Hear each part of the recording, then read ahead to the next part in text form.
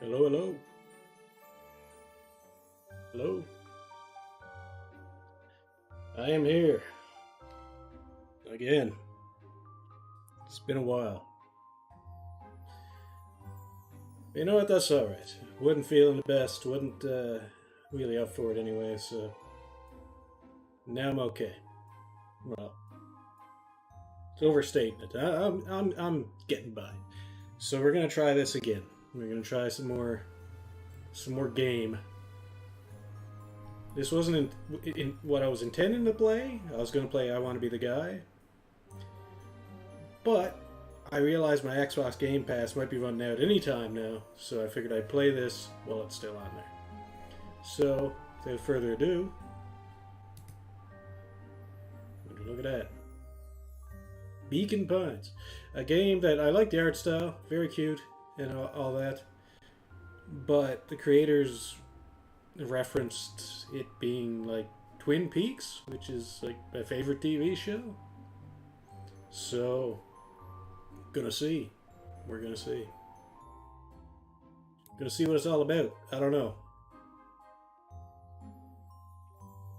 Hold up a second now. I gotta verify that everything looks legit. Why does it look like that? Nah, this is fine. This looks fine. Everything looks fine. We're okay. Everything's cool. Alright. So, and I've gone back to an old stream setup, so I'm not going to be able to monitor the stream constantly, which is unfortunate, but we're going to try it. And I'll probably go back to the stream setup after this, depending on how it goes. But anyway, that copyright-free music just ended. So now it's just silence. But that's okay. Let's go ahead and get rid of that. And see what we're doing here. Now, everything is good. I'm going to need to adjust the audio once I'm in this game because I haven't tried it yet. So if you get deafened, I apologize. I'm probably deaf too.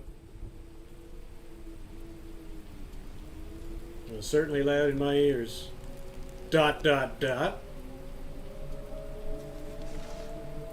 Dear reader, Okay. allow me to introduce you to my book. Nice, I don't have to read. Though it might at first appear like many books you've come across, it is far from ordinary. Well, I could tell because the words are appearing on the page and they're being read to me by a You book. may therefore have some misunderstandings about its nature.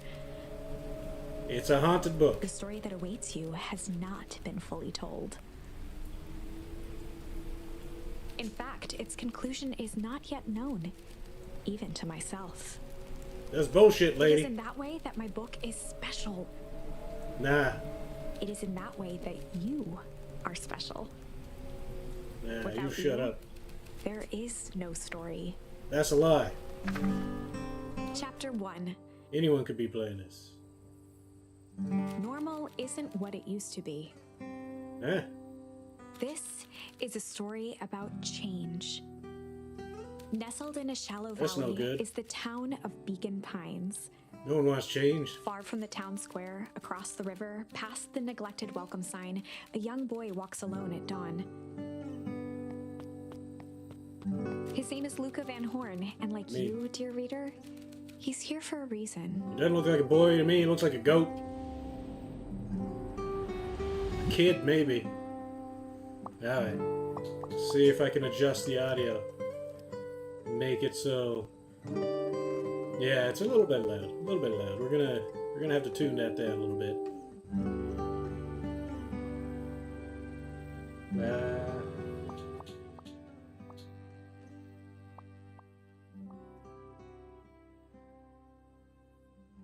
Music can go down a little bit. Tech. I think this will be fine. Nah, maybe it could be a bit louder.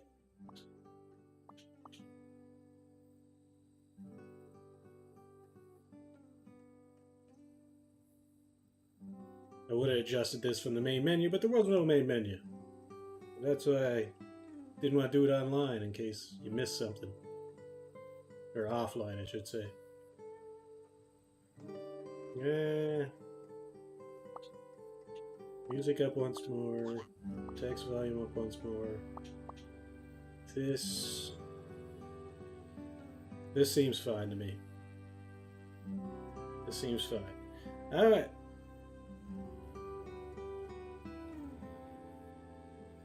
Okay. What kind of video options we got? Perfect. Social. The fuck?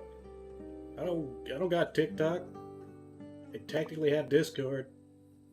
I don't really use Twitter. I should, but I'm lazy. Alright. Alright, let's get out of here. Alright. Never mind that. I guess we're gonna go over here and... a magnifying glass or a bug net? What's this? Hey, Dad. How are things going? Today's the first day of summer vacation. Start middle school next year, I guess. I was 6-year-old when you died. It's been 6 years now. From here on out, you'll have been gone longer than you were here. I feel like that should mean something. Mom always said that this tree was your favorite spot in the world. Me too. Hey, Luca. I knew I'd find you here. Rollo was Luca's closest friend. Fucking Rollo. He Don't like possessed Rollo many already. fine qualities, Don't like the name. but subtlety was not one of them. Well, after I banged on your door till your gran answered, and after I checked the pond, and climbed up to the treehouse, and I knew I'd find you here. Rollo finally noticed the tears swelling in his friend's eyes, and the flowers on the grave. Oh, yeah, right. You and your mom always did this on your dad's birthday. Yeah. I didn't know if you were going to keep doing it now that your mom's gone too. She's not gone. She's just missing. So I meant to say since she's been missing. She's gonna come back, Willow. Of course she is. Okay, Dad. See you next time. I think I'm ready to get out of here. Sure, lead the way. Rollo. I mean, Rollos are delicious, don't get me wrong. But there's a character in Code Geass called Rollo. I don't think anyone likes Rollo. He's a piece of shit. Great anime though. Probably one of my favorites. Anyway. Let me double verify that everything's working properly. And I'm not talking to myself like a moron. Well, I am talking to myself like a moron, but still. There's a purpose to it. So, yeah. We're good. We're good. Right? Right? We all good? We good? We decent? We good? We good and decent? Looks like it. Is that where I want chat to be? I guess so. So far, there's been nothing on the screen that I could really cover up, so. Alright. Onward! Hold on. Nope, there's nothing new here. Alright, let's go, Rollo. See where we're going.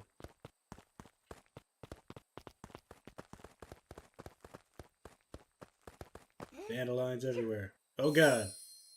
Tickle. A charmed life. Found a charm. 100 gamer points. Cool. What does that mean? Tickle. Wonderful! I had a good feeling about you from the moment you opened my book. The fuck you That talking about, charm lady? is a very special thing. Very special indeed. Is it now? Keep hold of it for now. Its purpose will reveal itself soon enough. Okay, lady. Clear him out. Get rid of him.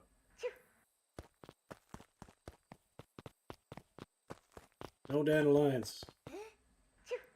Can't get rid of them. They keep going back. These things are like weeds. There's no way. The hay fever's nuts. Alright, come on, Rolo. Get the fuck out of here. What's my name? Luca? Is that it? Oh yeah. Almost forgot. The whole reason I was looking for you. I was wondering if you ever get to that. Am I just an asshole? He's my friend. Why did... I found the perfect way to start a summer. How's that? Rolo looked to the side suspiciously. Not here.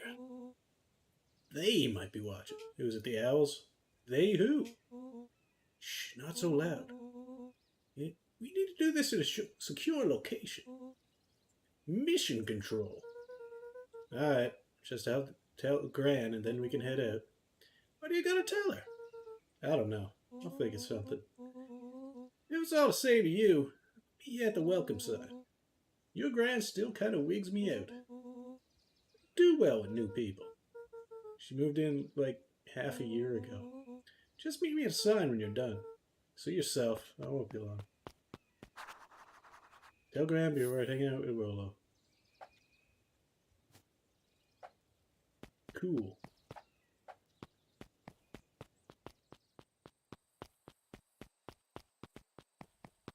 Not new back here, nope. Yeah.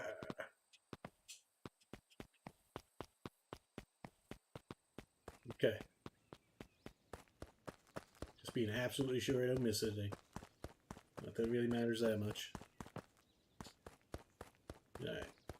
Lucan knew that if he left without telling Gran, it would be trouble. So, trouble's my business. If he left without...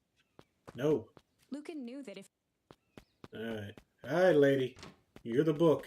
Dear reader, forgive me for this interlude. Remember that charm you found in the dandelion patch? Yeah. There are more of those special charms to discover throughout Beacon Pines. No shit. They've been known to reveal themselves to those who are willing. Some of them can be found in this very house. Interesting. Just some dusty knickknacks. Alright. Since Gran had moved in, the house was more peaceful, more orderly, and more covered in flowery fabric. Cool. One of his father's old stethoscopes. Luca had spent countless hours listening to anything and everything with it. Not for years, though. Okay. Super cool. Gran had already lit the fire. She kept a warm house, as if by grandmotherly obligation. Yeah. Fair enough. Ponder.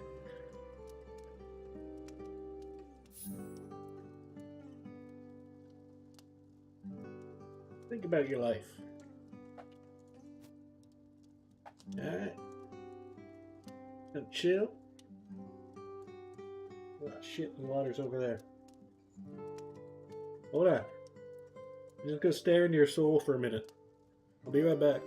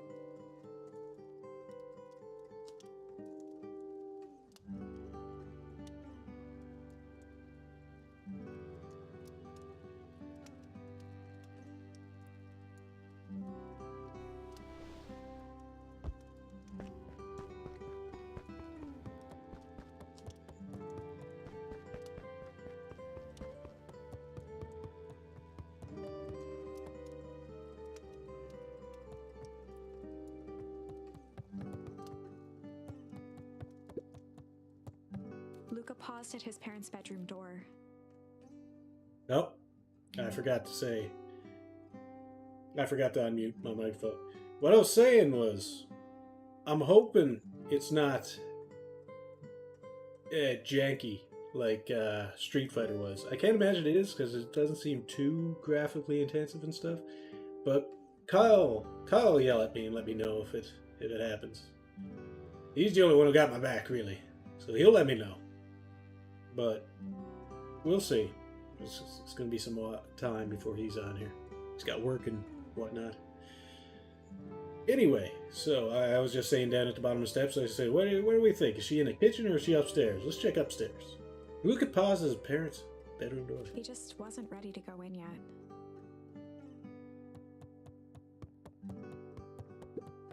Gran had commandeered the upstairs closet when she moved in. Some things need shelter from a young boy's mischief, she said.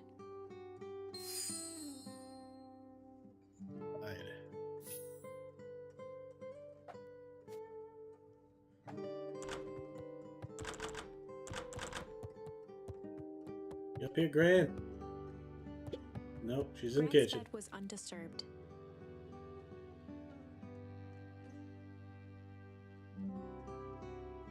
Luca didn't mind that she had a habit of falling asleep in front of the fireplace. It meant that he could read late into the night. Yeah, I had to look down at my stream deck, make sure everything's in order. That's why there was a pause there. Now, what else we got? Pop, pop, pop, pop. Gran's moving in meant that most of Luca's things had been crammed in the corner. Cool. Luca was somewhat annoyed by the situation. I mean, they're all neatly in a box. It doesn't really matter much. I mean, some's on the floor. It was fine. Luca tossed on his favorite old sweater. Nice. Even though it was the first day of summer, a chill still hung in the air. A different type of chill, but alright. Sure. I got my sick sweater. Ready to go down and fight Grandma. No, I guess she's out back. An array of prepared meals crowded the refrigerator, each labeled with the day of the week. Yeah, just leave it open like an asshole. A pair of dull scissors, a broken can opener, a mostly empty bottle of glue, and some loose string. Use is covered. Junk is right.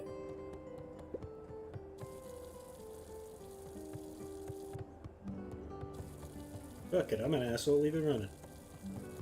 Left the fridge open. Let's flood the kitchen. The only piece of furniture Gran had brought when she moved in was an old hutch. Hello, remember me? Nico. From when I was playing Getting Over It, I believe. How's it going? I believe so. Hope so.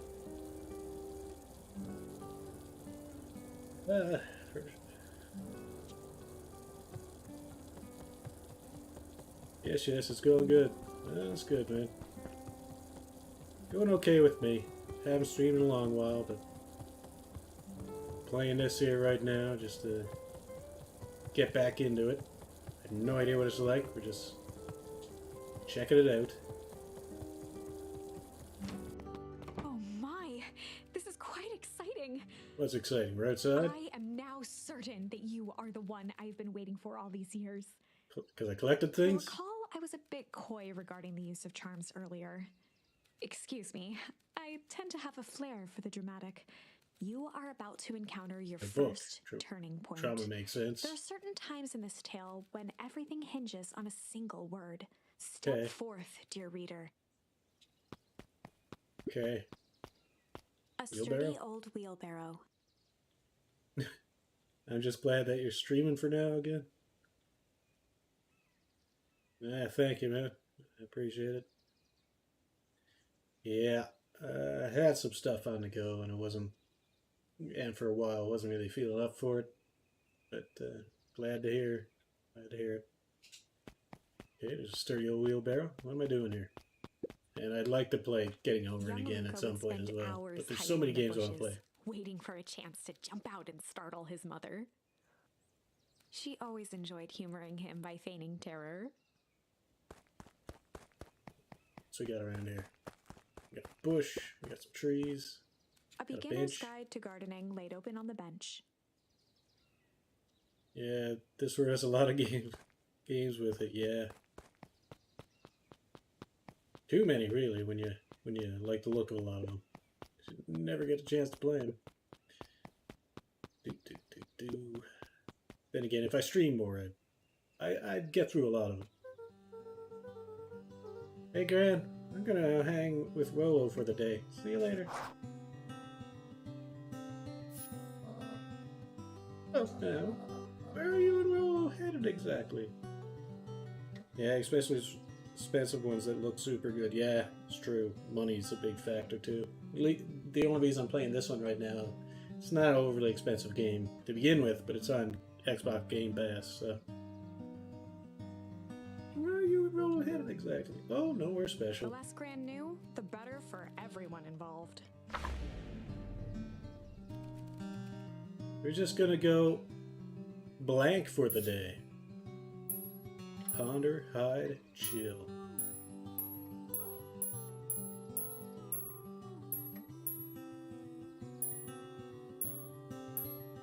I'm going to be honest because he brought up something that seemed important. So let's say we're going to ponder. We're going to ponder big. We're going to have big thoughts. We could hide. Maybe we're hiding, but it's not really chilling. Although chilling would be the most normal answer here. We're going to ponder.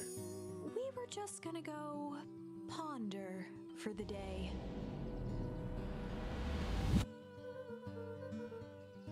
Go ponder for the day.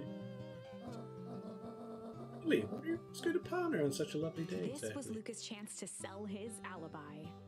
It's not an alibi, it's, you know, big stuff. Small stuff. Medium. Mostly medium Nailed it. pondering. Nailed it, indeed. Well, make sure you don't overburden yourself with a preponderance of pondering. Huh? Oh, forget it. Off with you now. Impressive. You've managed to navigate your first turning point without too much of a mess. That is the power of charms. A Okay. single word can change everything. I think it's time to introduce you to the Chronicle. The what now? Whoa. The Chronicle is a record of the decisions you've made. The branching paths, the trees. You can see the turning point, which has been revealed. At any time, you can use the Chronicle to go back and invoke different charms, creating new branches. Luckily for us, this is the one and only turning point where the charms won't dramatically alter fate. Oh. It's the perfect opportunity to experiment with rewriting things. A grand jury. Dude. We're just gonna go, hide for the day. We were just gonna go hide for the day.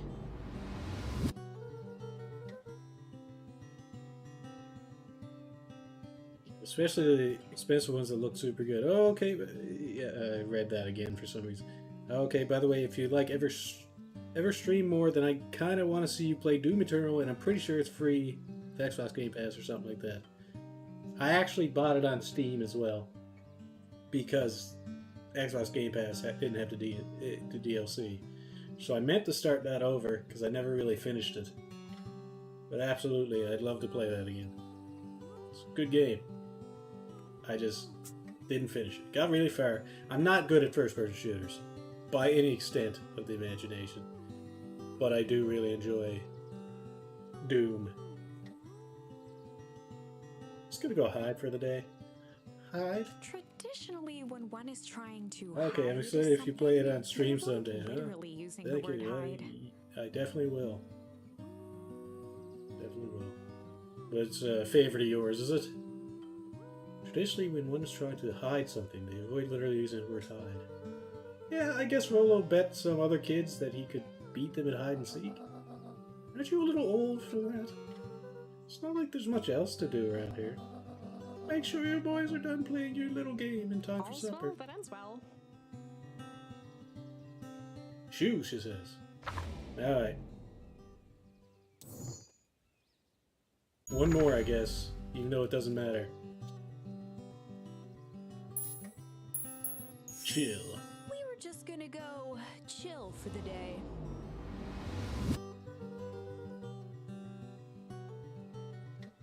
Yeah, I mean the game looks insanely good and gory. Oh, you haven't played it? Or if that's even a word. If not, well, gory is a word now. Oh, it's definitely a word. Yeah, it is definitely gory, but very fun type of gory.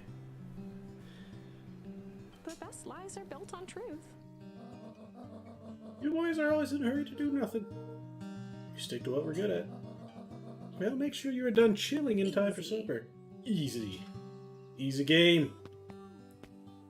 But that did nothing for me, because this doesn't branch in any way. But in case it does do something, I'm gonna stick with Ponder. We were just gonna go Because we're gonna do some ponder ponderances. for the day. Vibing with the octopus and dinos. Nice. Yeah, people love those dino emotes they came out with. Yeah, pretty good.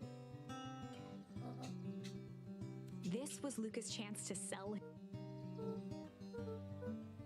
Nailed it. Okay. She just hits me with a stick. Get out of here, you little shit. Yeah, very good. Oh, and Luca? You and Rolo stay out of trouble. I know. Can't promise nothing. Oh, yeah. The opposite is apparently what it is.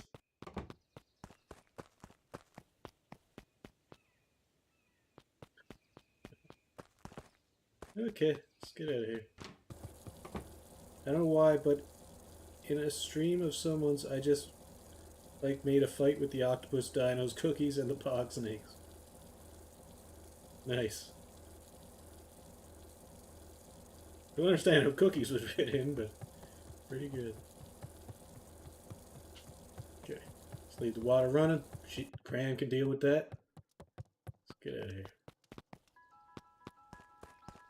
Off we go. Nom nom nom. Oh, nom nom nom cookies. Very good. Didn't know that one. Come on.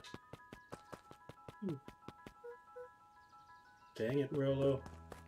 For a town that saw few visitors, the welcome was perhaps more grand than necessary. The road leading to Beacon Pines was long and uninspiring, a sort of natural barrier for the impatient. Wait, that's the road to Beacon Pines? Why is the sign over here like this? Beacon Pines is that way. I understand. I thought we were in Beacon Pines. I guess not. Actually, I guess that was coming from there to Beacon Pines, so we are in Beacon Pines. It's at the end of the road. Yeah, okay. I'm stupid. That's fine. Iraq, my brother, screaming at me. So is my mother. My life is annoying and stressful. That's unfortunate. Alright. See you in a bit. You know the drill. Don't let anyone discover our secret path. Moonwalk. Chapter 2. Okay. Welcome to Beacon Pines. Thanks. For many years, this valley had been a small mining outpost. It wasn't until Sharper Valentine built his fertilizer company that Beacon Pines was established. Over the next 30 years, the town had grown and prospered. Until the Foul Harvest and his sudden death. Foul Harvest. In the 6 years since, everyone was simply trying to get by.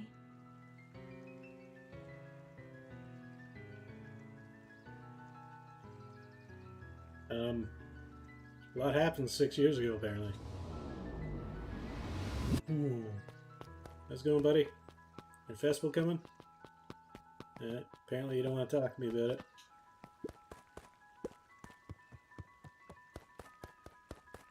What's up, dog?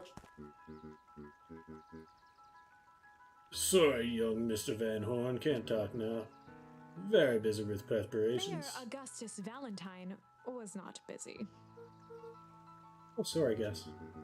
How many times do I... It's Mayor Valen... Flustered, Gus instinctively loosened his tie. They look pretty loose. Keep up the good work.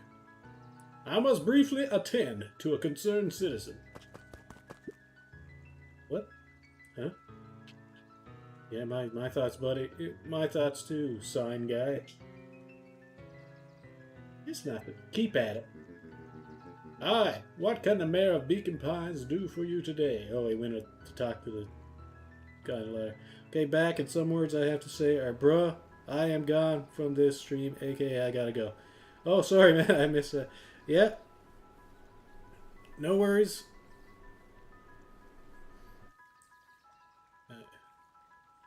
See you later, hopefully. Yep, bye.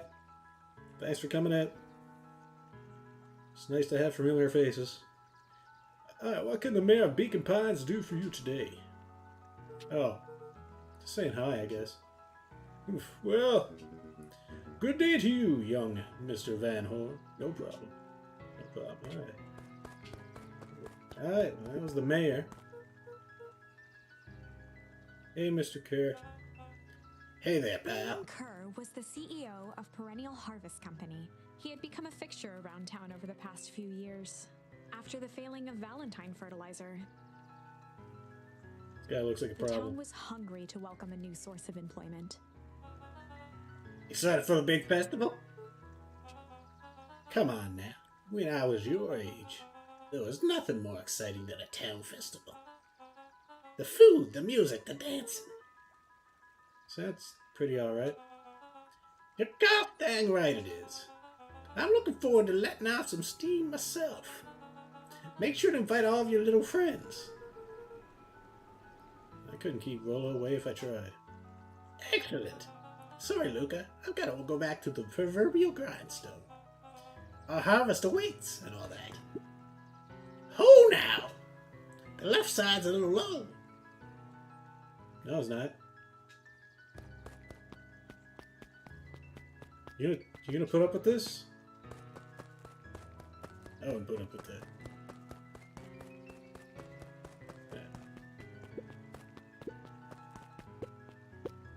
Ooh. Gonna lean here a bit. I'm not getting a charm from this. This is just... Yeah, okay.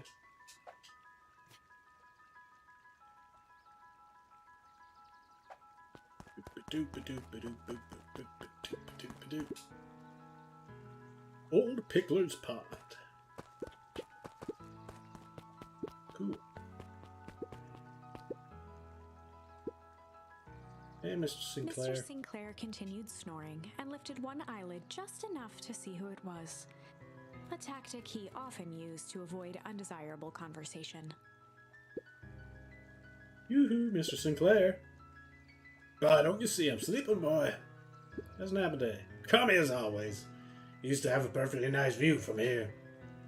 Till Perennial Harvest put that monstrosity of a building in the way. Why don't you just move your chair a bit? Why should I be the one that moves? If it's a showdown they want, I ain't gonna be the one who blinks. Please. I mean, you're almost the size of a building, so I understand how it's the equivalent, but you should probably just move your ass. Alright. How about you, Miss Rhino? Come on, Andy. Grab his wallet. I'm sorry, Iggy, I can't. I'm sorry, Iggy, I can't. Do it or we pound you. Yep. My mom said. Yeah, but. If I had a nickel for every yeah, but, I'd be the freaking king of nickels. Ain't that right, Tish? Yep. Actually, yep. What was their name? What was their... Did they have a voice? Not really. Yep. King of nickels. Come on, do it. Come on, do it. Keep it hardcore. Come on, do it. Come on, do it. Miss Vathorn, do you have a moment? It's just Luca. Golly, I'm sorry. It's my first week at He Perennial pulled a Harvest. pen from the pocket of his sweater vest and began to frantically jot something down on a clipboard. Wonderful. It won't happen again. If we're going to be on a first-name basis, then you can call me Pete. Ooh, nice to meet you, Pete. Sorry, what are you writing? Oh, just documenting. Gosh, it's exciting to be a part of something so darn special. You know, it's not just about new fountains and phone booths. We're going to change the world. It all starts here in Beacon Pines. Isn't that amazing? Uh-huh. Anyway, I better get... Oh, it reminds me. We'd love to hear your thoughts. My thoughts? You bet. If we're going to change this town, we need to get every detail right. That sounds intense. Changing the world is intense. So what do you say? Could you answer a few questions? I guess it's quick. Wonderful. Been answering a few quick questions. One down. See, it's not that hard, is it? Oh, okay. We're going already. Question 2. I totally checked out after that question, apparently. What's something you love about Beacon Pines? I've never really thought about it before. Perfect. It's the only place I've lived. See, that wasn't so painful. Pete stopped scribbling and glanced up from the clipboard. Was it? I guess not. Huzzah! Our first 3 questions answered in record time. Are you literally writing down everything? Thanks so much for your time. I need to process these answers. We can save the rest of your thoughts for later. There's really only one question there. The harvest awaits. Keep it hardcore! Come on, do it! Alright, well, I was waiting up at the treehouse. Come on, do it! Come on, do it!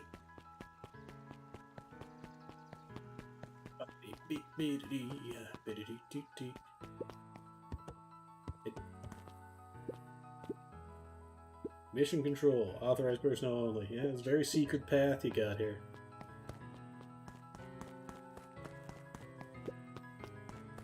What's up, other dog?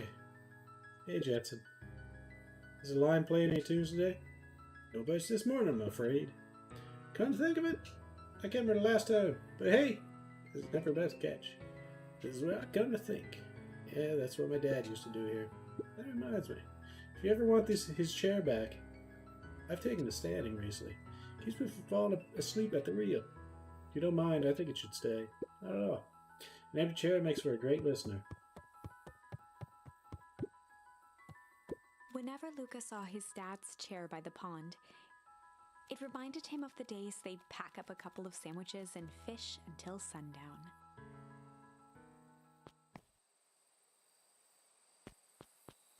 Nope.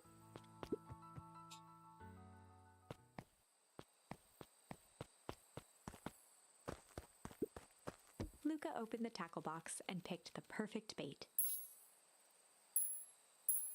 Luca gently baited a feather onto the hook, good for skimming the surface. Okay. Good cast now. I'm out. I want to reset this scene if I can. Quick, get your bait from the tackle box, buckaroo.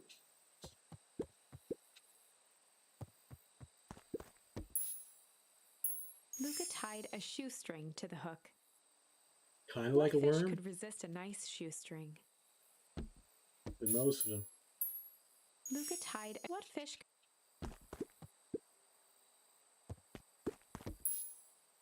I mean, Luca both of gently these kind of baited a suck. feather- Good for skimming the.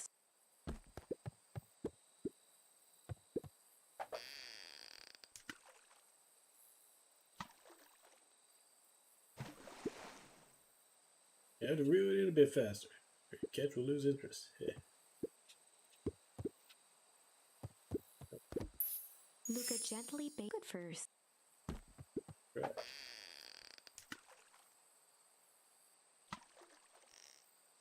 Oh. I don't want to snap the line either, so let's not go crazy with it. But a rubber ducky.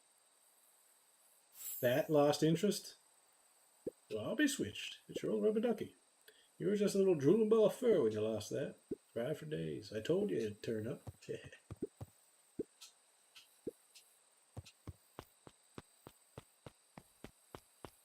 Okay. Luca tied a shoe. What fish could... Try to break the rod.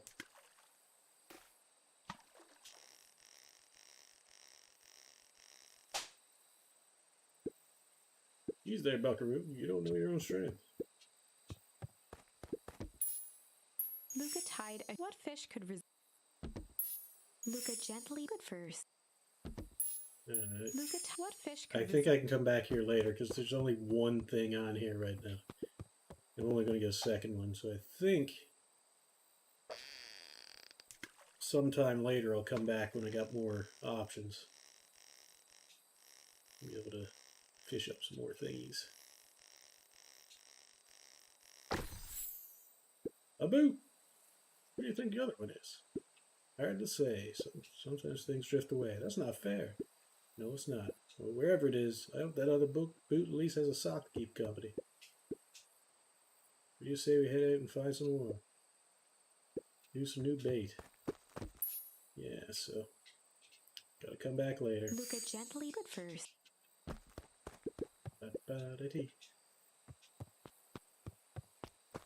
Alright, off we go.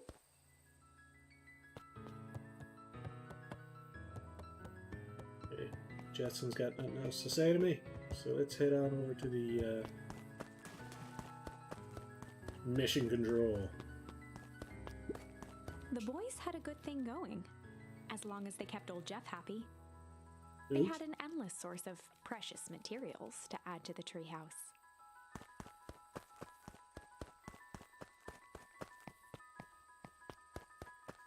Okay, nothing else here, let's go up. After Luca's father had passed, Rollo became obsessed with them building their own Hank atomic star scraper. A what now? It was some time before Luca realized it was Rollo's way of keeping him occupied.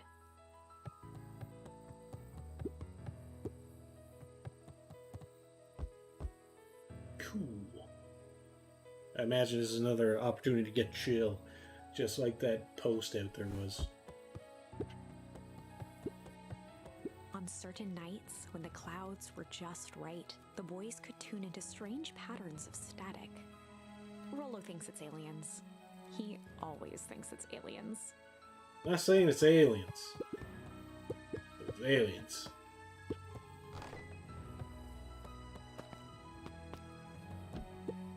It's unsafe. Let's leave it open. See if Willow can fall down and break his legs. Decommissioned for the summer. With the cold holding out longer than usual, he reconsidered its usefulness. Oh, didn't even know this was an Luca exit. looked up at the satellite dish. Rollo nearly killed himself putting that up into the tree. Oh. While it didn't turn the radio into an interstellar communicator, as he'd hoped, it did at least boost the signal enough to overhear truckers one town over.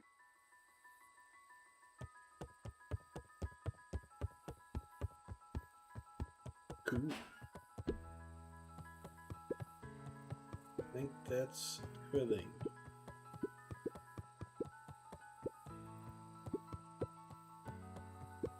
Yep.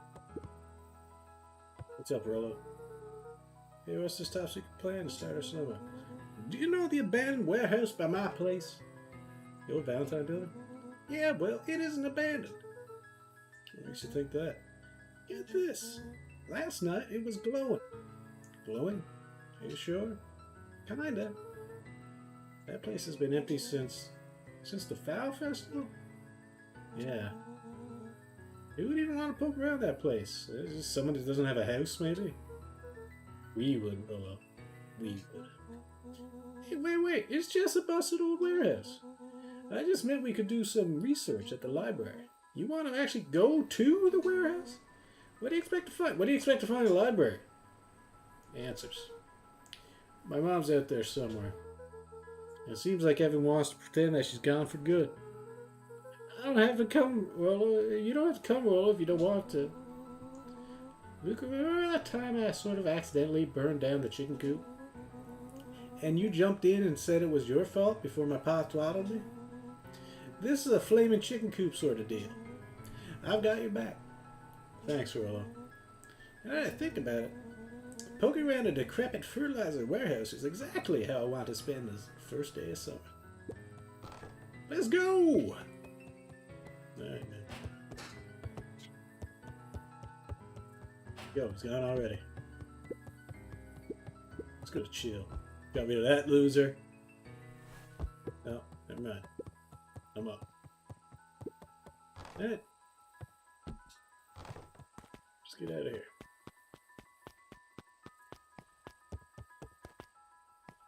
You see Rollo?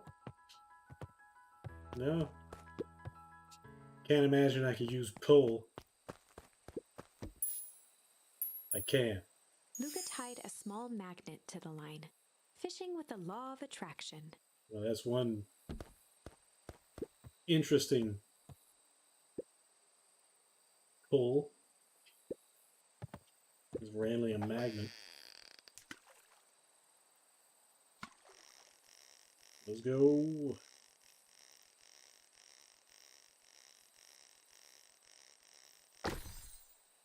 The key. You'd think that would be useful. It's probably just going right there. Where do you think the lock is for this key?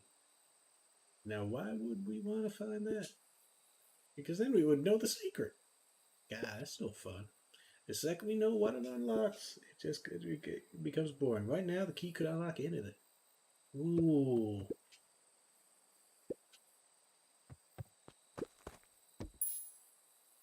Luca jumped first.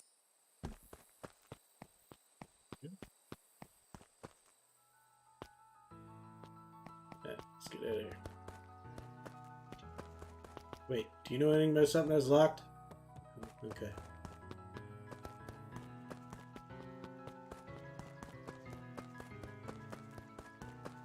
Anyone?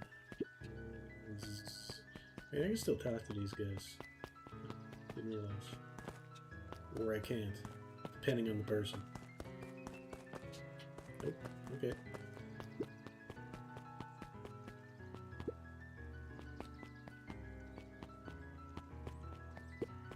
What's up, bro? I'm just catching my breath a bit. Go on, I'll catch up. We shouldn't have ran here like a maniac. Beacon? Nice name. Last Chance Diner. Let's head to Town Hall. Okay, let's not head to Town Hall. Let's talk to this guy. Wilder ran the local paper of record. The Beacon. Hey, Mr. Wilder. Morning, Luca. What's the day have in store for you? I was wondering if you heard any news about... News? The Beacon knows the news that needs knowing. Any news about the old fertilizer warehouse? Nope. Oh. Well, I thought he saw some lights there last night. Oh, ought to be careful poking around that part of town. The winds of change are blowing, and change is a dangerous animal. Change? What are you gonna do? A fusion dance? What was that one?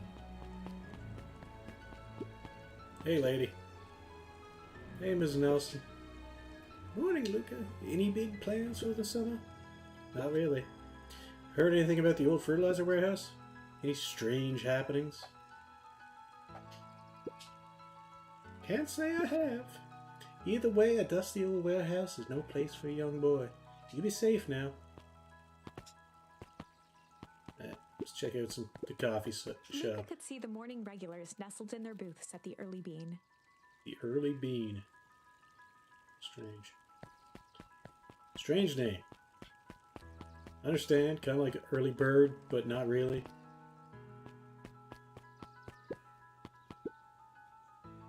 Piper? Oh, hey, Luca, what's up? You know summer break, right? Of course. And it's like the morning, Correct. and you're studying? Like they say, the early bird gets the proper education required for a successful and fulfilling career later in life. Mm-hmm. Okay, Piper. Good talk.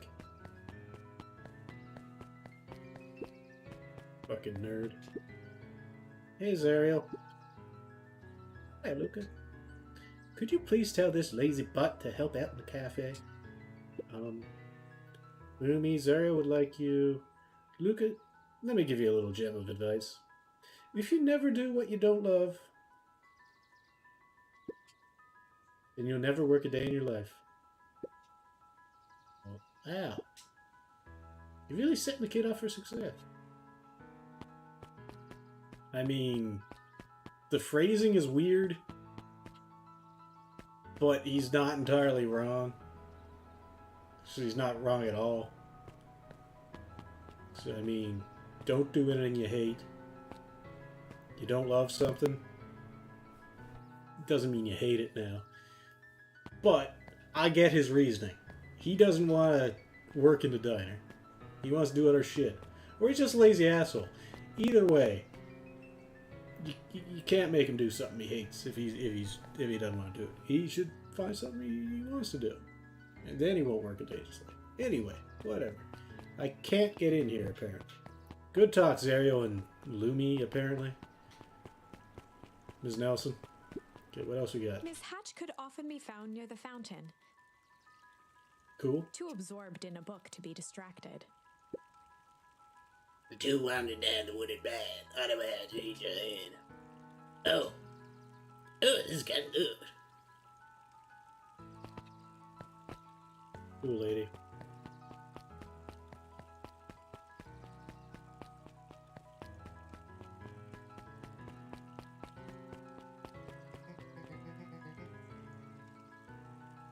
Luca, just the fella I was looking for. Hey, Roxy, what's up? Rendezvous with Roxy. This is an important turning point. The first time where your charms will change the course of fate. And currently, we only have one suitable charm at our disposal. Have no fear, we can always return later using the Chronicle once we find more charms. Well, now I'm just rambling. Where were we? Have you seen my block-haired brother today? He skipped out before breakfast. Well, not really, no. Can't say I have. Can't say or won't say. Roxy, would I lie to you? Luca, wait, I almost forgot to tell you. Roxy might be lurking around here. This is one of our favorite places to stand around and be useless. Rolo? So we need to make sure she doesn't spot us. Rolo? Can you chill? Why are you doing that turning thing with your body? Well, you're not scared, are you? She's harmless. And a chump. And she's right around that corner, isn't she? Well, mission accomplished. Don't mind me, just over here lurking uselessly. Oh, hey, sis. Nice weather we're having, eh? I couldn't help but notice you snuck out this morning before breakfast. Wasn't hungry. Also, couldn't help but notice your morning chores were left unchored. Roxy, I'm going to level with you.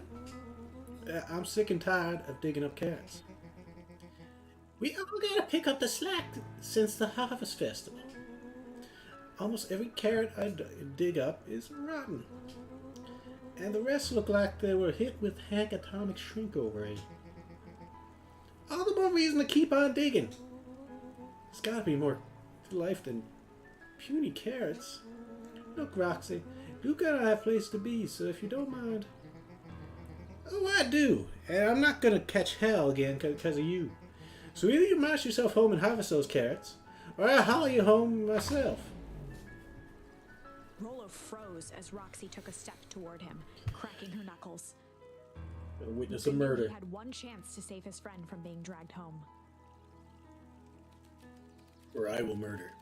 Call an ambulance, but not for me. In the past, we found the best way to deal with the enraged Roxy was to be a little chill.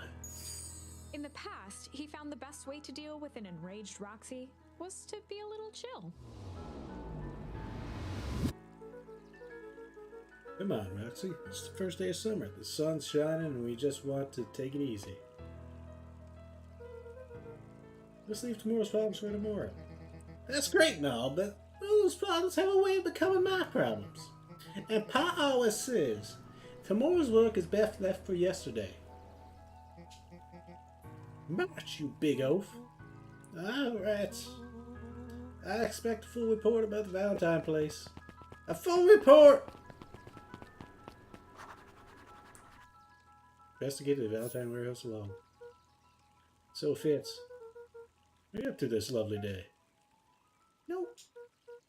Cool. Gosh, I just got straight up rejected. That was painful. Alright. There's been a murder. Alright. Bulbs and bulbs.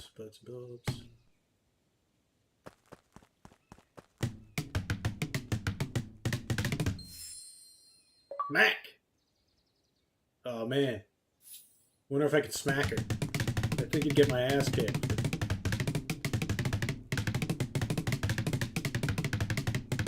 Oh yeah.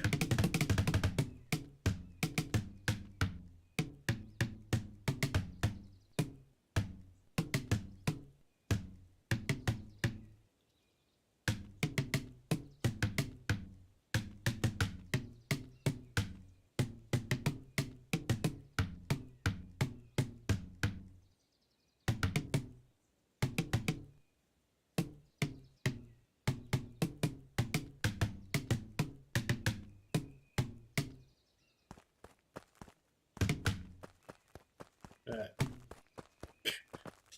Suitably touched. Up over here. Hey Griffin. How's the ice cream gig going? Not great. Stupid cold out. I'm in the business. I'm sure things will warm up soon. Just tell Oliver's not at his grocery stand? He's prepping for the festival, I guess. Gotcha. Cool.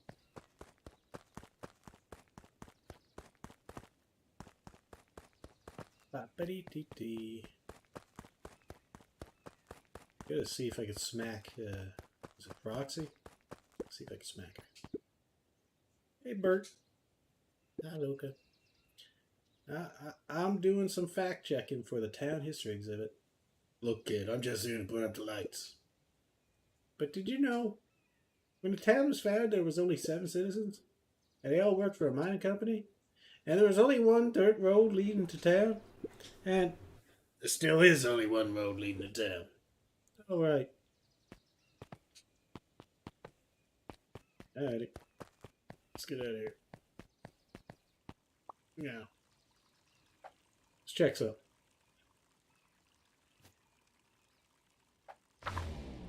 Ooh. I want to see some. Oh. I guess that's all I have. The artwork is very nice in this game. It looks adorable on the left. Also, it looks like that one is checking my character out. Or Roxy's brother. One or the other. Or she just enjoys that they're about to get murdered. I don't know.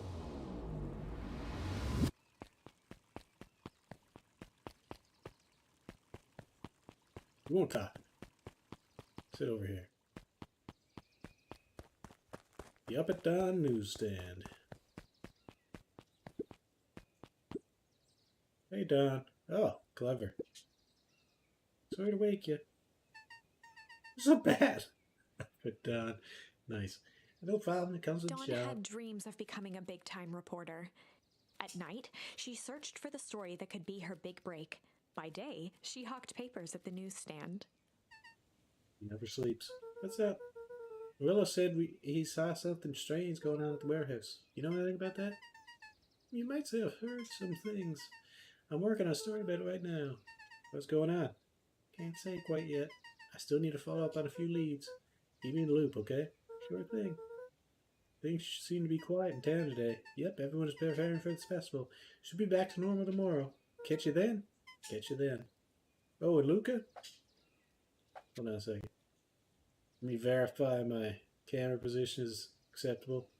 Yeah, this is fine. You see plenty of...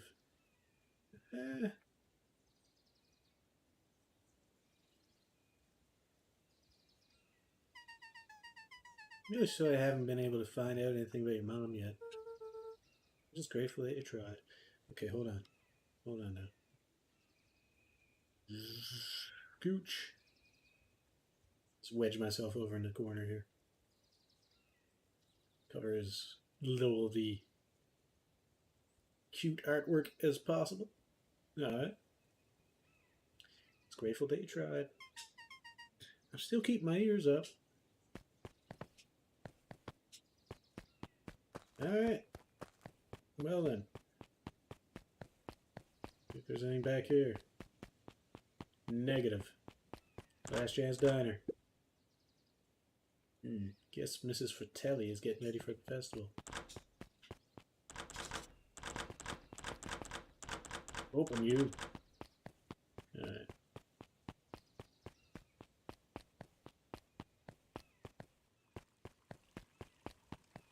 Doop-a-doop-boop-boop-a-doo. Actually, hold on. I really doubt this is going to be bait, but let's see if I can just punch the fish out of existence.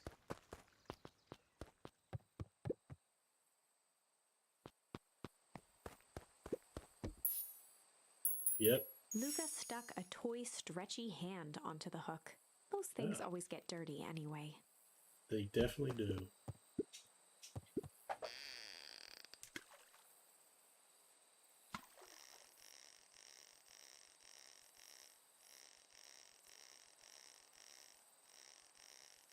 Good enough. Alright, what do we got? Should we give it to Mom? She likes jewelry. That's a sweet thought, Buckaroo. But I'm not sure she'd fully appreciate a prawn bracelet. Alright, doing pretty well.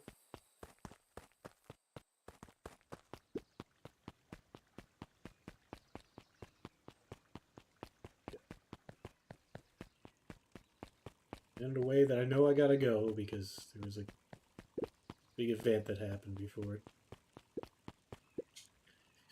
Sarpa Valentine, founder of Beacon Pines. Never underestimate what a great man can do given time. A bit much, if you ask me. Indulgent. I doubt indulgent would make sense there.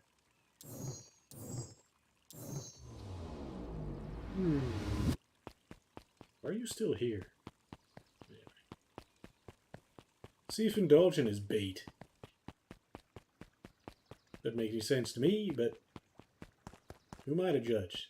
Half of the crap that I've used so far didn't make any sense to me. Nope. Luca Jennifer. Hey, let's move on. Let's get out of here. Later on, Jessup. If that makes me move slightly faster. Might. If it is, it's very minor. How's it going? Hey, Solomon. Apologies, no time for chit-chat. What? Luca knew that if he gave up now, he'd never hear the end of it from Rollo. You giving up? Luca knew Jeff's hardware closed down about a year ago. The effects of the foul harvest stretched wide. When there are no crops in the field, tractors don't need fixing. Foul harvest. It's like the library hasn't opened yet. Check back later.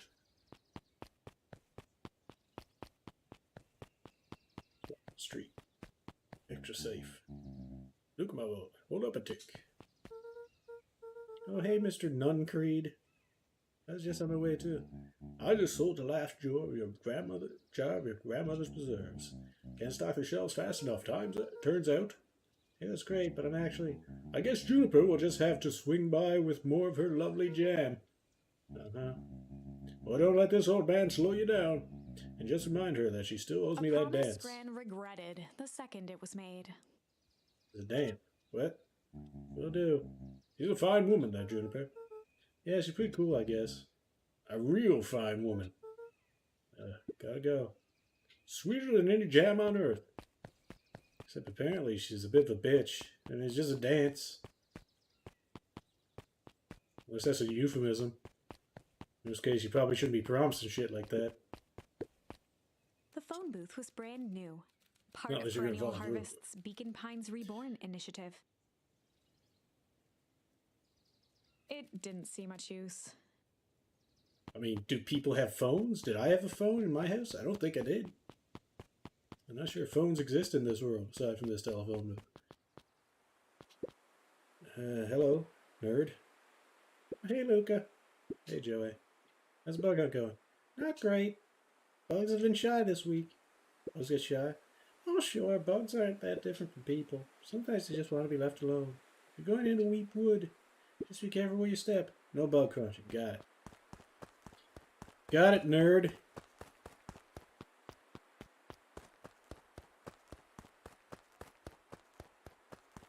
Bugs around here I can crunch.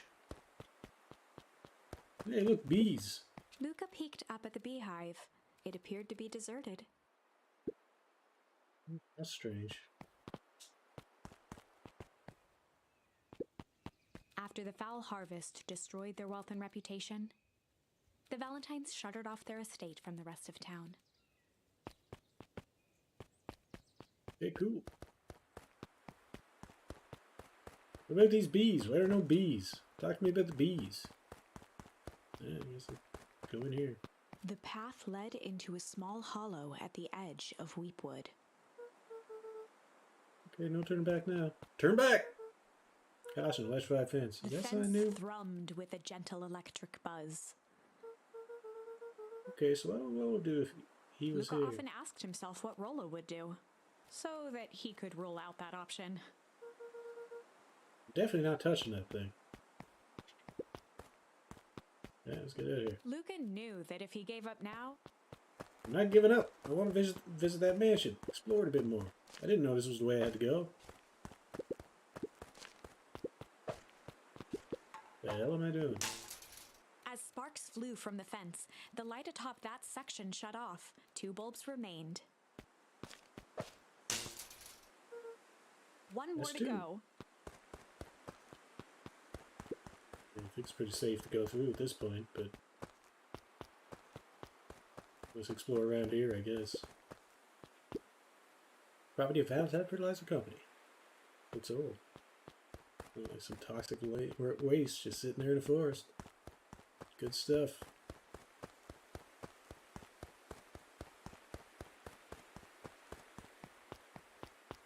Maybe that's why there's talking animals. Radioactive ooze. Makes sense to me.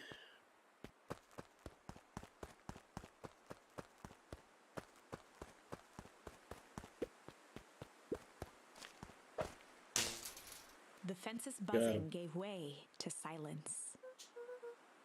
Okay, moment of truth.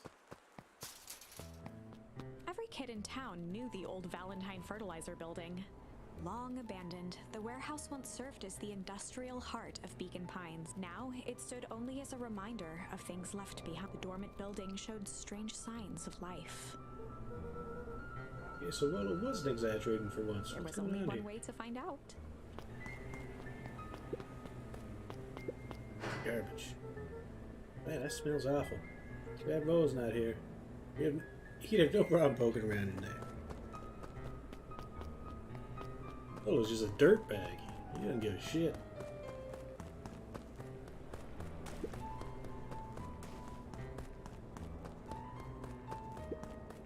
The water looked almost diseased.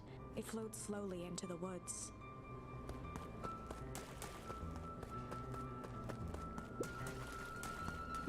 The hose emitted a subtle sound. It was actively draining some kind of liquid.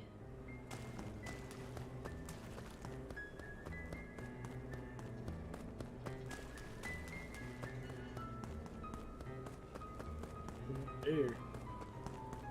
It's the only option is going in. That loop in the music is awkward. Investigate the Valentine warehouse alone. Luca thought he heard faint sounds coming from the other side of the door. He pressed his ear against the cold metal to hear better. A zipper? The sound Footsteps? of footsteps grew louder.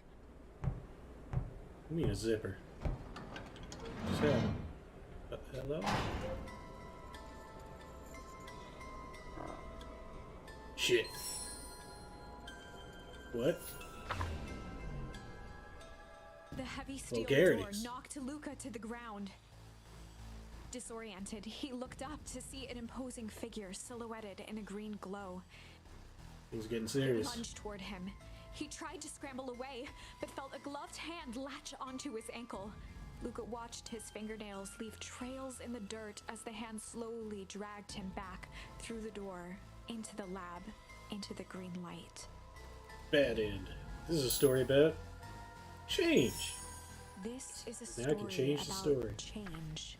It was Somehow. far from the sort of change Luca imagined for himself. But change is, after all, a dangerous animal. The end? What a strange ending. It doesn't really tell you what happened. You just got abducted. I probably should have warned you about this. There are many paths that our story can take. What happened to him? Change? What This happened? will end in tragedy, but don't let that discourage you. We will find the ending that this story deserves. I just know it. Was I just kidnapped? What happened? Was I killed? Was I turned into to a demon? Into a normal non-talking goat? Was I turned into shit? From here on out, a charm will have a check mark when it's been used to its full potential at a given turning point. Now, let's try something different. Okay, I don't want to go there alone, clearly. I can shit on her. That makes sense. Just throw my feces at her. Warehouse of Horrors. I love the art style in this game. It's fantastic. I guess I gotta go back here. It's the only option.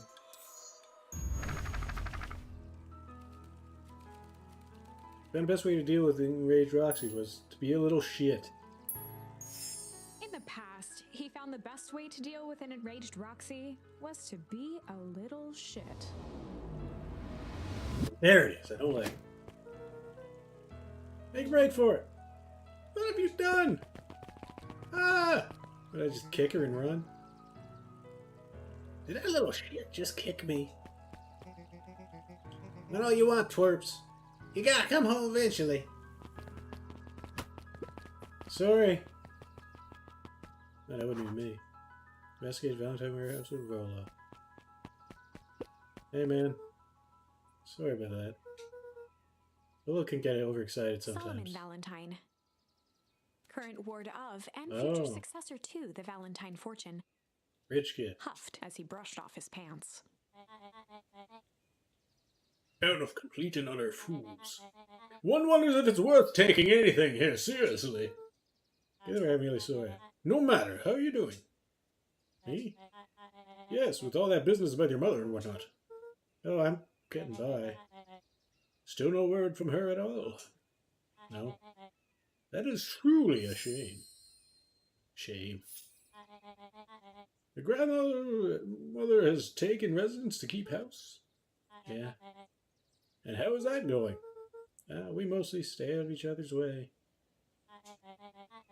You make it sound like she's rarely at home. Not like that. She just has a lot to do. She's still settling in and trying to figure out how to make ends meet. Indeed. Well, count your blessings. It's better to have a caretaker who's rarely around, in lieu of one who tries to compensate by smothering you with attention. That doesn't sound so bad. Trust me when I say, it's best to rely on yourself. Family has a way of creating more problems than they solve. Uh-oh. Here's his dad. Get running! Get out of here! Solomon trifled a gesture toward the approaching heiress Valentine. Or his mother, I guess. Couldn't tell. The suit was throwing me off, but the face... Speak of the devil. Do not wander off like that. I'm much too busy to be looking all over for you. Apologies, Eris. I was just taking a stroll through town. Strolls are for commoners. You are Valentine now. I want you to be present for the construction of the History Museum. The future of this town relies on its ability to remember our family's great past. Of course.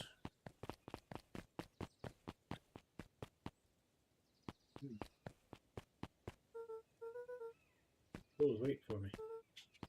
Alright, man.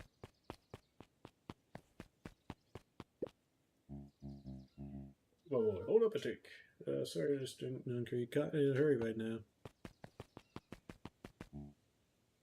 The boy's got too much of his father in him. And I'm just gone. Oh, he's dead. I win. A little help?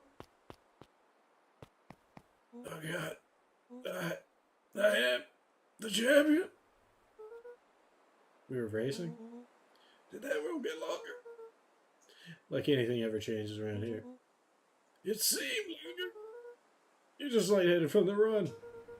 You really need to pace yourself next time. Not sure why I would take advice from second place. Has that sign always been there? Wait, what? Caution, electrified fence. No, that's definitely new. Creepy. How are we gonna get around electric fence? Don't worry, I've got this. Oh, good move. Why did you do that? Pa always says you can figure out what the plan was when you're done. Great, what now? Well, I did my part and established that touching the fence is bad. I'm sure you can handle it from here. Supervise. From a safe distance. Alright, man, I'm good. So your brother idea is to run away? Yes. Dude, come on. There's gotta be a way to cut the power to this fence. Rollo, you useless sack.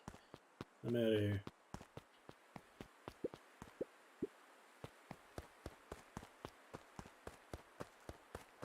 Alright, well.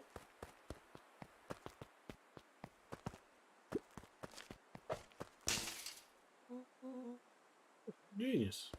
Yeah, I know. Kind of the best. I think that did it. Luca. Never failed to impress. Hey, man. As the glowing windows of the old warehouse came into view, Rollo began to bounce excitedly. Check it out. Dang, Rollo, you weren't exaggerating for once. Was there ever any doubt? This definitely needs investigating. Good thing 2 ace detectives are on the case. This is bizarre. This is awesome. Rumble. Did you feel that? What, the excitement in the air? You bet your butt I did. Check out this puddle. That's not normal. And this hose.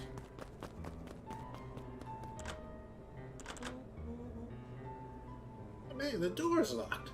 Try harder. Nice, it won't budge. Well. This dumpster's new, right? I bet it's got stuff in it. Can't really see what's in here. Did all this. My nose is itching. I think I smell some treasure. You sure that isn't the hazardous waste? Just help me get in. Rollo, it'd be my honor to throw you in the trash. Come on, take a look. So, what's in there? Let's see. Squishy bag of squish. Wow. A good inch of stagnant sludge. Your natural habitat. Wait, hold the phone. Hold 2 phones. Check these bad boys out. Are those walkie-talkies? Just like Hank Atomic communicators. Does this actually work? Alright, so we were here suddenly. Ground command to Hank Atomic. Hank, do you read me? This is Hank Atomic. Ground command. Ground command, you're coming in 5 by 5. How are your vital readouts, Hank? It's getting a little stuffy in here. Requesting assistance for evac. Help is on the way. Uh-oh. What was that? Someone's coming. Give me your hand. I'm trying. My hands are covered in squish. Scoot over. I'm coming in.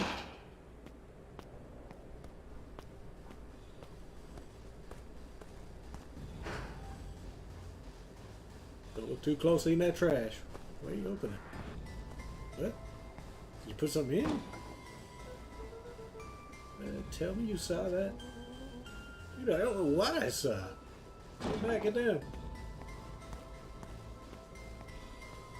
Made a trip to open trash. And now there's a dead body on top of us. Perfect. He sat petrified under the weight of the bag. God, tell me that's not what I think it is.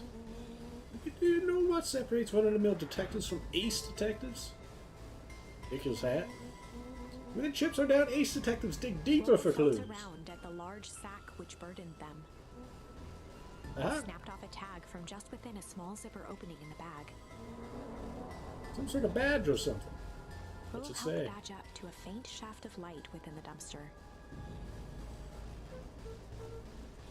Dr. Prescott, Deep Engineering. It's a name tag. Who would throw away a bag full of slimy little name tags? I think it's just one name tag in a bag full of something else. Okay. I think we should make a break for it. Stay calm, there's no time to panic. I'm not panicking! You're panicking! Well, calm down. You don't have to squeeze my hand so hard. Dude! Not holding your hand. Quit messing around. What other slime-covered hand would be in there? Ah! Literal zombie! Ah!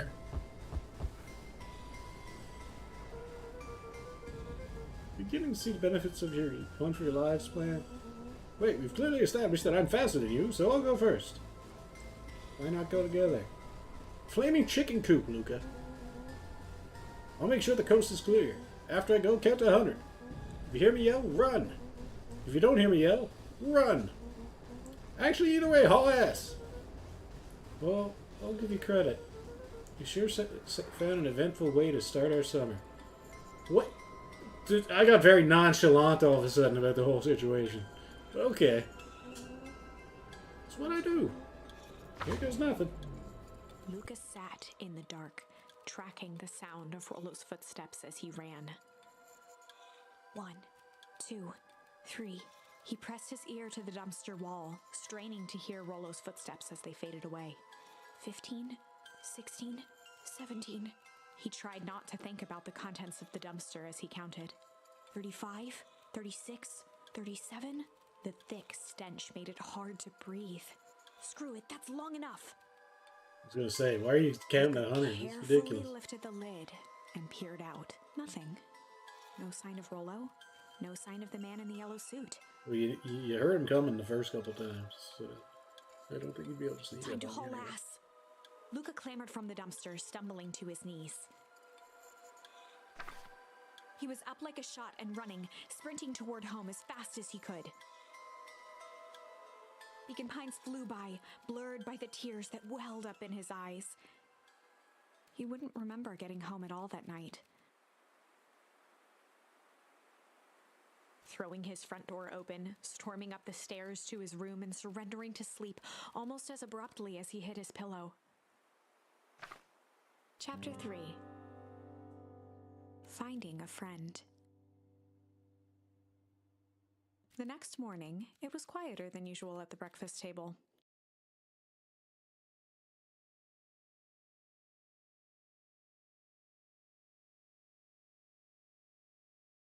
Only the sound of silverware and chewing interrupted the awkward silence. I finished jarring a mess of jam last night. So you need to get, they'll need to get it delivered into town today. Okay. So what did you all get up to yesterday? Oh, nothing interesting. Oh, we do have a phone. Hello?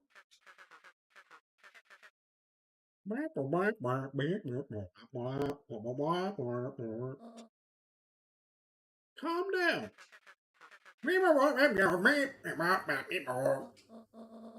Of course it was the right thing to do.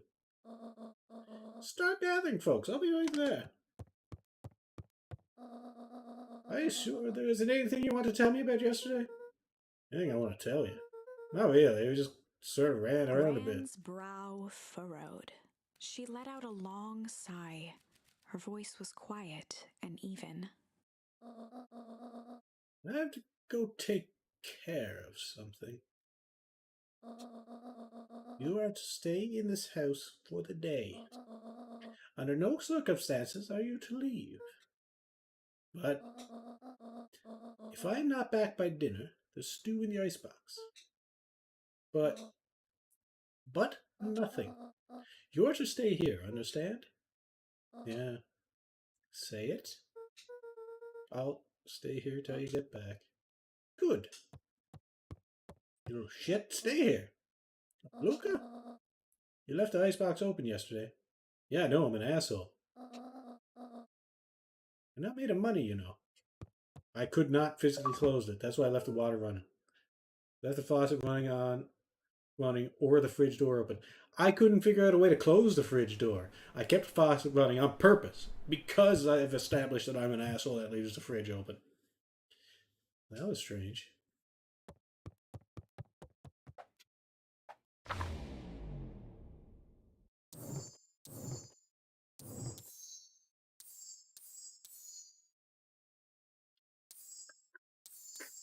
See, I kind of want to go back to this here and chill and go visit the mansion, but I don't know how I get back to where I am now without a return point established. It's all autosave from the looks of it. Let's try it anyway. See what happens. I might have to speed run some stuff.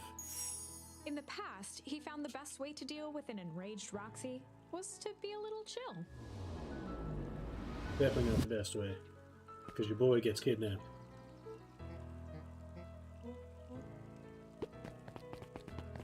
You gotta be a little shit.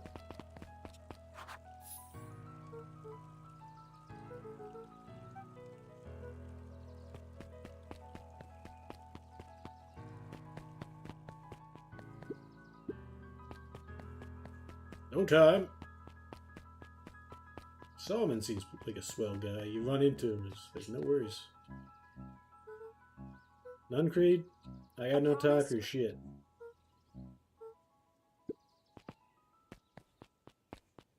Get out of here. Let's check this out. After the Valentine. See if there's anything I'm missing in here. The Valentine Mansion loomed over every other building in town, both figuratively and literally.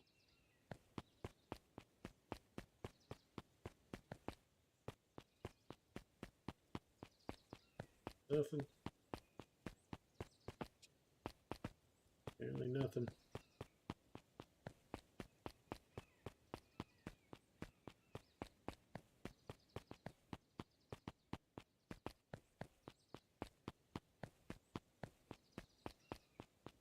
Nothing. Okay, this is fine.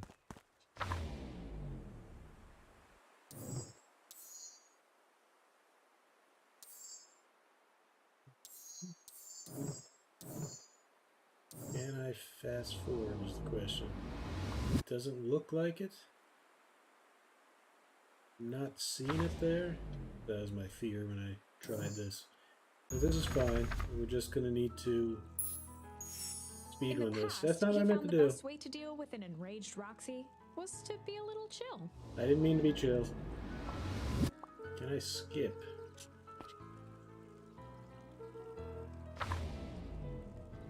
Oh, I can just go straight here. Okay.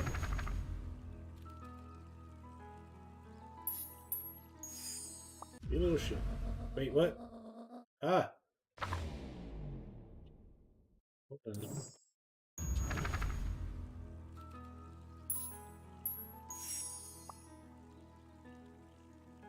Oh.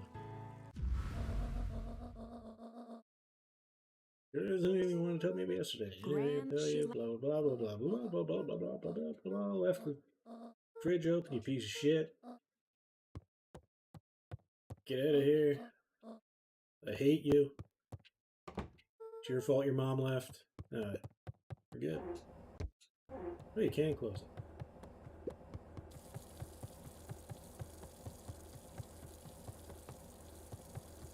Do do do do do.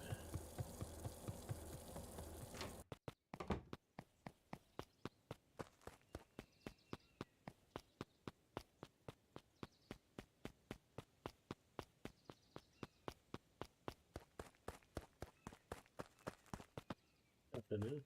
Okay. Well, you know what? Maybe there's an achievement for keeping it off.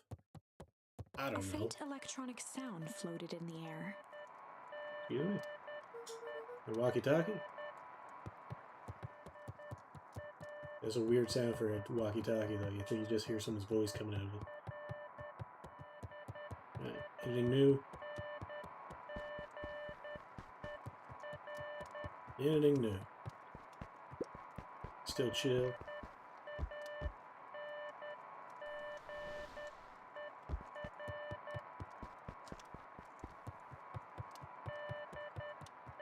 Beep beep beep beep beep beep beep beep beep beep beep beep beep beep beep beep beep beep beep. I can close those too. Didn't realize. Hello? Is anyone there? Alright, I'm out of here. Luca was Place is desperate to haunted. check in with Rollo. Until Gran returned, he was trapped. Luca was desperate until Gran. That's bullshit. I can just leave. Is she gonna know? She gonna know. My parent?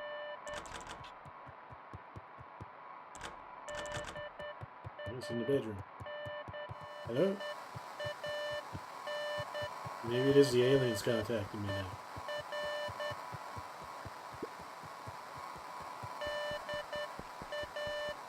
You know, I wonder what I want to play later. Part of me wants to play Deep Rock Galactic for some reason. Another part of me wants to play...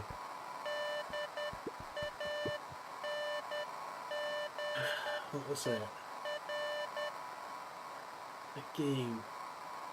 Shit. I can't even remember that. I'm just gonna say... I do want to play I Want to Be the Guy, but I don't know if that's gonna happen today.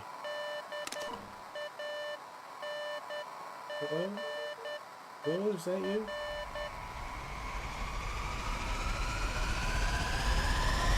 Get away from him, it's gonna explode. Over? Strange.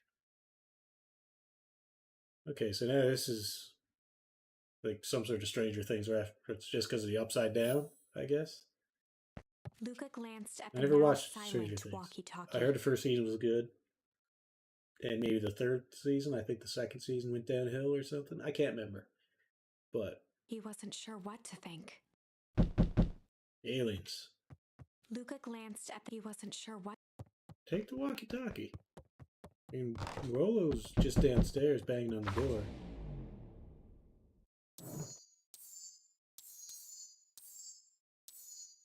Okay, nothing new yet. We okay? Okay. Calm down, nerd. I know you're excited because your walkie-talkie went ape shit and we almost got murdered yesterday, but... Hello? Oh, it's you. Oh, hey, Roxy. Is this about accidentally kicking you yesterday? Is Rollo here? Is Rollo here? No. Look at me, Luca.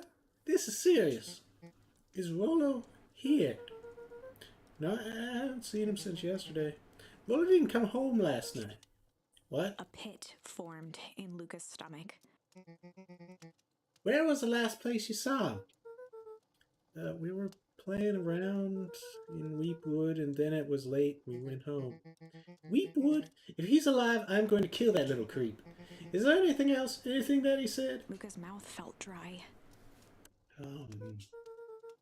No, we were just messing around. Okay. I need to go let people know to check the woods. You just stay out of trouble. Go see if he's hiding in a library or something. Luca could feel his heart beating in his throat.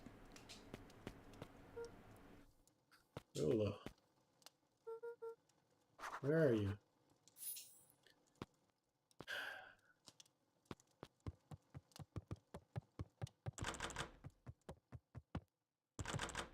You always go back to bed. It's not worried about Rolo. He'll be fine. Luca glanced at the now he wasn't sure what. You think you should take the radio. Just take it. What are you doing?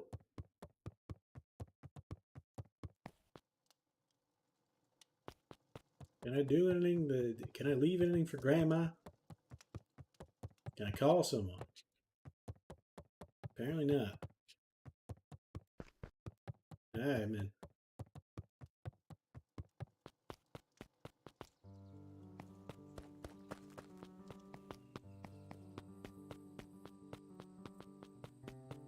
Hey, you know where Rolo is? Anyone? Let's go to the library. Like that guy would ever read. Oh, didn't realize this was a leaning post. Nice.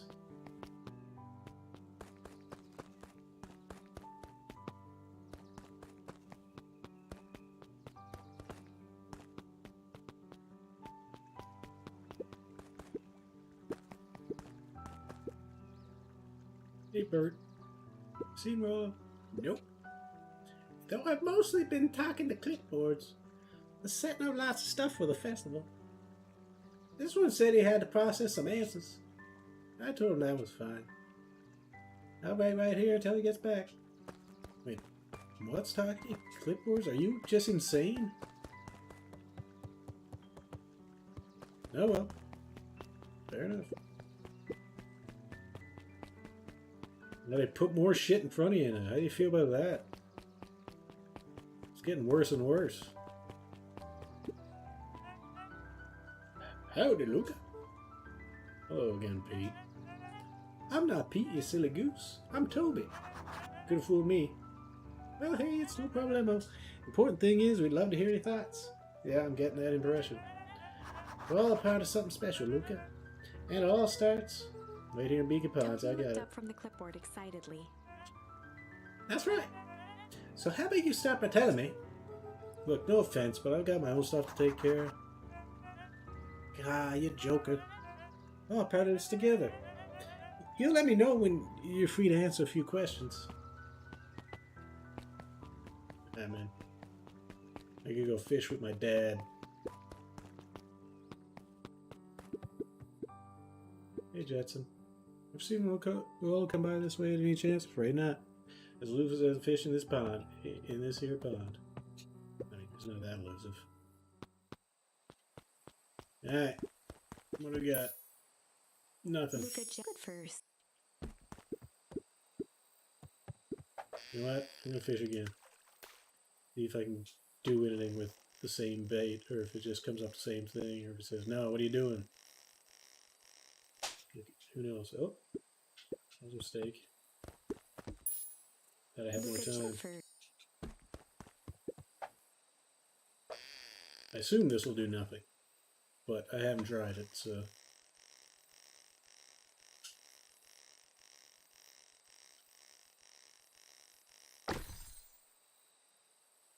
Yeah, it just puts the same thing there again.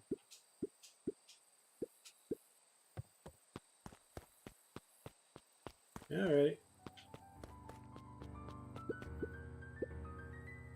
I mean, it would make sense to check here rather than checking the library inexplicably. I mean, that's where she wanted me to check, but if he's going to be anywhere, you think he'd come back here. This is mission control. Maybe we adjust that satellite dish, we can get better reception on our walkie-talkies. But for now, to the library, apparently. I didn't know you're walking this way.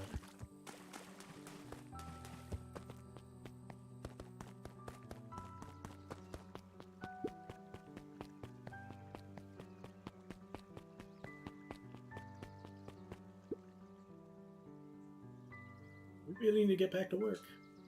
Just a couple more minutes. Roxy said she will be here, then she will be here. I just don't see why I'm standing around. Doing nothing. I'm waiting for Roxy. And I could be standing around, doing nothing. Getting paid for it. Come on, Lumi. Roxy needs our help. Yeah, well, good intentions don't qualify as legal tender. Tender. Ah.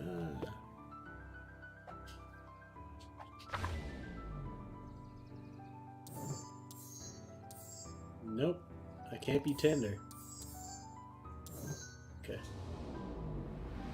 Parents wouldn't listen. No offense, but isn't always getting into trouble? Something feels different this time. What can we do to help? We need to check where the adults aren't. So I guess it's up to us to check Weepwood. Our shift doesn't end for another couple of hours. We can spend the time making posters. That'd be great. I guess. Right, Fitz and I will check Weepwood. We'll be back later to pick up the posters. I think my dad has a map of Weepwood. Let's swing by my house and grab it before we head.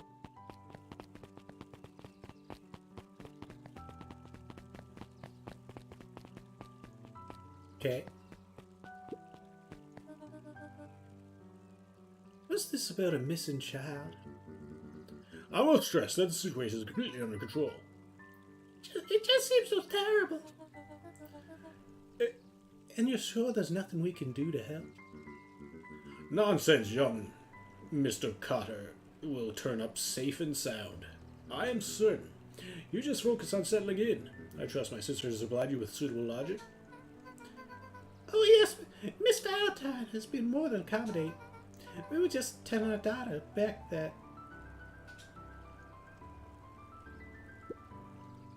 Now where did she run off to?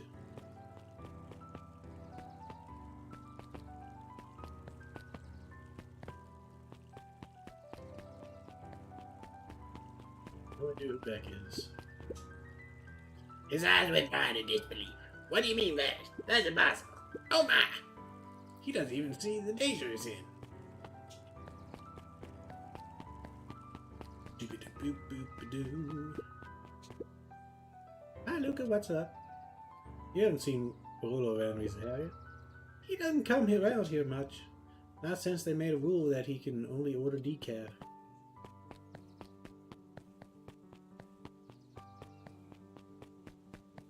Did I get myself another coffee?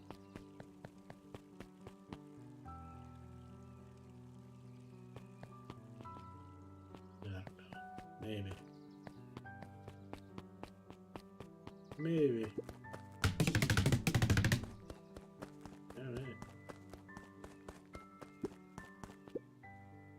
Hey Griffin, is Roll been by? Haven't seen him all day. I'm sure he'll show up safe and sound. And when he does, tell him there's a strawberry chocolate double scoop waiting for him at the house. He'll like that.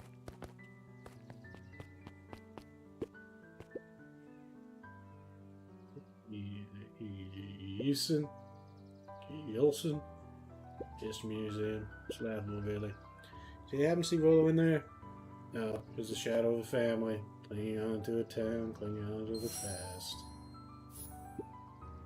Feel free to check for yourself, but don't expect to have your mind blown. I don't think Kling would do anything for me. No.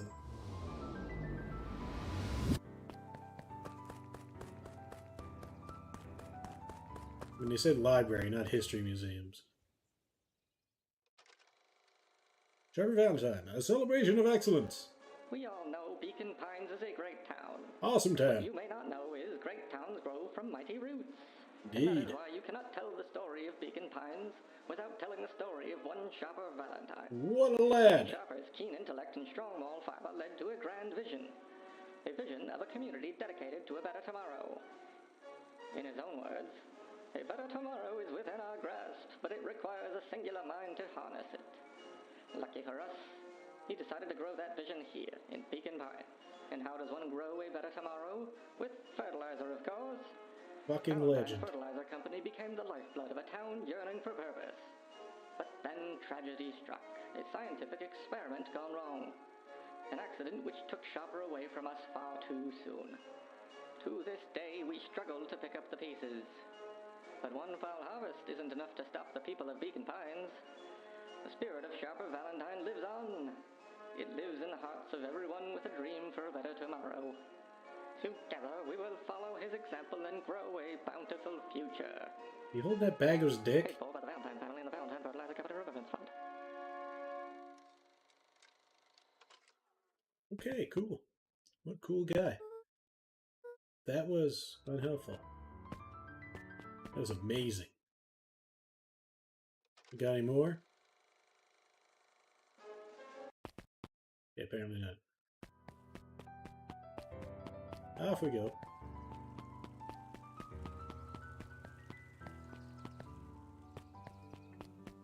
Done. Yawn.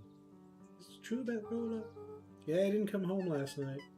I wonder if it's connected. Connected to what? I was checking in on reports about increased activity around town. What sort of activity? Windowless trucks, mechanical noises, strange lights. Typical shady stuff. Who would be doing all that and why? I have a few leads. Valentine family's always suspicious. Perennial Harvest certainly has the resources. You have any idea where Brolo could be? Best place to start looking is where the trail went cold. Where did you see him last? You're in Weep Wood. Right by Valentine's Fertilizer. I'll check out Weep Wood when my shift ends. I do my best work at night. Okay, she's gonna get murdered. Perfect. Guess Mrs. Fratelli is getting ready for the festival. Alrighty.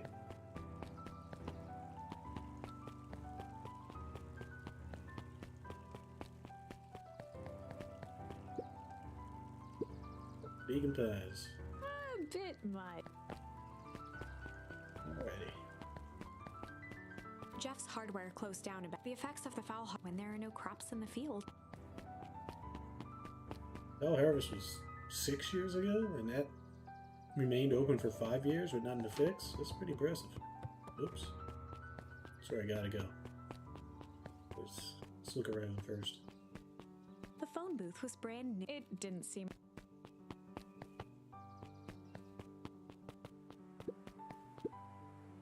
Have you seen Willow around?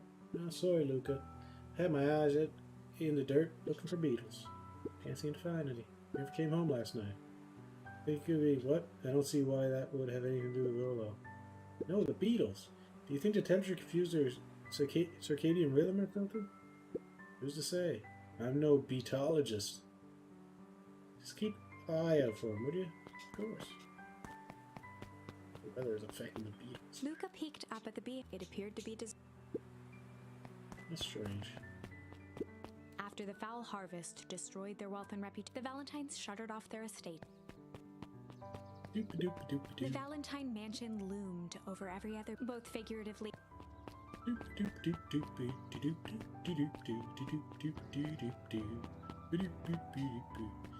nothing here.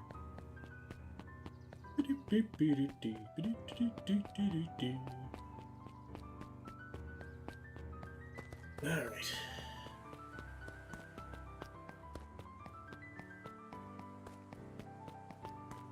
I gotta bar it off now, huh? Hey! I don't remember this being here. Sludge is apparently fresh. That's not good. This town's in for some trouble. And this guy down here is gonna get the first of it.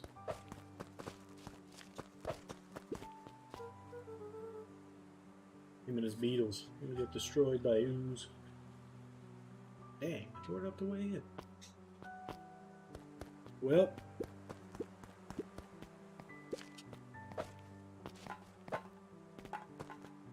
Taking this can with me. Pick up that can. I wanted to throw it at the beehive. Guess it's not happening. Not that it would matter. There's nothing in the beehive. Still. Into the library. A peek behind the curtain. The methods and ruminations of Patrick C. Montesquieu, one of the greatest acting minds of our time, by Patrick C. Montesquieu. Very humble. Oof. Big oofs. Sally Seashore's simple succulent sundries. Luca brushed off a smudge of dust. Or maybe it was flour. 30 recipes so easy you'll doubt it's even edible.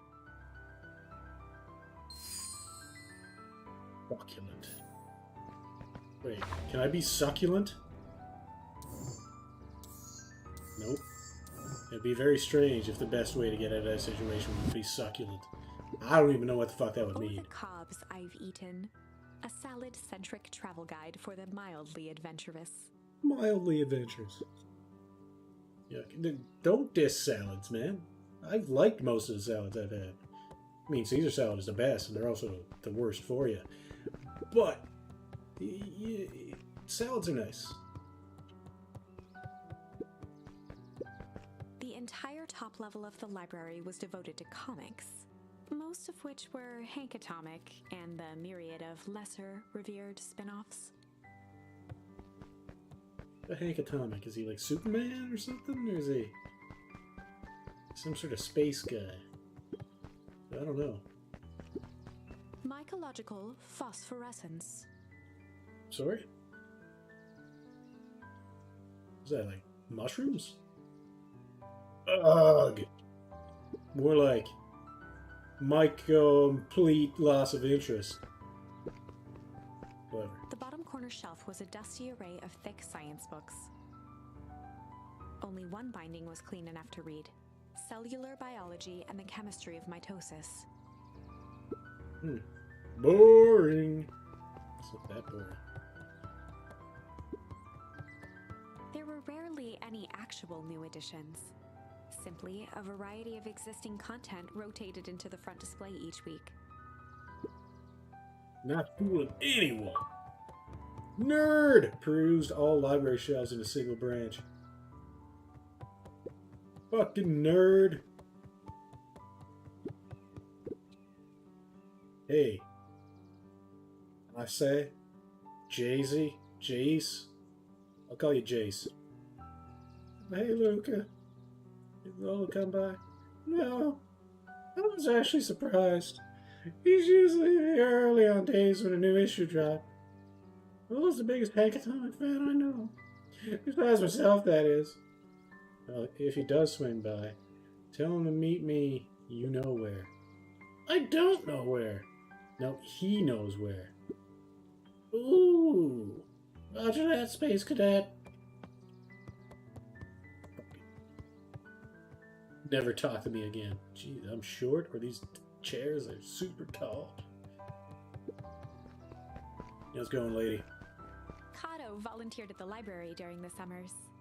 He wasn't very social, so Oh, he dedicated sir. each summer to becoming an expert in a single subject, Sorry about that. making him a reliable source of very particular knowledge. If you were to ask Kato something he didn't know, he'd escape into the dusty old bookshelves and return with just the right thing. Hey, Kato was Kato. lost in his reading. Luca crooked his neck to see the title, Introduction to Melitology. Oh, hey, Luca. You stuck up on me. Good book. Ah, no, just started He this. gestured to the shelves. I'm reading about other books I haven't read yet. So now it's on the wonderful world of bees. Turns out bees are pretty cool. For instance, did you know that around 70% of bee species actually live in underground tunnels? Or that if there are two queens in a hive, they'll fight to the death for supremacy? Fight!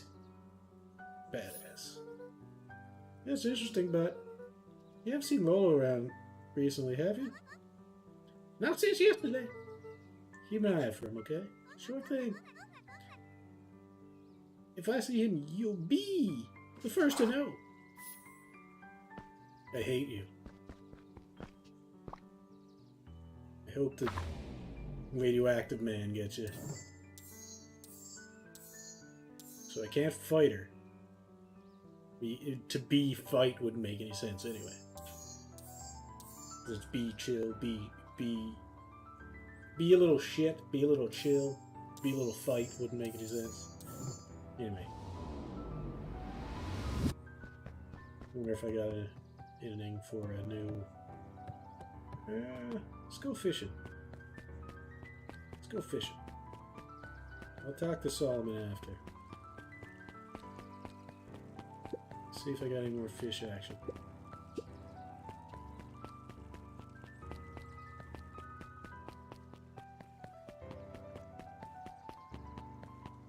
If I checked when I got strange. I think I did? Let's make sure.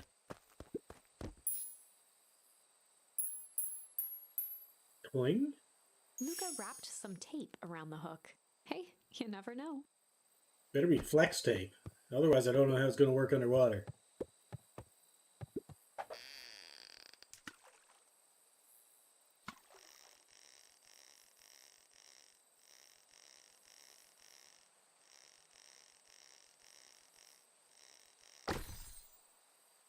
Tape. Got a bunch of big words written on it. See that. We regret to inform you that your application for property rights with respect to the Beacon Pines CBD and surrounding area has been rejected. What's that for? Applicant Valentine Estate. Good. Good. Good. Yeah, good. Valentine Estate had him murdered.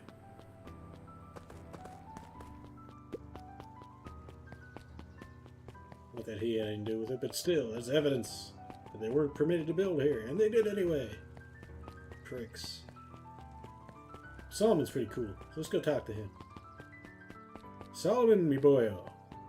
How's it going? What sort of monster puts candy behind a locked door? Oh, it's not you. It's not Solomon.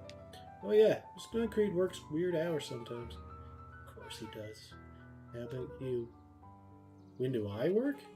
No. What's your name? Luca Van Horn. You new here?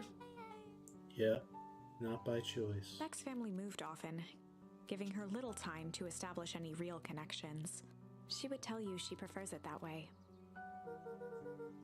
I'm looking for my friend Rolo. He didn't come home last night. So he's missing? I guess so. Like, missing? Missing? Does that sort of thing happen a lot around here? Luca shifted his feet uncomfortably. Actually, come to think of it, yeah. Well, that sucks. Yeah. So I should probably get going. Nice meeting you, Beck. Hey, wait up. What? Beck pulled a coin from her pocket. Just whipping to see if she goes with it. I'm coming with you. What? So says the unlucky penny. Unlucky? Yeah, well, technically it landed on head. Leave this kid to find his friend alone. But I always do the opposite. Well, that's kind of like me and Rolo. I guess Rolo is my unlucky penny. That settles it. A person should never be without their unlucky penny. Let's go find him. The name's Beck. Pleasure to meet you, Beck. I suppose I could use some help. Try to keep up. Alright, I got a friend. That's probably the person that was on the opening screen, because I completely forget what they looked like. Now I got my extra buddy. How's it going, nerd? Let's go to Valentine Estate. Got nothing to say about this, Beck? I understand. This place sucks. Alright, let's get out of here. Let's go to the electric fence. It's just a name. It's not electric. At this point, it's just a fence.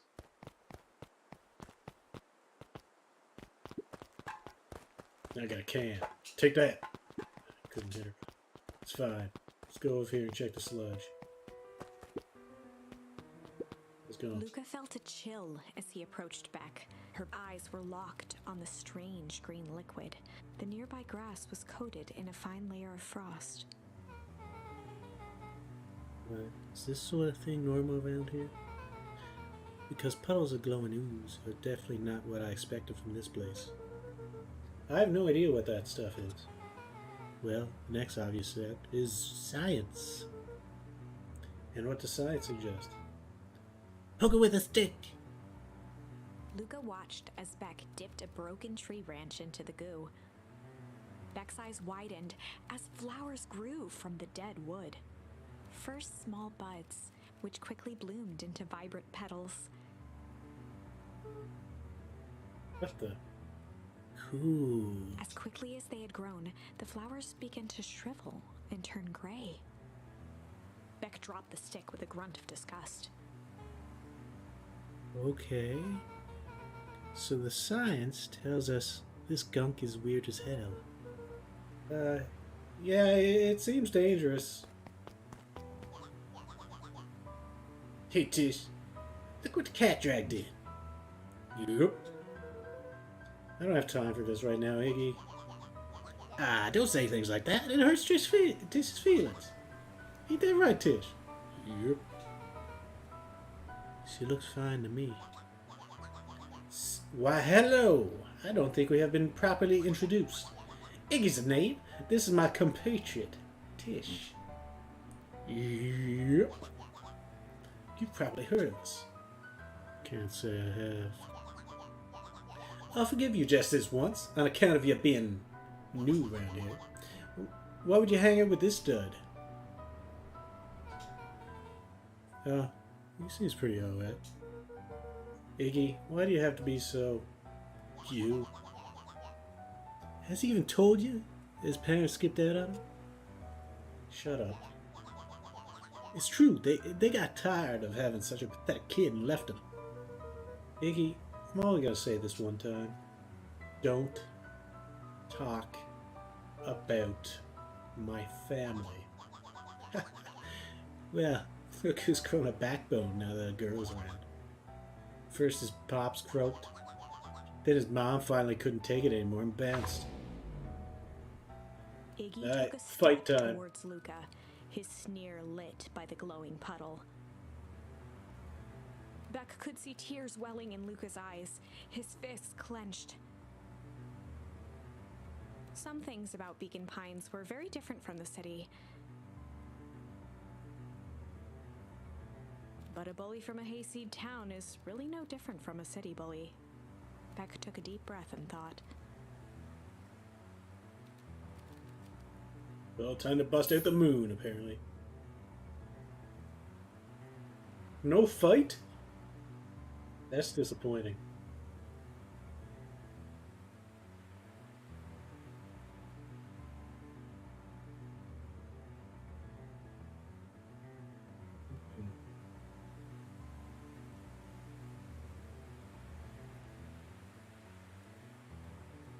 What would I want to go with here? That's the question. I mean, I'm sure they're both fine options.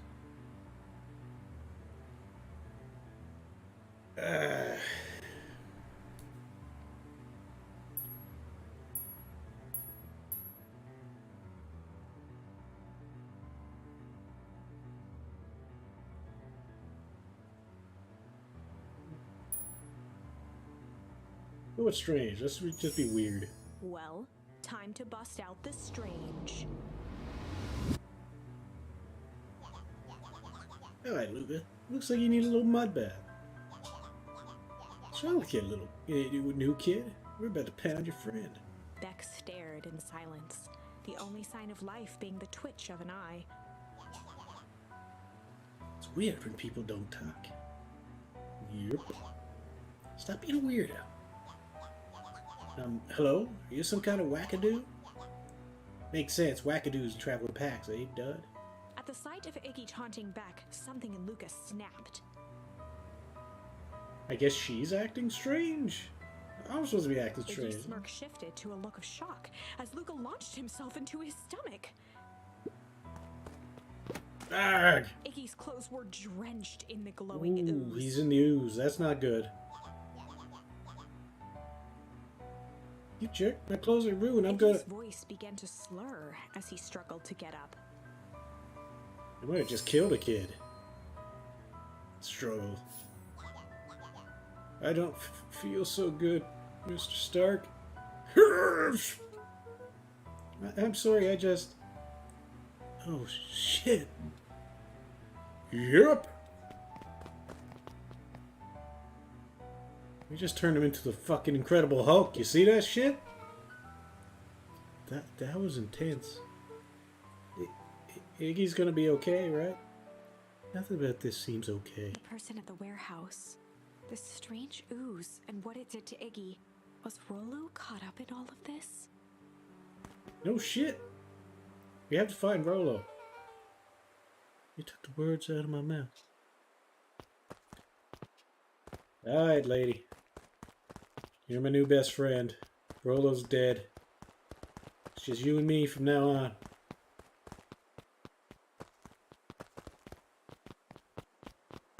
Oh.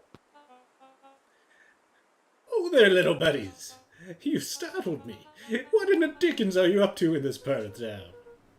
We're just helping look for Rollo. Oh, you haven't heard the good news? Rollo shut up safe and sound a bit ago.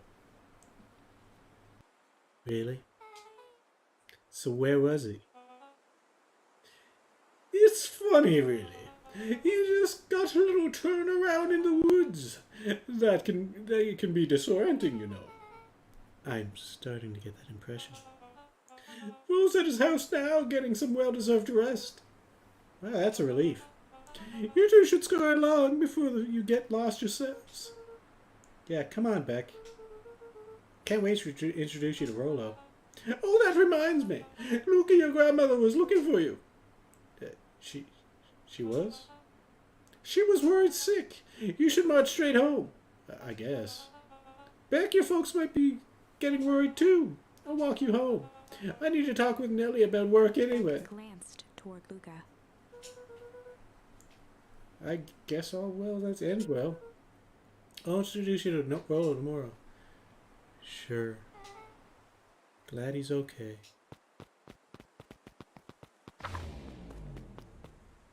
Rollo was safe. A wave of relief washed over Luca, which was quickly replaced by a sense of dread. Gran is going to kill me. If he hurried, he might just make it home before sundown. Chapter 4. Our harvest awaits. That doesn't sound ominous at all. Luca took a deep breath and gingerly opened the door, steeling himself for Gran's wrath.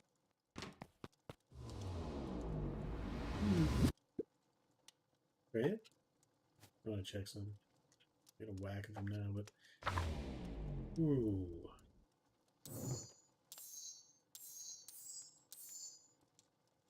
Struggle.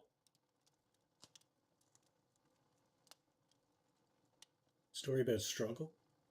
I don't understand the change, how that even worked. I guess it just leads you into the fact that you can go back and do different things. That's why it's called change. Story about struggle. Can I actually fight the big dude? It's probably just a human. Strange is an option there. I'm still gonna do that one. But for now, let's go ahead and continue this path until we reach some sort of conclusion. Grant? I'm home. Everything's fine. Grant? Phew. I've been in big trouble if Grant had caught me out this late. Doop-a-doop-boop-boo. I wonder if she's dead. Probably never came back. All my family have left me. I'm just gonna die alone. Graham? I know I wasn't supposed to go anywhere. I was just helping look for Rollo. Everything is awful. Everyone's gonna die.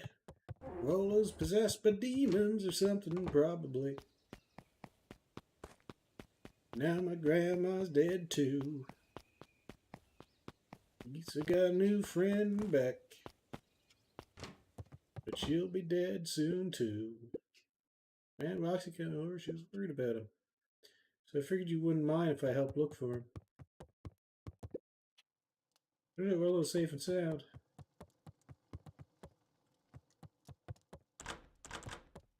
You didn't hear, Gran? Luca was alone. All my friends and family The are house was dead. empty. So Gran's not back yet. Guess that's a good thing. Nothing to do now but sleep, I guess. Gonna lie down and hopefully Luca don't was wake up sitting by murdered. the pond, listening to small waves lap against a rock. His father sat in a folding chair in front of him. Without turning, he spoke. "Why don't you grab me some nice bait?" "Sure thing, Dad." Luca hopped over to the tackle box and popped open the lid. Inside was a rolling, buzzing mass. God. "We're fishing with bees?" Luca's father gave a warm chuckle. "Well, you catch more fish with bees than honey. Pick us out a good one." I mean, I don't know about that. Honey might work as bait if you can keep it on the hook. But bees would definitely work too. Luca closed his eyes and plucked out a bee. He could feel its wings struggle between his finger and thumb. Holding it at arm's length, he hurried over. His father deftly baited the hook and examined his work. Check my audio levels again. Just to be sure. Seems pretty good. Interesting choice. You told me to take a bee. What do you mean, interesting With a choice? practiced flick of the wrist, the line buzzed in a graceful arc. The water accepted it without a splash or ripple. The wrong choice. But I respect it. The pond began to freeze over. Sometimes we gotta make the wrong choice before we can make it right. Pallid ice propagated across the still surface with an alarming speed. Luca scrambled back as the ground beneath him turned cold. "Dad, Ice bees? I don't understand." "Sorry, kiddo. Understanding isn't always part of the deal." I'm sorry? The relentless ice shot through the fishing line toward his father. Okay. "Dad, look out!" His father casually wound the reel. "None of it's your fault, you know. Never was." "Dad, we have to go!" Luca grabbed his father's shoulders, trying to pull him away. "Please, you have to run!" The ice crackled as it spread across his father's hands. That's the thing about fishing, Luca. His chest began to crystallize. You toss your hook in, and you never know what you're gonna pull out. A shock of searing cold ran up Luca's arms. He gave one last desperate tug. The chair tipped backwards in a single frozen mass. Luca tried to stop the momentum, but it was too late. He watched the icy form of his father slam into the hard ground, shattering into 1,000 pieces that crowded around his feet. "Dad, I don't understand.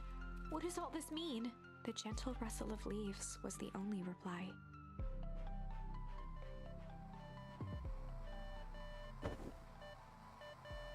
You never know what you're going to get when you're fishing. I'm pretty sure you're probably going to get fish. Walkie-talkie. In real life. Usually.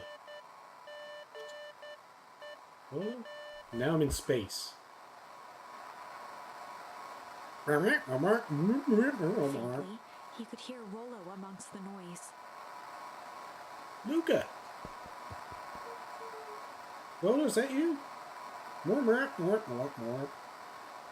Luca! There? Well, it's the middle of the night. Luca, thank God! Listen, I don't know how long this thing will work down here. Down Rollo's here. voice was coming through more clearly now, but some words were still just static. Listen to me. Someone grabbed me yesterday. What? The man in the hazmat suit? It what? Took me some sort. It was probably a Valentine or that sketchy guy with the mayor. I think I'm underground. Underground? Are you okay? Kinda. They seem more interested in for now at least. Mr. Kerr said you made it back home safe. Kerr? No. That fucker took me. Trust that he's gonna take you too. Fuck that guy. I don't know. No, blank, blank, trust. Maybe no one, I don't know. He's a piece of shit. Hold on, someone's coming. Silent. Hello? Hello, Luca where held are you? still, waiting for a response, his pounding heartbeat marking the passage of time. I think they're getting worse. Lolo's barely voice hear you. began to fade. Losing signal. How much time? Mission control. You need to... The treehouse. The treehouse! The signal died for good. What was he trying to say about the treehouse? What's at the treehouse? The antenna. He wants me to use the antenna in the treehouse to get a better signal. I said this earlier. Well, you're a Luca grabbed genius. the walkie-talkie and sprinted to the treehouse. I don't understand why I'm in space. I guess that's nighttime. Look up the walkie-talkie to the radio in the treehouse. Gran! She didn't come home.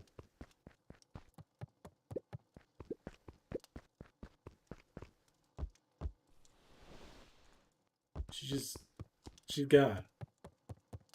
She's just dead.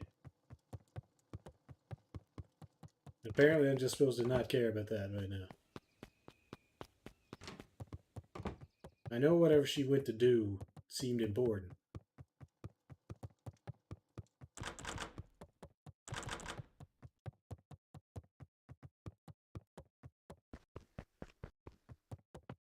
Seemed like a strange phone call.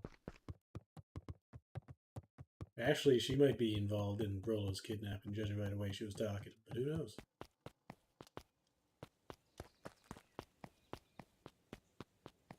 Okay, only one way to go. I could chill for a bit. No, gotta go. Gotta find Rolo. Luca heard a group of footsteps approaching. Hide! He dashed behind the bushes to avoid being spotted. She is. We all understand our roles. You can count on me. I think we need more time. This wasn't the original Mr. plan. Tolliver paused, shifting his eyes to one side. We're all in danger now. I, for one, refuse to sit idly by while that danger persists. Hiram, you just keep your wits about Mr. you. Tolliver took one long, quiet breath. You're right. You can count on me. I just wish we could have made that deal with Iris Valentine. Her resources would have still come in handy. As I said, I had no time to contact her after your call this morning. Plans change. How's Luca holding up? He's fine. He shouldn't lose sight of the fact that this is all... I know very well what all of this is for. We have no choice. Operation Sparkplug has a new objective. Are we in The agreement? three shared a determined look. Good. We'll reconvene after the festival.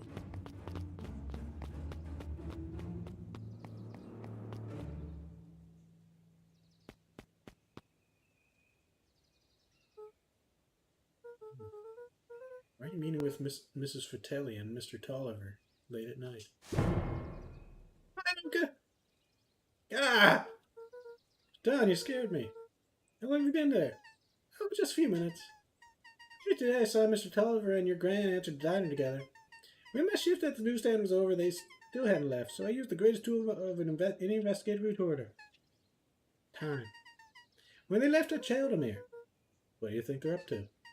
Whatever it is, they seem organized and determined. They mentioned the festival. Yeah, I heard that too.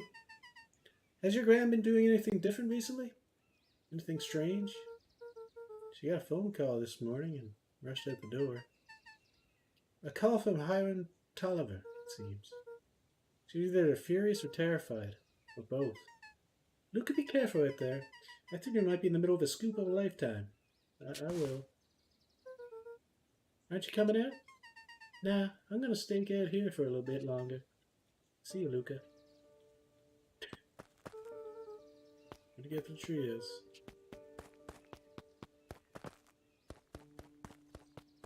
Alright, well, she just sunk behind that bush again.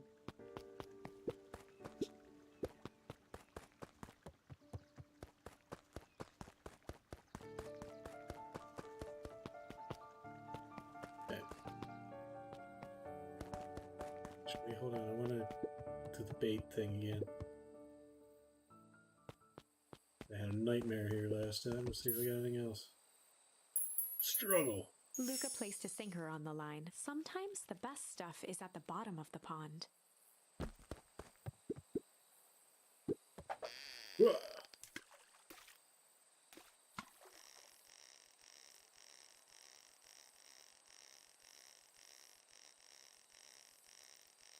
Do it. Hey, message in a bottle. Malice 80 proof whiskey. A hard liquor for a hard man. Just need that be. Think a real piece of work to leave something like that lying around. I mean, you didn't see the message in it? I won't. Guess it's not important. Yeah, let's get out of here. Let's go talk to these people first. I did it. I changed the sign.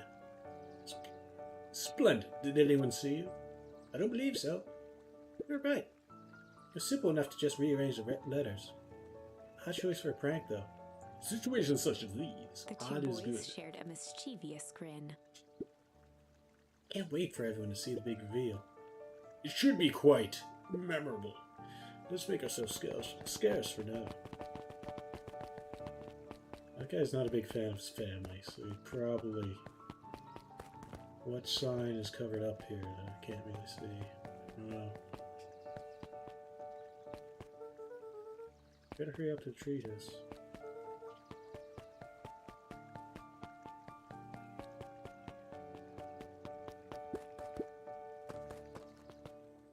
Oh well.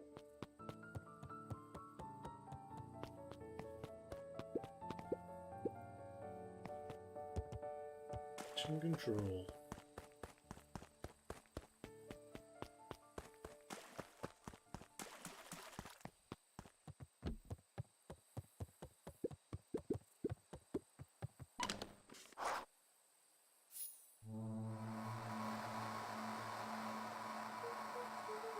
Well, Paul, are you there?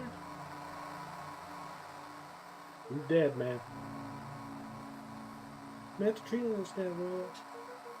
Mrs. Kier said that you were alright. What happened out there?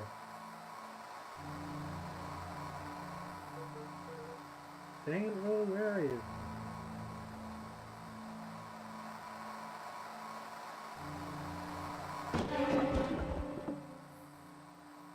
Oh. Who's there? Luca could only see a cloaked shape behind the rocket. I've got weapons in here. So you better come out right He now. strained to hear as a muffled voice began. Weapons. How could you hurt something that's already dead? Fear gripped Luca's throat.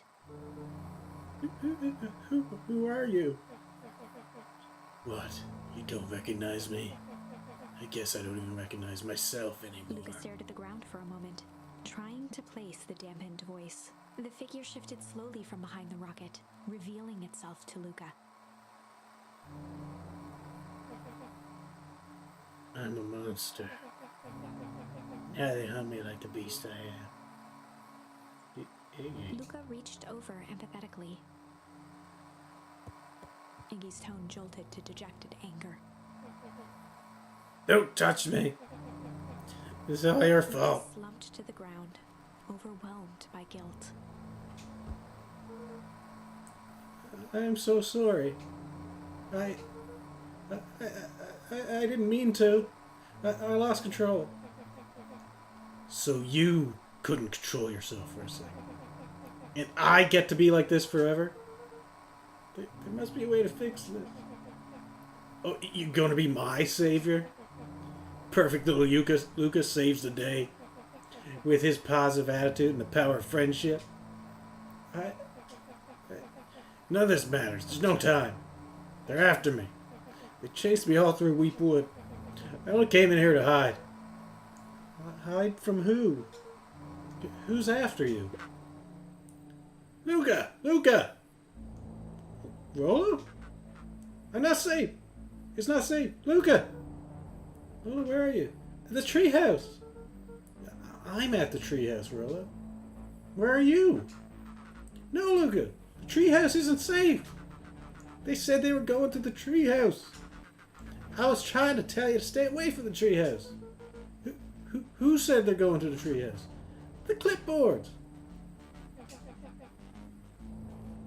Where was clipboards mentioned earlier? He was definitely mentioned. I just can't remember where. What did I tell you? Those perennial harvest wackadoos are after me. They've been chasing me, yelling questions at me. Oh, Toby and Pete, I guess. But I thought I heard clipboard in a place other than that. What sort of questions? They've seen the same stuff they always do. But it's different now. Less asking, more threatening. I'm gonna figure this out, Iggy. Yeah, well, thanks. Hello? Is anyone present in this arboreal domicile? Hello? Crap, they found me. Luca, what's happening? Don't panic. You stay here, and I'll see what they want. Man, there's a lot of them. Hello, Mr. Van Horn. We would love to hear your thoughts. Do you have time for an informal chat? We will be brief. Your time is valuable to us. Be down just a second. Of course. We have a problem? Luca, you gotta get out of there. Who's out there? Is it them? Yeah, it's the clipboards. A bunch of them. How many? Maybe all of them? And yeah, you were right. They're saying the same stuff, but with the creepy knob cranked to 10. Might young Iggy be present? We would love to hear his thoughts. Run! He slumped to his knees. I don't know what to do. I'm just so tired. Luca, what do we do? Luca grabbed the walkie-talkie and headed for the window. Follow my lead. Luca and Iggy climbed up the back of the treehouse to its roof, where Rollo had constructed his MCDC, the Mission Control Defense Cannon. From behind the crowd of clipboards, William Kerr strode forward, a warm smile on his face. There you are! You gave us all a heck of a scare. Go away, just leave me alone. Oh, I'm sorry, Iggy, but no can do. Don't worry, though. We're here to help. Help? Then why were you tracing me? Luca, can you talk some sense into your pal here? Just look at him. He's not well. What's wrong with him? What did that gunk do to him? Well, that's a pretty honkin' big question, Luca. All you need to know is that he's sick. He's real sick, Luca. I just need you to let us up there and take care of him. You told me Rollo was okay. He was back at his place resting. He is, poor fella, just got a little lost. That's a lie. That is a harmful thing to say, Luca. I thought we were buddies. Why? Because he let you ramble on like a wackadoo? Nobody likes you, you creep. His smile faltered.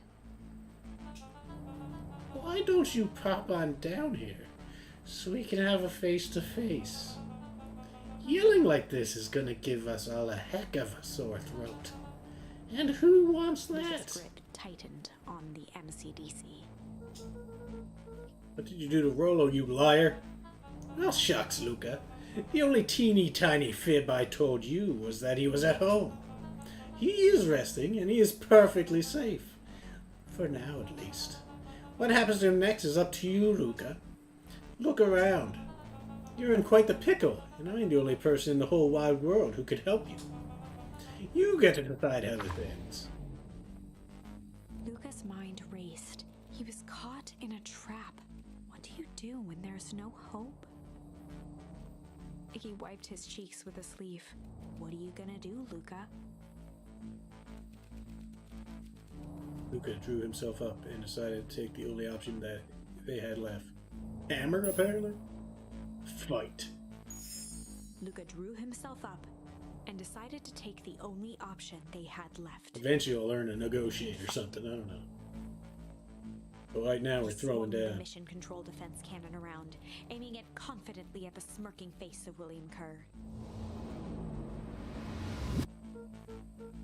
Hey, Mr. Kerr. Luca summoned his most insolent demeanor. Rolo sends his regards. That was pathetic. Hey, that was uncalled for, more than a little rude, and just plain unsanitary. Unsanitary. Luca, I really did think we were good pals.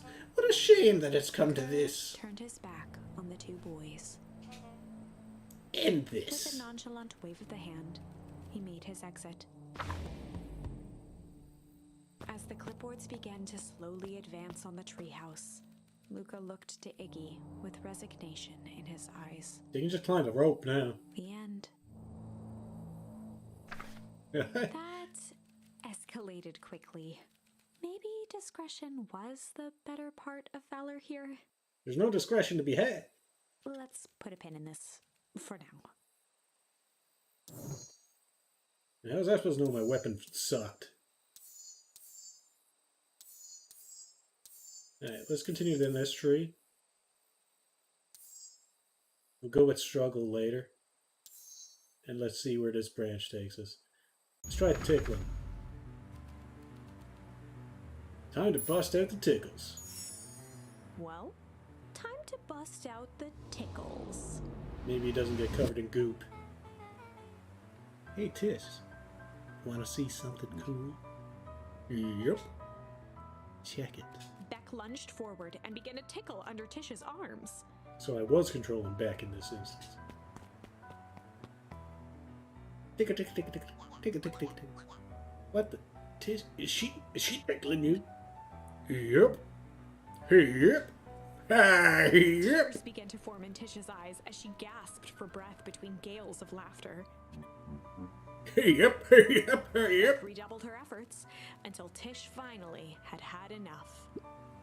Yep. What just happened? She seems nice. Sorry for the interruption. I think you were just threatening us. Iggy's eyes darted around, a realization dawning on his face that he was now outnumbered. I just remembered. I have somewhere to be. See you around, new kid. Iggy kicked at the puddle before making his escape. Oh no. Yeah, that's. I like this outcome less. Whoa. What little creep. Beck, I think you got a little ooze in your Beck shook hair. the ooze out of her hair as best as she could. Ugh. Is it bad? No, she just got the robe situation on her. That's not too bad. It depends. What are your feelings about having a more mature, refined look? Oh, God. Chapter 4. The Best Policy. What was the name of the chapter before? It's like Our Time Is Now or something? I can't remember. Our Dark Harvest? I can't remember. It was something problem. Something that seemed like a problem. Luca paused for a moment, catching his breath. He'd only just met Beck, and somehow he already managed to drag her into this mess. Hopefully he could make it up to her, but finding Rolo was his primary concern. Beck seems like the broest of bros, so you should really help her out here.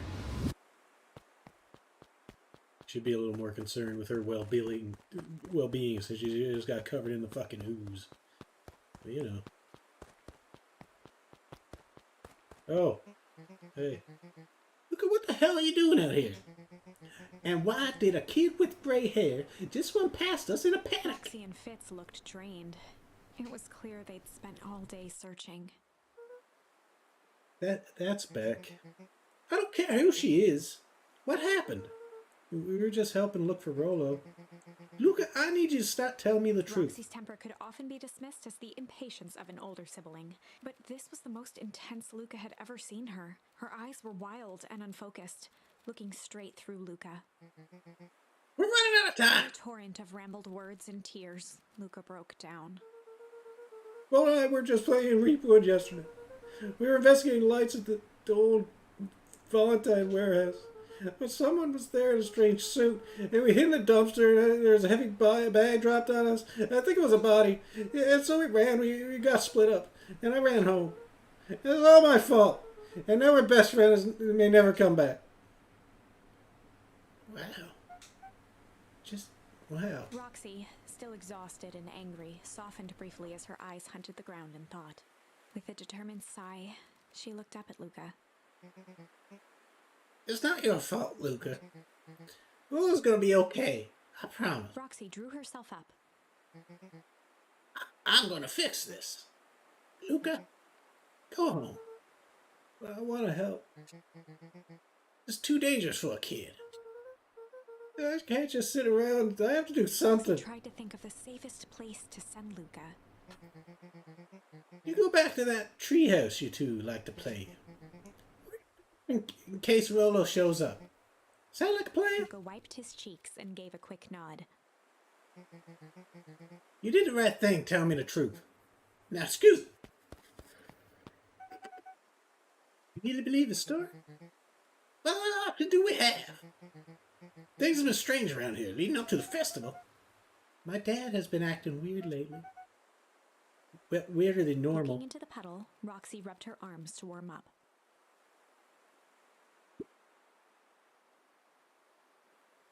Why is it so cold here? This place gives me the willies. Wait at the treehouse in case Rolo shows up.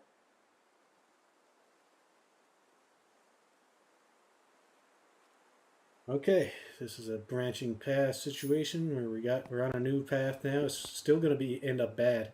This reminds me of a game. I think it was like Tales of something or other, or Stories maybe. I can't remember. And it's kind of, the combat was kind of like the Arkham Asylum games and all that stuff. But it had these branching paths. The thing with that game is you could go through it in one shot. And I essentially did. I just picked all the right choices. There's like 30 endings, and you only need to get like 5 of them. And I got them all in one shot. There was one time when I went with a bad one because I knew it was the bad one. It's just whatever clicked in me about that when I was just there. No, I think I'd do this at this point, and it just turned out to be right every time. And some people got to go through it like 20 times, getting different endings. It's a shame I didn't play it more because I liked some of the bad endings. They were just entertaining. Maybe I'll revisit at some point. But anyway, I'll be right back. I just got to step away for a minute, and I might put some food on because I'm starting to get hungry. I think I'm going to pass on the coffee situation. 1 coffee a day is enough for me. Half a coffee, whatever I had. Anyway, I shall be right back.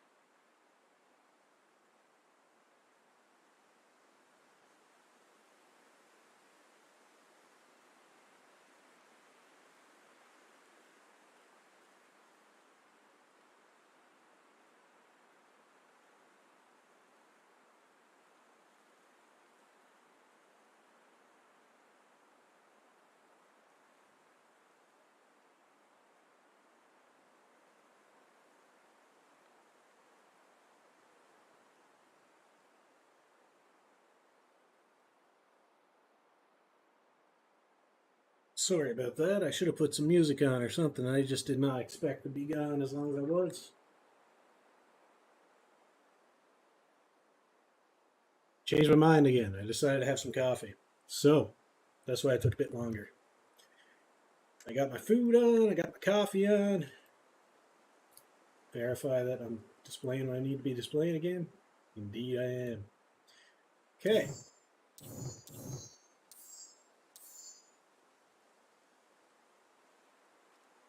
Still on the tickle path. Strange path is apparently completed because there's no other options after that. But no, there was. But it's only if I have something else here other than fight. Okay.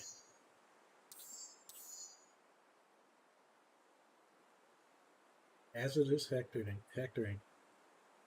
Yeah, the art in this all looks adorable. It's very nice. MCDC.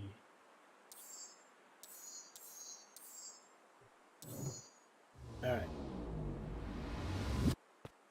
Let's go see what Roxy's saying. Nothing apparently. Alright. Got myself a can. Got myself a can. How's it going, buddy? How's it going, bees? How's it going, Valentine's? Roll, you under the Valentine's house? Are you in here? Are you under the shed? Did I go to the secret underground bunker?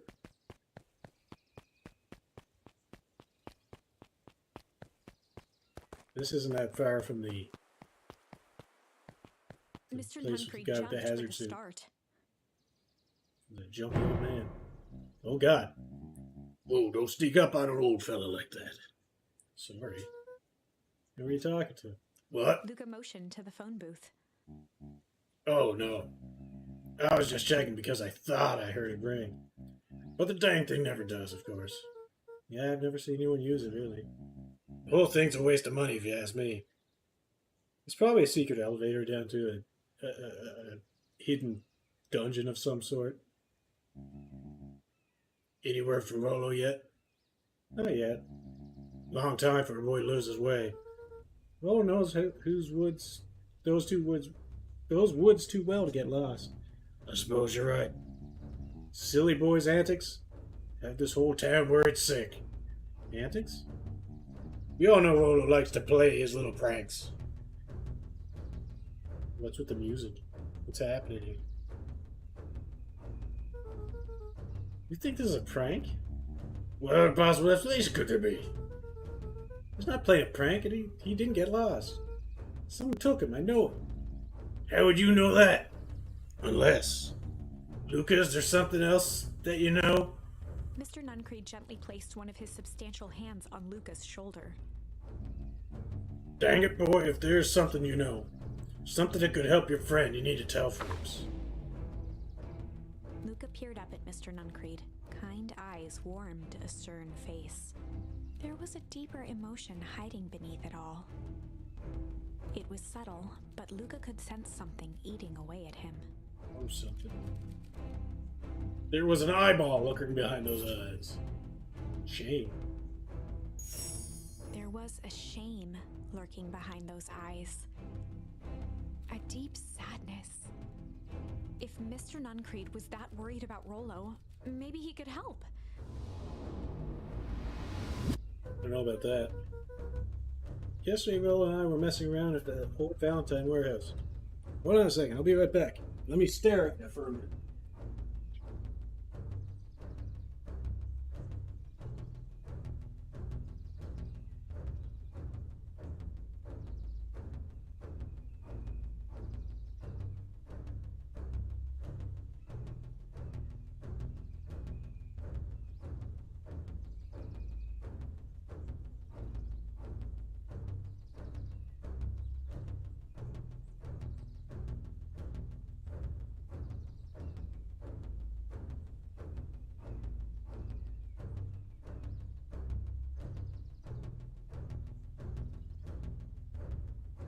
Had to do something with my food. Now it is back. Yesterday, yet Rolling and I messed around at the old Valentine warehouse. Mr. Nuncreed raised an eyebrow. Both of you? You were with Rolo when he went missing? Not exactly. I was hiding in the dumpster. The dumpster? What were you doing in there? At first, we were just looking around. Then someone in a strange yellow suit came and dumped something on us. We both got scared and ran. That's the last I saw of him. You got scared by some garbage? Well, that's why you don't go skulking in someone's dumpster. But it wasn't garbage, I think. I think it was a body. I'm sure it was just some trash. No, there was a name tag. It said Deep Engineering. Mr. Nuncreed's shoulders slumped. I know too much. He's gonna have to take me out. I wish you wouldn't have said that. A deep sigh bellowed from his chest. Why did you have to? I tried, Luca. God knows I tried to keep Luca you safe. attempted to take a step back, but Nuncreed's hand clamped down on his shoulder. But you Van Horns just can't help yourselves, can you? We were all so close to being done with Firm this. shove, Nuncreed manhandled Luca into the phone booth. What are you doing? It's out of my hands now. Latched shut with a mechanical hiss. Shit. As Luca pounded the glass, the floor dropped from under his feet. The inside of the phone booth was now a loose capsule plummeting at gravity's whim. Luca winced and pressed his hands to the walls. Shit, they're sending me down to a sex As he dungeon. braced for It's not good. impact, the capsule hurried to a surprisingly smooth stop. He felt a cold rush of air and opened his eyes with hesitance. Two large figures in hazmat suits occluded his view. Luca heard the deep, resigned voice of Mr. Nuncreed over an intercom. He knows too much. The end. Wait. No. Yeah, that's the end. This isn't the end. That's how the game ends. I Yep. know there's still much more. Now it's over. Somehow this went wrong. Now that's Okay, perfect. let's try something else. Little shit gets what he deserves. Alright. Apparently shame wasn't enough to stop him from murdering me. Now I gotta get out of here. There was a shame lurking, a deep sadness. If Mr. Nuncreed was that... I can't change it yet, so here we go. Let's get out of here.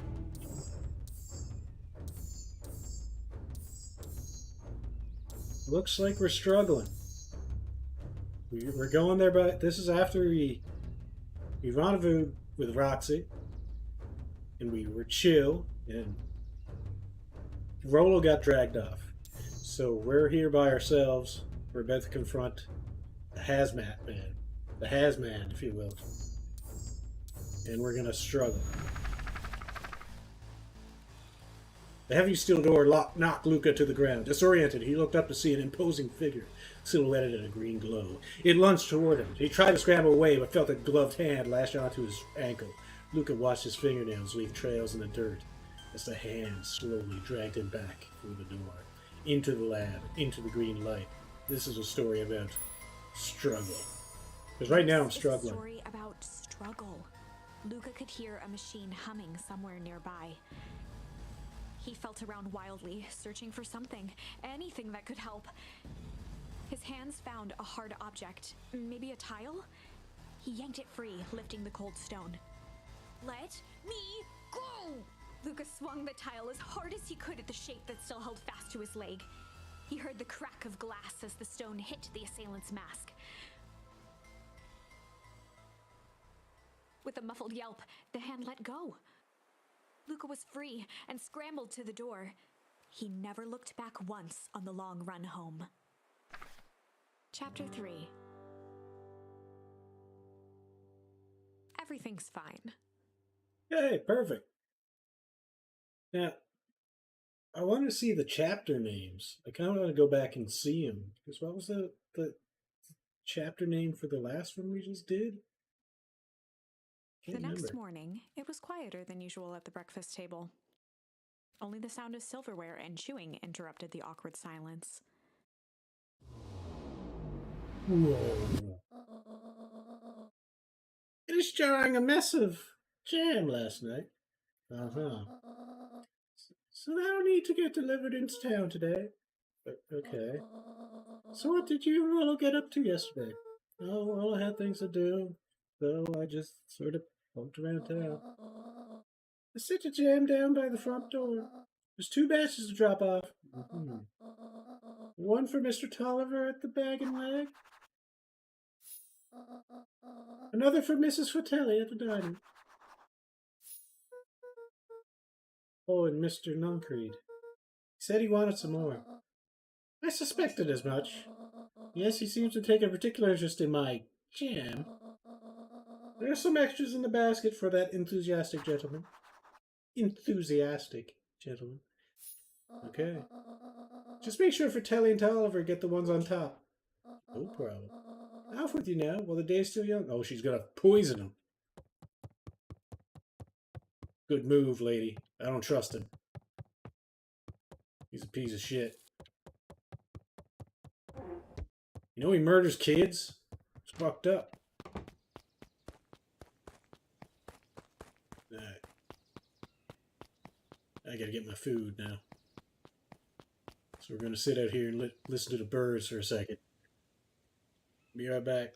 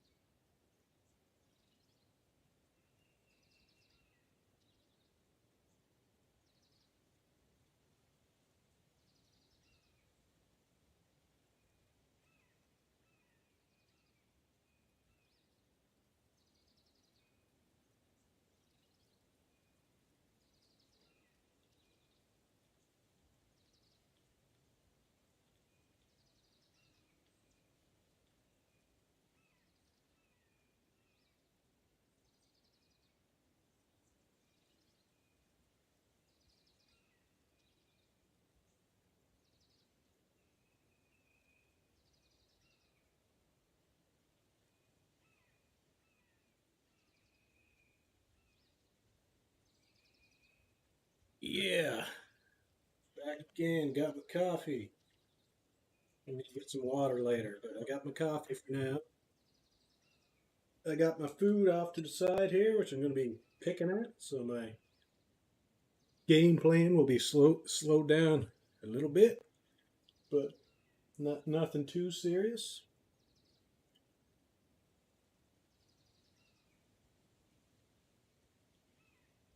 But my game plan already isn't very quick, but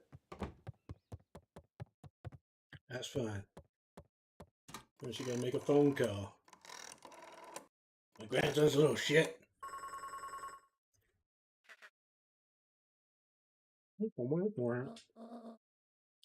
Hello, it's Juniper Hartford.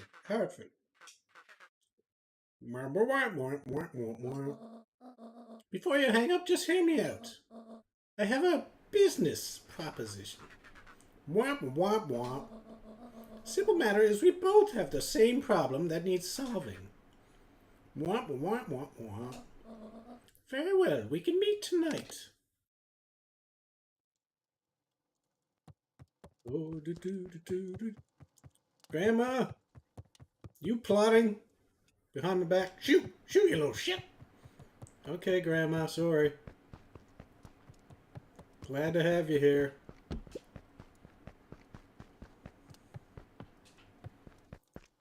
You're gonna chill. Fuck your jam. So you know what?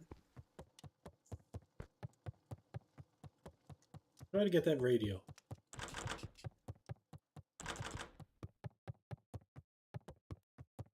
Oh, I must have the radio. Wait. No, I didn't get a radio this time. Because I went to the place by myself. Lola got dragged off by his sister. That's poor phrasing from my area. In my area. Oops, I almost forgot the jam. Because when I was going around downtown and whatnot, dragging off means you were taking someone home with you. It's probably not what you want to be doing with your sister. What do you think of this jam? Yeah, I think it's pretty garbage too. Alright, fine.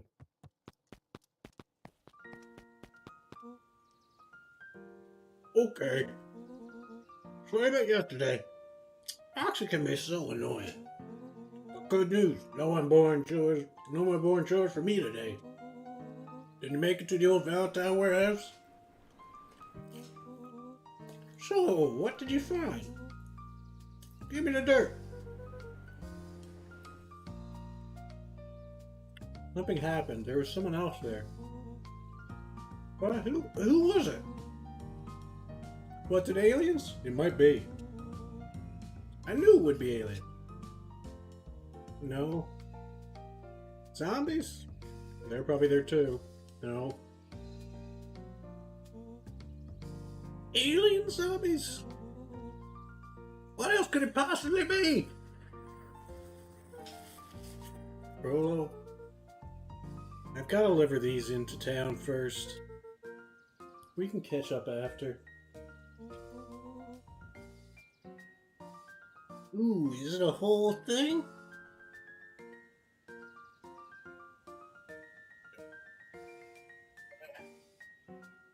Yeah. Please. Cord, why? Should be okay, I guess. This cord's fine. This food, I gotta find a better spot for it. Right here seems acceptable.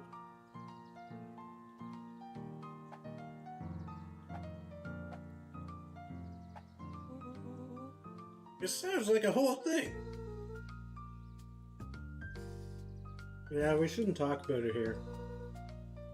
Meet me at the treehouse tonight. I'm not sure what this treehouse is that you speak of. Meet me at Mission Control. Roger that, Space Cadet. What a fucking nerd.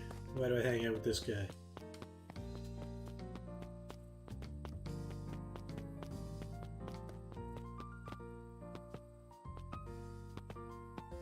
Alright.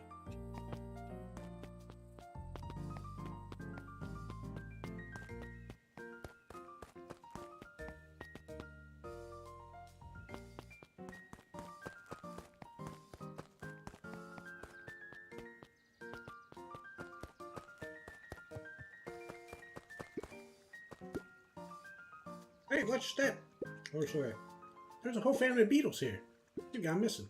I thought they were just sort of wandered around. Everyone has a home, Luca. Luca Eating checked the beetles. soles of his sandals. I think we're okay. It's weird that they're gone. They were missing when the festival preparations began. Did the noise scare them away? Something like that. Just watch for your step, okay?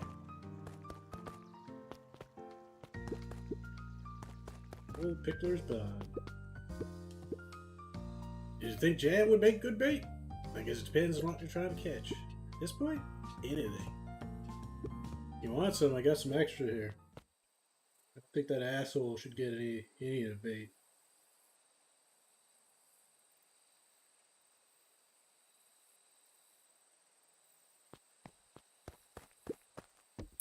Jam, I should say. I don't mean bait. Luca tied a fishing. Let's get out of here.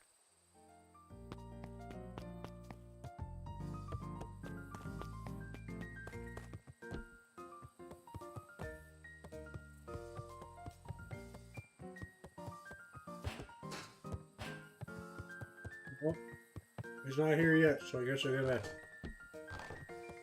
do my objective and deliver this jam.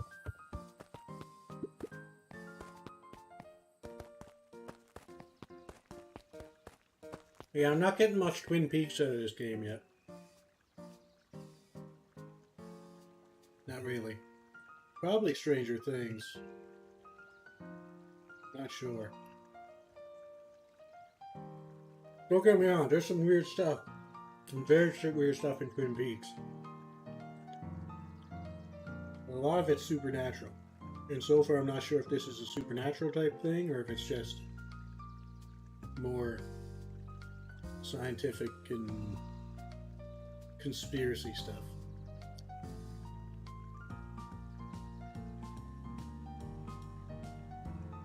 Who knows?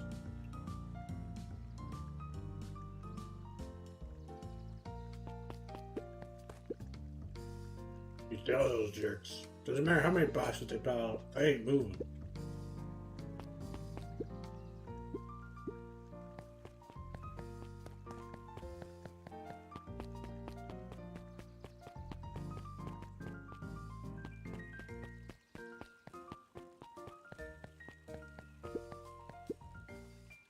Last chance diner. Mr. Wilder, I trust you have time to chat. Eris Valentine, oldest of Sharper Valentine's children, and heir to the Valentine fortune, had a way of making questions seem like demands. Lovely. What seems to be the Mr. problem? Wilder had learned to assume that if he was hearing from Eris, it was because she had taken issue with something he had put in the paper. I couldn't help but notice that the front page of this morning's paper was consumed with stories about this silly festival. Well, yes.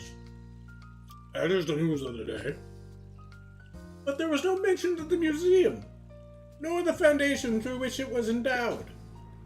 I'm sorry, Miss Valentine.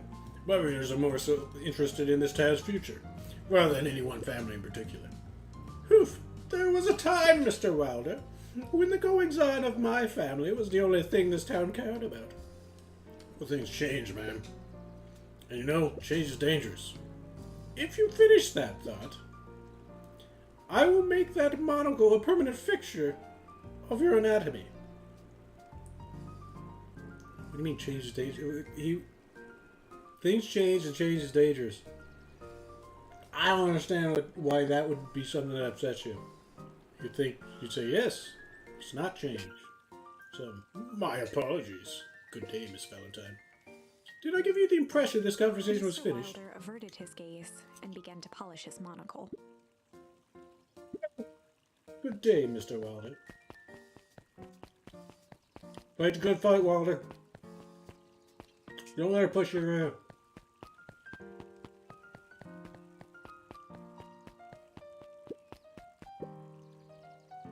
Anger for the past. Mistake not yet made. And a glimmering hope for the future. He carried them all in equal parts everywhere he went. Oh heavens, what a burden to bear. I get the feeling she's talking about me. I wasn't really reading what she was saying so hard, but that's probably all it is.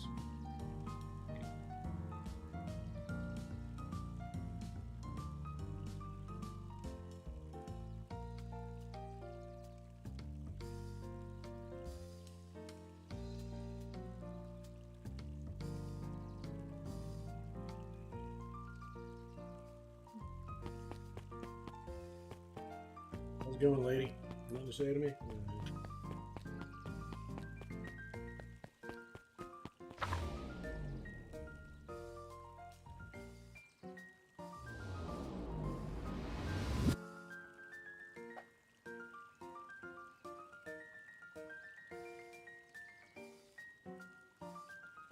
I don't know where Cy Tolliver is. But Fratelli should be at our diner.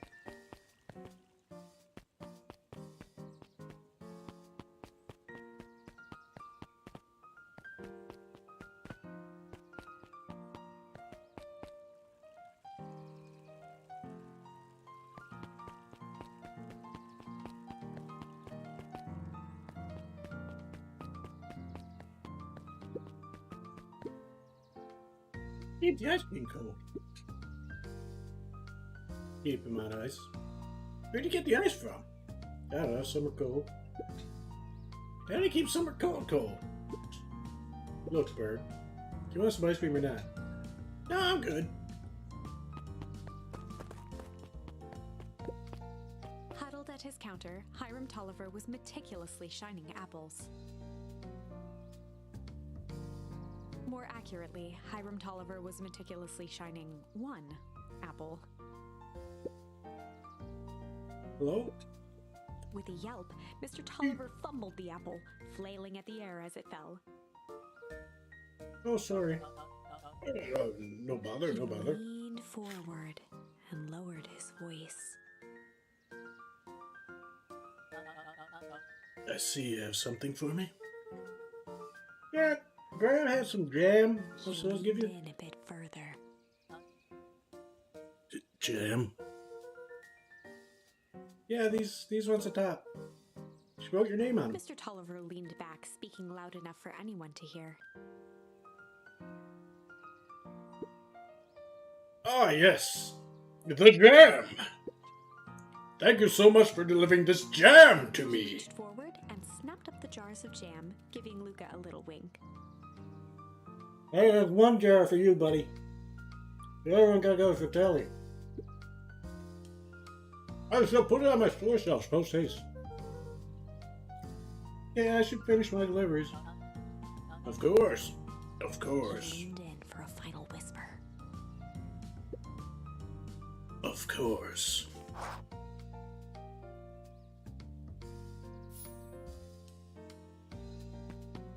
I don't know what this jam is, but I'm starting to think it's not jam.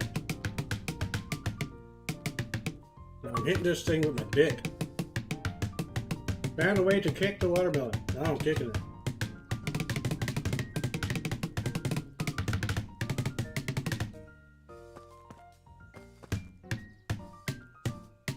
Pretty sure I'm just thrusting at it. That's alright.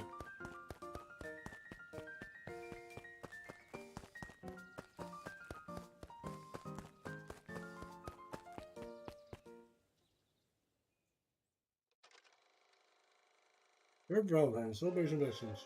I'm just finishing up eating here now. Is a great town. What you may not know is great towns grow from mighty roots. And that is why you cannot tell the story of Beacon Pines without telling the story of one Sharper Valentine. Young Sharper's keen intellect and strong moral fiber led to a grand vision. A vision of a community dedicated to a better tomorrow.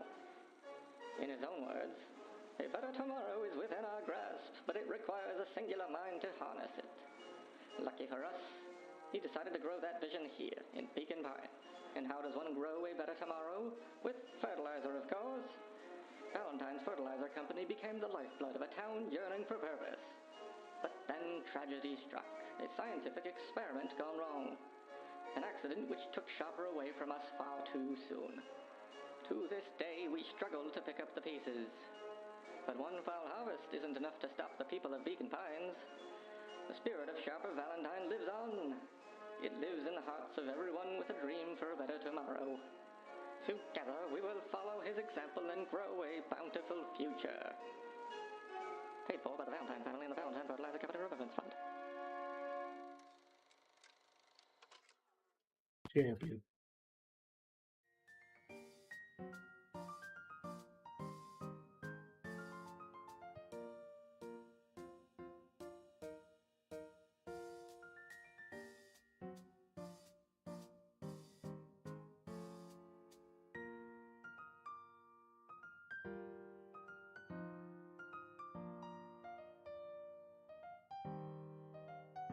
I'm just about finished.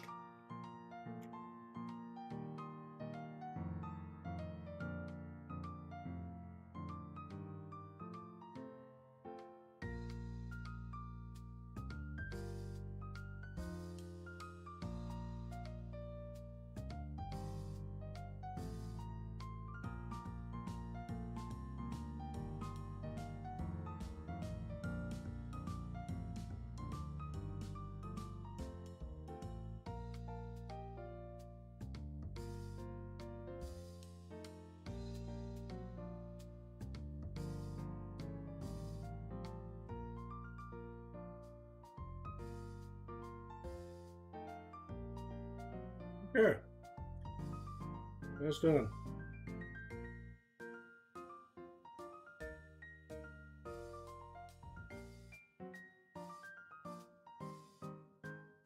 It's a pallet with some water, and I'll start drinking my coffee.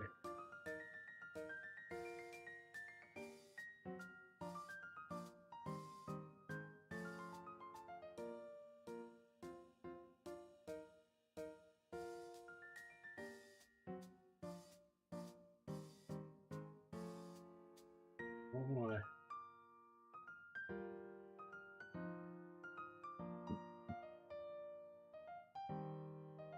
One of these days I gotta go back to Street Fighter 6 as well, excuse me. Finish up that stupid world tour. And then actually play some ranked.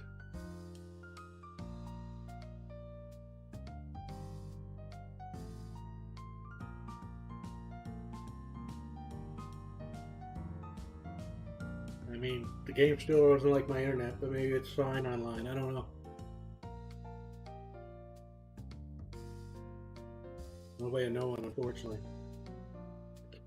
If I knew someone had the game, I might go to check, but as I don't, all I can do is hope that I'm not lagging the shit for other people. That's the thing with fighting games. You don't want it to be fine on your end, without having any idea of what it's like on the other end. Because the other person might be struggling, and you're just like, that was good. Even though it could be your fault.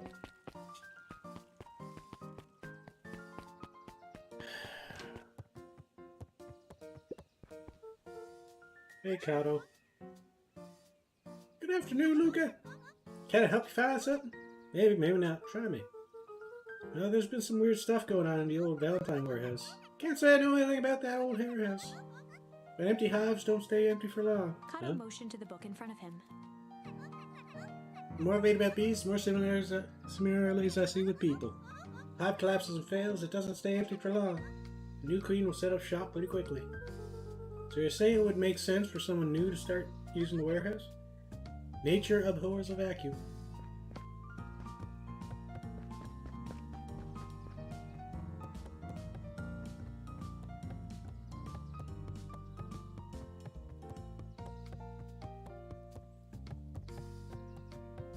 I'm just messing around with my controller.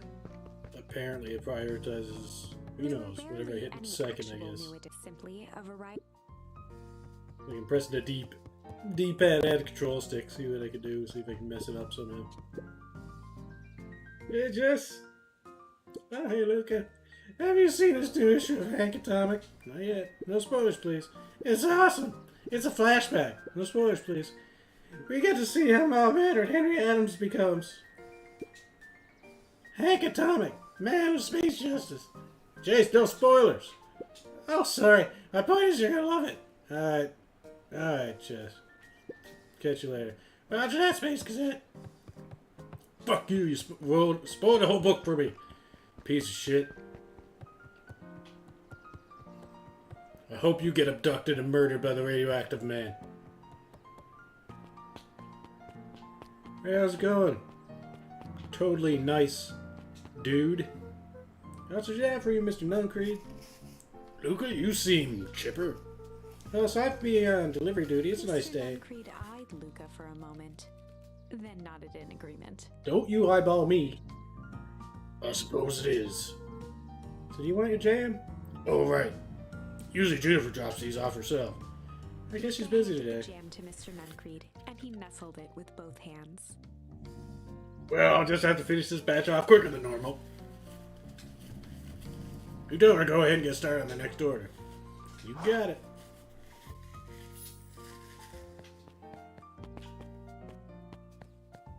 I know what you did. You monster.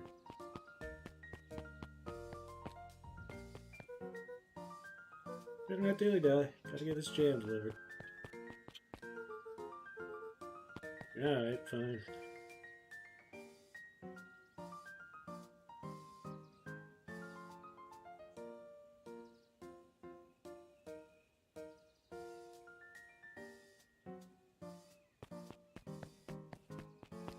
Let's get out of here.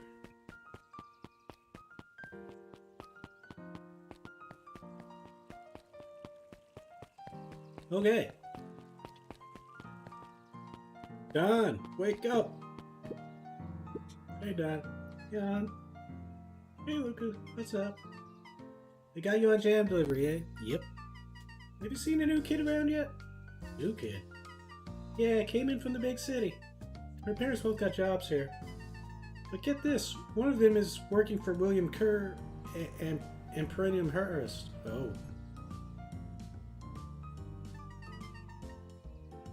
Probably the daughter of a villain. And the other's working for Eris Valentine.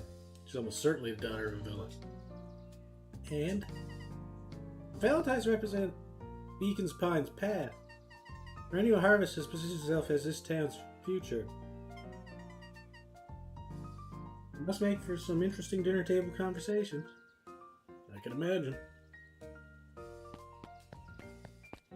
We got a bit of a conflict here in the town. Okay. Some things are starting to come together. We can finally go into Last Chance Diner. Nice little spot. Luca squinted at the faded photo of him and his mom at the diner. Memories of that day came flooding back.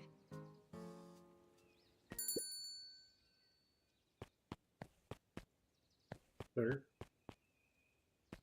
These are all people I recognize from town. You couldn't possibly have your kid back then. Am I working here? Why'd I have an apron? What's going on? Who the fuck are you? Most of you look familiar. This one kind of doesn't. You got Tolliver there. You got... Can't remember the name of that guy. The Valentines down here. Being shits, like usual. Doesn't seem to be anything around here. Actually, this can't be his mom. Well, maybe? No, I think she's like a wolf or something. Probably. Hello. Need to help, Mama? Hi, little buckaroo. It's up to us to feed these folks while Mrs. Fratelli is away. I've got to deal with the inventory before I can start cooking. Do you think you can handle taking some orders in the meantime? Yes, Mama. Alright, what do you want, buddy? Why am I going to that side again? God, zooks! They've shrunk the Jack waitstaff! slapped the table and gave Luca a toothy grin. How's your pops doing? He's been pretty busy these days. I know it's feeling. Tell him that fishing rod he ordered should be ready next week, will ya? Sure thing. I've been in the mood for something sweet. You got a burger that can satisfy a sweet tooth? A sweet burger?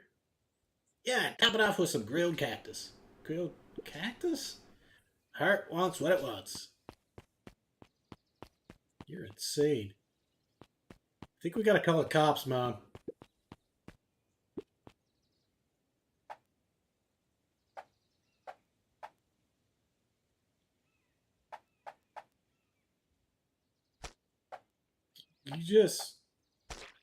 You have a normal weird burger thing. Here. Now, son, if I wanted a disappointing burger, I would have cooked it myself. Remember, something sweet topped with grilled cactus. Alright, man.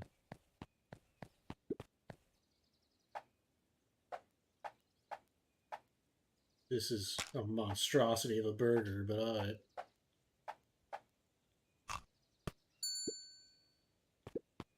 Good luck eating it. It's gonna fucking hurt. Here's your order. I call it the sweet and stabby. Ah, now that's a burger with bite. I mean, you could probably find a place to sit down, lady. You're making me uncomfortable over there. Hi, Roxy. Hey, Roxy? Luca? I'm helping. This is younger Roxy. Well, hopefully your work ethic will rub off on Rolo. What can I get you? I'm not really feeling like a burger. How about a chicken sandwich with bacon on top? Coming right up.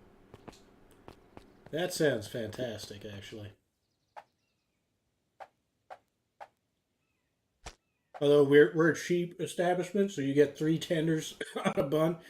Man, that sucks. Mary Brown's used to do that with Big Marys sometimes.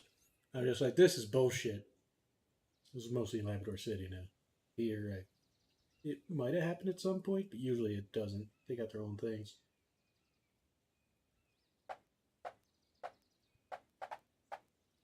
I'd probably toss lettuce on it, but bacon is great anyway. Alright, here you go. Here you go. I call it the Love Me Tenders. Nice. You're a little young to be waiting tables. Just helping out. My father had me hustling when I was your age as well. Father always says, children are to be sails pulling a family ever forward. It doesn't sound very fun. There's plenty of time for fun. For instance, Father and I always make time to have lunch together once a Luca month. glanced at the empty seat across from Gus. Should I come back? Oh no, it turns out Father was too busy to have lunch today. I'll just go ahead and eat alone. Silver lining is, without him around, I can have my usual. A nice stack of cold cuts topped with a pile of sloppy chili. Alright. Cold cuts.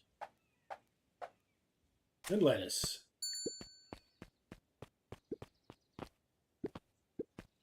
This is quite right. Remember, a nice stack of cold cuts topped with a pile of sloppy chili. I should have gave her crap as well, but I didn't think about it.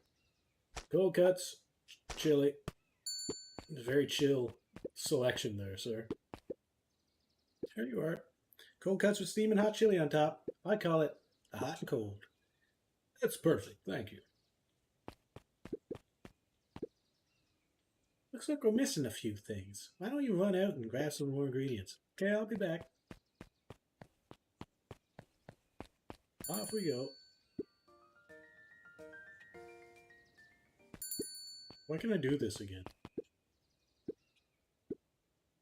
Oh, I need to get more It's like the fishing one.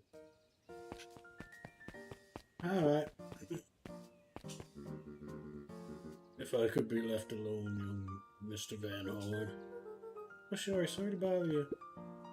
It's just that his father's gone now, yes. Mr. Kerr has asked me to make the opening speech at the festival. Being mayor and all, you might expect me to be a charismatic speaker. Truth is, I'm terribly nervous.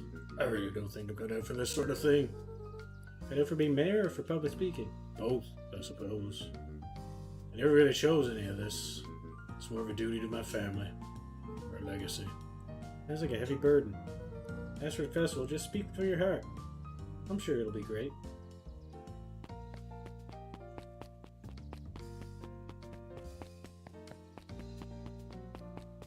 Also, Kara's an asshole, so try not to listen too much to him. He's working with a clone army, and he abducts children. Well, it isn't my favorite little jam, Mother. Hey, Ms. Fratelli. She Look at you. leaned forward and pinched Luca's cheek. You're all skin and bones. Is Gran not feeding you? She is. It's just... I understand. You know, I taught your mama how to cook back in the day. You may not even remember, but you and her used to help out in the diner. Yeah, I just experienced that. See the picture over there? That's you helping your mama back in the day. So cute, running around in your little apron taking orders. So, the whole situation just breaks my heart, what happened with Eleanor. What happened with Eleanor? Excuse me? I got a feeling she's out there somewhere, yearning to be with you again. Few things this world can keep a mother from her shifted the son. basket uncomfortably. Can you just take the jam, please? Ah, Mrs. yes, let's Fratelli see here. lifted the cloth and inspected the jam. Looks like I'm your last delivery. Hold on to the basket until next time I see Juniper. You tell your grand hello for me, Luca. Will do.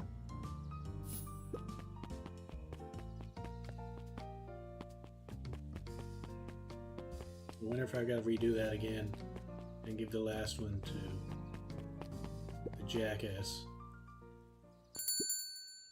I don't know.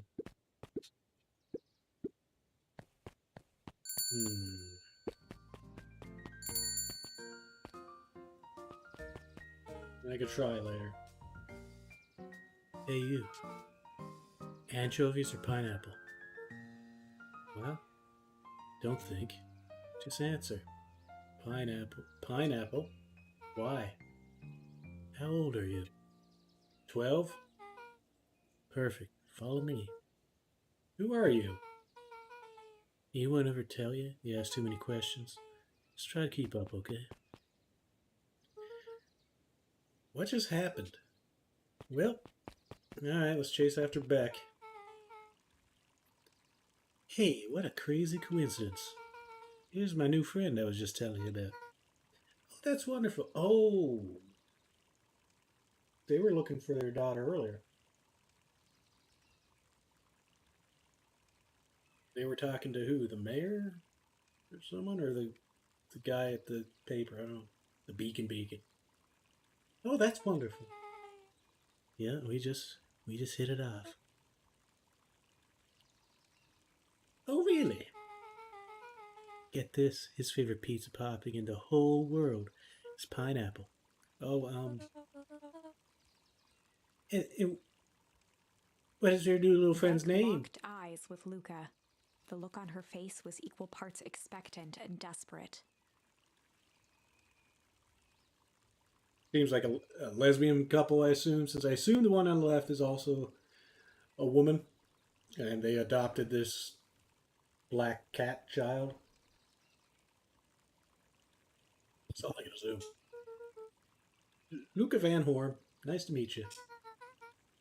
I'm Nellie, and this is Ilona. We're Beck's parents. Beck gave Luca a quick nudge. Oh yeah, Beck told me all about you. It feels like we've known each other for years. So you both can stop obsessing about me making friends. Oh darling, we never doubted you. It's just that for children with fewer than 5 close friends, the probability of a stunted development doubles. Shit. I mean, the probability doubles. That doesn't guarantee it. Am I developmentally stunted? Most I had at any given time was 3 friends growing up. Uh-oh. Well, one down, four to go, I guess. And all it means is that we just want this move to be as easy on you as possible. You can relax. A friend has been friended. This calls for a celebration. Luca, you must join us for dinner night. Dinner? Wow, another coincidence. I actually already asked him, and he said he would love to. It's just wonderful. In that case, we should pick up some groceries. You two don't get into too much trouble now. Bex is just destined to be my best friend, from the looks of it. Well, I can't believe that worked. Thanks a ton. You're welcome. I owe you one. My moms are great and all, but they can be a bit much sometimes. Our house is a little cottage next to that big mansion place. Oh, wait, you live on a Valentine's estate? Yeah, that's the spot. Meet me by their big creepy gate. Don't be late, or I'm back to square one in this whole friend grift.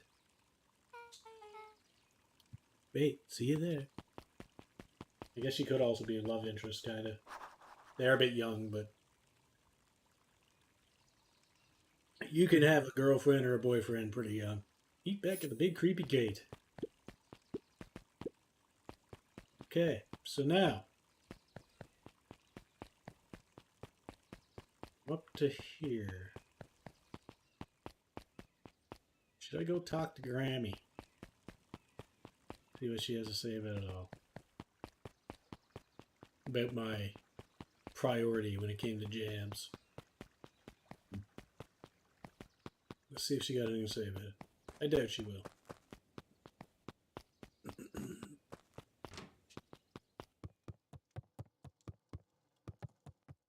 And she's dead.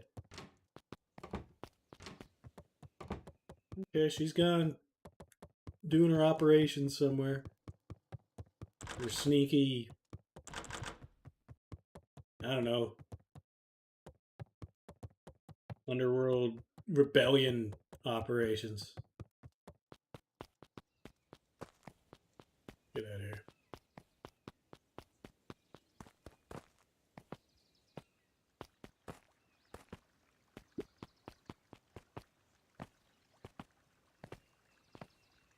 We go all the way to the Beck State again.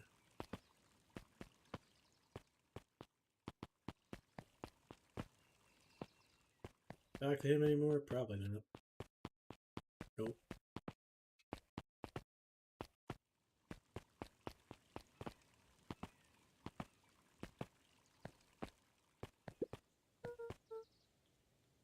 Good morning, Jeff. What's so good about it? Another day further down the tubes, if you ask me. Come on now, it's not all bad. Festival's coming up. Festival. Oh man, Valentine used to put on cockamamie shindigs all the time. And where did that get us? Yeah, it's Perennial Harvest putting on this one. And they're doing it for the whole town. As far as I see it. The difference between the old Valentine Company and this new Perennial Harvest outfit dug through his pockets for a bit. is the difference between this empty soup can and this brown banana. But those are both garbage. Exactly.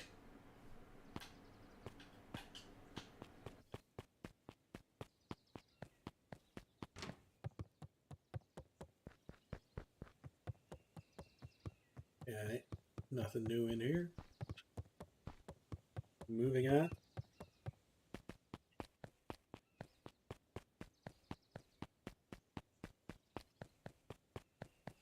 Doobie-doop-boop-boop-a-doo. Doobie-doop-beep-beep-beep. There, little buddy. What brings you to this neck of the woods? Oh, I was just wandering around a bit. Wandering? How wonderful! Children and their wonderful wandering. Oh, to be young. Anyways, I can't let you pass just now. Top secret business that away. Her winked with a wry smile. Wink? I'm just yanking your chain. Perennial Harvest is just making a few Gave Luca improvements. an energetic thump on the shoulder. Better head home now. Our harvest awaits. Wait, maybe that was the chapter title before. Our harvest awaits. All right, you little rascal. Better head home now.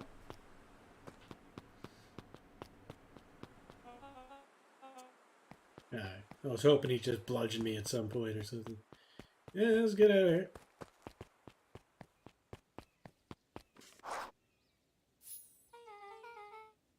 Gate's not really creepy, but alright. So who all lives in that house? Eris and Gus Valentine grew up there. And Solomon moved in a few years back. Creepy little kid in the vest. That sounds like the one. So just 3 people live in that huge thing? I bet a bunch of shady stuff happens all the time in a place like that. Not really. The Valentines pretty much keep to themselves. So it's empty and boring? Pretty much. What a waste. My mom says that it used to be way busier back before Sharper died. Before the Val Harvest. Oh, that's like the 5th time someone mentioned this Val Harvest thing. And you all use that same ominous tone. Eventually you're going to explain to me how that harvest got all fouled up. But we can't keep my parents waiting anymore. This way. Me and my best bud. Meet their parents. I guess we only met them. Most kids would have just ditched me by this point. Why are you still here? You look like you could use some help. You know what, Luca? You're not so bad. Let's get through this as simply as possible. Just eat, smile, and nod. Fun. Okay, whatever you do, don't bring up their work. I think I can handle a long that. breath, then gave a firm nod. Here goes nothing. They probably fight over their work since they're working for competing factions. Chapter 4. Dinner with the Moodwills. Ilona Moodwill was worried about change. A gardener at heart, she understood the necessity of change, relied on it even. But there was a difference between the controlled world of her plants and this cluttered cottage in a strange town. Almost done. Nellie was a blur of activity, digging through boxes. Sorry, love, couldn't find the dishes. We'll have to make do with paper plates. Dinner went by without much conversation. As she watched Beck and Luca finish up their pizza, Ilona let herself relax into the chair. The things she cared about were still here. Nellie finally had the job of her dreams. Beck was beginning to take root. Ilona's task was simply to tend to them. She could do that. Her flowers. Look, tell us a bit about yourself. Where do you live? Oh, I live with my grandma. Over on the other side of the river. Your grandma? Where are your parents at? Beck Manners. It's alright. My dad passed away in an accident at the fertilizer plant 6 years back. Oh dear. My mom's been missing for a few months now. Like, missing? Luca's eyes were fixed to his plate, pushing a chunk of pineapple around with his finger. Nellie was the one who eventually broke the silence. Luca, how did you like the pizza? Oh, it was good. Very good. Normally we'd have put more effort into Ilona dinner. nervously gestured toward the boxes. We weren't fully settled in, and Beck had mentioned that it's your favorite. I'm sorry, are we just skipping the part where he said his mom was missing? Beck! I'm sorry, Luca. This move has us all a Luca little wiped tired. his face with his sleeve. No, it's fine. So Beck said that you moved here for work? Beck gave Luca a swift kick under the table. Ow! I mean, what brought you to Beacon Pines? Oh, you're right the first time. We're here for work. Nellie won't tell you this, but she's a brilliant chemist. I don't know about brilliant, but I do love it. She's brilliant. Perennial Harvest just made her the newest lead researcher of deep engineering. Uh-oh.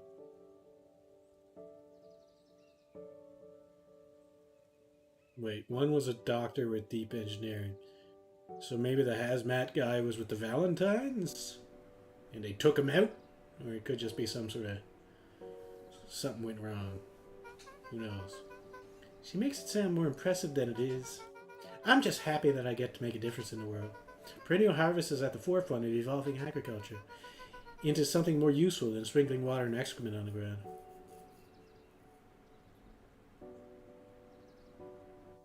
Luca glanced over to Beck. She seemed to be holding her breath.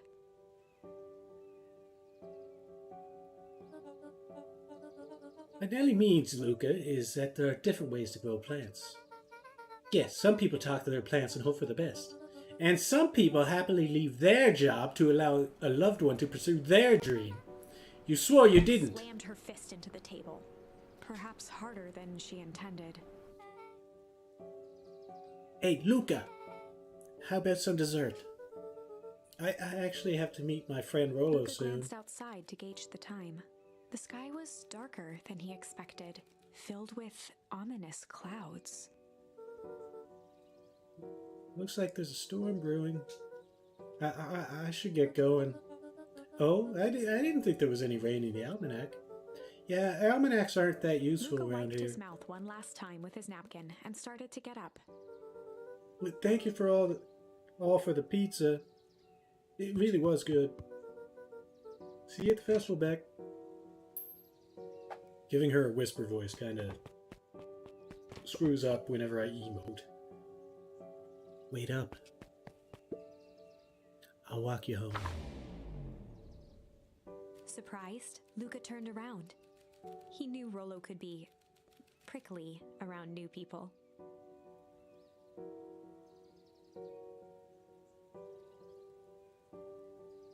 So, she just flipped a coin. You told her to stay there, I guess. So that's why she left. The coin keeps telling her to not hang out with Luca. And she keeps going against it. It's good and bad, I guess. Good for Luca. Probably bad for her and you. But Beck seemed cool. Rollo would warm up to her eventually. Probably. Luca began to respond with the sky answered perimeters. Clouds above began to...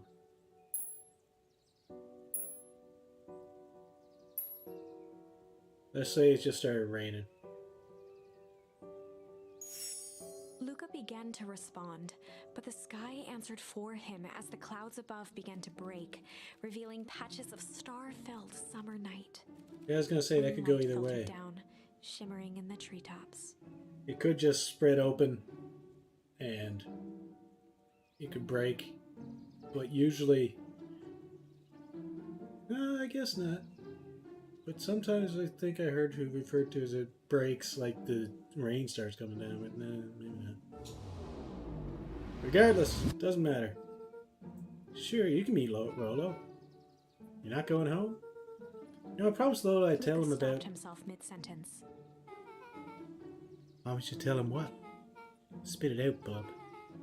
We're thick as thieves now. If there's a juicy secret, you've got to tell me. Okay. You can come to the treehouse and I'll tell you both what happened. Heck yeah.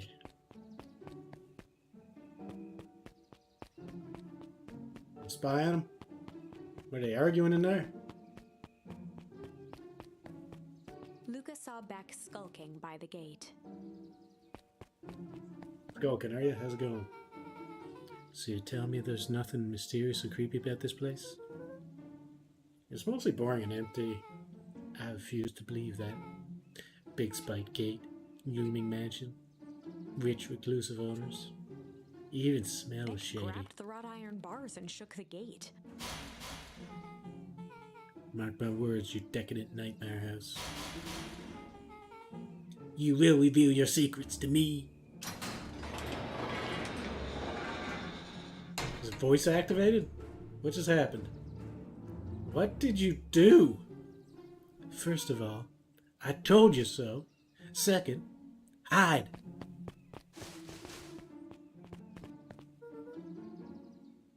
There's Valentine. Who's that she talking to? Shh. I expect you to return that suit in working order. Of course. As long as everything proceeds as planned, there's nothing to worry about. The only thing I'm worried about is what's rightfully mine. If that means making some unsavory alliances, so be it. I couldn't agree more. There comes a time to suspend hostilities. I'll deal with her common threat. Now, this is what I was talking His about. voice was an excited whisper. Proper shady stuff. Someone in a suit like that tried to grab me yesterday. Seriously? Shh. You do understand that when this all inevitably fails, I will deny everything? I wouldn't expect any less of you. You just worry about your part in this, and let me handle the rest. I can't wait to see the look on that Rube Care's face. Yes, the truth will come to light. I'm still surprised you're so comfortable with the potential collateral damage. I completely lost her voice. I can't remember what it was. It was haughty and rich, but I can't remember. If there's one thing I've learned, it's that change is painful. You're gonna end up being my dad, possibly mom. I don't know. But his dad should be dead, so that shouldn't be right. Wow. I was expecting shady. That's just flat out supervillain talk. If you don't mind me asking, why? Why are you doing all of The this? mysterious figure retracted their mask, hair pushing out from all corners. Family. Grandma! A chill ran down Luca's spine. His vision blurred. Beck stifled a sharp wince, and Luca looked down to see himself wrenching her hand. An answer I could certainly respect. Gran tousled her hair back under the face mask. Just remember, keep everything nice and normal until the festival. I don't need lessons in rousing suspicion. Gran gave Eris a curt nod and disappeared into the night. Now, I'm not sure what the factions are. Chapter 5. What big ears you have. Uh-oh. Grandma, no. Lucas sat shivering in the bushes, staring at his feet.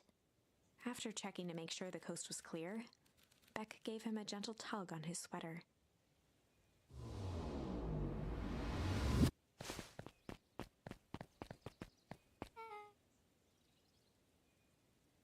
What's wrong?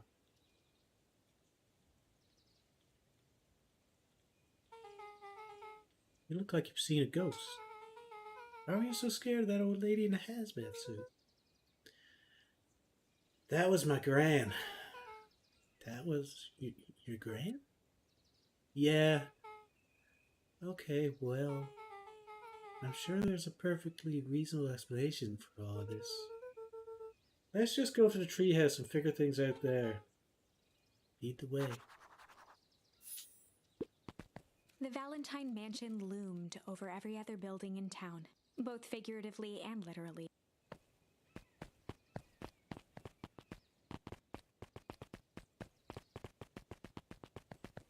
I don't think... If the sky was rumbling, I probably wouldn't have got that whole thing to happen. Because that's,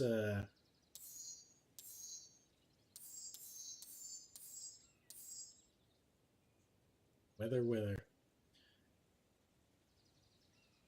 Because if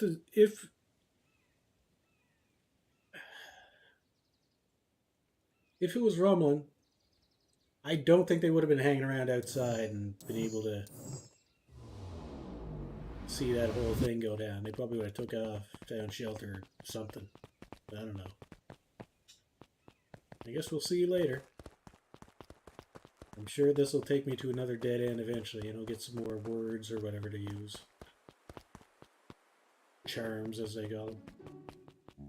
Uh-oh. For last time, there's nothing to worry about. Of course, we're not worried. Clipboard finished writing with a scratchy flourish and looked up. Just dotting our I's and crossing our T's. I think they just flipped their art, because that says perennial harvest backwards. Well, maybe try minding your P's and Q's. Mr. Nuncreed, arms crossed over his paunch, gave an exhausted sigh. If there's anything you need knowing, you'll know it. Absolutely. If you'll just sign here, acknowledging everything is accurate, we'll be out of your hair in a flash. Oh, for the love of it. He snatched the pad and scribbled his name so hard the pen nearly snapped. There. And would you like my eternal soul as The well? lords looked at each other for a moment, almost pondering the possibility, then broke into laughter as they walked away.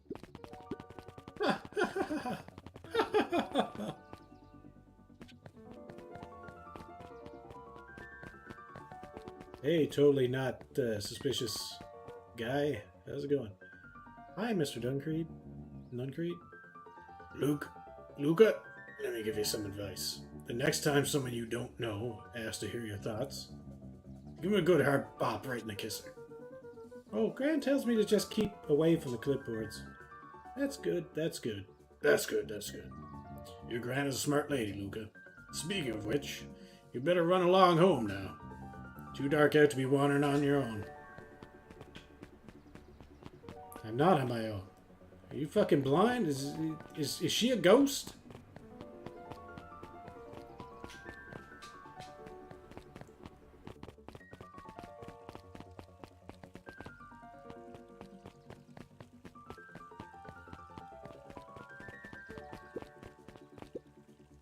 The answers you seek will reveal to you in due time. No, this is wrong.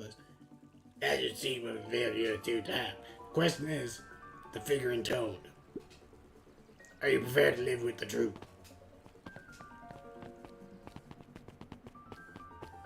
History! She doesn't want anything to do with it. Don't blame her. This beats shit out of this million. Want to back me up on this?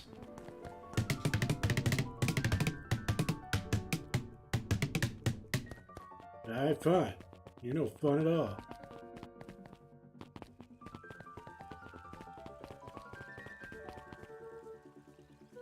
Doing that daily, Daddy. Gotta get to the treehouse. Alright. Another day, another dollar. See you tomorrow, Z. Have you noticed that all the perennial harvest folks order the same drink? Decaf cappuccino with extra foam? Why? I don't know. Just thought it's a little odd. Pretty weird for sure. Well, the customer's always right. See you bright and early tomorrow. Can't wait. Suspect. What does that mean?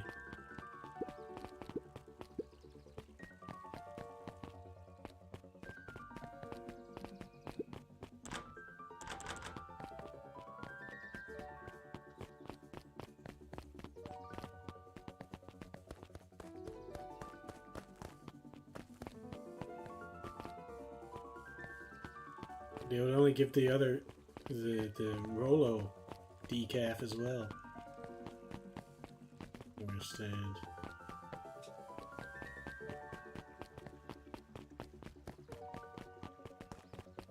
Guy's not sitting out here anymore. It's just too late. Aren't I cool, Beck? Look at me. Look at how cool I am. Look at the sick lean. Nah, she didn't give a shit. William Kerr and Gus Valentine proudly surveyed the half-covered festival banner. All coming together quite nicely. Couldn't have done it without you. Gave a half-hearted shrug. I'm not so sure about that. Nonsense! That reminds me, I wasn't able to thank your sister for her contributions. Yes, she has been indisposed of late. She doesn't much like me, does she? Oh no, that's not at all. She's just been busy. Of course! Regardless, I would be forever grateful if you could pass my thanks on to her. The History Museum adds a real air of import to the whole affair. And we couldn't very well celebrate the story of Beacon Pines without including the Valentines. My father was a great man. The darn tootin' he was. Locked his arm on Gus's shoulder. But I mean the entire Valentine family. Present company included. Can I ask you something, Mr. Kerr? Call me William. Ask away. William, why are you doing all this? Gosh, I've never felt one needed a compelling reason to throw a party. Not just the festival. All of this. There gotta be 100 down on their luck towns out there. Why is Perennial Harvest so invested in helping Beacon Pines? You know what I love most about the agricultural business? Seeds. Seeds? Yup, little bundles of potential. In his eye, Kerr gestured grandly toward the horizon. You treat a seed right, nurture it, feed it, and it can grow into something truly special. You see potential here? Undoubtedly. The seed of greatness is already under our feet. All it needs is a little nudge. And the right leadership, of course. Oh. Good night, Mayor Valentine. Valentine seems like an alright dude, but he might have a lot weighing on him. Kerr is evil. And I think the young Valentine is alright as well. The one that I guess they adopted a couple years ago for some reason. Maybe this guy didn't have any kids and they just had to get someone to like inherit it once Harris is done. I don't know.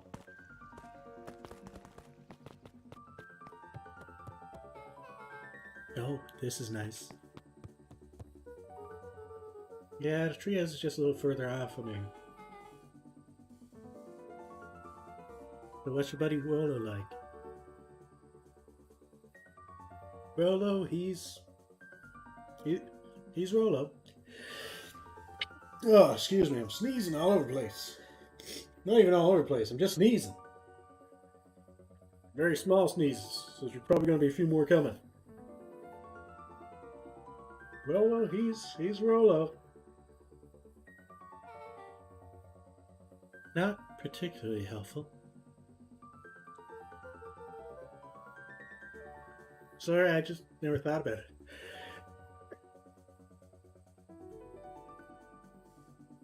God.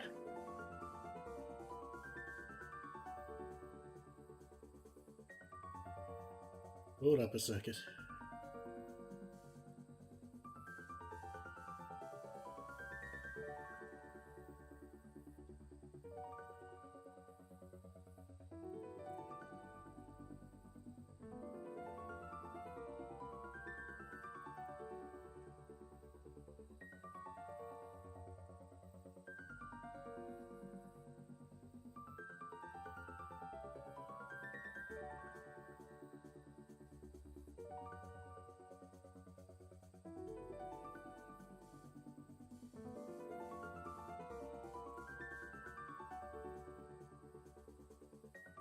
We're in sneeze mode, which I don't really understand since I haven't been drinking any alcohol today. That's what causes it, drinking alcohol. Maybe it's just the coffee doing me now. It's sneeze mode to me. I just sneeze like 6 times or so in a row. There's nothing helping it. It just happens. Eventually it passes. No explanation for it. No real way to get rid of it. Just the way it is.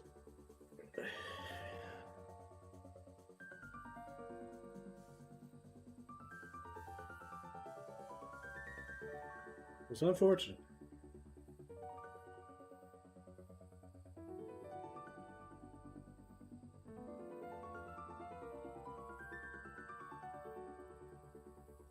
Oh my.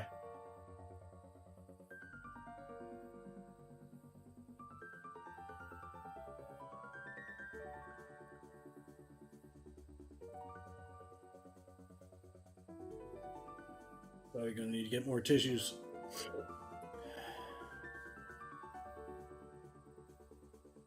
Anyway. Ah. Alright then. Man, it's getting warm here. Oy.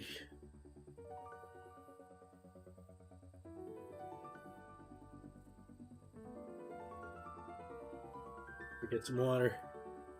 Gotta wait for a few minutes until we find a decent spot here. Maybe the end of this path. Lots of energy. He's funny, even he's not trying to be. Things have been tough for his family since the foul harvest. It's about damn time you tell me what this foul harvest thing is. It's kind of a long story. Hit me with the highlights. Okay, there used to be a fertilizer company here called Valentine's. They're kind of a big deal. Ooh, big deal fertilizer. It was a big deal to us. Their stuff really worked. Farmers loved it. So Valentine's grew and grew. Beacon Pies pretty much grew around it. Most everyone in town either worked for Sharper Valentine or used this fertilizer. Things were good. I'm sensing a big butt. Around 6 years ago, Sharper Valentine suddenly died. And something changed. Changed how? Could have been a bad batch. Maybe it was in the water, or air, or soil. Nobody knows. But all the crops died. And everyone blamed the Valentines. The foul harvest. Yeah. Valentine's fertilizer went out of business. Half of the town lost their jobs. Sheesh. Next year, the crops came back, but something was different. You plant a crop, do everything right. It's sort of a crapshoot what happens. And no one knows why? Nope. I take it Rolo's farm got the short end of the stick. Yep, for some reason their farm was hit harder than others. That sucks. Things have gotten better since Perennial Harvest came to town. The Beacon Pines Reborn Initiative.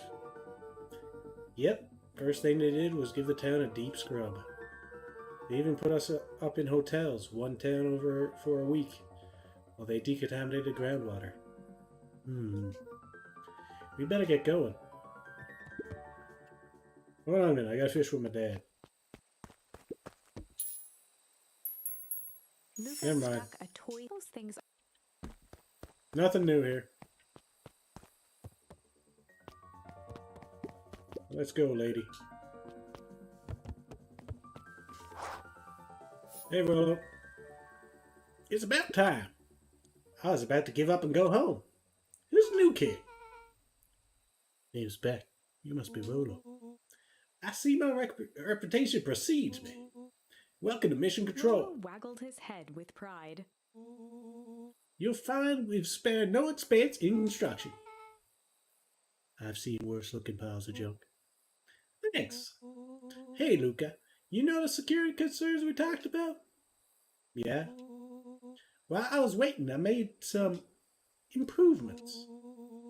Let me lock this baby down for a little test infiltration. Can't be too safe these days. Oh, nice.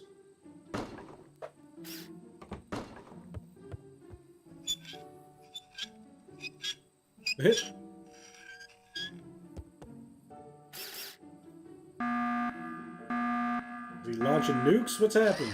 It's the latest thing in this game yet. He goes all out, doesn't he? Always. Lavish. Nice. See what that did for me. Can I be lavish anywhere?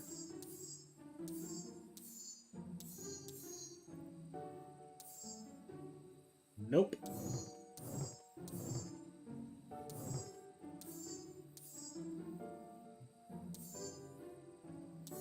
Eddie's artwork so far, I think this one is my favorite. This one's pretty good too. And I also like this one. I don't know.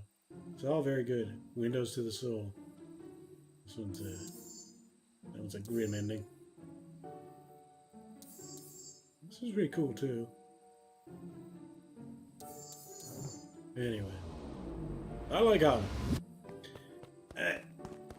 Let's see. Get out of here. I'm back. Yeah, apparently I gotta throw that at the side or something. Or the target, whatever. Alright.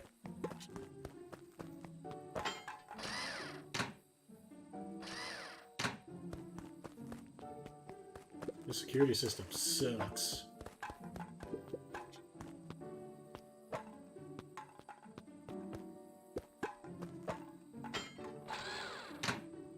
Really hit that. That's moving. You seeing this shit? That was a weirdo.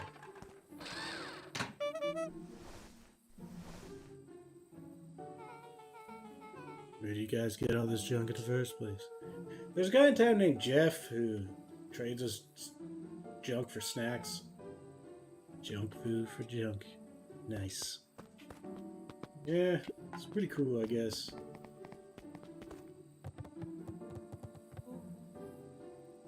So, you see security, right? It was a majesty, I'll give you that. Luca, are we sure we can trust a new recruit? I'll vouch for it. Thanks, I guess. Oh, look, you promised to fill me in about the Valentine warehouse. Luca sucked in a long breath. So like I said, there was someone there. What were they doing? I don't know, but the place was lit up and active. Maybe they were squatters? I don't think so. It seemed more organized. When the man pulled me in, I saw some sort of equipment running. A man pulled you in? Yeah, but I got away. You keep saying it was a man. They were wearing a mask, right? Yeah. And it could have been a woman.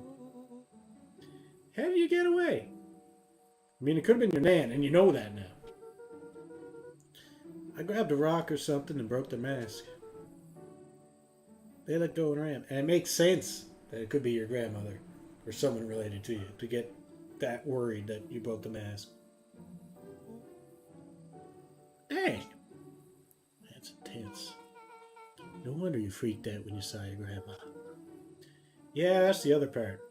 On our way here, Beck and I saw Eris Valentine meeting with Gran, wearing the same sort of hazmat suit. A low whistle.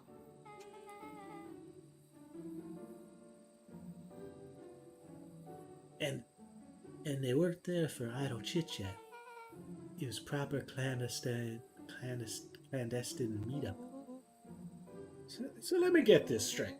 There's an operation in full swing at the Valentine warehouse. You were almost abducted by a strange man or woman in a protective suit. And when you saw your gran in the same suit, and then you saw your gran in the same suit talking to Eris Valentine? Pretty much. I'm beginning to think this town is kind of awesome. Lolo and Luca shot back a look. No offense. And so, we can logically conclude aliens or alien zombies have infiltrated the town. And their leader is your gran, and she tried to murder you. First of all, and for last time, there are no aliens. Second, it couldn't have been my gran at the warehouse. I broke that person's mask to get away. The mask Gran was wearing wasn't damaged. There's no way there's more than one mask. No way she switched out masks. But she's definitely hiding something. Maybe. Your Gran is weird, but she might be the most boring person in the universe. All she does is sit around all day making jam. What could she possibly have to hide? Maybe it's anti-mind control jam. Maybe that's what it is. I don't know. We haven't talked much since she moved in. I don't know. I haven't talked much since she moved in. Moved in? Your gran isn't from here? No, she came a few months back to take care of me after his mom went missing. Did you know your gran before? Not really, no. It's been years since I've seen her. Luca, don't take this the wrong way. But are we sure your gran is on the up and up? Are we sure it's actually your grandma? Luca gazed out the window. I'm just saying. Sounds like strange stuff has been happening since she showed up. You could say the same thing about your family. You're right. Luca, your granny is hiding something. And Pa always says folks only bury stuff worth digging up. We need to investigate your house. If my gran really is hiding something, don't you think I would have noticed by now? Not if it's in that den she won't let you go in. It's kind of the whole point of hiding something. I guess you're right. Gran's been leaving the house for hours at a time this week. I'll call you two tomorrow when the coast is clear. And we can start getting to the bottom of this. I'm always game for a good snoop. You count me in. Chapter Alright. 6. Secret Lair. Why do you spell layer like that? Huh? What does that mean? It's like layers on a cake? What is this? Secret brick layer? I don't... Summer forged ahead, but the nights only seemed to grow colder. Luca walked home slowly under the pale starlight, cautious to avoid any more surprises lurking in the shadows. Reaching home, he slipped quietly into bed, half dreading what they might discover the next day. Oh god. What time is it? Sweater up. Favorite sweater. Calm the fuck down. I just got out of bed. I just put on my clothes. What the fuck?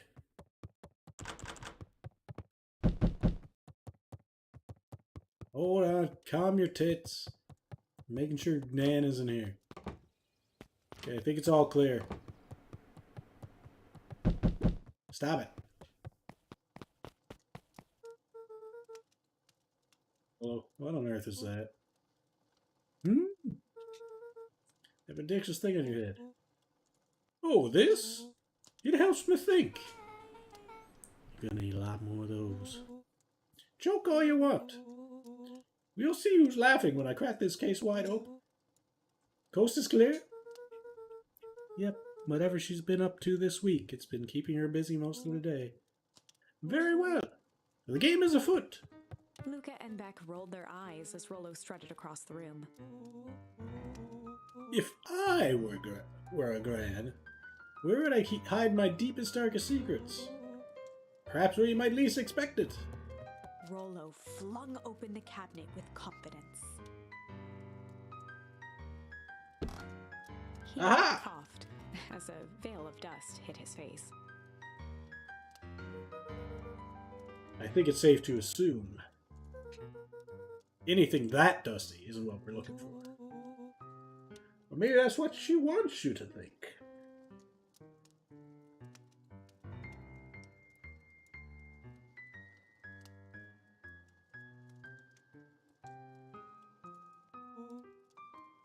Then again, any good detective knows not to trust their first hunch.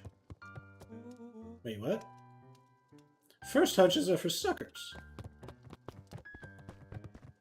I think a good detective should trust her first hunch.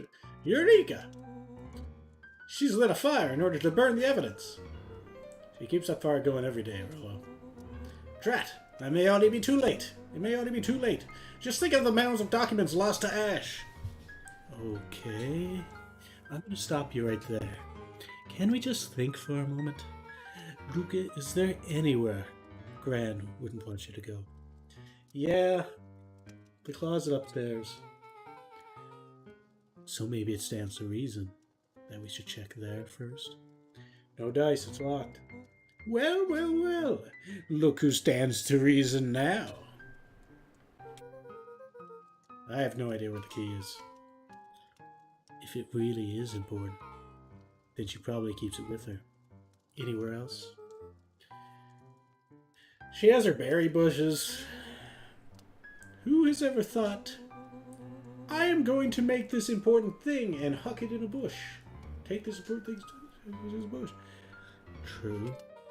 Anything else? Maybe something out of the ordinary? Well, she is always worried I'll break her fancy dishware in the kitchen.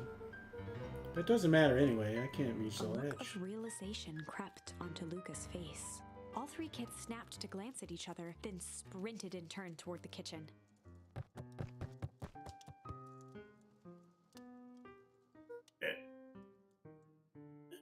Hi. Hi, Rollo. This is your time to shine. Ah, yes. You've called upon my expert detective skills. And now I shall proceed Before with... he could finish, Luca scrambled up Rollo's back.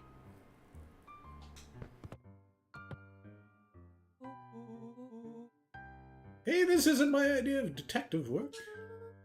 Every squad needs a good lockpick. And every good lockpick needs a sturdy head to sit on. This is beneath my standing. Stop complaining and hold still. Got it. The three crowded around the hutch to peer in. I mean, it was a glass door. I'm pretty sure you could see what was in The there. glass doors opened, a perfect porcelain display gleamed in front of them. Their eyes searched for anything amiss, but the only distinct feature was its impeccability. Well, that was anticlimactic. Yeah. I don't really know what we were expecting. Like, oh hey. Let me just yank on this random teacup As Beck and... pulled on one of the teacups, it slanted forward with a hollow click. The entire hutch began to rustle and slide under its own power. Seems like your gran has been doing some remodeling. Dude, only 2 types of people have secret layers. Evil masterminds and superheroes. So which one do you think she is? We're about to find out.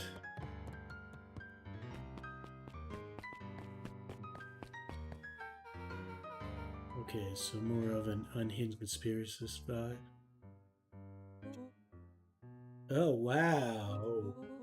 Yeah, this cannot be good. We need to look around before jumping to conclusions. I mean... Wait, he's gonna leave us down here? Yeah, come on, this place has gotta be filled with juicy evidence.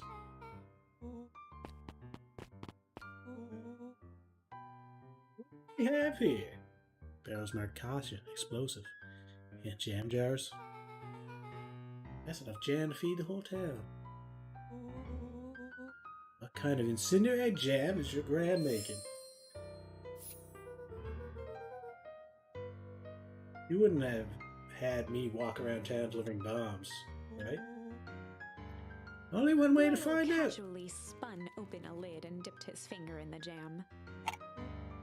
He smacked his lips. Huckleberries. A hint of brown sugar and ink. What? Rollo plunged his hand in the jar, fishing out a soggy slip of paper. Aha! Rollo offered the slimy note to Luca and licked his fingers clean. It's addressed to Miss Fratelli. A gram jam, Graham? A grand jam, Graham? It says, last night I used the disguise that Harris provided to scout the location. Timing window should be possible. Operation Sparkplug is a go. Oh man, are they doing a heist? Whatever it is, it can't be good. More of a bombshell than a bomb, am I right? You're new here, so I'll let it slide. But I'm the bad joke guy around here.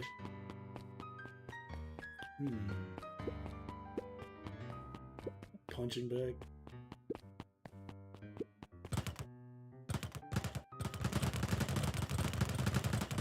Get it. Work out. Beat up Grandma when I see her again. Take her out. Take her back, rough her up. You won't be able to handle this speed. Look at it. Get in there. Alright.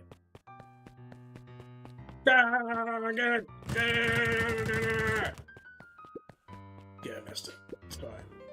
What's in the file jostled cabinet? each cabinet drawer in turn. Only one was unlocked.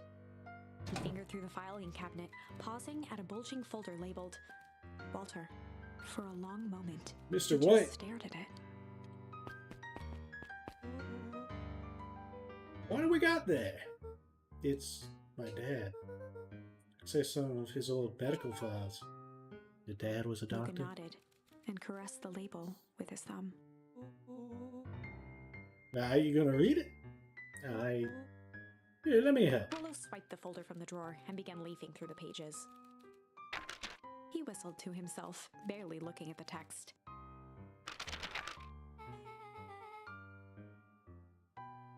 I bet you actually read some of it.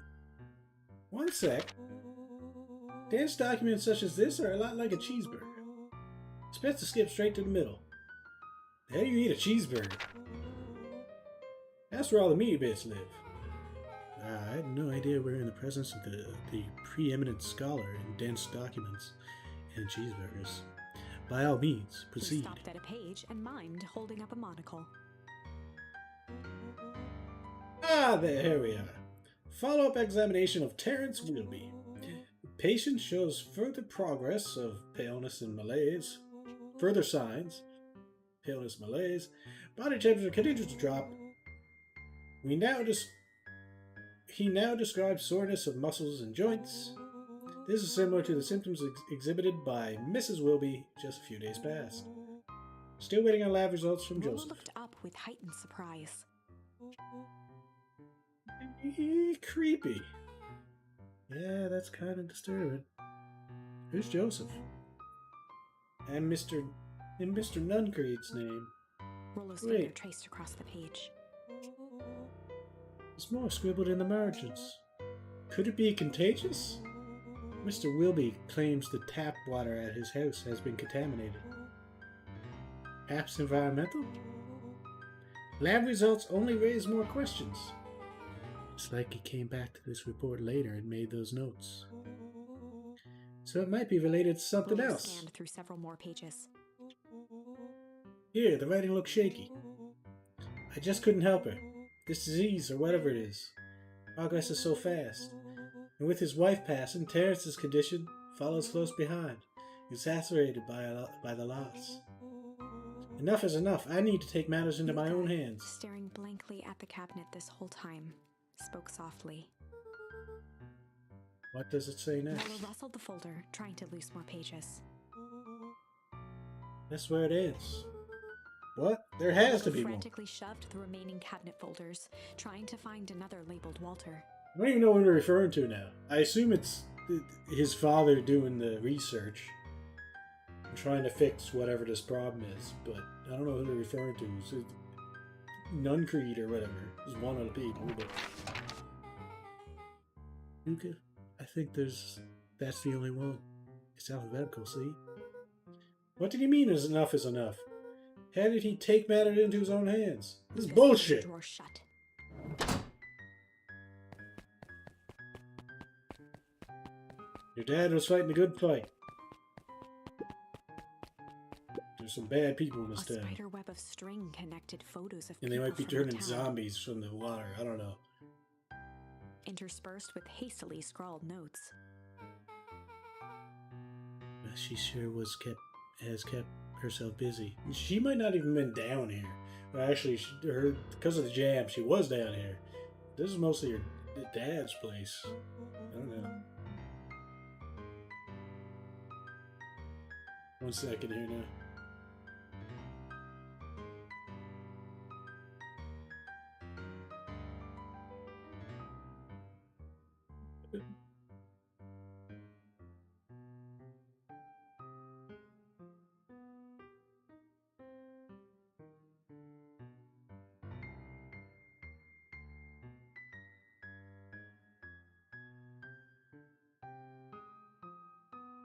Okay. Gonna have to step away a little bit, but is your Grant a serial killer? I'm starting to get a vibe. Don't be ridiculous. Sure, she's just tracking the movements of everyone in town and the kindness of her heart. She put little symbols by some of them. Yeah, Mr. Nuncreed has a check. Yeah, Mr. Nuncreed has a check mark. The clipboards are all inside a big circle. My mom's are both on there, both with question marks. Gus Valentine has a question mark. Harris has a question mark that's been crossed out. Mr. Kerr has a bullseye. The killer has chosen her next victim. We don't know what any of this means, except Kerr being like the mastermind or the big evil guy or whatever. Whatever it means, it's probably not good. And probably we're all working together against Kerr at this point. And I'm just meddling.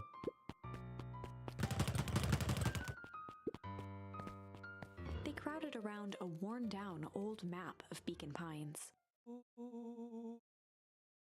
Cool. This looks like a treasure map.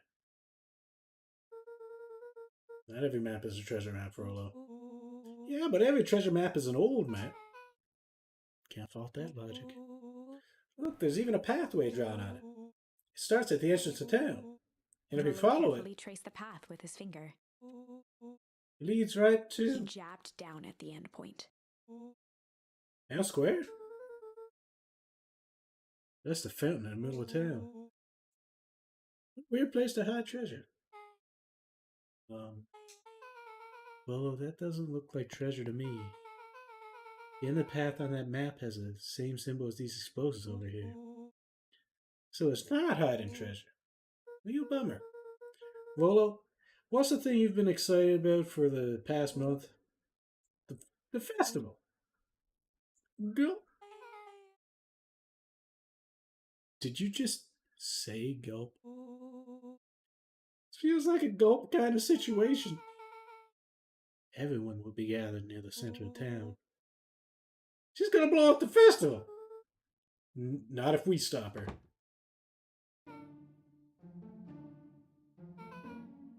What was that? Luca looked up from the map. We dead, boys! What was that? No, I heard it too.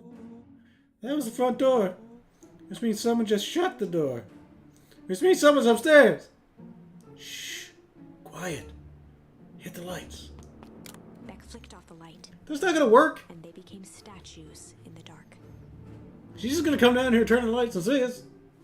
Hide in the jam.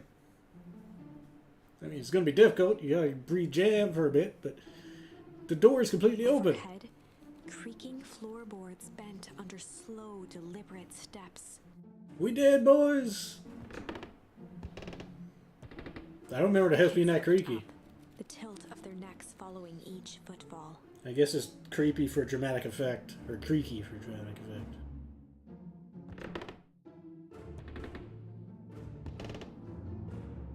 Then suddenly, it stopped. Yeah, when she noticed the fucking secret passage Without open. realizing they'd been holding their breath, all three exhaled shakily and glanced at each other. They couldn't see each other, though, because it's pitch A black. muffled male voice broke the silence. Wait a minute. Nuncreed, this better not be you.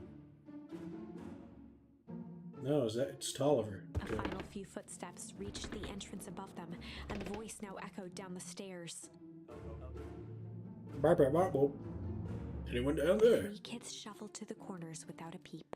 As he began to descend the stairs, the man's voice punctuated every new step. Thump. Yoo-hoo! I'm not here to hurt anyone. I'm just here to help.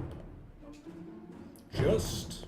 At the bottom step, the man paused, squinting to search the room for signs of life. Huh. Guess it's nothing. Shifted suddenly. Luca gave him an intense, chastising look and whispered through clenched teeth. It was too late. Rollo was already inching toward the stairway. He screeched as he charged toward the shadowy figure. Let me take a dope! With all his weight, Rollo tackled the man to the ground. Rollo? Mysterious creepy man? Anyone there? From the dark corner, they saw something move. Nope, I didn't know if I had it in me. But there was only one way to find out. Holy crap, Rollo, that was awesome. Wait, did you just kill that person? Luca scrambled to the hunched figure on the ground. Pressing his fingers to the man's neck, he sighed with relief. You just clouded and good, Rollo. He's knocked out cold. As Beck flicked back on the light, Luca and Rollo both gasped in stereo. Yes, Tolliver. It's not that... Mr. Tolliver. Surprised I didn't recognize his Chapter voice. 7. The Interrogation of Hiram Tolliver. Oh, geez, getting intense now. Still unconscious, Mr. Tolliver slumped heavily in a shoddy old chair. His hands were bound with rope, his feet tied with some loose string. The kids huddled in a circle, discussing their plan. One thing was certain, they couldn't just let Mr. Tolliver go. They needed to know what he was doing in Luca's house. After some deliberation, it was decided. They run the classic good cop, badge cop routine interrogation. It looks like a badge. Chill cop. I don't think that's a very good interrogation technique. One cop just doesn't give a shit. Too cool for school. They'd run the classic good cop, chill cop interrogation. Beck's got to be the chill cop.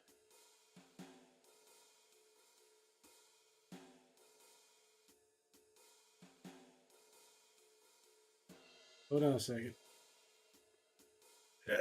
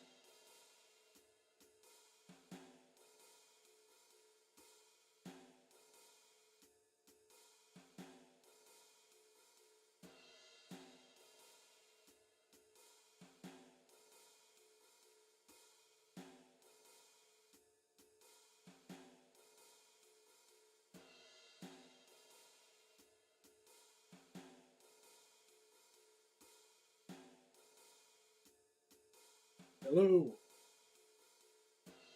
Hello, hello. Yeah, sorry about that. Thing is, my brother came by. I knew he was coming. We got here a little quicker than I thought, so I didn't get a chance to say anything really about it. But anyway, that's all taken care of. Now let's get back to our wimpy interrogation. I'll handle this. Just gotta play it cool. Luca walked calmly to the light switch, flicking it off and on a few times. Let's give him a seizure to start things off. Mr. Tolliver shook his head, gathering his wits. Golly, I sure got my He bell looked rung. over to find Luca, who returned a calming grin. Sorry, Mr. Tolliver. This was all a big mistake. Luca, what's going on here? How you had me strapped down? No one's fault, really. Rolo just got a little startled. Oh, Rolo's here? Rolo and Beck emerged from hiding to give a timid wave.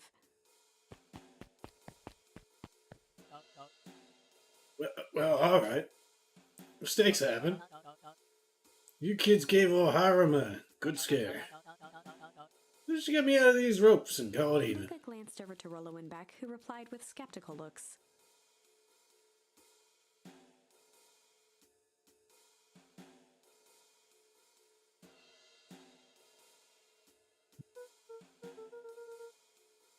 Mr. Tolliver, why are you in my grand's basement? I'm here to help, of course. Help with what? What's my gran up to? If you just cut me loose, I could show you.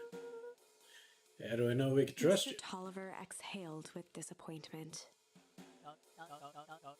Luca, have I ever done wrong by you? No. And since your gran moved to town, haven't I been nothing but welcoming? Yeah.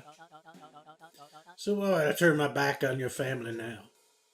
It's just, all this stuff seems pretty weird. A board with names of people from town. An archive of my dad's old disturbing patient Luca notes. gestured to the corner. Barrels of explosives. I can explain everything. You just need to untie me. You kids deserve an Luca looked explanation. again to Rolo and Beck. This time they shrugged. Luca began to slowly loosen the bindings. He can explain while tied up. You fool! Mr. Tolliver gently rubbed his wrists. That's a good lad. This all makes sense He in time. edged imperceptibly toward the stairs as he spoke. You see, this town has secrets, Luke. Imperceptibly. We can't perceive this. A very dark past Before the indeed. kids had even noticed his movement, Mr. Tolliver was at the light switch. A part that must be brought He to... punctuated his final words by flicking the switch and rushing up the stairs. Light! Son of a... Beck darted to the wall and turned back on the lights. It was too late. No shit! Rolo confirmed what they all heard. We're trapped. You just locked us down here. Mr. Tolliver's muffled voice came from behind the door. I wasn't lying, you know. This is for your own good. You kids just keep tight down there. Let the adults They looked handle this. bewildered at each other. Are we stupid? Play it cool, though. Not now, Beck. They heard the staccato thump of quick steps exiting the house. The kids looked down in resignation. This isn't how it goes in Hank Atomic. For some reason, they'd always assumed it was up to them to save their town. Luca opened his mouth, hoping to conjure some magical words to make this right. Only a hollow croak escaped. The end. And then they all starved to death. Well, first they probably ended up eating Luca. I think he would have died first. Eventually all that's left is Rolo. He eats his friends. Then eventually someone comes to save him. Or to let him out. But they put him down because he's a monster. Well, end. we certainly aren't going to find a grand resolution to our tale locked in a basement. Back to the drawing board.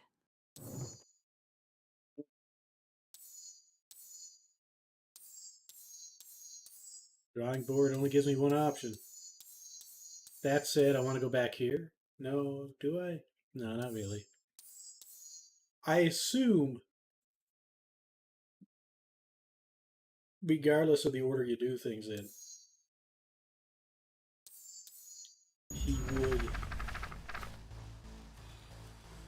it would end up the same, whether or not you gave. This is a story about struggle. Luca he felt around wide. His hand, he yanked, let. Lucas, he heard with the muffle. Luca was, chapter, everything. The next, only the Everything's fine. So, she gives me the,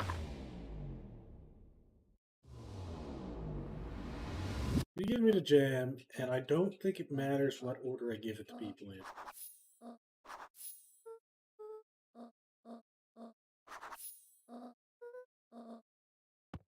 But let's do it in another order, just see if the dialogue's any different or anything.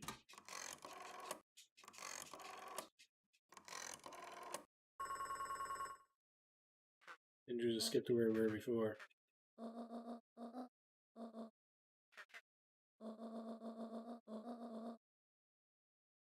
Let's see. So she's talking to Eris there now. Eris Valentine. That's the meeting tonight.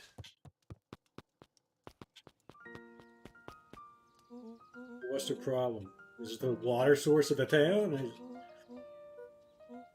Is it the care and his crazy mind control thing and his clone army? I don't know.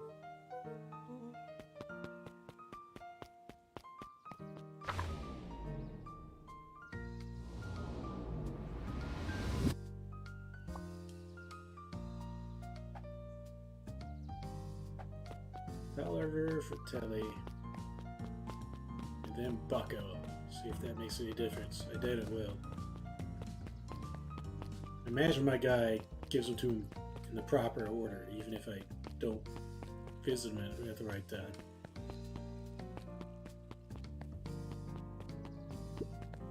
Like she just says, give the ones on the top to. With a yelp, Mr. Tolliver.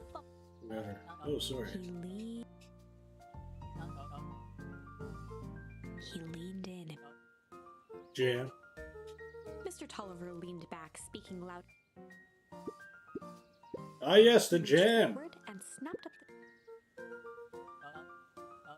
He leaned in for a.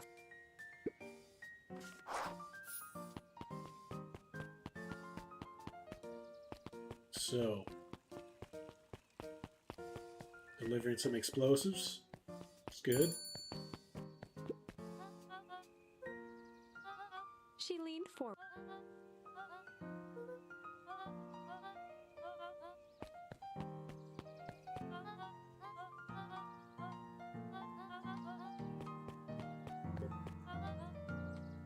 Luca shifted the.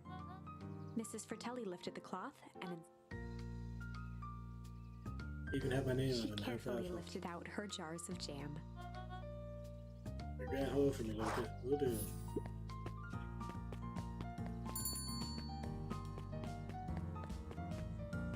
Maybe this did change things slightly. I'm not sure. Because that dialogue was a bit different.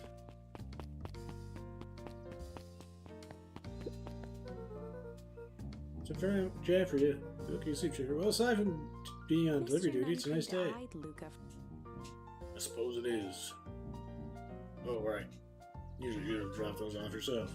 It's just busy today. Anyway, this is my last shipment for the day. Oh, in that case. The basket from Luca. Hold on in the basket, and the next time I see you, you're grand.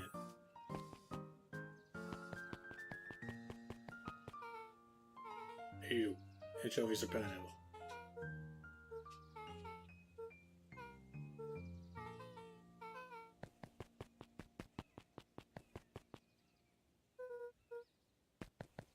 Well, here goes.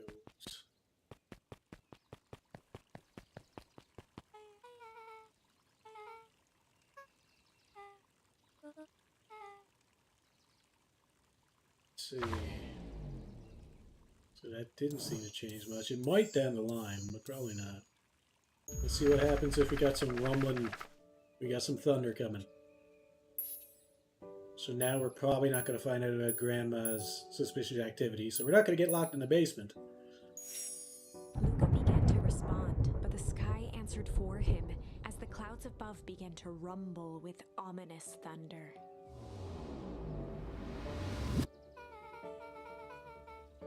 Sure we can make it home before the storm kicks off? Luca surveyed the roiling clouds. I'd say the odds are good. Maybe you should stay here, and I'll just make a break for it. At that moment, the heavens opened up, unleashing torrential rain.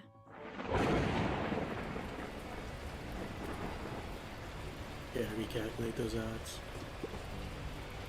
Be inside, you two, before you catch cold. Seems like a more happy outcome. Luca, Nellie will keep trying to reach your Gran on the phone. In the meantime, you two hold tight. Sorry, not much to do up here. Most of my stuff is still in the boxes. Mind if I poke around? Be my guest.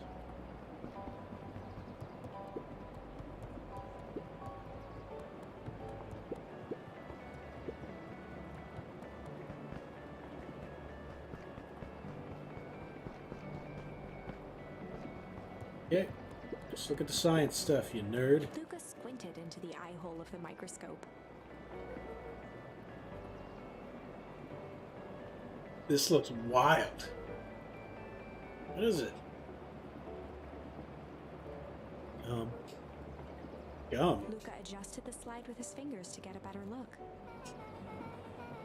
Tracking the structural integrity of gum with increasing amounts of chewing. Chewed that one for 47 days. That's insane. Luca wiped his hand off on his sweater and gave a nervous laugh. Why did you touch the gum? I don't understand. It's weird, I know. Beck looked down, timidly tapping the ladder with her feet. You think it's weird, don't you? A little. Weird can be cool.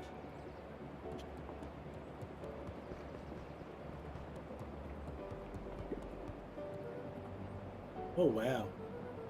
Paul and I have a radio just like this at the treehouse. Probably not exactly like this one. My mom and I tore the whole thing down to the bolts.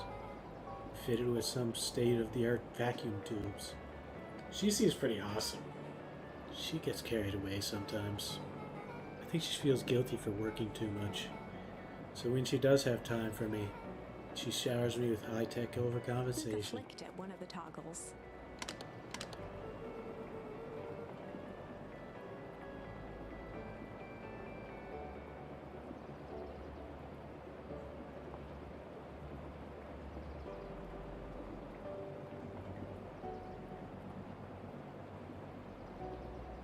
Answering a text. Okay.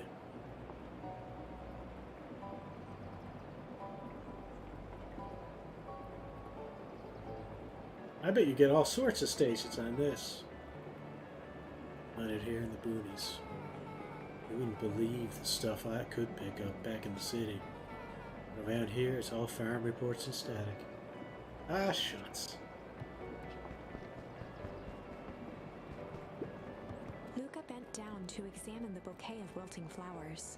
Judging by the odor, they were well past their prime.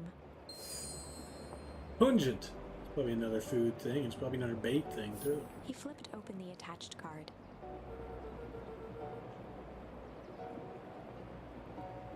Happy trails from Coach Walker and all the Fairview condos. Boy, you weren't kidding about poking around, huh? Oh, sorry, was this from your old school? The most recent one, yeah. Some schools gave me going away cards.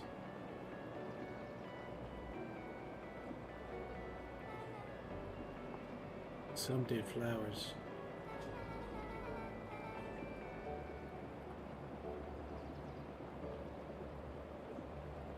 Text.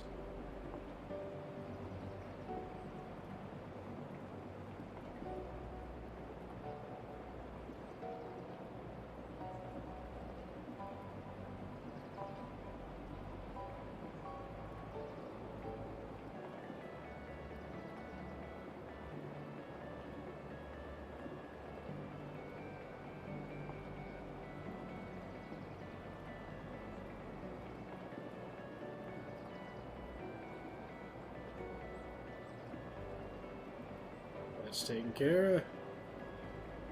When you're really trying to feel good about themselves, when they're really trying to feel good about themselves, they do both. So you've moved a lot. Yeah, that's the thing with having a brilliant parent.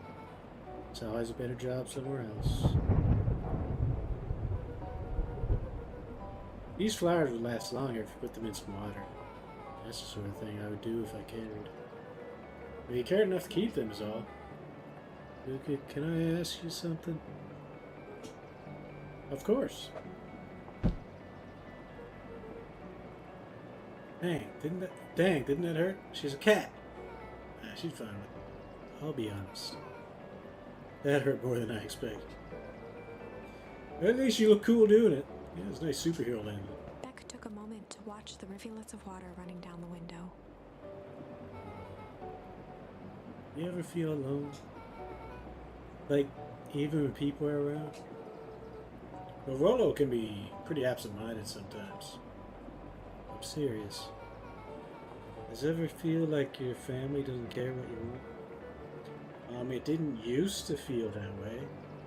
I know Gran loves me, but sometimes when she looks at me, like she's looking at a problem. Luca took a deep breath, exhaling slowly. I know the feeling. How do you deal with that?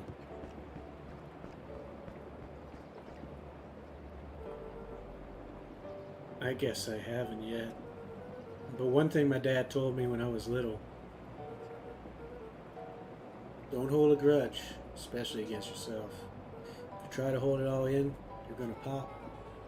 But then what do you do when you don't know what to do? Dad never got to that part. Something I've figured out on my own, though. You gotta do something. Anything. Here. What do you do? I don't know. Something. We're gonna register our complaints with the storm. Listen here, you miserable universe. Stop jerking me around. I just want things to go back to the way they were. Everyone tells me it's gonna be alright. That things are gonna change. Let out a feral scream that echoed into the night. Every time something changes, everything gets worse. Screw this town. Whoa. Let me try. Moving sucks. I hate it. I hate it. I hate that I hate it. Why can't I just deal with it and be happy for my mom? Why can't we just stay somewhere? Ah! Voice dropped to a trembling whisper. I just want to be a normal kid. Beck brushed off her shirt and straightened up. There.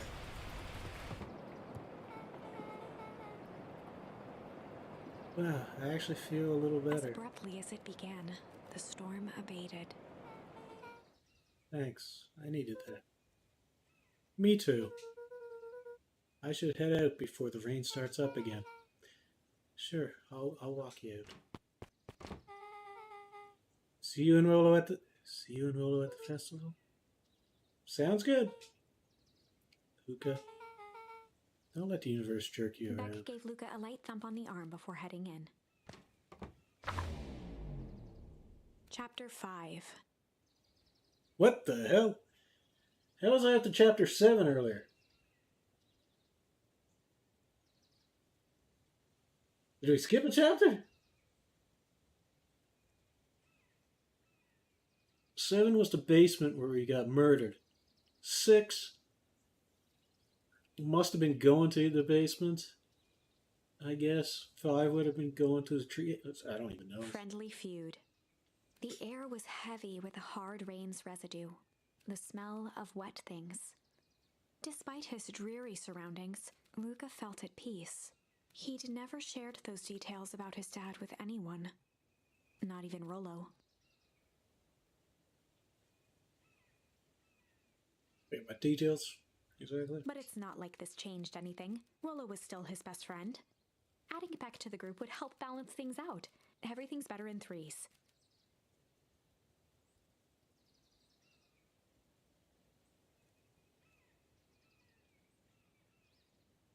He mostly talked about his grandma, didn't he? The universe jerking him around.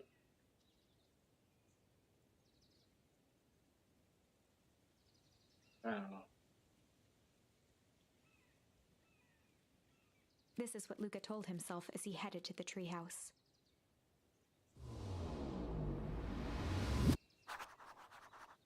Catch up with Willow's treehouse. Okay, so we missed the meeting with Hazmat and The Valentine Mansion loomed over And every other Eris. building in town, both figuratively and literally. how's it going, Don?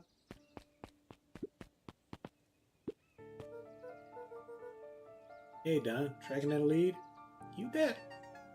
I heard a juicy new rumor. Turns out when Sharper Valentine died, he left behind a peculiar last will and testament. Peculiar how? He didn't just give his kids an inheritance. There were conditions. Like what? The document stipulated that Eris had to take on a child as her ward, which is the new kid that she got. A kid our age, who just showed up in town one night with a lawyer. Solomon? Bingo. So Eris was forced to take care of? Yep. Or she would have lost everything. Why would Sharper care so much about some random kid? Rumor has it old Sharper sowed some wild oats. That explains the way Eris treats him. Poor Solomon. Oh, so it's one of his illegitimate sons, I guess.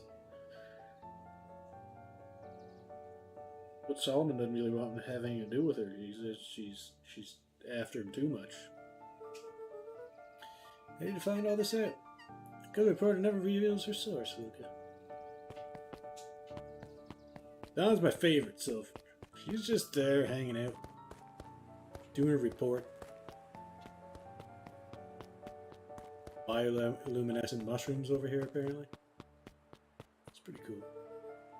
Better not dilly-dally. Gotta get to the treehouse. You mean mission control.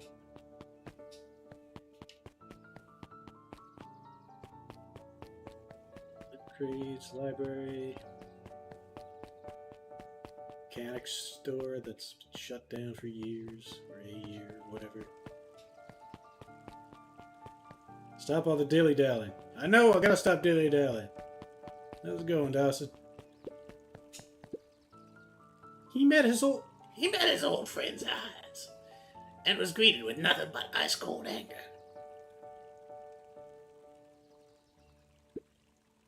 Heavens, there's no time for fractured friendships. Rollo's not gonna be happy with me, apparently. No time for dilly-dallying. Stop all the dilly-dallying.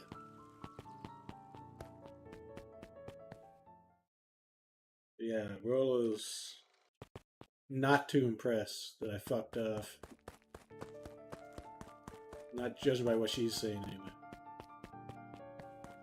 I got a new friend. Of the lady variety. He wants to scoop on the aliens, the zombie aliens. Zombalians. Not that there's much of a scoop. Well, there kind of is a scoop, but...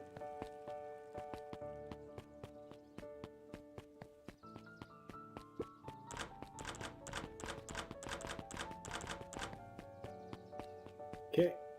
Let's just get out of here. Don't know what significance of this water thing is. I guess there's like a secret layer underneath it, but... Hey, excuse me, what are you doing? Just lighting up for night, sir. Oh, wonderful. I can only assume this means all festival preparations have been completed ahead of schedule. Not exactly, sir. The storm set us back a bit, and it's getting late, so we all decided to... You all decided? Yes, sir.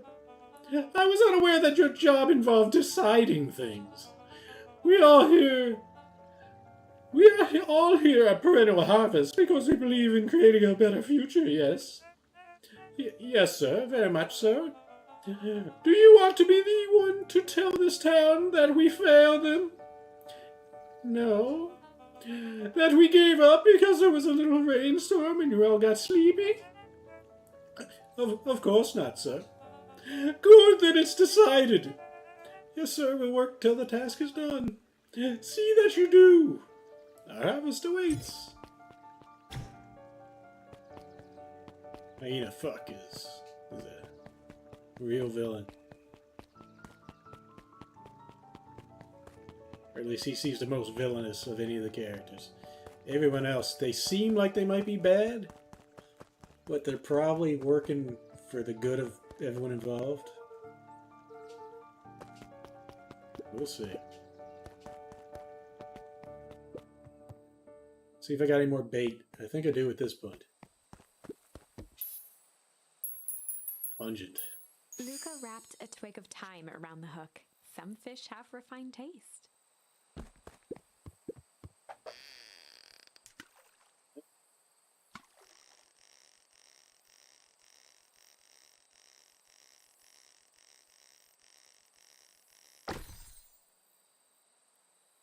How's that? Pocket watch? Compass? Property of Sharper Valentine. Figures. If he had his way, property of Sharper Valentine would be written on everything in this town. So we give it back to him? You may not even want it back. The man's got a contentious relationship with time. He'll keep it here in case... We'll keep it here in case he ever wants to pick it up. Contentious relationship with time? Is he trying to make himself immortal or something? Yeah, Doug's still alive. Hey, Stars, yeah, still alive.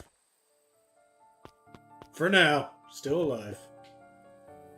Well, are you still up there? It's not a pleasant sound. I'm sorry, Rollo isn't accepting visitors at the moment. Come back never. I had only ever heard him speak in this stiff yet gentle tone a few times. Beginning to worry. Oh, thank you. And It nothing to always worry meant about. one thing. You're upset. Oh, what makes you say that? Maybe because my best friend abandoned me for no reason? I didn't abandon you. It's just a little Rollo late. scoffed. Dwayne helped me up. Liar! You weren't even home! What? The storm got bad and I got worried. So I went looking for you. Imagine my surprise when I made it to your house and you weren't there. I hadn't made it back yet. I'm not a fool, Luca. It doesn't take all day to deliver some jam. No, that storm rolled in out of nowhere. I got stuck after dinner at Beck's. Luca stumbled on his words, knowing he'd said too much. Beck! Dinner! What the heck is a Beck? She's a new kid in town. She's actually kind of cool. You'd like her. She needed help convincing her parents that she'd made new friends. New friends!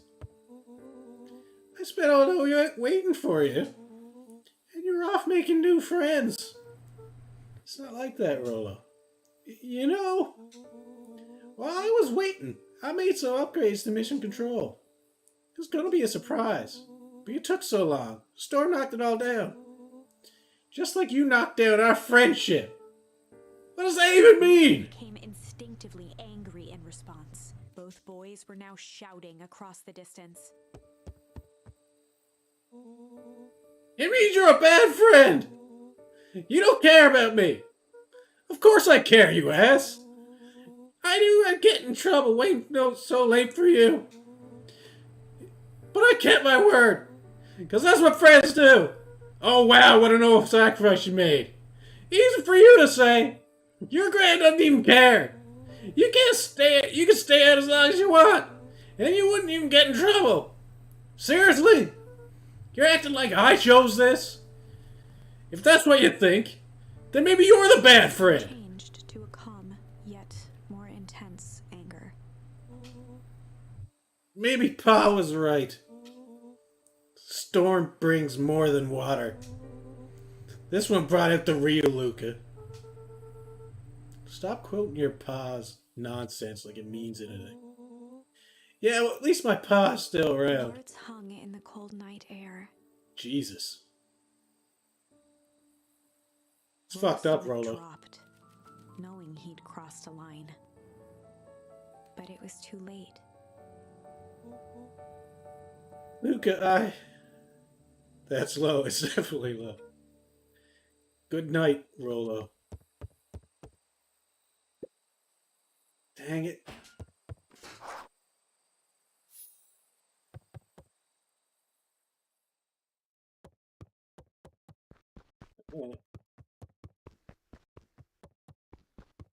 Guess I'm just supposed to go to bed, huh? Rolo thinks I'm still going to the festival with him. He can shove it. Alright, friends fighting. Luca dug through his old stuff. It's definitely not even low sure what he stairs, was looking yeah. for. Luca dug through his old stuff. I'm not sure what he's looking for. Oh. Wait, wasn't that up in the treehouse? I guess there's just a soccer ball. So there's more than one. Rolo. What a jerk. Call me a bad friend. Ooh, I'm Rolo. Look at me and my amazing family.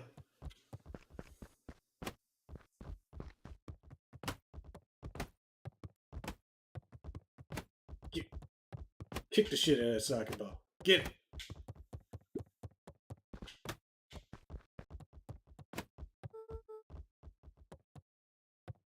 Alright. I guess I'm just never supposed to make new friends. Weep. Luca? Gran cooed gently from the hallway. You slept straight through breakfast. Luca, are you alright? I'm fine. Just don't feel like getting up yet. I'll leave this oatmeal by the door. I've gotta run out and take care of some things. Okay. I'll be back later to check in. Sure. Luca just wanted to be alone. He waited to hear the sound of the front door closing.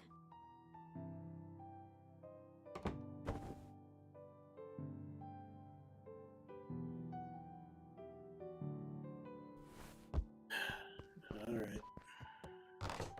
Oh, he slept with a sweater on this time. It's not like him. Bet Rolo's still going to go to the festival. He's going to be miserable.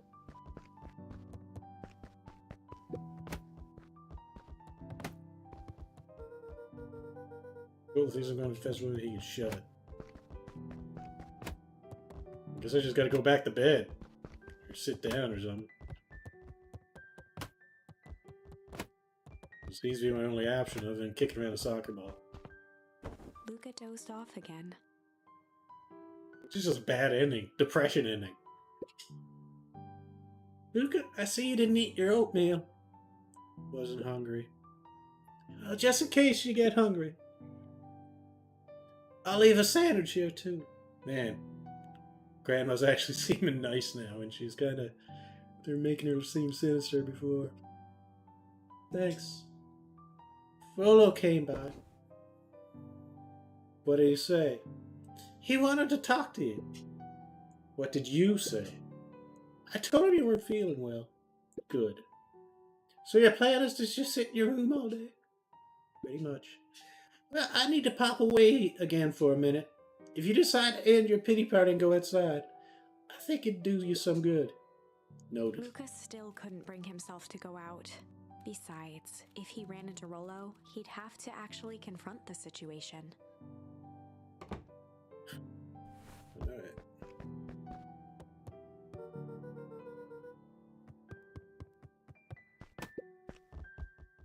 There's never anything interesting at that festival anyway.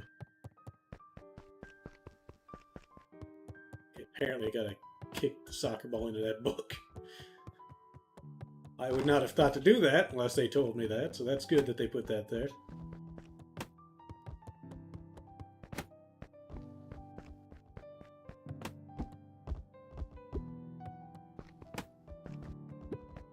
The Adventures of Hank Atomic. Ah. Rolo's favorite comic book. The complete first volume. Luca carefully opened the cover and began to read. Rollo had received it for his birthday. A special hardcover edition with behind-the-scenes commentary and bonus art. Rollo cherished it, but asked that Luca keep it at his house. Luca wasn't sure if it was because Rollo didn't trust himself with it, didn't trust his sister around it, or just wanted an excuse to come hang out at Luca's more often. Whatever the reason, Luca didn't mind, but it had stayed right there where Rollo had stashed it ever since. Now, at the foot of his bed, Luca lost himself in the pages. He'd read it all before, but at this moment, it somehow felt sentimental. He was well into issue number 5 when he heard soft footsteps from the hallway. Luca? Little friend came to see you. A girl named Beck Modeville. She said you met yesterday. What did she say? Is she here? She was just dropping by. I told her you weren't taking visitors today. Oh, She seems nice. yeah. You had a fight with Rollo, didn't you? Can I come in? Maybe later. Alright then. I'll leave dinner on the kitchen table. In case you want a bite before bedtime. Without realizing it, Luca had pouted away the entire afternoon. He once again felt the weight of it all and allowed his weary eyes to close. Yeah, this is the depression ending. I'm wasting whatever days I got to Luca fix whatever's stood in happening. a vast black expanse. He looked up at his father standing beside him. Walt was working a straw at the bottom of a fountain glass, trying to collect the last bits of milkshake. Dad, where are we? Taking a final loud gurgling sip, his father peered up from the glass. He jangled the straw playfully with a warm smile, then lifted the empty glass as if to point into the darkness. The source. Luca's eyes followed his father's gesture. In an instant, he was sitting in front of a blazing campfire. Across from him sat a large figure in a yellow hazmat suit. The figure's voice was a scratchy echo. Well, if it isn't the man of the hour, make yourself comfortable. Luca held his shivering hands over the flame to warm himself. It doesn't work that way here. Their yellow-gloved hand pointed to the base of the flame. It's a cold flame. See? Luca peered at the base of the fire. It wasn't wood that was burning. It was Beacon Pines itself. Tiny buildings, freezing and crumbling as they were consumed by flame. Huh. Luca could see This is small the shadows second moving in the burning city. freezing nightmare he's had. People. Luca leapt to his feet. We've got to help them! The figure gave a dismissive wave of their hand. Why waste energy helping people who can't even help themselves? The figure bent down to examine the panicked crowd as they desperately tried to stop the flames. They only care about what's right in front of them, not like us. Luca's voice was a trembling whisper. Us? The figure slowly stood up, grabbing its helmet with both hands. With a jolt and a twist, the suit emitted a gasp. A cloud of torpid mist escaped, slowly revealing the face within. Luca's own face looked back at him, older, worn, distant. The sensation was oddly familiar, as if he'd caught his own reflection by surprise in the mirror. The doppelganger smiled. I tried to help once. He gestured towards his face, and all it got me was this. Luca staggered back. You aren't me. Luca felt a hand catch his shoulder. His father was there again, beside him. Every choice sets us on a path. This is the end of one of your paths, son. Luca watched his older self shake its head ruefully, its face twisting into a cruel grin. Welp, Dad. If you wanted him to see this, far be it from me to disappoint. Luca watched in shock as the figure took a confident step forward and plunged into the flames. In a flash of cold light, he was gone. What does all of this mean? Luca felt a reassuring squeeze on his shoulder. Just remember, why we choose matters just as much as what we choose. Luca woke up to see a hazy figure at the foot of his bed, silhouetted in the morning sun.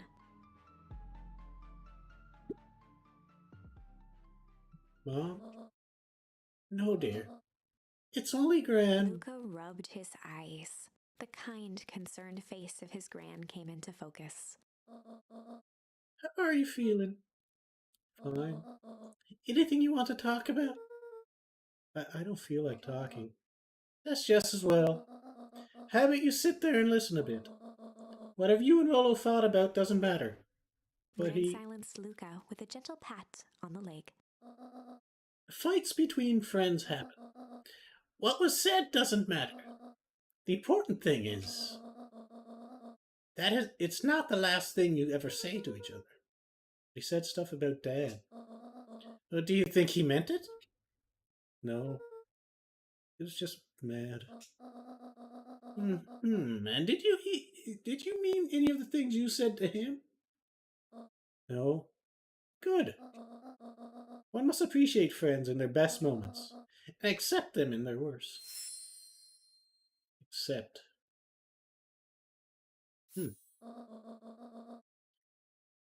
Now get your little butt out of bed.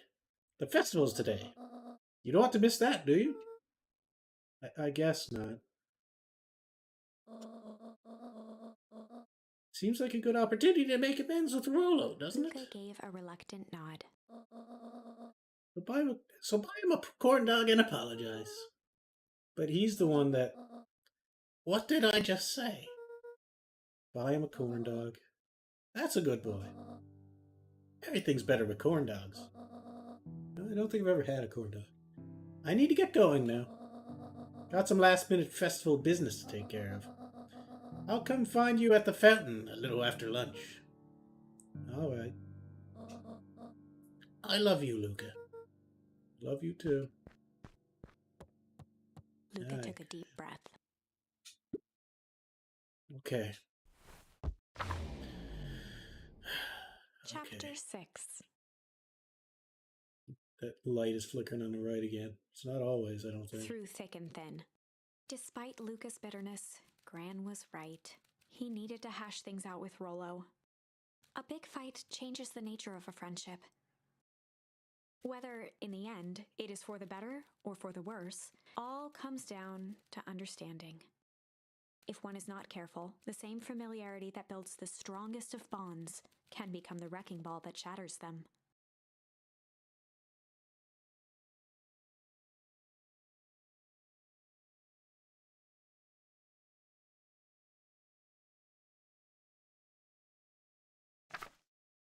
Luca emerged from seclusion, taking in the crisp festival air.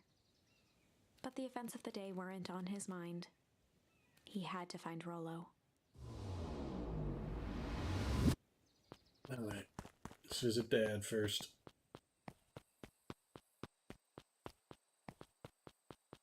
Still nothing going on up here. Okay.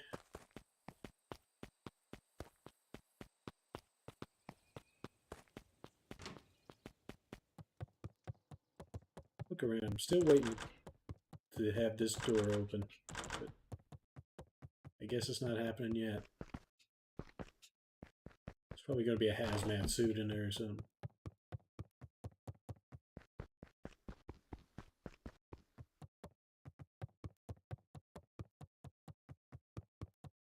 Head on to the back. Make sure there's nothing there. Nothing new. Doesn't look like anything new. Let's get out of here.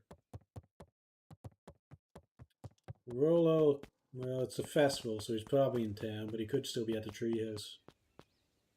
Oh, Roxy. There you are. Luca. Rollo wanted me to tell you something. What is it? Roxy rolled her eyes, shaking her head. A space adventure. Though you needn't buy it. If you be brave, go somewhere quiet. Roxy, I don't... It's a riddle, Luca. My goofy little brother wants you to find him. Looked down and kicked at the dirt. Look, I know you two had a fight.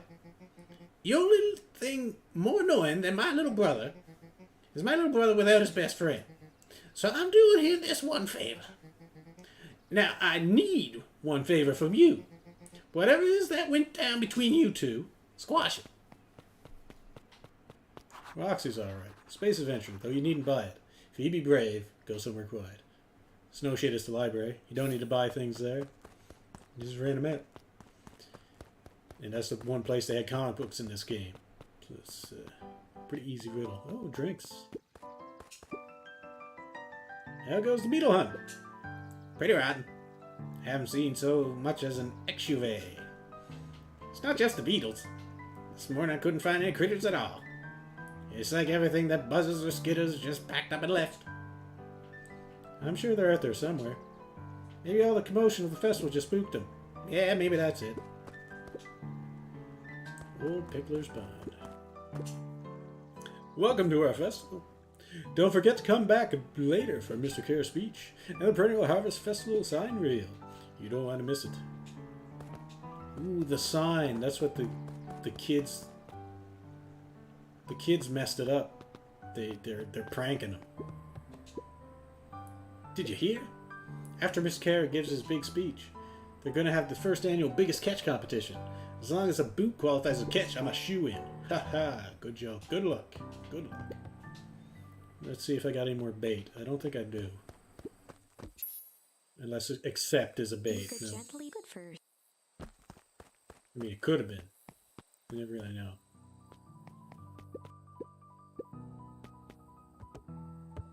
Get back here again. See if there's anything new. I don't think there will be, but you never know.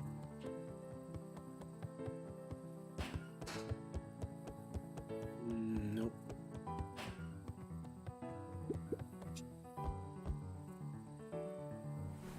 Get out of there. Alright. Back to the festival.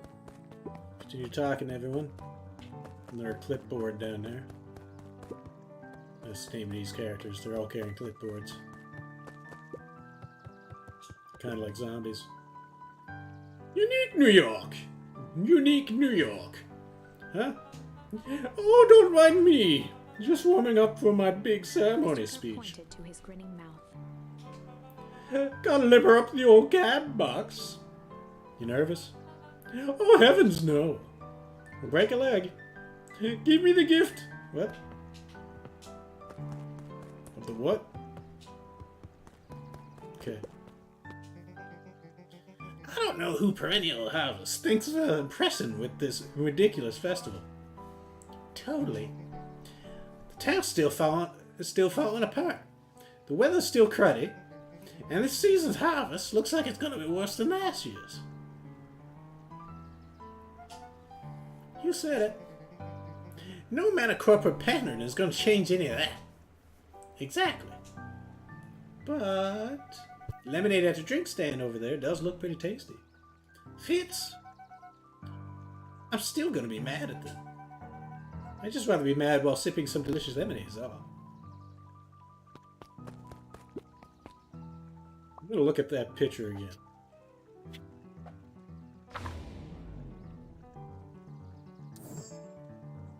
Maybe she's checking out Roxy.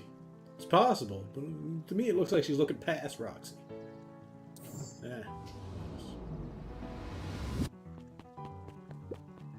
Put more shit in front of you, buddy. What do you think about it? Ain't moving. He ain't moving. Every single time. Yep. Wait for it. Unexplained sound once again noted. Like clockwork. What a bunch of drones. Every single time. Yep. You can do that over and over again. I wonder if it has any significance.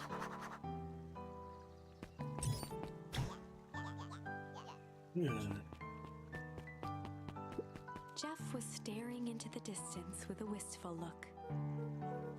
Hey Jeff, everything alright? Yeah, everything's fine. I mean, used to be fine. But ain't right these days, you know? I really do, actually. Jeff turned to Luca with a furrowed brow, then gave an understanding nod. You do, don't you? For a moment, the two now shared that same wistful gaze.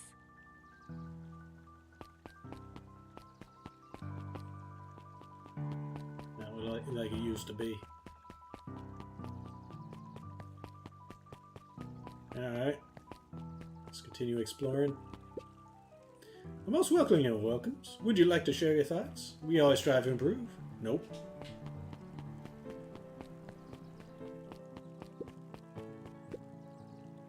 Last Chance Diner.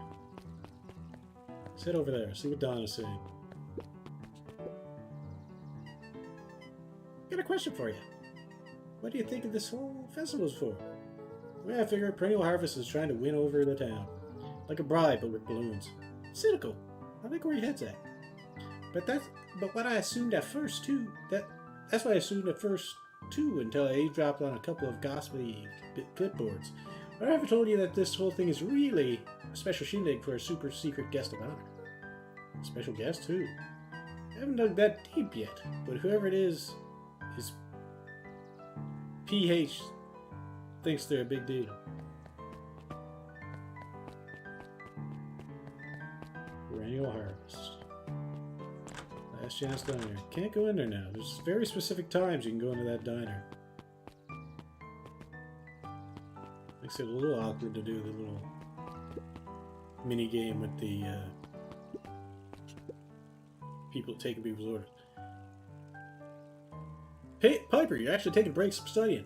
I want to see what all the festival fuss is about. But I can't help but notice. You still got your backpack full of books. Look, backpacks can carry a lot more than just books. True, true. So what you got in there? Books.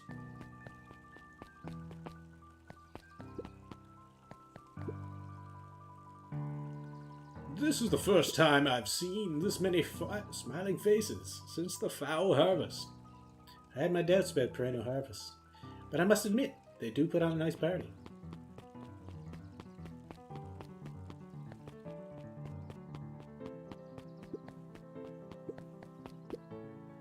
Hi, Luca. How's Griffin doing? What? Oh, nothing. Sorry, all became flesh.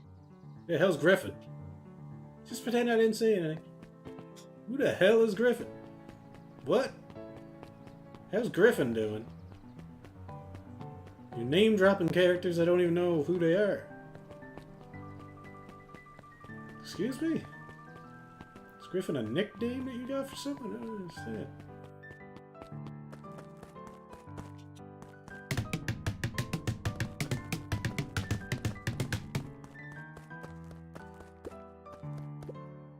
Hey, Luca. See you down at the library? Huh? Oh, Griffin nothing. looked away suspiciously. Oh, is what you mean by how's Griffin doing? Nothing at all. Are these supposed to be giving me hints?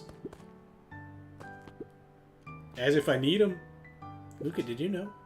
The Beacon Pines is actually unincorporated. A lot of people don't know that.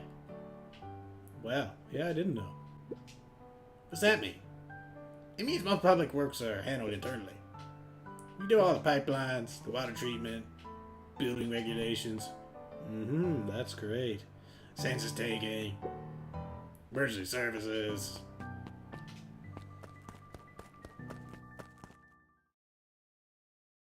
I don't think this thing ever changed. We all know Beacon Pines is a great town. What you may not know is great towns grow from mighty roots.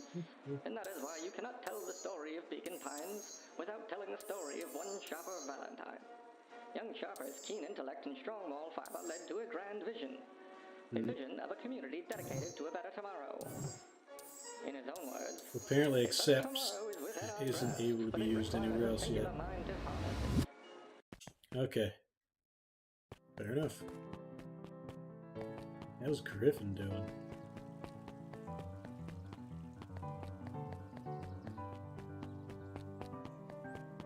I mean, they all know about the situation with Rolo and where he's waiting. I just don't understand why that would be in the game. Oh, see, return Perennial Harvest safety suit you borrowed.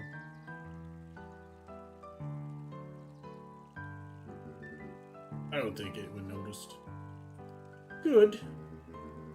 Now will you tell me what you needed it for? It was a favor for an enemy of my enemy. This isn't gonna harm Mr. Kerr, is it? All you need to know is that it's for the good of the family. So is Davor the hazmat suit? Maybe that's the person that was in the suit that I smashed in the face. But no, she gave it to Bran, I guess. And yes, it was gonna hurt Kerr. At least I think so. Because they all seem to be aligned against him. I don't know why me knowing too much is a problem. I don't really know what's going on there.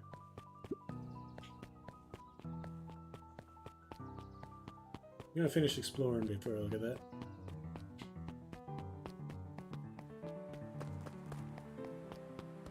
Let's go see if Beck's over here, but she's probably hanging out with Rolo at the library.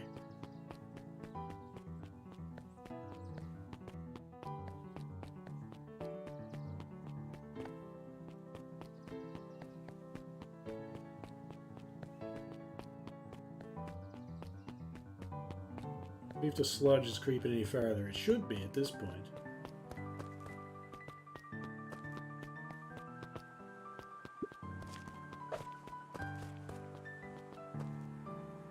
It's gone.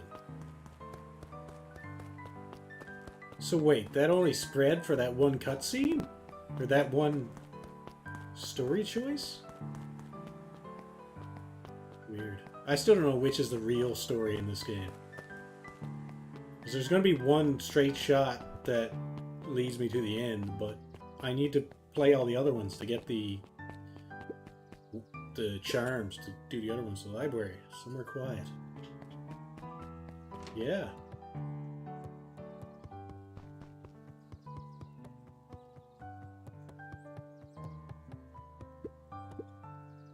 Hi, Jace. Still working through the newest Henkatomic? You know it. Some fascinating canon towards the end. Did you know? Henkatomic Shrinko Ray doesn't technically shrink stuff. It uses inverse quantum particle decay. You literally grow the entire universe around an object, leaving that object unaltered. So it just looks shrunk compared to everything else. So it just looks shrunk compared to everything else? Bingo. That's wild. Chase, no spoilers, please. Alright, sorry. Alright. Hey, Luca. Hey, Carol. Kato's eyes lit with excitement. I've been expecting you. This is the weirdest looking character. It's like a penguin head's on a child's body. Like, the other ones actually kind of look more like they're actually anthropomorphic characters, but that just looks like a weird penguin head. Or something. Some sort of bird. I've been expecting you. Bravo on deciphering the first riddle.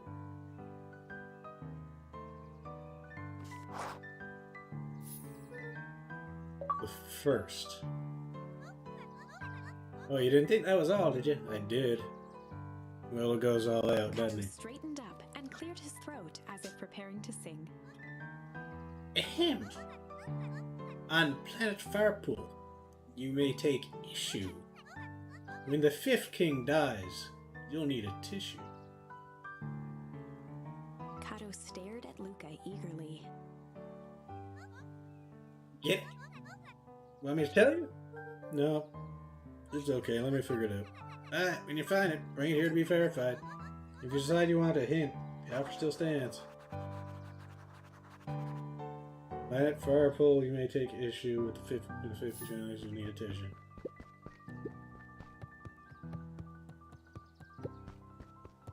There's gonna be something up here.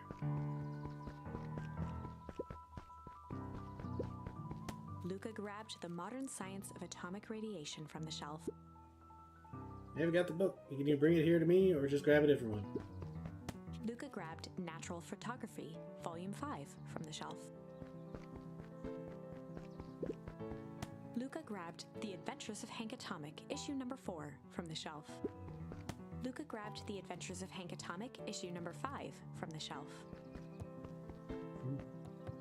Do, do, do, do. Luca Luca grabbed the 5 Pillars of Success from the shelf. Luca grabbed The Issue with Self-Help, a helpful guide, from the shelf. Luca grabbed 500 Meals for One Big Pot from the shelf. Can't tell you one thing, it's not out there. We need to find his inside slider here somewhere. See, what do we have here? 500 meals for one big pot. Nope, I'm afraid that's not the correct book. Okay, here's a hint. I don't want a hint.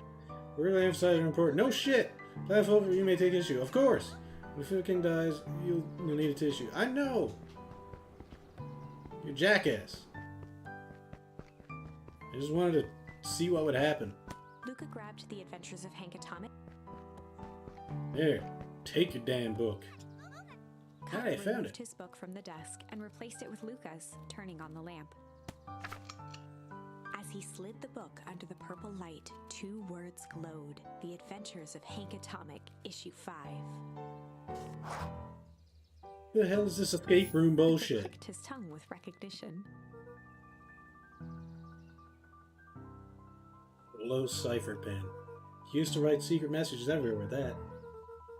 And only I had the special flashlight needed to reveal it. I lost it. Well, apparently he traded Jeff for this purple light bulb. Part with his entire Halloween candy stash. Let's see Kyle here. began flipping through the pages, stopping when he hit a glowing word. Get away with such a grift. He continued flipping. Only found in Grub. Hurt. Reaching the end of the book, Kato looked up. Is it? Grift in Grub Cart. Grifton. Griffin. Griffin's Grub Cart. You want me to go to Griffin's snack stand. Ah, brilliant. I guess you're off then? Good luck on the rest of the scavenger hunt. Thanks, Kato.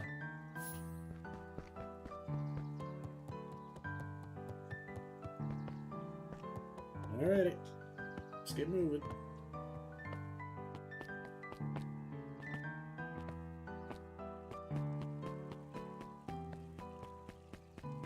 I mean, there's some sinister stuff going down, but I'm just playing some scavenger hunt quiz game with my friend. Riddles.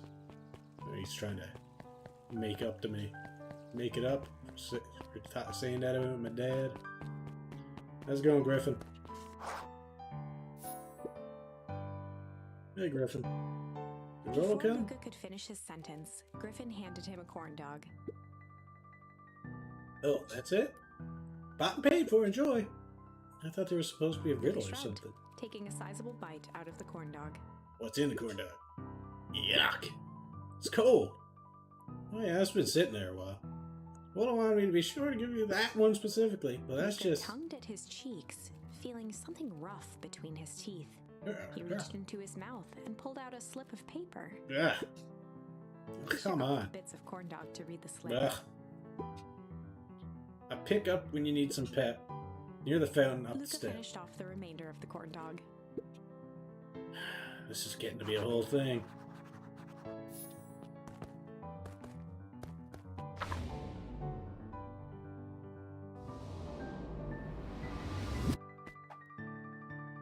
Completed so many missions.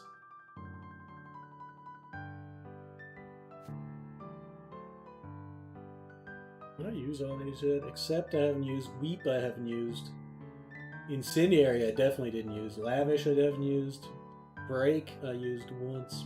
Pungent, I only used in the bait thing. Refuse, I haven't used. I think I barely used. Tender. Some of these are only in the food one so far. Indulgent was in the food thing. Smack I used in the fishing. Pull I used in the fishing. Wander, hide. Tickle.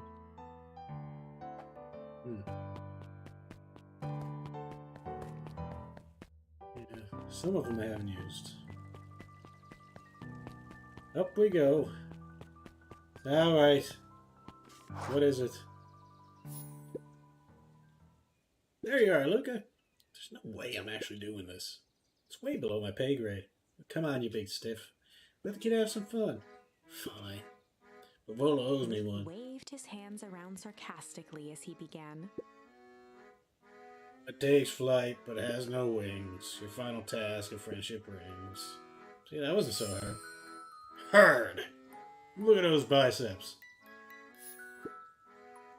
I feel cheapened somehow. I think it's sweet. Takes flight, but has no wings. Your final task of friendship rings. Good luck, Luca.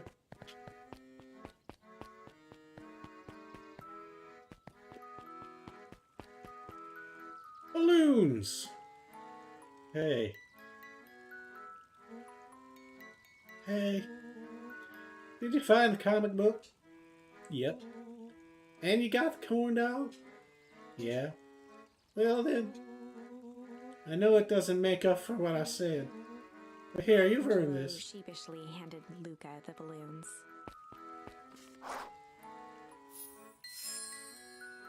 Flight. Oh, you just run away now. That's improvement. Thanks. You didn't have to go to all this trouble. I'm sorry I got so mad. Dan, you were supposed to let me apologize first. Oh, sorry. Now you've apologized twice before me. Just let me do this. Look, I'm really sorry. For everything that's happened with your mom and all. I've always wanted you to be there. I always wanted to be there for you. Be a good friend, you know? When you said you were hanging out with someone else, I kind of freaked out. Rolo, still my turn. I felt like if you needed some new friend to help you, it meant that I wasn't good enough. That was selfish and wrong. I was wrong. I'm sorry. I'm so sorry, Luca. Okay, apology over. You can talk now. Luca threw himself at Rolo, hugging him as tightly as he could. Rolo, I don't deserve you. I don't deserve you either. That's why we deserve each other. So, what else do you want to do today? We could snoop around and try to find some info about your mom. Snoop where? We could probably sneak into Perennial Harvest HQ while everyone's at the festival. Aren't you curious about all the stuff those clipboards write down? What if we get caught? I think I've had enough excitement for 1 week. Let's just make the rest of the day about us. Really?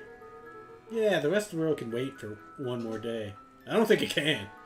You know, I have been waiting to get some work done on the MCDC at Missile Control. The aim is a bit unpredictable. That sounds perfect. Alright, bro. Let's go talk to the coffee people before. They thought it was cute. Or at least, she did. Lumi just thought it was ridiculous. Alright, where are we going? Do I need to go somewhere with these balloons? I don't think so. Just anyone I really gotta talk to. I've never gone here with this guy in tow. He doesn't want to go in either. I don't blame him. That history museum sucks. Alright.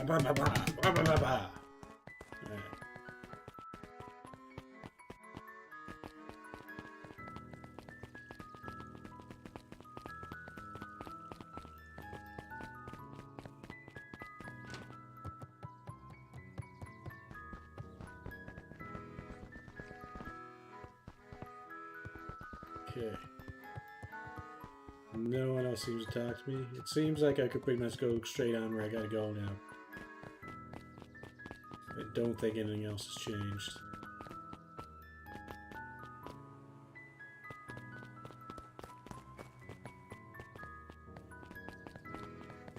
It'd be nice if I could introduce him to Beck, though. This timeline, he hasn't met her yet. Well, at least I don't think he has.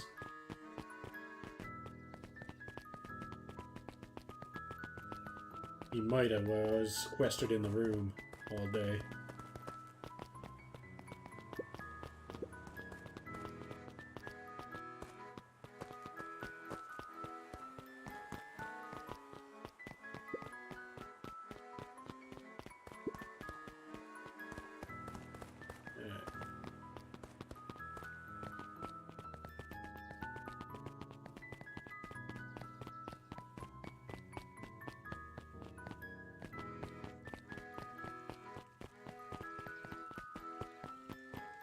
Well, Grandma said something about meeting her at the fountain, so I doubt she's gonna blow it up today.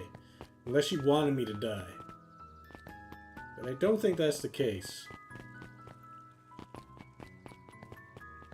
I don't know. We still talk to him.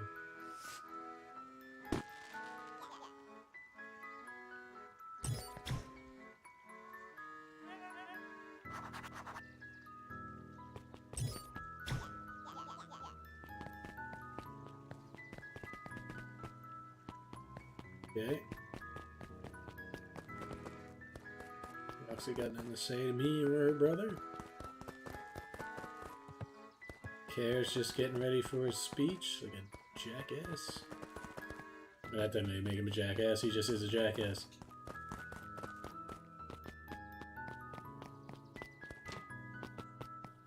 Grandma! Hello? Nah, she's out doing her espionage stuff.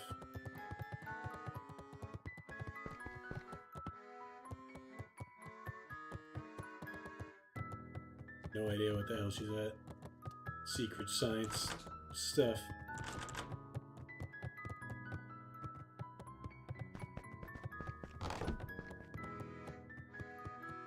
Okay. We don't have the walkie-talkies on this timeline, so that's not much good. That's no good. Just gonna grab it while I was up there, but it doesn't exist. Not much point in going here, I'm sure of it, but I'm just double checking because you never know, I might miss something. If I don't do these double checks.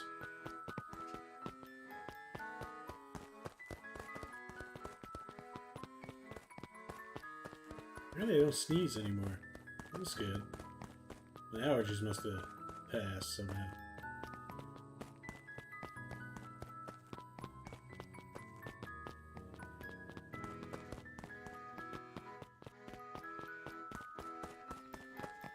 Alright.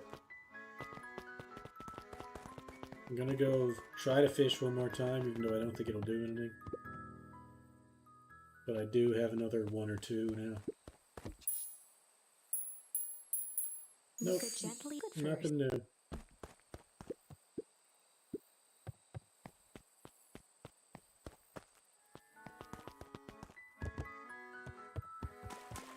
Mission control, home away from home.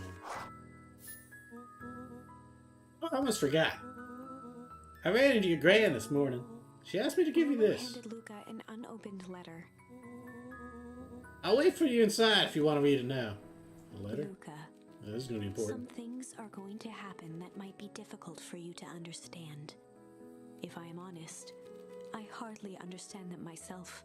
But whatever happens, I need you to know that I love you. None of this is fair to you. You have already lost so much. We both have.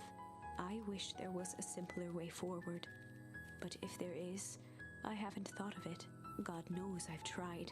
Everything I've done. I did for you. I hope someday you can accept that.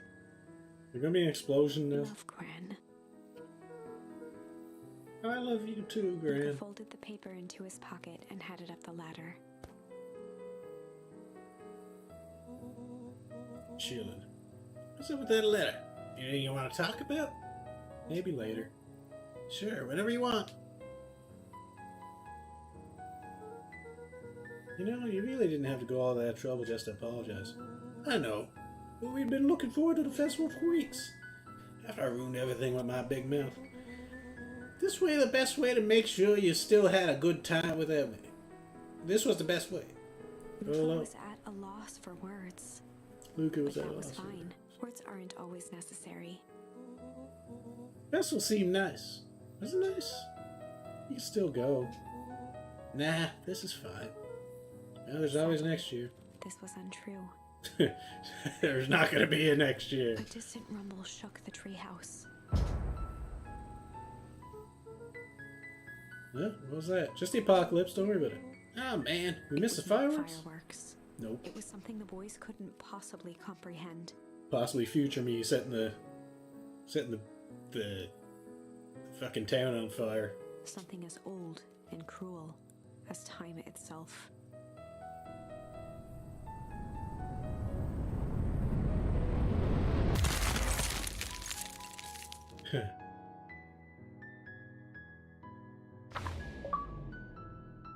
The big A shockwave chill. of cold tore through the Witness the room. big freeze for the A first bitter, time. unfathomable chill. Before they could react, it encased them in ice. Two boys, reunited by friendship, only to be cruelly separated by a malevolence beyond reason. And so, our story ends on this melancholy scene, in a silent treehouse turned statuary. In a town brought low by its secrets, sits a pair of friends, alone, together, A nice ending, if not for the a rest of happy time. one. The end. No, that can't be the ending. It simply can't. I mean, it's an okay ending. It's just they wouldn't be the protagonists at that point. They'd just be a side note. If they were protagonists, I appreciate the balls of anyone who'd tell that story. I won't accept it, and I hope you won't either. I'd be okay with it, to be honest. There'd be a lot of mysteries. You could have a sequel, but There are more endings, more possibilities. I can feel it. We are just going to have to sort through them all until we find the one that fits. I mean, they all fit. They just don't tell a full picture of everything that's going on.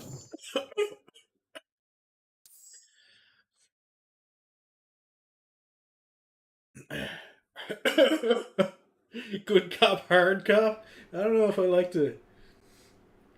I don't know if I like that plot line, but I guess that's where we're going. Oh, no, we got flight instead of fight. Let's get some more information here. Let's go good cop, hard cop. The Beginner's Guide to Hostile Interrogation. Alright. Now,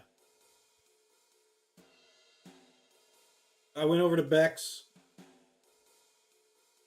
had dinner, was leaving, and the weather was fine.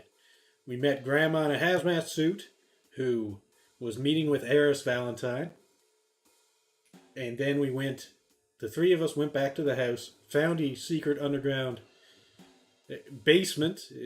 Underground basement seems redundant, but the secret basement in my house. And we found research notes on my dad and a conspiracy board, like with the strings going everywhere. And that's all there. And Tolliver came downstairs and we knocked him the fuck out, or at least Rolo did. Now we got him tied up. So they needed to know what he was doing in Luca's house. After some deliberation, it was decided they'd run the classic good cop, hard cop interrogation. I hope. That's a Classic weird good cop, phrasing. hard cop interrogation. Why not just bad cop? What do you mean hard cop? Rollo brandished a steely gaze. So porn? I've got this. Read about it 100 times. Rollo swaggered past the chair which propped up the slumping Hiram Tolliver.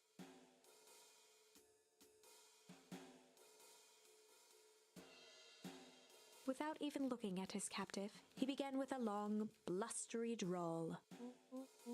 Well, Mr. Tolliver. Mr. Tolliver remained motionless. Rollo spun around to face him. He'd clearly expected to rouse Mr. Tolliver with his booming voice. Mr. Tolliver? Beck and Luca gave each other an unsure glance. Rollo slammed his fist on the table. I said, Mr. Tolliver! He grabbed the table lamp and beamed it onto the unconscious face. Mr. Tolliver groaned and slowly lifted his head. He recoiled with a muddled, weary squint.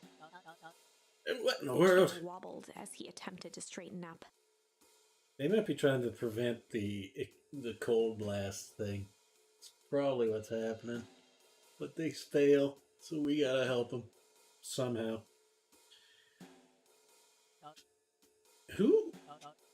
Who's there? Tolliver could only make out rough shapes through the glaring light. With a gruff tone, Rollo hoped to both conceal his voice and intimidate. I'll be asking the questions here, punk. Now hold on. Let's just calm down. Oh, I am calm.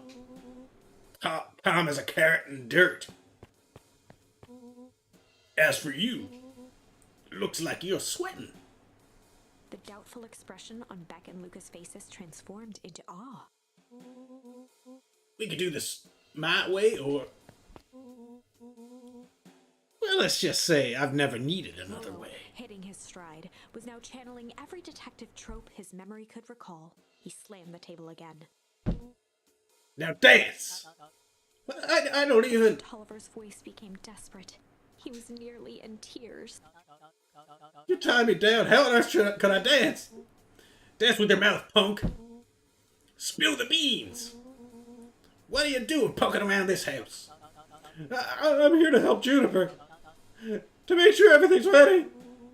Oh, so you're in cahoots with Gran. Gran? Tolliver was in a daze, now more confused than ever. Gonna help her blow up the festival, eh?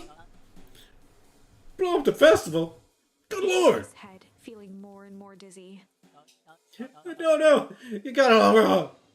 Where is she now? She's headed to the source. Yeah, the source was referenced in his dream. With the cold fire. Source? What's the source? It's where His voice faded to a whisper. town began. Where it all began. What is Operation Sparkplug? With that, Mr. Tolliver passed out cold. Huh. Rollo swung around with a repentant grimace. Damn, Rollo. I think you went a little too hard on him. What did he say about the source? It's where the town began. We need more information. Yeah, you better not push Mr. Tolliver any further. Is there anyone else who might know more? What about the History Museum? Just got set up for the festival. Nah, that tent was put up by the Valentines. Everything they do is just a bunch of fluff to glorify themselves. Is there anything more reliable? The library. If there's any information about this source thing, Kato can help us find it. Let's go get some answers. Maybe we should check the front desk. Doo-ba-doo-boo-boo. That would be Kato, yep. I live here. You just got here. You don't tell me what to do. Doo-ba-doo-boo-boo. Let's make sure there's no books we can grab. Or anything else for that matter.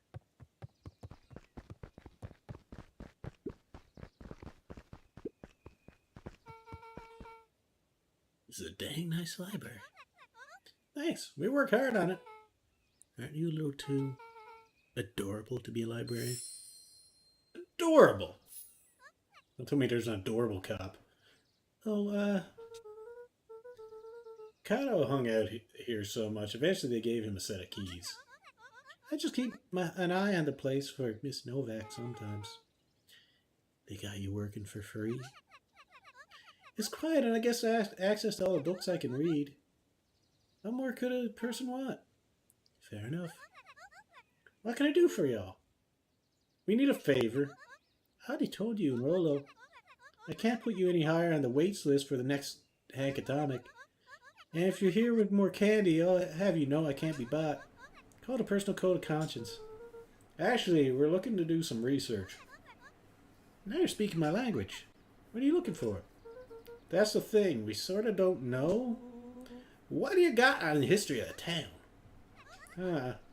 There's the county record archives. What's in those? Deaths, births, newspaper clippings, stuff like that. Pretty boring reading. But they do go all the way back to when the town was founded. Great, we'll start there. Chapter 8. Oof. 6 feet under, 3 towns over. The kids spent the rest of the afternoon combing through dusty piles of old county records. desperately searching for anything that could help them make sense of Mr. Tolliver's cryptic utterance. Luca tried to shake the thought of Gran's basement, but his focus wavered. Explosives, messages hidden in jam, dossiers on various town figures, and a corkboard threaded with photos. Gran was the only family he had left. He still couldn't bring himself to believe the worst. But the old map with the symbol of explosives in town square made that difficult. As the sun began to set, the kids were no closer to the truth.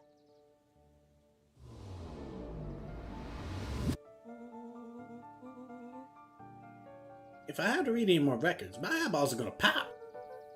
You have to keep digging. If I dig another word, I'm gonna end up in one of these asinine death records. Rollo Cotter lived a full and wonderful life, till he read so much boring crud that his brain oozed out of his Shut ears. his book with an assertive nod. If you got a better idea, spit it out. You sound like my sister. Keep pushing your luck, pal. It won't be boring county records that kill you. I'll put you in the obituaries Rollo myself. muttered under his breath. That are not really getting along here. You're a county record. Really? That's the best you got? When I'm done with you, you'll be the footnote in history. Just like... Beth slammed her finger down on the open page before glancing down to read. J. Hartford here. I'd love to see you try. Hey! You're all a little tired here. Let's take a minute and... Something tickled the back of Luca's mind. J. Hartford. Wait, what was that name, Beth? In the orbit? J. Hartford. From the Brookville Tribune 8 years ago. That can't be right. What is it? J. Hartford.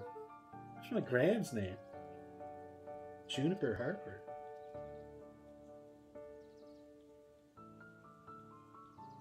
Not my gran. Told you I hadn't seen her in a long time. Probably not her. I don't know.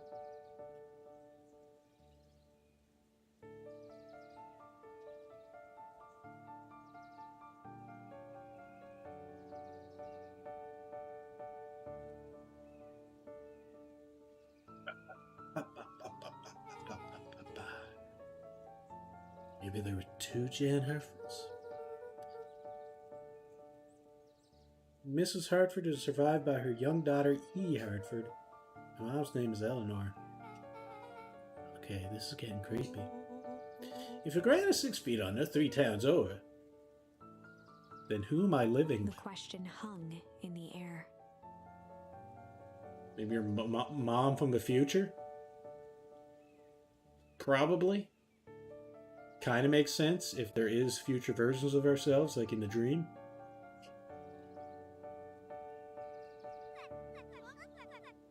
Alright, gang, I gotta close up for the night. Her eyes. How late is it? Almost 10. Ah, crap, Pa's gonna kill me.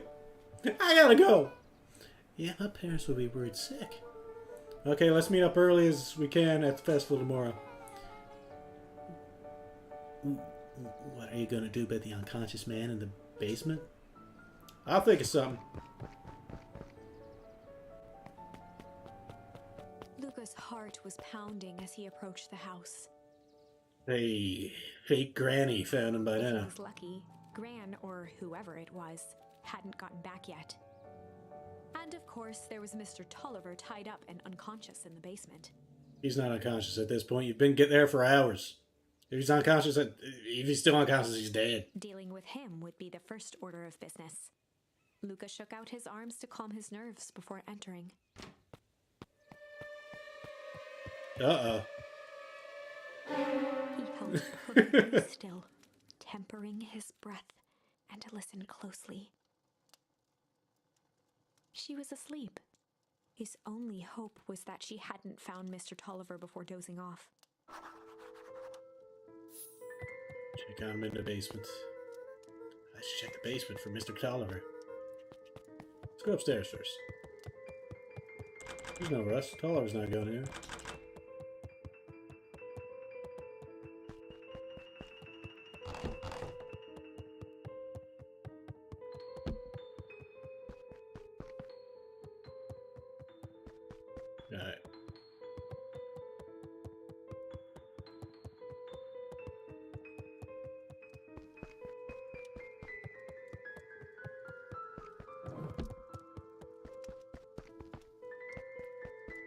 Apparently, it's very hard to wake up.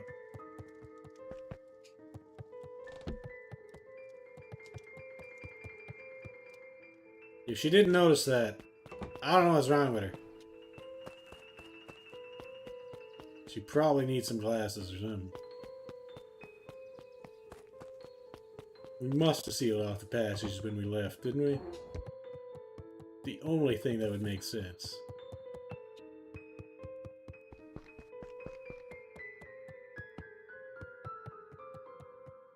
Hello, Mr. Tolliver. Yeah. Oh no. Mr. Tolliver was nowhere to be seen. Maybe he woke up, escaped from his mind, and he's left without a trace? Gran knew everything. What do I do? Lucas' hungry stomach groaned. Not realizing it, he'd gone the entire day without eating. Okay, I can figure this out. Just need a little brain food. Let's eat Rushed over some to the pile of explosive bars, jam. unscrewed one, and shoveled a handful into his mouth. You probably ate the tainted jam. You don't want that. I'm afraid your jam delivery will be He flipped delayed. the lid to read the label. Mr. Nuncreed, yeah, he ate the bad jam. Okay, now I can think. So if Gran knows we tied up Mr. Tolliver, I'm screwed. If she doesn't know, then I need to play it cool. I guess the only option is to go to bed and act as if nothing is wrong. Gran will think Mr. Tolliver finished what he was sent to do and left when he was done. Well, I'm probably gonna die.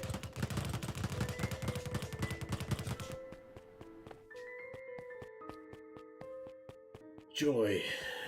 Alright. Gran? Gran? Okay, stick to the plan. Go to bed and play it cool. Nothing to worry about.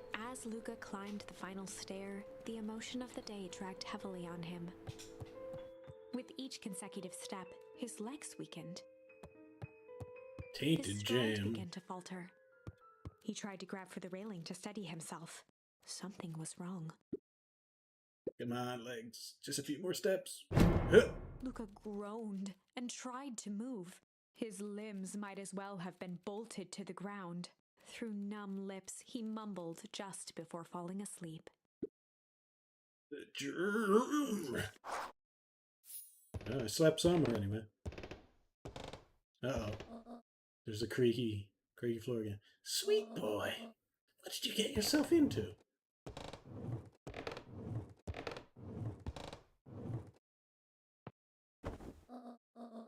Rest now and let me handle everything.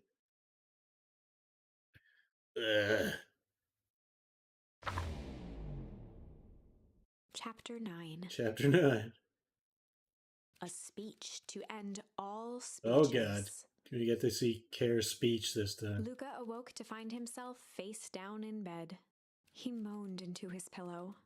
Why would Gran drug him? She didn't drug you! You stole the jam! It was clearly Duncreed's jam. Father, why was she trying to drug Mr. Nuncreed, yeah. Shaking You the know questions Nuncreed's a from his woozy scumbag. head, Luca snapped back to the matter at hand. I guess he doesn't know Nuncreed is evil. I know that because of the alternate timelines. Festival. Yay! Everything's awesome again. Nothing to worry about. I got some nice drugged sleep, and now I'm off to the festival to party with my bros and my lady. Yeah! Woohoo! Good times, good times. Gran, where are you? I ate some of your wonky jam. Where are you, Gran? You down here? Woohoo! I guess Gran likes to work out sometimes. Yee! Yippee! Woohoo! Waha! Yee! Woohoo! Waha! It's-a me! Woohee! Waha! Yoo-hoo! Visit Dad again. See if there's anything new. Nope. Expected to see Gran up here at some point. Like, even if it was the actual Gran. No, it would be grandmother on the mother's side, if anything. So she probably wouldn't visit the father, unless it is future mom that is the grandmother. Where have you been? Gran put something in the jam. Yeah, we know. Secret messages for secret conspirators. Not this one. This one, the one intended for Mr. Nuncreed. Put me to sleep. Oh. Sly devil. Sly. I think she's trying to remove him from the equation. He might be in danger. Have you found anything? You looked around but haven't seen anything odd. Your Gran is nowhere to be found. But Mr. Nuncreed is just loafing around waiting for the speech. What speech? Mayor Gus just got up to the podium. Everyone is gathering at the stage. Let's get moving. Gus isn't the big siege guy, it's Care, isn't it? Augustus Valentine nervously wiped his brow. Unless Care's taken over. This is the thing. Hello, Beacon Pines. I'm Augustus Valentine, your mayor, and I suppose you already know that. Yes. Before we get started, I just want to take a moment to recognize someone who couldn't be here today. Town wouldn't be here where it is today without my father, Sharper Valentine. So I thought we could begin with a round of applause fitting such a great man.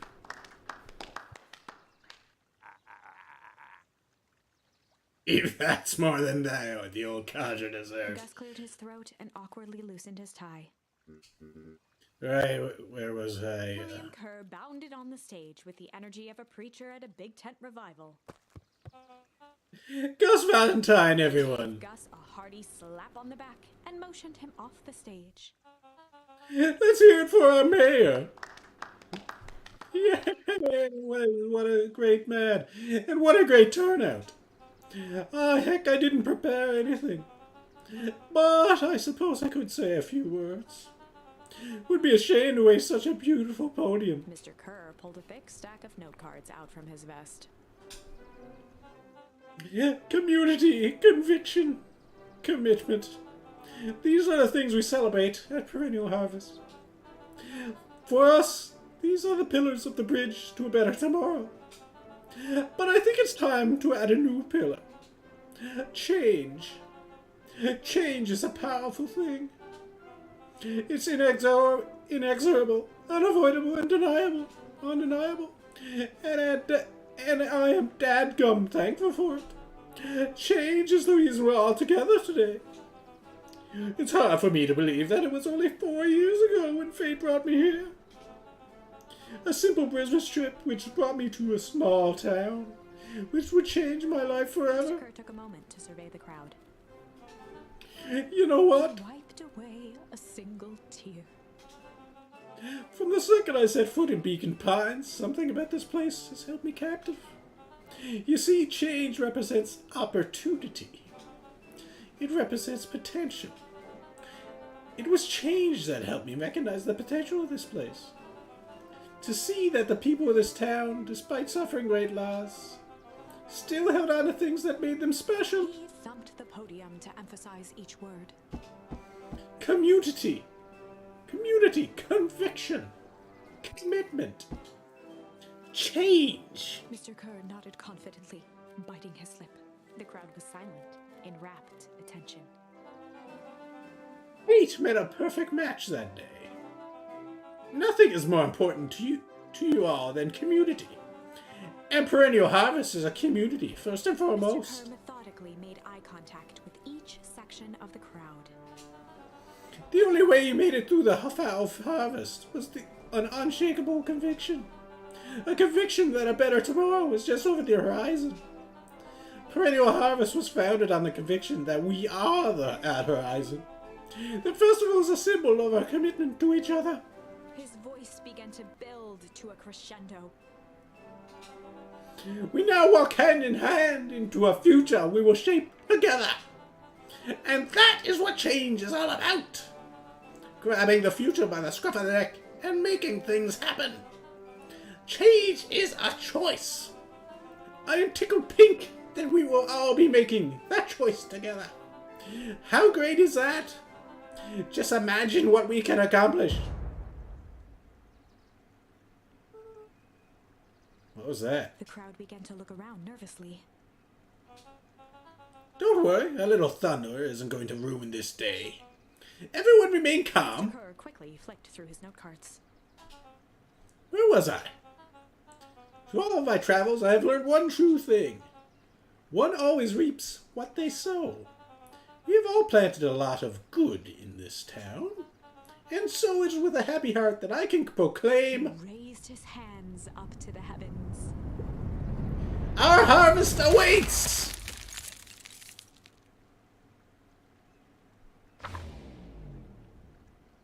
At that moment, a merciless wall of impossibly cold air ripped through the crowd, instantly freezing everyone and everything it touched. For a man like William Kerr, this was a fitting way for things to end. On a stage, with an entire town frozen in rapt attention for the rest of time. The end. What a happy ending. There's that ice again! Whenever I think we're getting close, it comes along and ruins everything! We weren't getting that close. What are you talking about? Nothing changed. We learned a little. A little bit. Not much, really. Tolliver didn't tell us much. All we learned was Nuncreed's jam was poison, which is what I soon begin with, because I knew he was an asshole. Maybe we should just quit? Maybe you should just close the book, walk away, and never think of me again. I mean, I could. There's other games I could play. No, I don't mean that. You sure? I'm fine with Got it. a little closer this time. We just need to try again. Sure. Please. Alright. So I could use Sly Cop.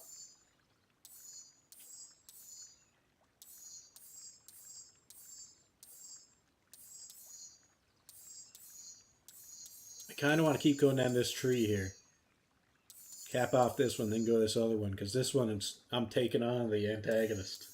It seems like, anyway. So let's head this way. Good cop, Sly Cop. And this is probably going to be Bex doing it. Because I was Chill Cop, which is absolutely worthless. Hard Cop was Rolo. And this should be Beck, I assume. They'd run the classic good cop, sly cop interrogation. Probably get some more information than knocking the fuck out just from sheer force of will. Luca and Rolo ducked behind a barrel, leaving Beck to her task. With a few crisp snaps, she roused Mr. Tolliver.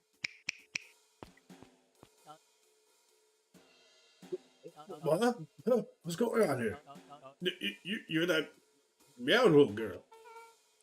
Please, call me Beck. Sorry about all Mr. this. Tolliver looked down and shifted a bit, testing his restraints.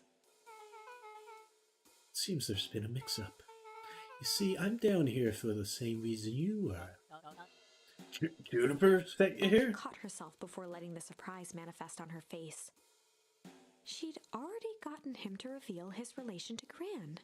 This was gonna be easy. You know how Juniper is with her precautions. Operation Sparkplug has us all on edge. I guess she thought you needed some backup. But she sent a child. What better way to avoid prying eyes? Who would suspect a kid? I suppose that makes Mr. sense. Tolliver wriggled a bit in his restraints. Oh, I'm so sorry. Beck quickly removed the ropes. That had to be uncomfortable. A little, yeah. But you understand. You never know who to trust in this Mr. town. Tolliver rubbed the growing knot on his forehead. Very true. So it turns out we're both here Beck to... twirled her hand, as if to prompt Mr. Tolliver to finish her thought. destroy the evidence. Beck shook her head and clicked her tongue. Yep, the old gal is nothing if Mr. not thorough. Tolliver let out an amused huff in agreement. It sure is. Can't blame her, though. If anyone were to find out that we're going to destroy the source, well, we both know how bad that might be. No one will know anything once I finish cleaning things up down here. Maybe them destroying the source is what causes the cold flash. I don't Beck know. was on a roll now, playing Mr. Tolliver like a fiddle. You sure you can finish this up on your own? You sure you can finish this up on your own? Juniper trusted me for a reason. You can leave the rest to me. Good, there's one more loose end I'll go work on. Loose end? Oh, it's nothing really. The other day I had the radio on scan while we stocking the candy shelf. The candy shelf? Where's this guy even work? No, he's just on the snack stand down there, I guess. And wouldn't you know it, I intercepted an odd phrase in a Perennial Harvest transmission. Underground secrets. That's ominous. I think it might be a password, but Juniper dismissed it. Said it wasn't mission critical. What's the password for? We don't know. So we have a password and know where to put it? It's gotta mean something, right? Good thinking. You should probably go work that out. I've got this under control. That's a relief. But you knew me, this basement gives me the willies. Heading for the stairs, Mr. Tolliver hesitated and turned to Beck with a puzzled look. She grinned and gave him a peppy wave. With a shrug, he continued up the stairs, whistling a jaunty tune. You guys catch that? Sure did. The whole time Mr. Tolliver's had a candy shelf. But all he ever sells us is apples. Beck blinked slowly in disappointment. Password. Well, sure, but once things are back to normal, I'll be having a word with Mr. Tolliver about that candy shelf. Fine. In the meantime, I've got an idea. She turned to the table and began tearing small scraps of paper. He said he heard a password on the radio. Any good spy transmission is never what it Beck seems. marked each scrap of paper and leaned back. We just need to find the hidden meaning. Ah, okay.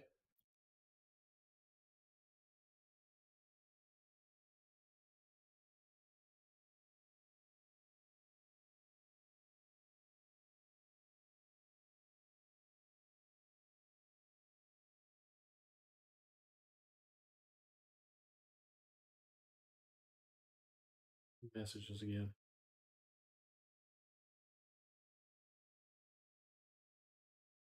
Yeah. What's another word for underground? Buried. Covered. Could be cover up? Maybe it's one of those each letter's a number thing. U would be 21. N would be 14. D would be... Ooh! It's an anagram. Nun Creed's Drugstore.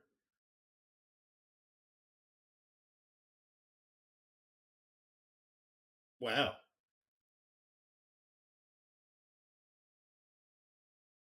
When the hell did you become a genius? Luca and Beck looked at Rollo with amazement.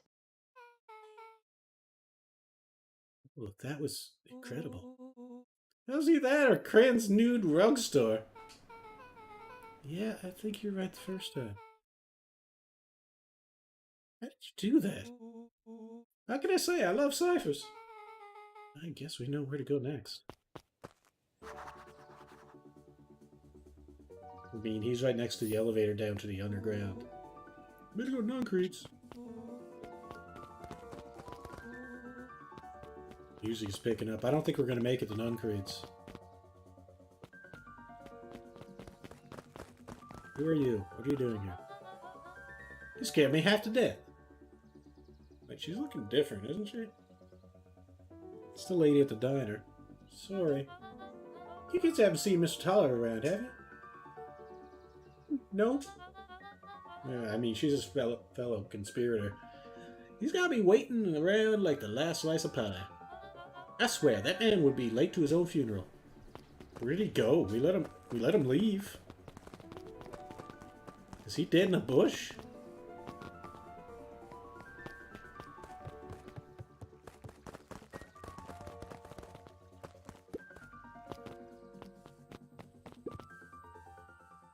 I don't think we have anything else. Luca gently good for Beep beep beep beep dee.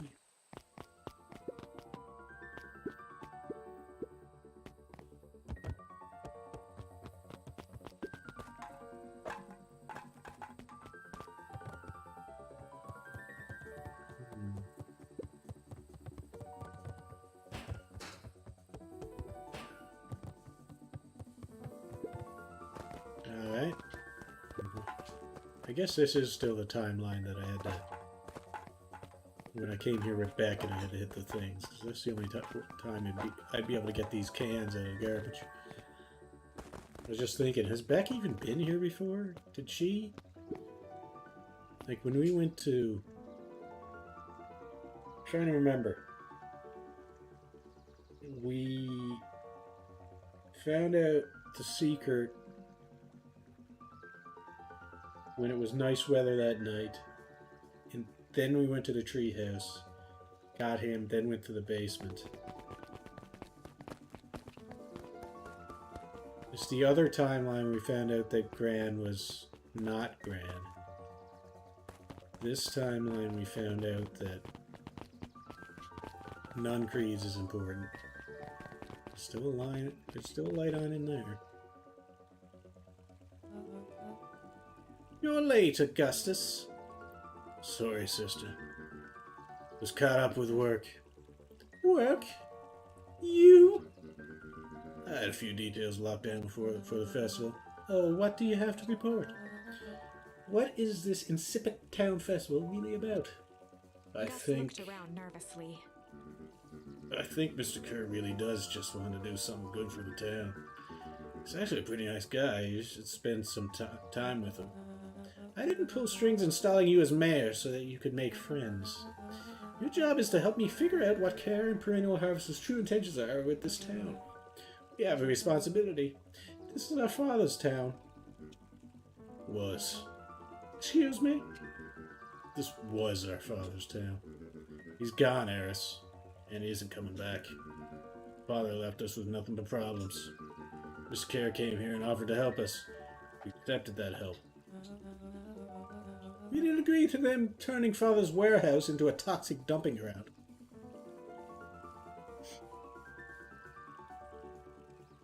So were the hazmat people just cleaning it up?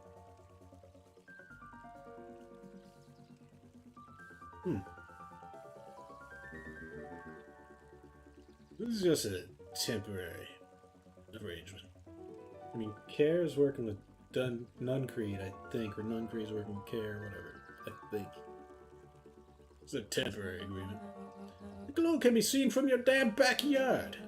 They are dumping their nasty little secrets on us. When this all inevitably goes wrong, who do you think will be blamed? Cry hung in the air. We have a new choice to make now, sister. This town is going to change, whether you like it or not. Are we going to choose to be a part of that future? Are we forgotten in the past?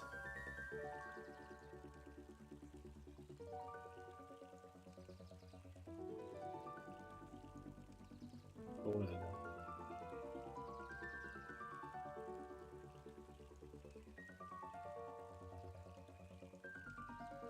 Oh my.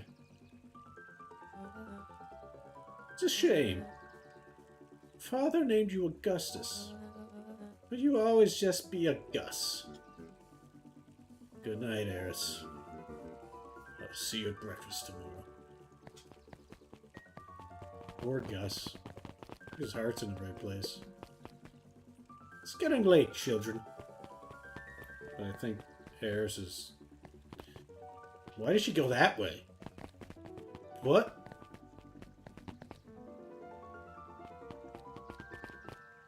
I don't know what she's up to, but I got no business following her.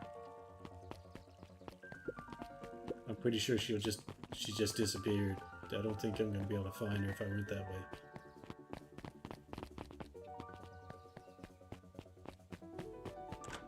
I mean, I can still check. Maybe she went and...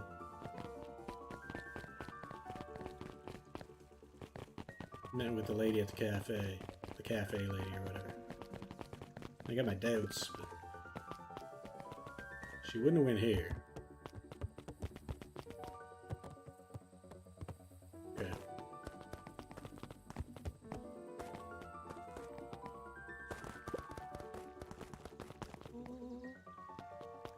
Yeah, can't go back anymore. Okay. She wouldn't win in Perennial Harvest, because I don't think so. She could have.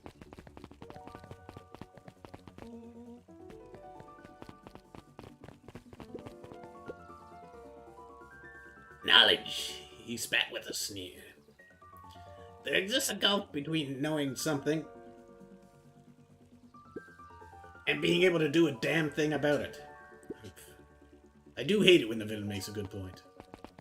Well, that sounds like talk about Nungreed. So we'll see. Sharper Valentine. See, Sharper Valentine might have been a problem as well. Him and the source, or he might have found the source or something. Caused some problems. But I don't know if his family is bad. They don't seem bad. Even though Eris might be completely in it just for her family. Gus doesn't seem bad. He seems like a pretty good guy. But he doesn't really want to be the mayor. Here's Solomon seems okay too. I don't know why he's standing outside Nuncreed's. Solomon stood proudly at the entrance to the drugstore, holding a brown bag overflowing with black licorice. Nice. I hate black licorice, but good for you. There's Solomon. Look for Mr. Nuncreed. Is he still in there? I'm afraid not. And where did you get that candy from?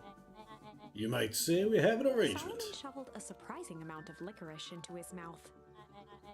Sometimes it's the small pleasures in life that we might not always have family to rely on. You're with Nuncreed? Licorice has never let me down. Well, I can't say licorice would be my first choice. Whatever floats your boat. You can tell a lot about a person by their choice of confection. Oh, yeah, I guess. I like sour gobs. Not bad. Good man. I'm certain you do. I always wondered why Mr. Nuncreed kept licorice in stock. You must eat enough of it to make it worthwhile. There are many ways to earn loyalty. For some, it's as easy as cold hard cash. Oh. Well, he's right. It's locked. There's got to be more clues. Okay, let's see. Gonna be the telephone booth? Yep. That'll be around here somewhere. Is where we gotta say the password and go down or something? Well, Underground Secrets just meant Nuncreed Drugstore.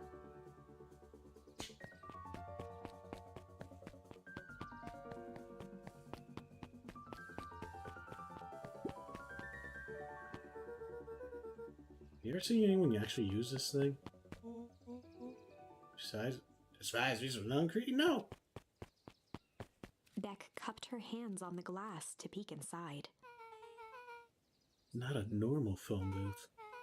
It's got like a blinky keypad. Why would there be a blinky keypad? Grand's new drugstore! I mean, Underground Secrets! The password! Opened the door and they all squeezed in.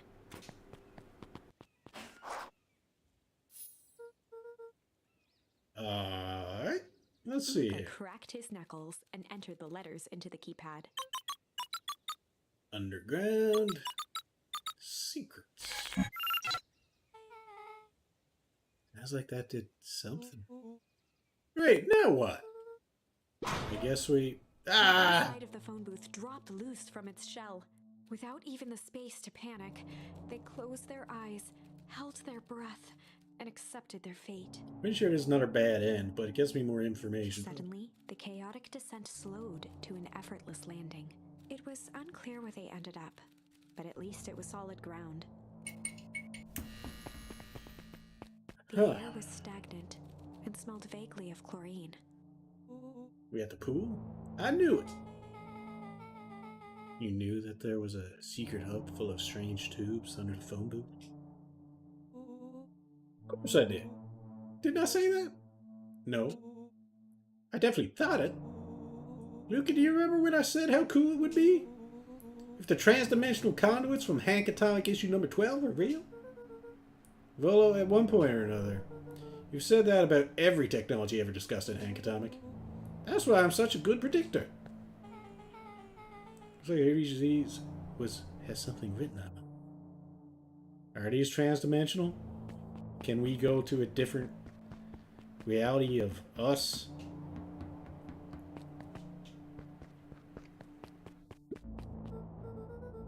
This suit has a broken mask. So have we found our mystery warehouse creeper? We've at least found our hazmat suit.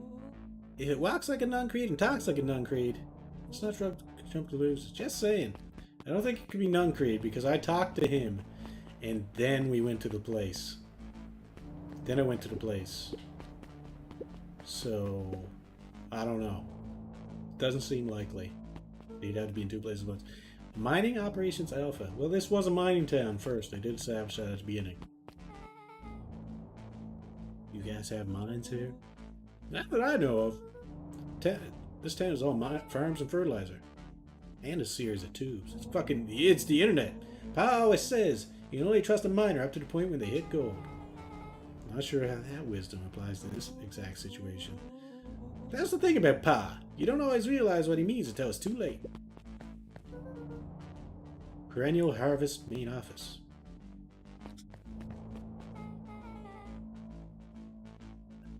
That's where my mom works. What does she do? Hide stuff. Is she involved in all this? He just moved here. How could she be involved? True. Like they have phones, they could have communicated. Valentine Fertilizer Warehouse. Well, this is probably where her other mom is. You know, whatever.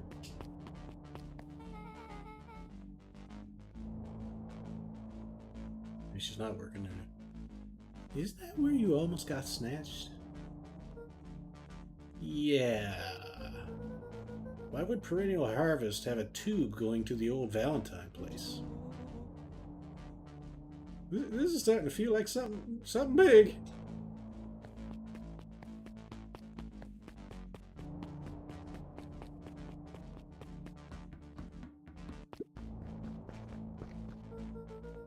That's a lot of buttons. Stand aside, Earthlings. I've read enough Hank Atomic to know my way around sci-fi tech. Will's hands hovered over the field of blinking buttons. Eeny, meeny, miny. Does that suck or blow? Well, what did you do? Nothing! I didn't even mow yet! Uh-oh, someone's activated from the other side. What was that? Hide! Where? There's nothing but weird tubes down here. Just get back. Get in one of the other tubes. Yep. Hi. Shit. Maybe it was him. Because that's exactly what he said last time. Shit. Shit. Shit. Awesome!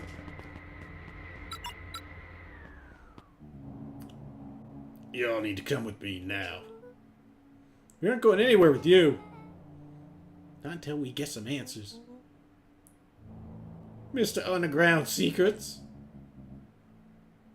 I told them it was an absurd password. But they love anything that makes them feel clever. They who? That's no matter. If I can keep you hidden until after the festival, I might be able to save your skins. He did say, why did you say so much before? He's like, he's in over his head.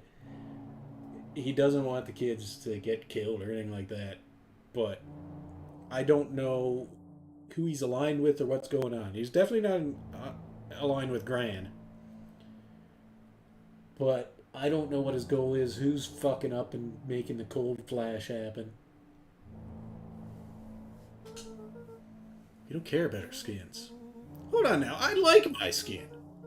This all stops now, Nungrid. Joseph waited for a moment in silence. Care still seems like the main villain. It's just he might be working with him for the betterment of the town, or at least he thinks so. You sound just like him. Who? Walt. Mr. White. You don't get to talk about my dad. You know, your father and I were friends back before. He gestured toward the strange tubes. Oh, this. That's a lie. It's true, I used to bounce you on my knee. What happened? Same thing that always happens. Reality. Complications. Life. We were a team, Walt and I. An idealistic doctor and a bright-eyed pharmacist. Both hell-bent on helping folks. I gotta look at something again. Yeah, this is fine. I'm not covering up too much. Just Lucas' sick sweater. So you were a sidekick? No. We were partners. He helped the patients and I helped him. Yep, total sidekick. Fred let out a growl of a sigh. Ugh. Luke, I need you to know this. I need someone to know this. One day, Sharper Valentine comes to us. Says he's got an opportunity. He's found something he didn't quite understand. Maybe the source is aliens. And he was willing to pay us both handsomely to help him understand it. And my dad said no. Your father and I both believe in helping people. But the thing I could never get him to understand was, it's a lot easier to help others if you help yourself now and then. Classic sidekick in the villain plotline. Walt loved being righteous, almost more than he loved his family. He was wrong about one thing, though. When he begged me not to take Valentine's offer, he said, Joseph, if a person says yes, one time to Sharper Valentine, you make sure they keep on saying yes to him until the day he's dead and gone. He shook his head wistfully. Sharper's long gone, but he still got me saying yes. Is there a point to this sob story? Not really, no. Just an old man trying to delay what needs doing. Nuncreed took a menacing step towards the children. Try to keep you safe. I tried to keep you and Junior out of this, but you forced my hand. I began to laugh. What? You really don't know. My Gran isn't out of this. She's been scheming right under your nose. Juniper! Seems like she's planning on crashing the town's party. She's going to disrupt the festival. Why would she? Color drained from Nuncreed's face. How does she know? Apparently she knows a lot of things. Apparently she's not who she even says she is. Although we don't know that in this timeline. What? Let's just say this isn't the only underground layer we've busted into today. And honestly, hers is way cooler. I'd argue that it's not. Hers is just... I mean, yeah, it's got information, a nice speed bag, and some crazy conspiracy board, but she's got tubes. Look at them. 3 big old tubes. She's got maps and explosives and bad intentions, big man. Bad intentions. Nuncreed grabbed Luca by the shoulders. His eyes were frantic. You need to tell me what she's going to do right now. She doesn't understand what it is she's messing with. Tell me now. She's in danger, boy. I don't know. She had a map with a mark on the fountain in the town square. The fountain? But why would... A jolt of realization struck Mr. Nuncreed. See, if anything, he wants to protect Juniper and her family, so he's not being dishonest here. She knows about the source. What the heck is the source? She tries to destroy the source. It could catalyze that. Dear God, she's going to freeze us all. Yeah, they cause it. They try to fix it, but they cause it. You all need to run. Run where? Away. As far away from this town as you can get. I guess underground's not good enough. Head west and don't look back. And he goes to the mining place. That did not go as expected. I like how she still has her hands in her pockets, like she doesn't give a shit. So, we're totally following him, right? Totally. See you on the other side. You good? Yep. I love this town. She's weird. Chapter 8. The Cold, Hard Truth. Beck leapt up, allowing the suction to yank her into the dark. Dimness eclipsed around her like the shutter of a camera, as she seemed to cover great distance in mere moments. Her only points of reference were glints of upcoming turns, which approached with frightening speed, only to carom her gracefully along. She heard the tinny, distant echoes of Rollo's glee. Once she stopped fighting against it, the ride was impossibly smooth. Then, all of a sudden, as if minutes had passed in an instant, light blazed into view. A burst of wintry air snuffed across her face, and she was flung out into the cold. Wintry? So the explosions happened? Or is this the source?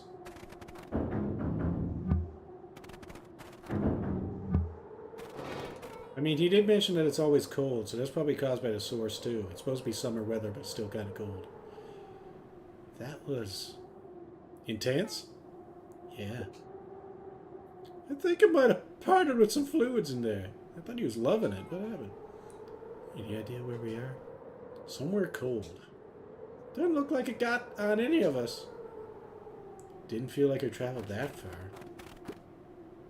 So where did it all go? This place sucks. Where did what all go? His piss? I don't understand what he's talking about. Why would anyone even want to blow something up out here? Only one way to find out, I suppose. Only one way to find out. But it's supposed to be under the fountain. This wouldn't be under the fountain, wouldn't it? We gotta catch up to Nuncreed. I think he went this way. How do you... I guess he was out first, or did Rollo go first?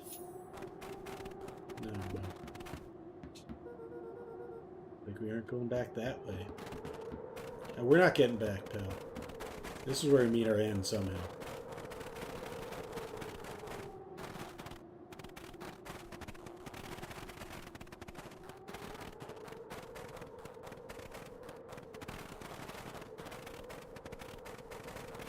Where am I? Is this somewhere I've been before, just covered in snow?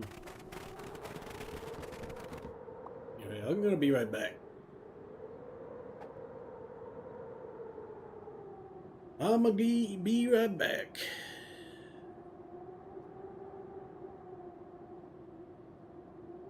Give me a minute.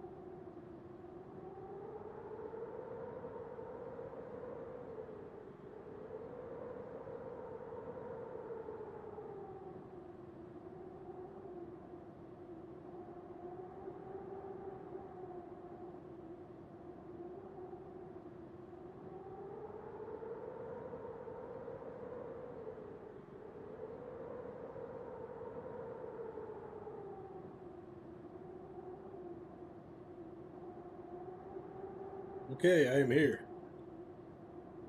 What are we looking at? Ah. There he is.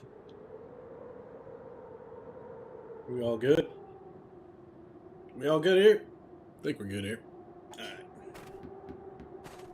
Let's get this over with. I'm sure this isn't the end.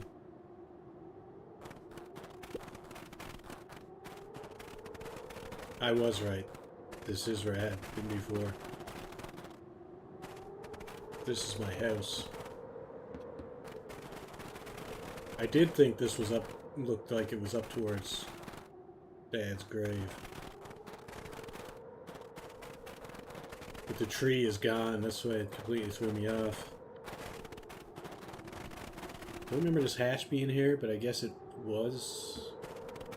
But didn't it say mining something? And the only reason I recognize is because this is the welcome to sign. So we survived because we were in the tubes.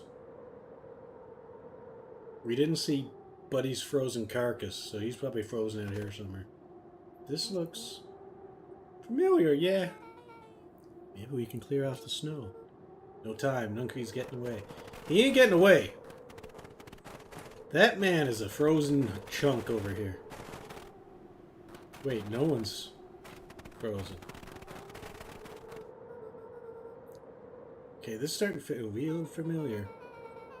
I may not be the most well-versed in all things Beacon Pines, but this does look like some sort of frozen replica town. Ah, I got it. So obvious now.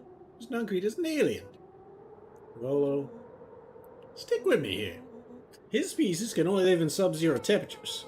Oh boy, here we go. The source is their base camp dimensions, so naturally they keep it cold. We found it by traveling through those metallic wormholes back there.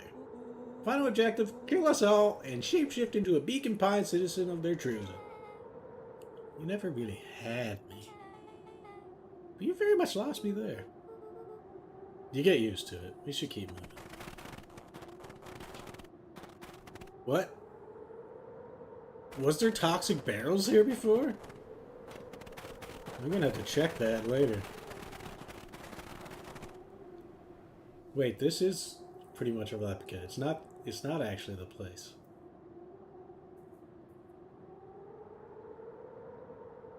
That or time just distorted when we were in the tubes.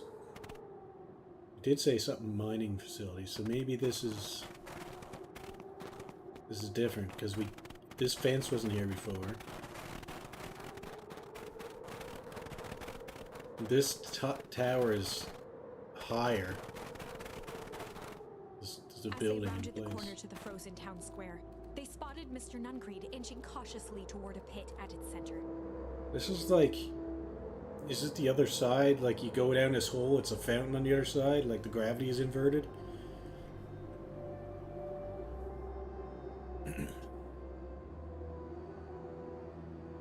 He held his arms out gingerly, as if approaching a beast in the wild. Upon closing the distance, Luca recognized what Nuncreed was after. Gran stood confidently at the edge, one arm outstretched over the abyss. Nearby, a wheelbarrow had been emptied out. Wheelbarrow. There's one in the backyard. She held a lit torch, which flickered in the bitter wind. I guess he's using that wheelbarrow. Juniper, I know what you think you're doing, but I assure you this is not going to solve anything. If you drop that, you've doomed this whole town. Oh, it wasn't me who doomed this town. I've been watching you, Joseph. I know what you've done. You and your co-conspirators. Graham? What's happening? Luca, you and your friends need to leave right this moment. Nuncreed turned back toward the kids, desperation in his eyes. He did say go west, and we kind of did.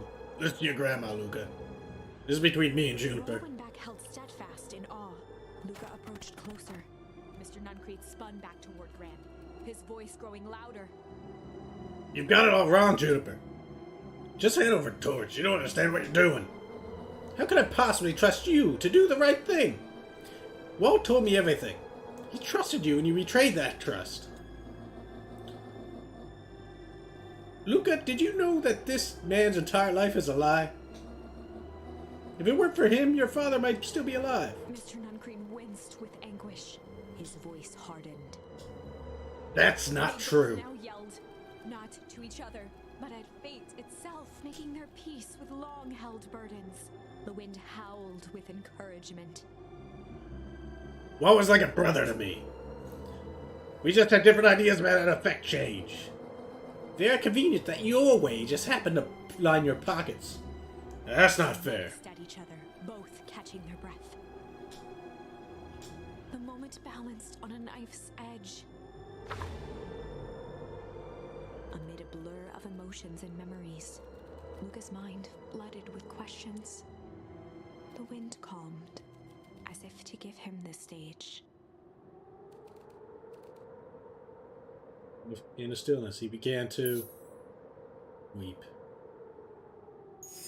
And in the stillness, he began to weep. I feel like this is going to be an important one, this branch, but I don't have the right thing was for it all yet. just too much.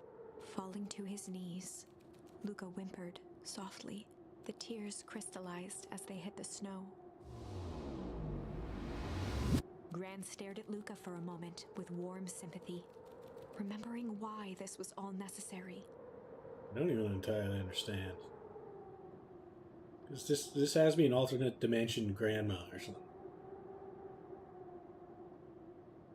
Where the obituary was faked or something. This all makes sense soon, Luca. Not if we're all frozen. And everything can go back to normal. I She promise. stiffened up and brandished the torch at Mr. Nuncreed. I can't hide behind those people any longer, Joseph. Once their precious source is destroyed, we'll see where your loyalties fall. Or you can't hide behind. I'm not sure what she said. Juniper, don't. Ignoring his final plea, Gran flung the torch into the deep darkness. She smiled and exhaled in relief. Mr. Nuncreed moaned in resignation. The torch echoed as it ricocheted down the hole, punctuated with a thunderous thud. You see, Joseph, I learned one very important lesson in life. If you want things to change, then you must be willing to... Before Gran could finish, the ground shook her to silence.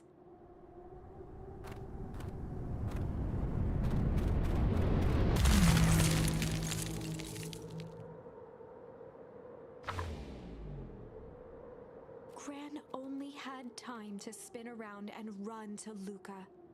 Her attempt to shield him, an honorable but trifling act. Unflinching love, pitted against an unthinking horror. There was no contest. Her warm embrace froze in an instant.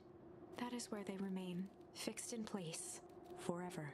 And so, our story ends on this melancholy scene.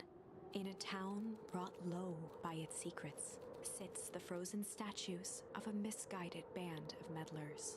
The end. Well, that was dire.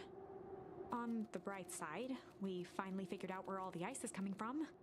Now, we just need to find a way to deal with a mystic, unfathomable force of nature. We just gotta stop her from doing it. Now, that won't solve everything, but it's a start. Very nice.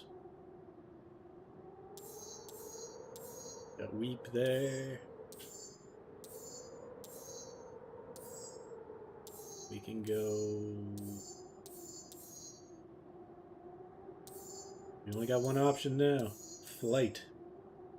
So, in this timeline, let's see. On Rendezvous with Roxy, I was a little shit. I kicked her and I ran away. So me and... I should say Luca and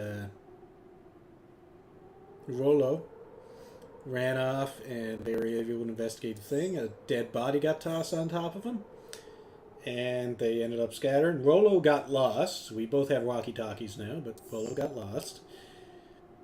And we went here looking for him. We went over to the park where he got lost, looking for him, and next to toxic sludge, we were confronted by bullies.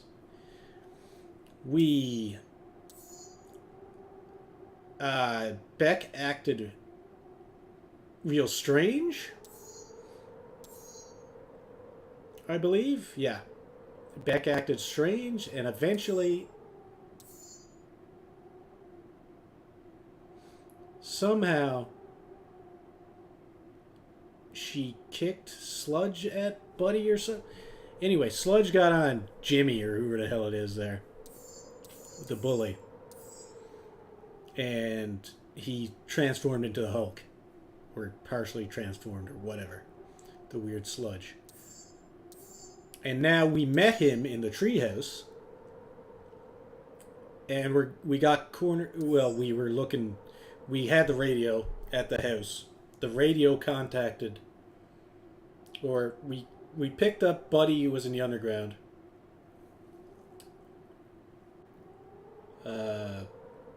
Rolo was in the underground somewhere using the radio, the walkie-talkie we had. We were talking to him,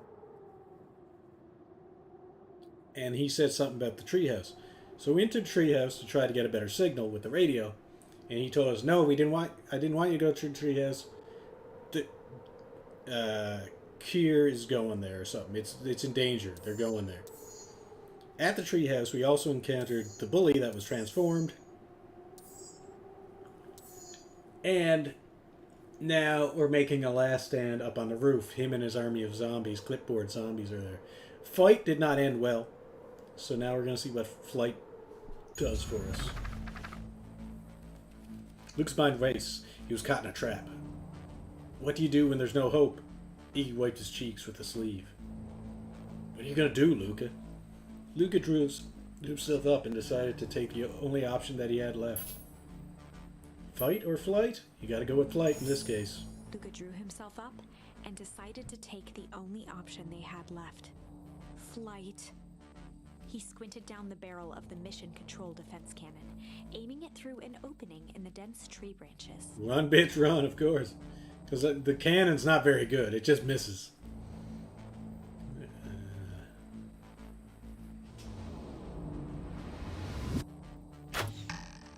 But it also works very well as a rope. As it struck true and taut. Like a zip line. I haven't seen most of this story. That's fine. That's fine. It doesn't matter. I just recapped some things to get up to this point. Wow, I can't believe that worked. Hey, Mr. Kier. We'd love to hear your thoughts, but I'm afraid we have a place to be. Come on, Iggy. See you, jerks. Fine. We know where that leads them. This way, we'll take the tunnels. Luca and Iggy winced as they sprinted through the thicket. But we're going back to the warehouse, I think. And they do have tubes that go there. The branches clawed at them, reluctant to give passage. After what felt like a marathon, Luca stopped in his tracks as they reached the clearing. What the? That was all he was able to say before Iggy slammed into his back. The boys tumbled down a steep decline and crashed with a wheezing thud on a surface as hard as ice. Oh. In fact, it was ice. Okay. Chapter 5. We're back to the source somehow. Signs. They stood Aliens! silently, catching their breath. The sky was like sapphire. With each breath, a plume of steam escaped from Luca's lungs. Let's keep moving. Luca pulled Iggy to his feet as they gazed across a snowy terrain. How did we get to the source from here? What? That was actually pretty badass. Uh-huh. I think we lost him. Are we up in the mountains? I don't think so. If anything, we went downhill. What's up with the Winter Wonderland? All I know is there's no going back the way we came. Let's see if we can get our bearings. Follow me. On the way home. There's no going home from here, man. Luca! Luca, are you there? Luca had almost forgotten the walkie-talkie he was carrying. Me too. Step bozo care. Oh. So Care's on the walkie-talkie now, right. I hope nothing bad has happened to you in those Luca woods. looked at Iggy with hesitation. No need to be With a rude. resigned sigh, Luca responded. Seems like the only dangerous thing in the woods is you. He speaks, the young man of the hour. Now, how in tarnation did you end up with one of our radios? Just lucky, I guess. Boy, howdy, you Van Horns are full of surprises, aren't you? You knew my parents? I never had the honor of meeting your father, but your mom sure was a handful. Luca winced, shoving the walkie-talkie back into his pocket. We gotta keep moving.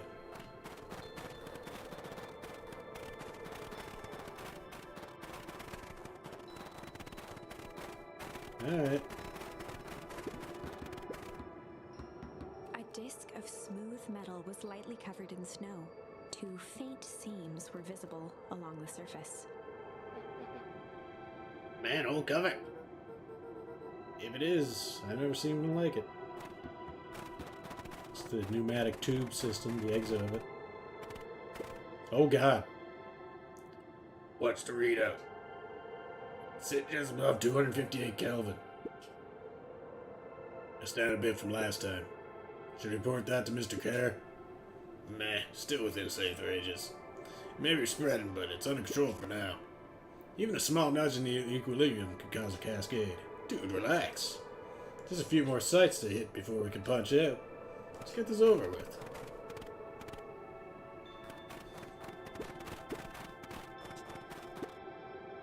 What's all this? Hard to say with all this snow. I think it's a town sign. You can almost make out letters under there. What the hell could this even be? Could be another town this deep into Weep Wood. I'm looking at evidence to the contrary.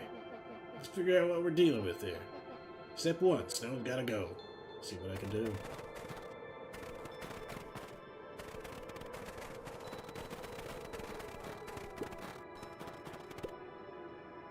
Situations such as these, Find it best to chuck stuff first and ask questions later. So to give it a snow, we're gonna throw snow at it? Okay, I'll bite. The boys stood Dun, in dun, dun. disbelief at the sign that now clearly read, "Welcome to Beacon Pines." doesn't make any sense. We're in Beacon Pines? How's that possible? We ran away from town. How did we get back here? Guess we got turned around.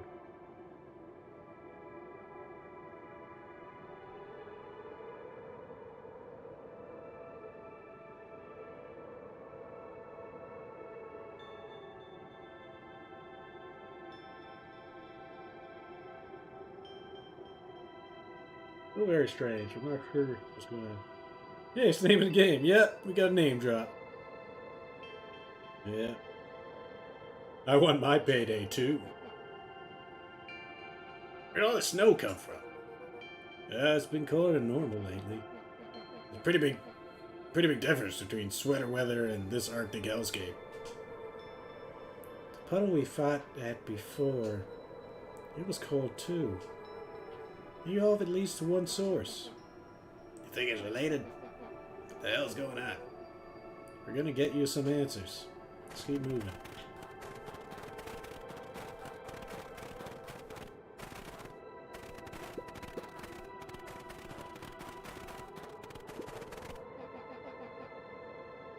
Look familiar to you?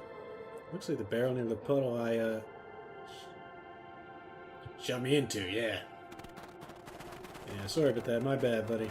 I didn't mean to make you turn you into the Hulk. The fencing listened, each chain link encapsulated with a translucent layer of ice. Looks like the stuff they put around Wheatwood. Stuff who put up? I don't know. Oh, Looking frozen. down at the frozen stream, Luca could faintly see a school of minnows encased in the ice. Whatever happened here, it happened fast. The fish didn't even have time to run. Or, you know, swim run.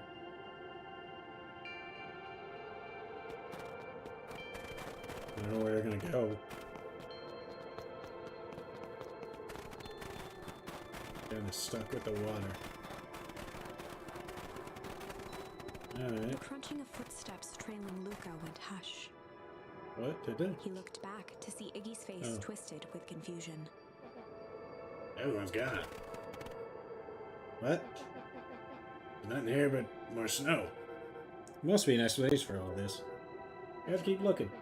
You look all you want. I quit. Iggy, we have to keep going. You don't get it, do you? This isn't one of your pathetic Hank Atomic stories. We aren't going to save the day. We aren't even going to save ourselves. My face is mangled. The town is destroyed. Everyone we've ever known is gone. We don't know that. We can't just quit. Do whatever you want. I'm done. Iggy, it's gonna be okay. Luca peered upward at the darkening sky. He let out a long, foggy breath. Faintly, Iggy began to cry. Seeing Iggy in such a pathetic state gave Luca a sense of compassion and more than a little guilt. New charm? No. It is getting pretty late, I think. Probably not a great idea to stumble around in the dark anyway. Luca allowed himself to collapse next to Iggy. Let's just rest The for a boys bit. huddled together for warmth and comfort. If not for exhaustion, their minds would be racing, trying to make sense of the events of the day. As it was, all they had energy for was to sit in silence, numb. I'm just gonna freeze to death.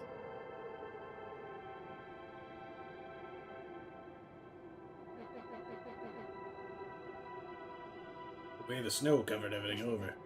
It's kind of calming. Yeah. Wait, you've never been in a place where there's winter before?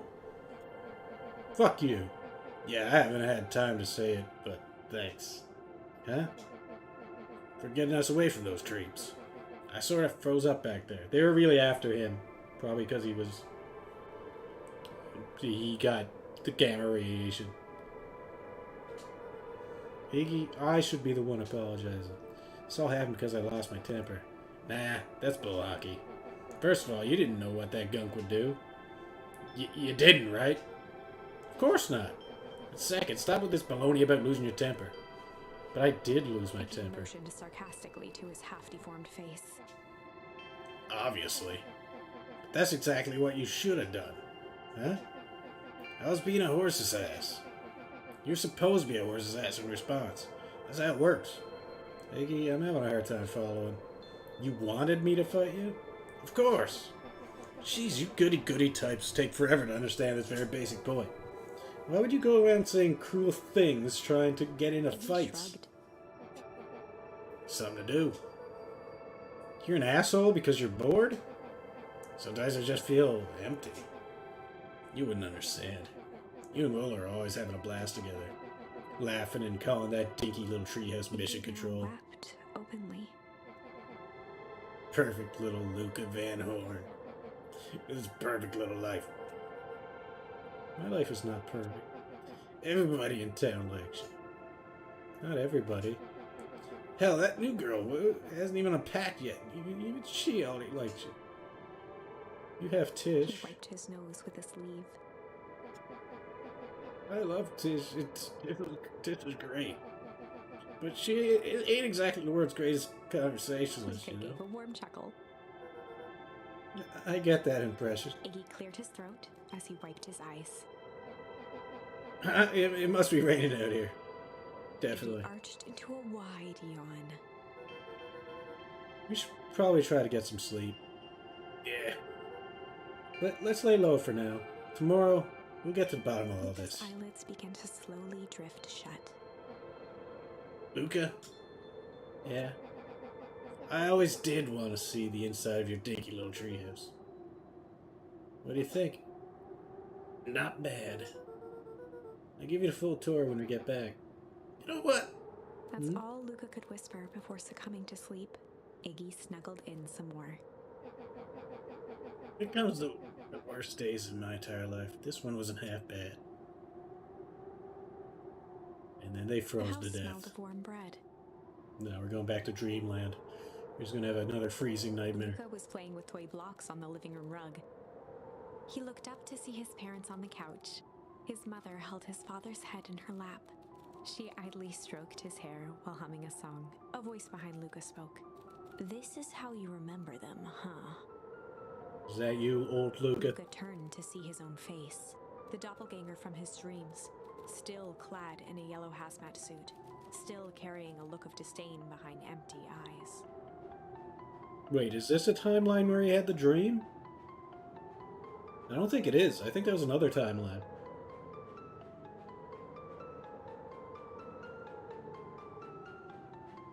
I think it's one of the first Flash Freeze timelines. The one where I had a fight with Rolo. I think. It was when I ate the poison jam? No, that wasn't where I fought with Rolo. Either way, I don't think that was part of this timeline.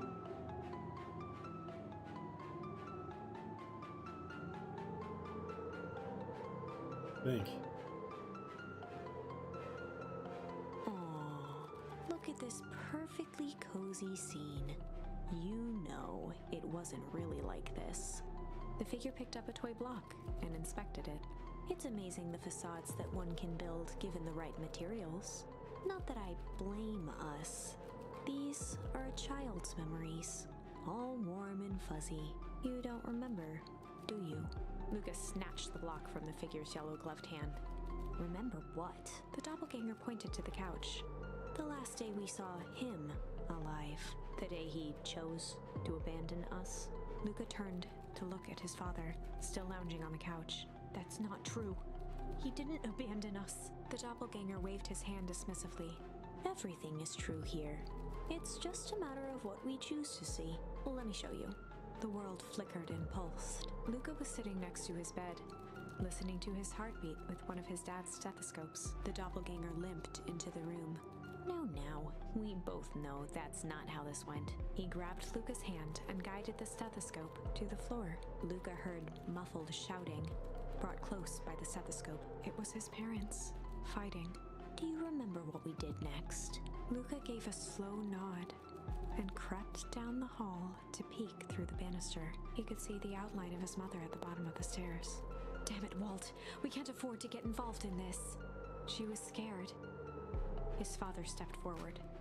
What am I supposed to do? Just watch? There's a sickness in this town, and we both know who's behind it. I swore an oath to help people. I won't turn my back on them. Luca's mother grabbed Walt. She was crying, pleading. I can't lose you. Right, there's a sickness that he was researching too. I still don't know what that's related to anything. Walt calmly removed Eleanor's hand from his shoulder. What's right is right, and what's wrong is wrong. I could never live with myself if I let Sharper get away with this. Eleanor raised her voice. Spare me your bullshit platitudes. What about our son?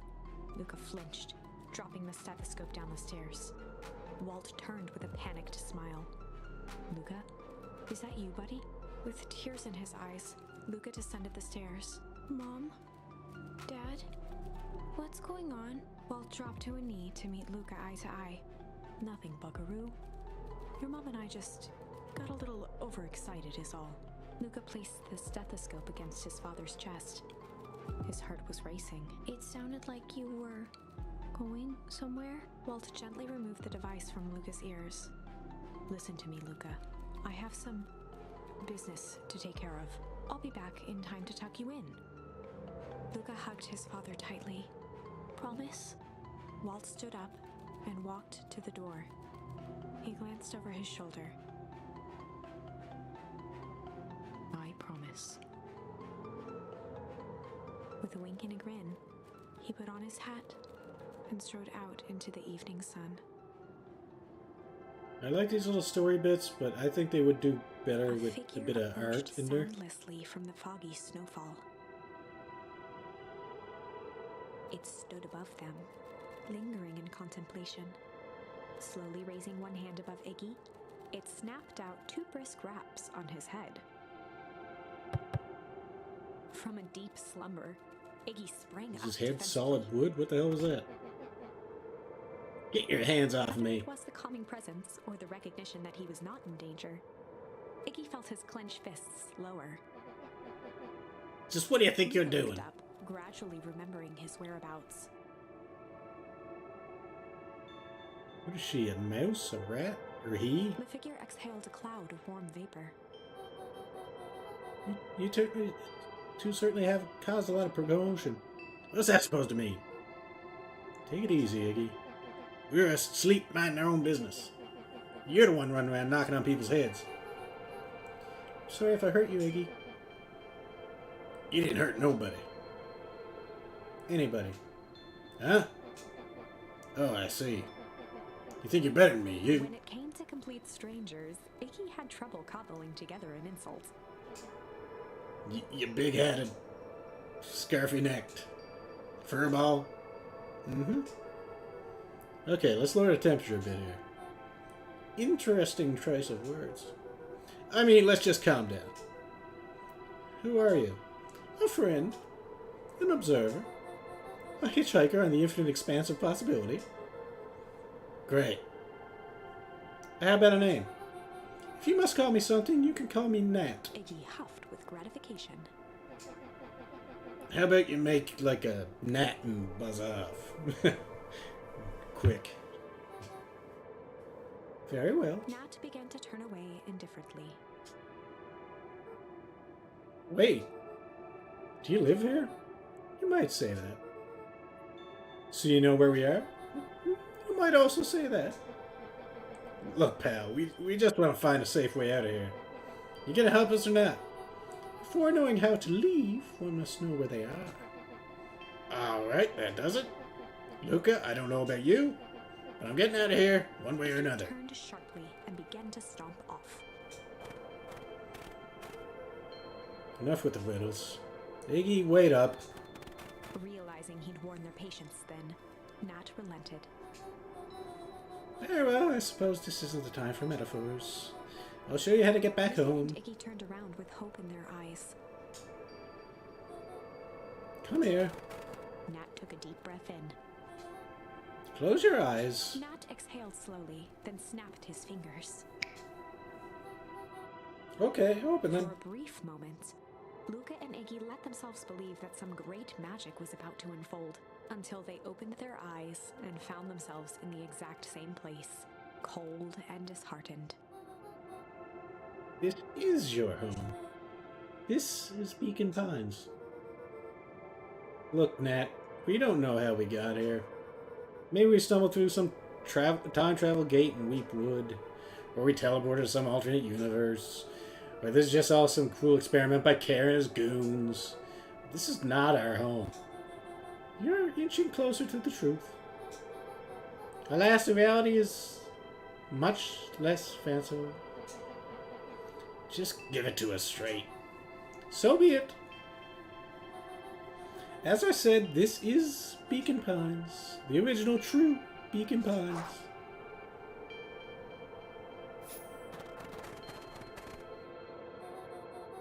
You both grew up here.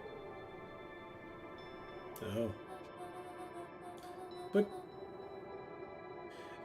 the town you've called your home for the past several years is a replica.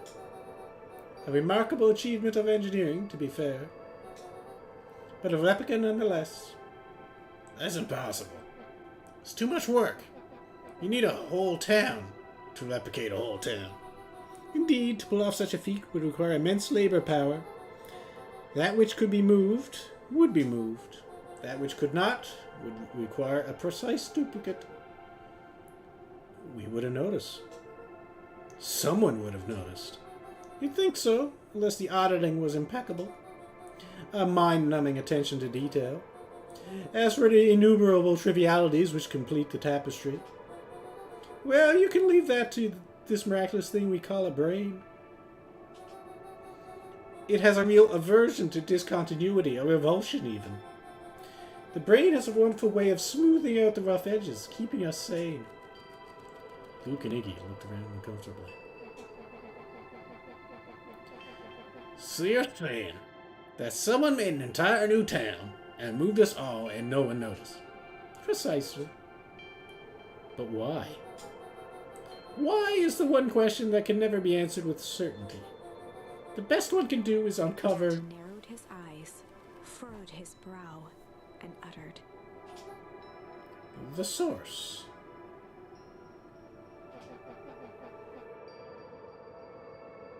Why'd you say the source like that? Why indeed? Luca began to laugh uncomfortably. It's all ridiculous. There's no way they could. He looked down at his feet. His eyes started back and forth in contemplation. But with a sudden pain, a thought struck him. New definition to smooth brain. Yeah, I was thinking smooth brain too. Yeah. A thought struck. If this really is home. He sprinted off into the pale distance. As Iggy turned to follow, Nat called out. Iggy, it's not too late to turn back. Simply head west through Weepwood.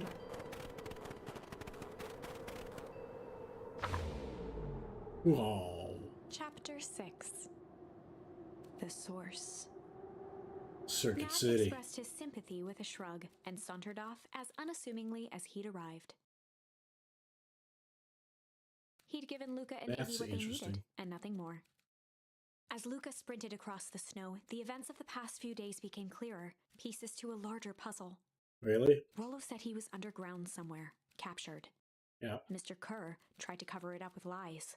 indeed. The clipboards were hell-bent on capturing Iggy. That's also true. It all seemed to point to Perennial Harvest. Indeed. But right now, there was one thing that Luca needed to know. His dad's grave. Luca stopped dead in his tracks. The tree was gone, uprooted and moved, leaving a raw gash in the earth. He dropped to his knees and dug wildly at the cold snow. His numb hands hit something hard. A headstone. A dry whisper escaped Luca's lips.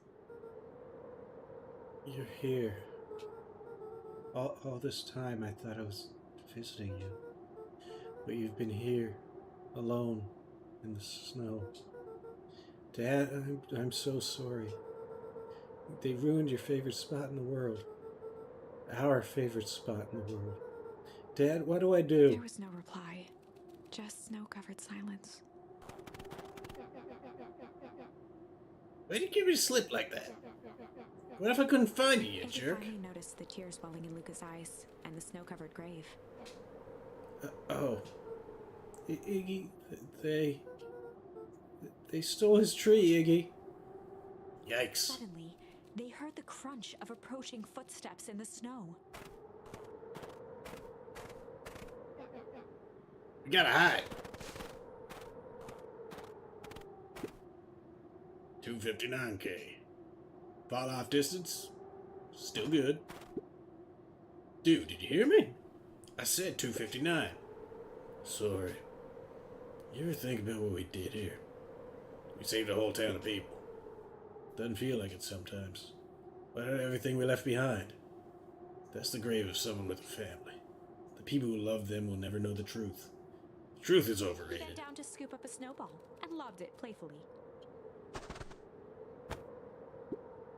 Hey! Don't be such a downer, dude. You took this job to change the world. Yeah. Come on. It's almost lunchtime.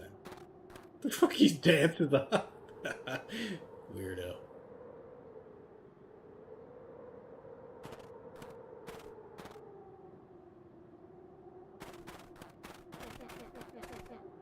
You thought I was a jerk. These Davises are out here literally dancing on Luca grapes. stuttered through heaving sobs. I was visiting him. I thought he was with me. Not gonna lie, that's a bad break.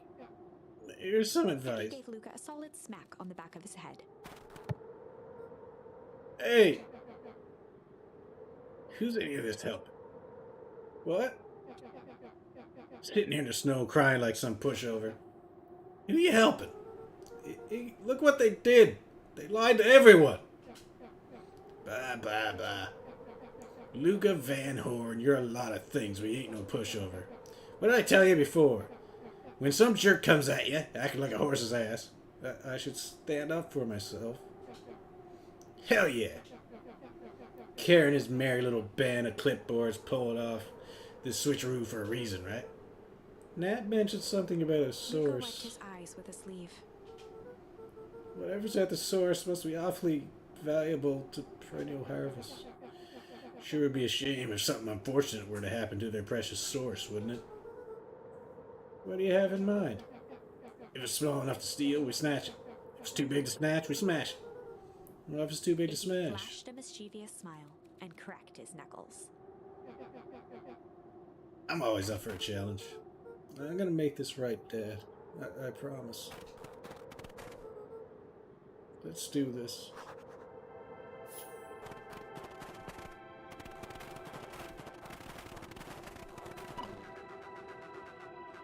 It can get awful cold out there in those woods, Luca. Probably best you two stay put and conserve your energy.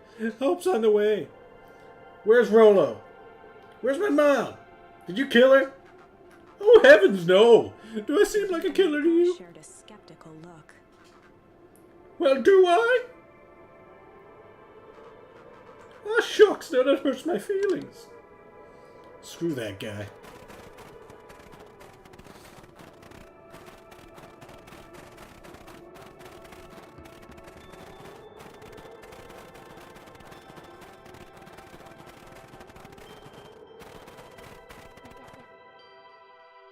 Wait a minute.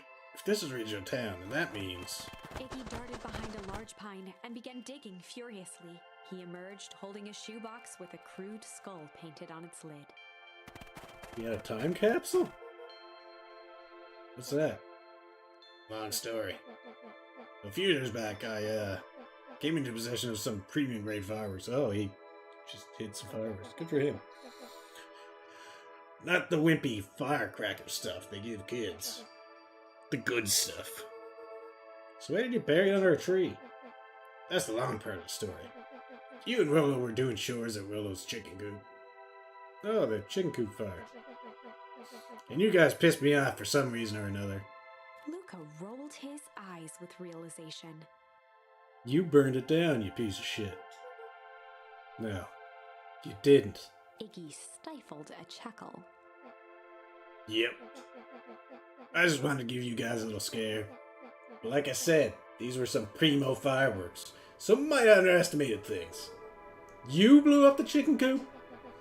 I've heard to think of it as incendiary redecoration. Sorry, but you should have seen the looks on your faces. Well, look, I commanded for months.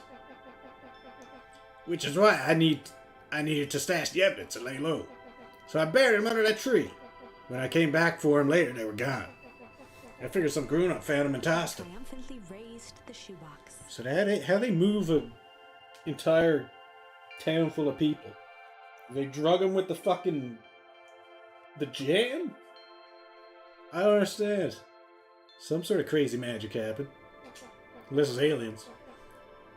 Turns out it wasn't the fireworks that got moved. It was us.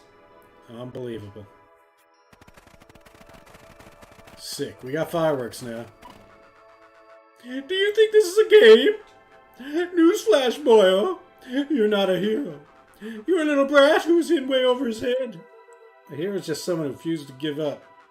Comics these days are rotting children's brains. Everyone thinks they're a spaceman superhero. I was always partial to Hank Atomic myself. Is that so? Do you really think you have a chance against us? You have no idea how powerful we are! Prepare for blast-off, loser. What the fuck kind of comeback is that?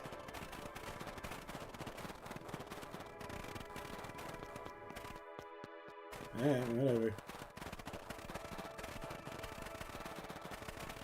I'm not small time, you're small time. No, you're small time.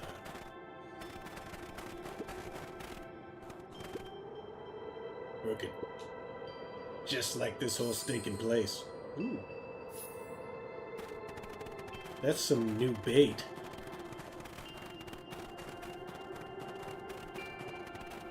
I mean, this is the source. I know it's the source, so I gotta look around for other stuff.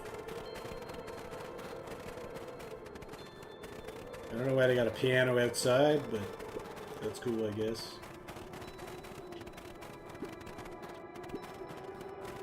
Maybe it's not a piano, maybe it's just a drum thrown in front of some sort of machine for some reason.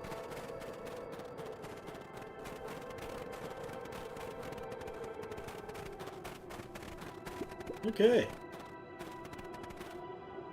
Luca and Iggy inched up to the edge of the hole with bewilderment in their eyes. Arctic air breathed out of the cavern in heaving gusts. Echo, echo, echo, Echo. Whoa. I can see why they wanted to move us all out of town now. Why would they dig a giant hole? I think this is it. This is the source? It's a dang hole? How do we smash a hole? Oh god.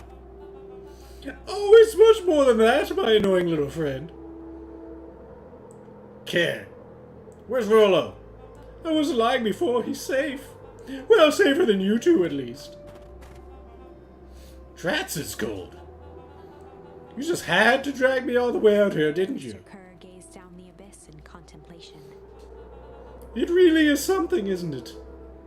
What did you do to our town? What is all of this? That's a doozy of a question. This is the source where they collect the unrefined, Scratched the back of his head. He's not a science guy. Honestly, boys, I don't understand any of this well enough to explain it. Fact of the matter is, I'm not paid to know. What do you mean you don't know? Ain't you in charge? Oh, heavens no! My role is merely to flash a winning smile and manage various complications. Complications like us? You are a smart His boy. face contorted into a saccharine grin. Grin? It really is nothing personal. Some people are destined to strive for greatness, and others are simply obstacles along the way. Seems like you were destined to be a creepy lackey. The point is that we all play our part in life.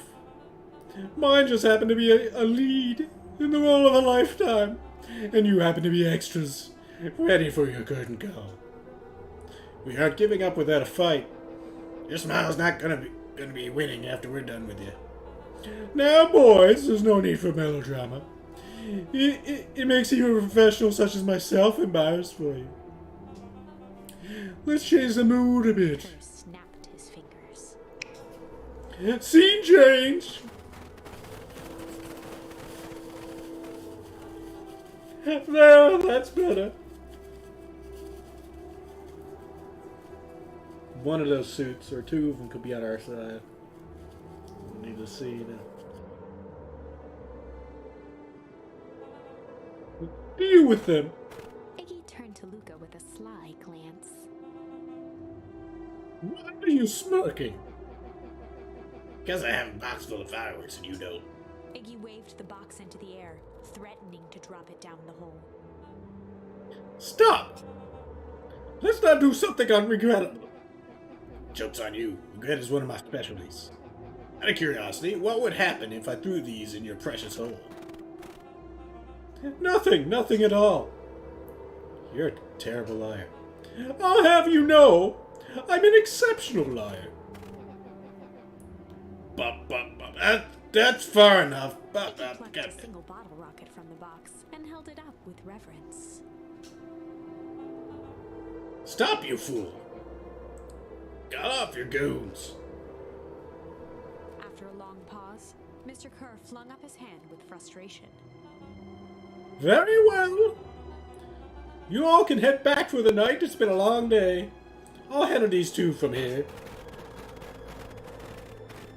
Mr. Kerr sighed into the frigid air. It's just us now, Iggy. You can put that down. What, like With a this? nonchalant flick, Iggy tossed the firework into the hole.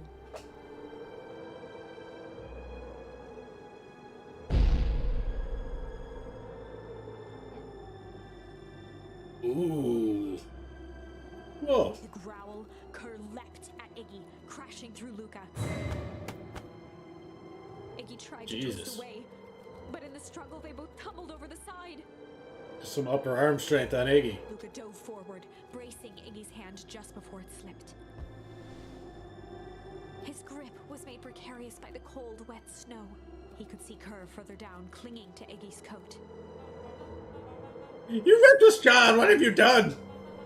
Luca, listen to me. Hang on tight and use the walkie-talkie to call them back. What channel do I use? It doesn't make a damn difference. They're always listening. If you do that, the clipboards will just haul us up and snag us both. The only way you get out of this is if Kara's out of the picture. Just go and save yourself. If he lets us go, we both die. I don't want to die, but seeing the look on your face almost makes it worth it. Mr. Kerr, you've had a long life. Why don't you actually do something selfless and just let go? Mr. Kerr gasped with Mr. insult. Kerr. Long life! I'll have you know I can still play 25. You should have heard me sing the part of Phileas Young. Wild look in his eye, Mr. Kerr began to hum a proud melody.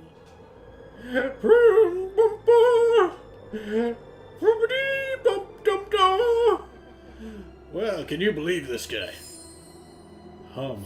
Luca's hand began to cramp. His voice began to crack. Just let go. No can do. If you want to save your friend, you have to save me too. Luca, look at me. It's okay. Iggy loosened his grasp. You're not going to kill your friend like that, are you? Every muscle in Luca's body burned. I'm not his friend. Yes, you are. Nah, I'm a no-good bully. Like you, Kerr. Iggy, no. Luca felt his hand slipping. And I told you what you need to do with bullies. I can't. It's your only way out of this mess. Two birds with one stone. It makes sense for us to fall together. Wackadoos travel in packs. Calm settled over Iggy's face. Luca, let me do this. Iggy's voice was colder than the bitter air billowing from the chasm. Let me do the right thing for once. Luca had no choice but to something Iggy's request. No, Luca had no choice but to refuse Iggy's request. not doing He it. tightened his grip and reached for the walkie-talkie in his pocket. A wild delight crept onto Mr. Kerr's face. That's a good lad. Now, radio for help. Iggy Not begged letting Luca Iggy go with his down. eyes one last time, but Luca pressed the button and called out. You're not getting that satisfaction, Iggy. We need help. Mr. Kerr is in danger. It wasn't long before they were once again surrounded by clipboards. Mr. Kerr sighed with relieved frustration. There you are. You really are a worthless lot, aren't you? Mirror, now. A clipboard dutifully produced an ornate ivory hand mirror, and Mr. Kerr began preening his tousled hair. Ah, that's better. Mr. Van Horn, I applaud your sharp thinking under duress. I'll put in a good word for you with the founder. Take them away. A swarm of hands overpowered Luca. The last thing he saw before a cloth bag was pulled over his head was the defeated look on Iggy's face. The end. Right. I think this was one of those times where doing the right thing was the wrong thing. What else we got? Do we got anything new?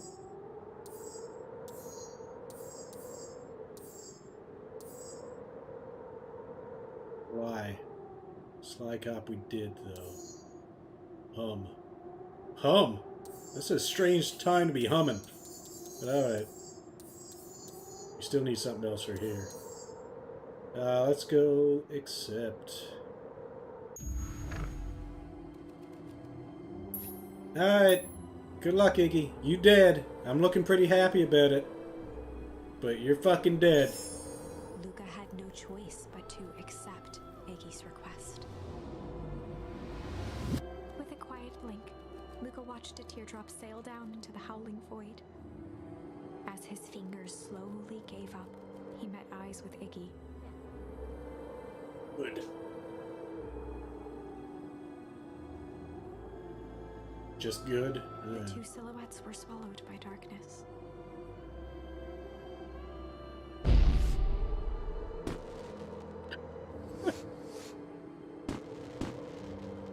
Did Iggy do that as he was falling? Is that the sword shooting that? What the fuck is happening? He had a lot of fireworks. Good lord. Hell of a goodbye, Iggy. Oh, hey, Nat. Luca, you should really step back. What? Quickly. I don't think it's gonna help. Oh, jeez. It did. Wait, what? Curious. Oh, but of course. Those fireworks and gigs must have been just the right amount of energy. We should get out of here before perennial harvest arrives. Not until you tell me what just happened. Your friend Sacrifice just saved this town. For a little while, anyway. How? Tempus liquamine is a peculiar substance. It can change the relationship between matter and time itself. But doing so requires unfathomable energy. In a closed system, that energy can only come from its surroundings. A useful side product of this property being, by adding precisely the correct amount of energy to it, one can create a cryogenic cascade. So the gunk makes things cold and the fireworks made the whole freeze over. That's one way of putting it, yes. As dumb luck would have it, the fireworks weren't strong enough to generate a runaway reaction. I shudder to think what would have happened in that case. So fire on a stick can cause the crazy reaction. But fireworks, We no. have some idea what that would look like. It would take them a good while to safely break through this and access the source again. If you know all this stuff, why haven't you been helping? I have been, in my way. Each one of us has our role to play. Iggy's role, it turns out, was to buy us precious time. Mine has been to observe and wait. Wait for what? You. Me? Why? What's my A role? fierce twinkle flashed in Nat's eyes. Luca Van Horn, you are going to save the world. With a chuckle, Nat turned and walked west. Dumbfounded, Luca followed behind him, trudging through the snow. Every step taking him further away from everyone and everything he knew, and closer to destiny. To be continued in Beacon Pines, Pines Harder.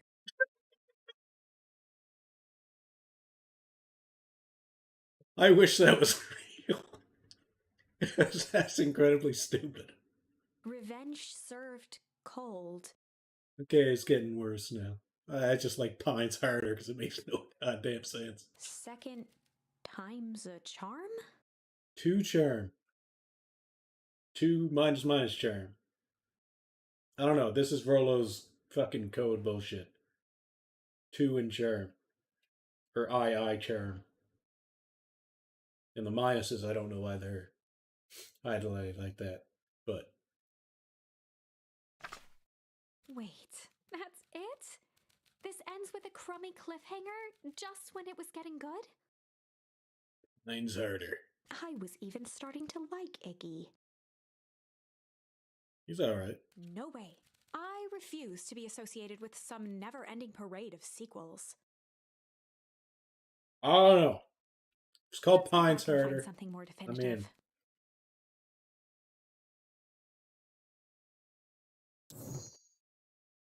It's a whole thing. Look at all the artwork. It looks adorable. Look at this. This is great.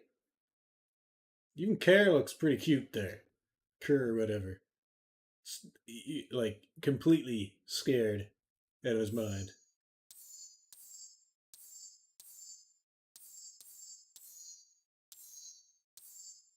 I do have hum, but we're not humming yet. Do we? Do we just hum? I mean, we just got a hint from Rolo somehow.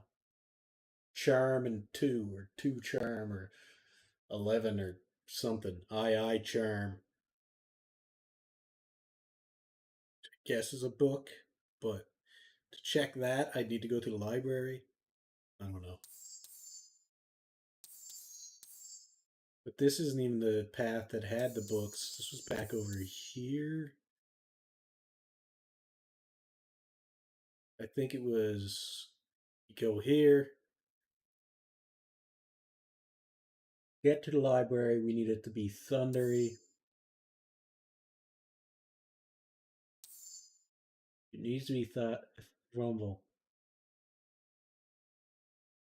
Then it goes straight on till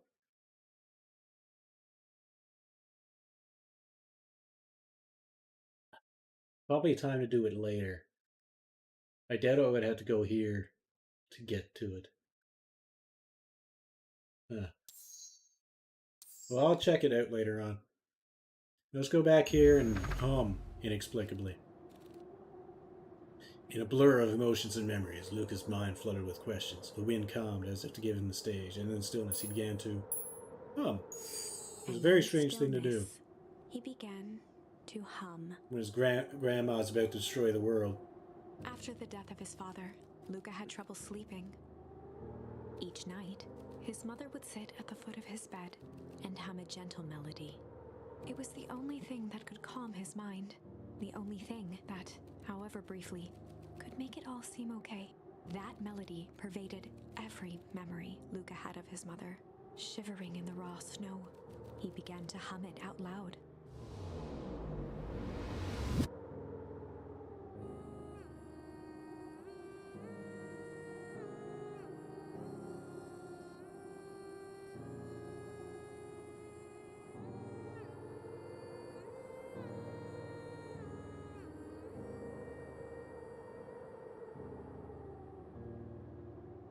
Gran lowered the torch, listening closely. As recognition slowly set in, her heart sank. Those countless nights of consolation, the incomparable loss they shared together.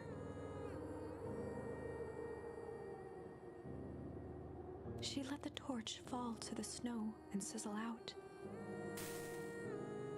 A few steps toward Luca was all she could bear before dropping to the snow herself.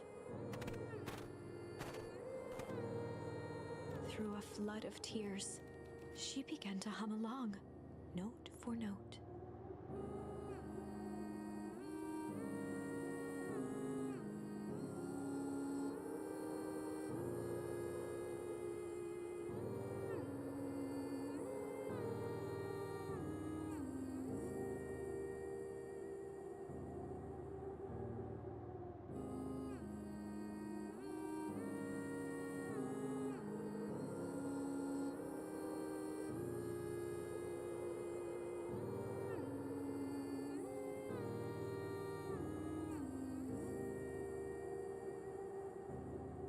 Everybody else is just watching like, what the hell is going on? Should we even be here?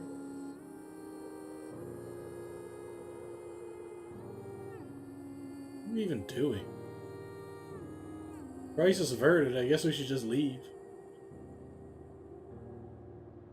I guess I gotta hit a button. Luca lifted his head in astonishment. The last time he heard that melody was the last night he saw his mother. How do you know? I'm so sorry, my little buckaroo. Buckaroo? The only people who call me that are Dad and your mother. Luca blinked through blurry, watery eyes, trying to see more clearly. He could just make out the impression of a familiar face. He peered across the snowscape at the woman on her knees.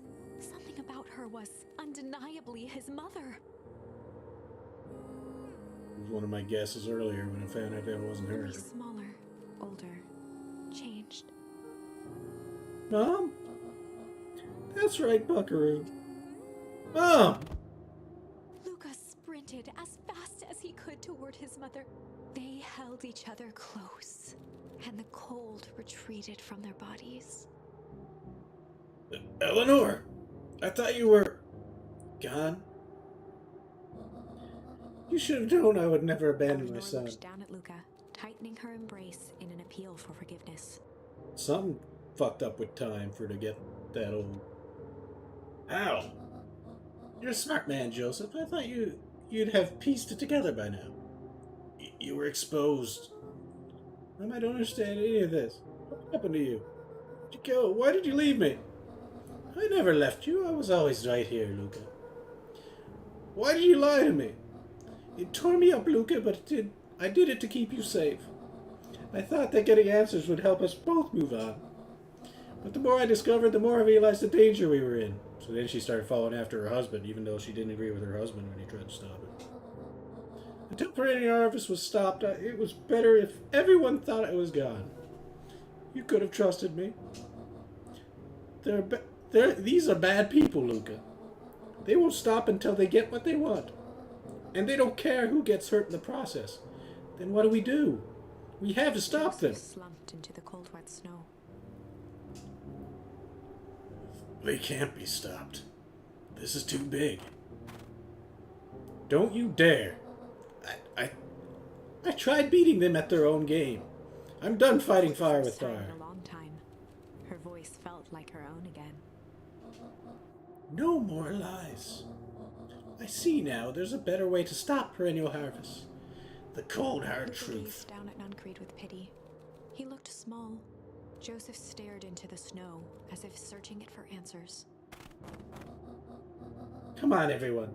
We've got a party to crash. Well, we've averted the crisis, but then we still got a horde of zombies to deal with. You don't understand, he always wins. I assume he's talking about Valentine. Chapter 9. The Devil You Know. 7 months ago, Eleanor Van Good Horn Lord. crept down the maze of sterile hallways under perennial harvest. She stopped in front of the large steel door marked Deep Engineering. No turning back now. She raised a trembling hand. The stolen keycard worked as promised, and the door buzzed open with mechanical efficiency. She was immediately hit with the smell of disinfectant. It was some sort of laboratory. In one corner was a desk covered in papers. Across the room stood a tall metal pod with hoses protruding from its base. She rushed to the desk and began shifting through the piles of papers. They were experiment reports on something called Tempus Liquamen. There were dozens of them, every one stamped failed. Eleanor heard the sharp echo of footsteps approaching. She was out of time. Her eyes scanned the room, eventually landing on the strange pod. She's out of time. Her eyes scan the room, eventually Muttering a landing on curse the under her strange breath, pod. she dashed over and dove inside.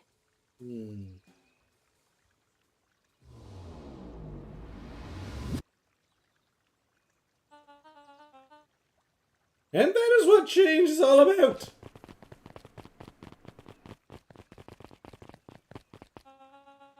Grabbing the future by the scruff of the neck and making things happen. Change is a choice. I'm tickled pink that we will be making that choice together. How great is that? This man is a liar. Excuse me. I will not. This town has a dangerous secret, and perennial harvest only exists to keep it hidden. Nonsense! They picked up the whole damn town and moved it right under our noses. You aren't making any sense, dear. Clara addressed the crowd with a sarcastic tone. Imagine such a thing. It's absurd, and just plain impossible. They promised they could fix the fowl festival. Fowl harvest. They told us they would clean this place up. He just had to leave town for a few days. Oh, right. They had him out in hotels. Right. They did mention that. So that's how they convinced him it was the same town. But while they had us evacuated... Mrs. Hartford, I'm afraid I'm going to ask you to... You're afraid of a lot of things, aren't you? You sniveling little worm. This is growing tiresome. A little help, please. Don't you see this festival is a sham? An excuse to have the whole town gather in one place. They're planning something awful. I don't know what, but these people are wicked. Don't listen to her. She has absolutely no proof. I am the proof. I'm Eleanor Van Horn. Filtered through the crowd. Well, aren't you just sneaky as the dickens? You all knew Valentine's fertilizer was too good to be true, and now this whole town is paying the price. Ladies and gentlemen, I am so sorry about this disruption. My associates will take this obviously disturbed woman somewhere comfortable, so that she can get the help she needs. She's not the one who's disturbed. You two-timing clown. You all know there's something wrong with this town. It was just easier to look the other way. The truth is... Bravo! Bravo. That's quite enough, Mr. Nuncrete. Torment dragged on Joseph Nuncrete's face. So he's the boss after all, Solomon? Yes, sir. Take them away! No, I want them to see this. Maybe he's de-aged and she aged up. I don't know. Ah, the ever-tempestuous Eleanor Van Horn. You've been quite a thorn in my side. Like a weed that's burrowed in where it doesn't belong. I must confess, you look dreadful. Paused for a moment, plucking a piece of fuzz from his sweater and discarding it to the ground. Consider yourself in rare company. You've managed to pull one over on me. It won't happen again. I knew you had some sort of plan to disrupt our little party. But alas, I expected something a bit more impressive than incoherent rambling. No matter, your failures are yours to bear. Mr. Kerr. Yes, sir! It's a shame it was cut short, but I thank you for that rousing oratory. I will take it from here. Yes, sir, of course, sir. You've done quality work for me, William. You can look forward to the recompense we agreed upon. The bow of deference. Founder, you are most gracious. Gasps rippled through the crowd. Thankfully, we can dispense with the formalities from here on Solomon out. pulled a glass vial from his pocket.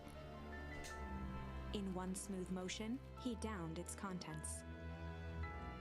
A triumphant smile grew across Solomon's lips. You can all call me Sharper His Valentine. body and face began to contort and expand as he disappeared into a belching green mist. Sharper. Yeah, that's... Assumed it was him, but I didn't really remember his name. So I couldn't really say, yeah, it's Sharper.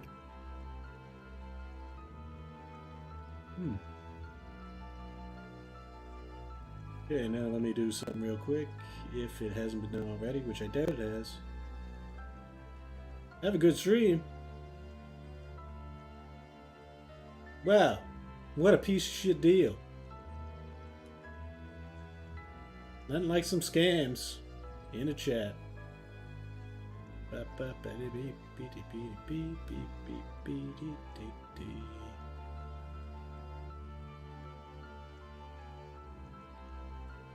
we go.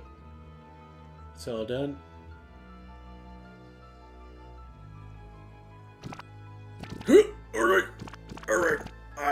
Alright.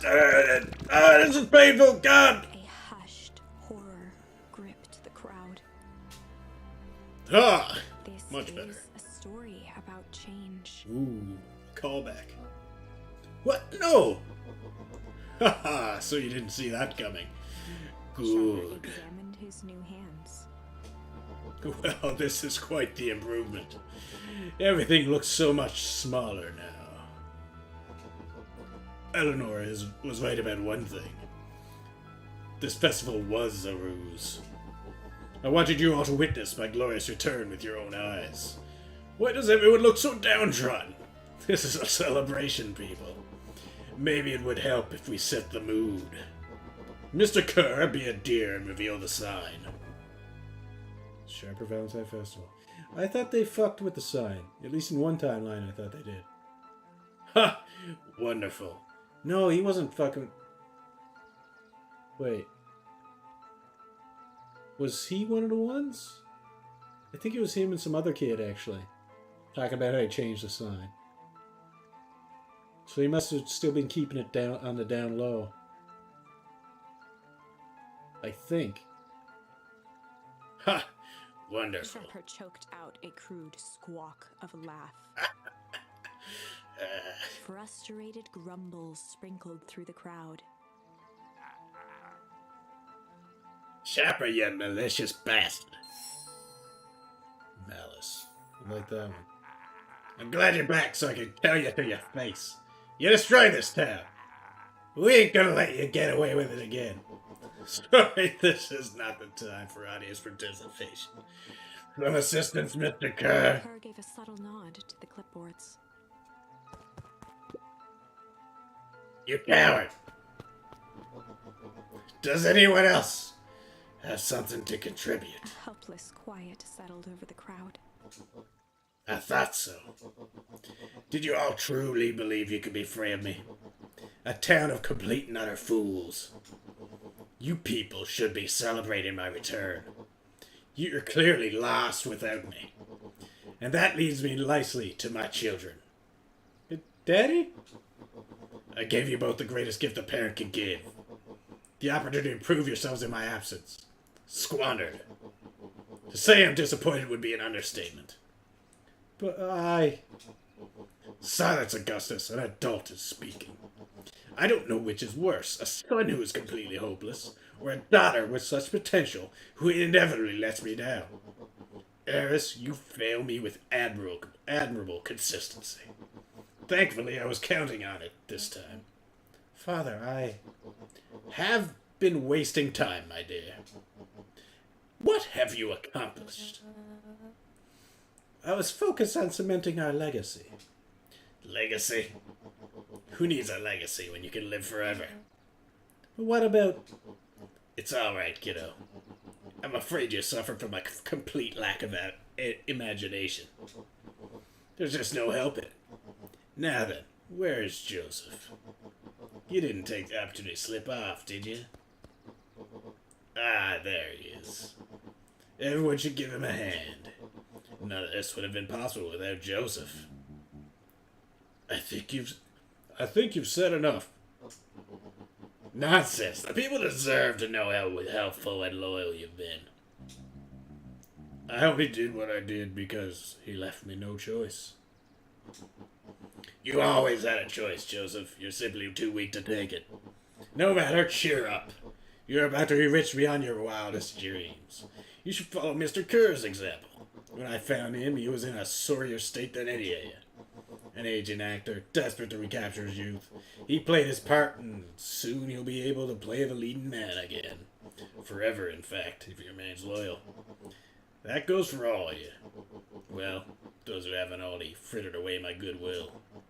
Bacon Pines is mine again, and I am willing to share its spoils, exchanged for absolute loyalty. Velvet Box, thank you for subbing again. 8 Bacon months. Pines. Nice. Yeah. Why did it say that? Is that what you said? It didn't even come up on my end. It didn't even come up on the thing I was saying. Bacon Pines. Why didn't that come up in the chat? I gotta... What? Weird. Anyway, whatever. For whatever reason, on my chat, it didn't show up, but I see it on this other chat that I got here. I sees it now. But it read it out to me, too, so it's not a big deal. Bacon Pines, indeed. Delicious. Delicious. And I'm willing to share spoils exchange for absolute loyalty. Are you saying William Kerr was never in charge of Perennial Harvest? Ha! How goes the stream? Yeah, it's going okay, thanks. Going alright. I'm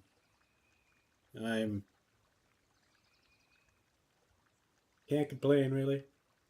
I'm 8.5 hours in, so that's alright. I want to play. I plan on finishing this game today if at all possible, but I don't know how long it is. It's going pretty good. You think that pucked off blatherskite? Oh, I haven't heard that word since DuckTales. Good lord. You think that puffed up blatherskite could have accomplished all of this? I suppose it's time for your big exclusive. Sharper addressed the crowd with indignant pride. He'd planned this moment for so long that now, at the deed's fruition, it almost felt frivolous. You see, I needed a figurehead to hold down while I orchestrated my return. Hold things down. I orchestrated a dirty old blatherskite, yeah. Blather and blatherskite. Gizmo Duck, classic. Someone to misdirect, lie, and built this town for a spell. So I invented William Kerr. Take your bow, you've earned it. Mr. Kerr flourished a preposterously elaborate bow.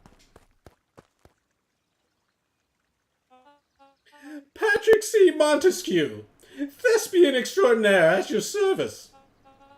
Founder, I just want to thank you again for this opportunity. You actually have a book in the library. Very self-centered book. But anyway, it truly was the wall of a lifetime. Wait. So this Bill Kerr was a patsy the whole time? You are actually the worst, Rollo. Now that your secret is out in the open, what's to stop this town from rising up against you? Oh, that's the delicious part. Fear. Thanks to our clipboards, I know what each and every person in this town fears most. And I will make those fears manifest for anyone who steps out of line. The choice is simple. I'm not afraid of you. Still nailing the voice acting? Thanks, man. I'm not afraid of you. Ha! The young hero. I've kept a keen eye on you, boy. You and your friends made a habit of disrupting my plans. What a pity. If things would have gone a bit differently, you might have had your moment of triumph. But that's fate for you. You can't do this. Oh, but I can. I have won. Never underestimate what a great man can do, given time. And now time is my plaything. Perhaps the most expensive thing I've ever bought. But well worth it.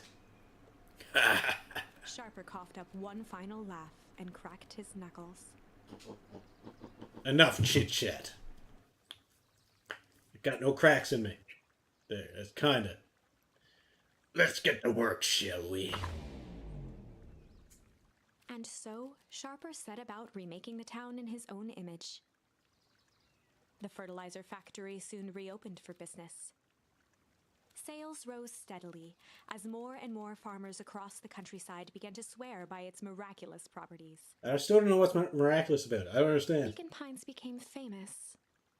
A secretive town that, for the right price, shared its gifts with all. Gifts that became more and more necessary in a world where winters grew longer and longer. Okay, the source kept expanding and the cold kept creeping and creeping. But I don't really understand what's so special about fertilizer, if anything. I guess it comes from the source. The end. I don't know. Yay, happy ending. This is wrong, but things are becoming clearer now. You can feel it, right? We I can can't feel it let Sharper win. coming He in the might air just be tonight. the key to this whole thing.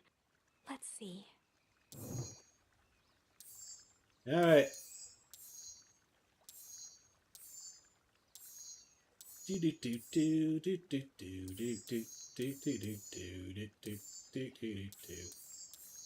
Okay, I want to see something. So we're gonna go back to Rumble, but we gotta skip ahead a lot. So we're gonna need to. Luca began to. We gotta skip a shit ton actually. Luca surveyed at that. I skip ahead at all? Maybe I can. If that's the case, I gotta go through a lot.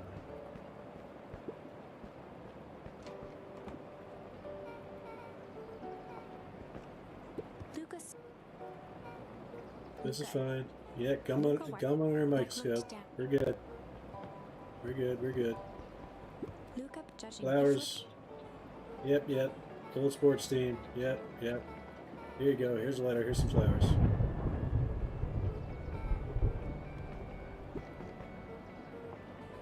And now the radio. Luca flicked it.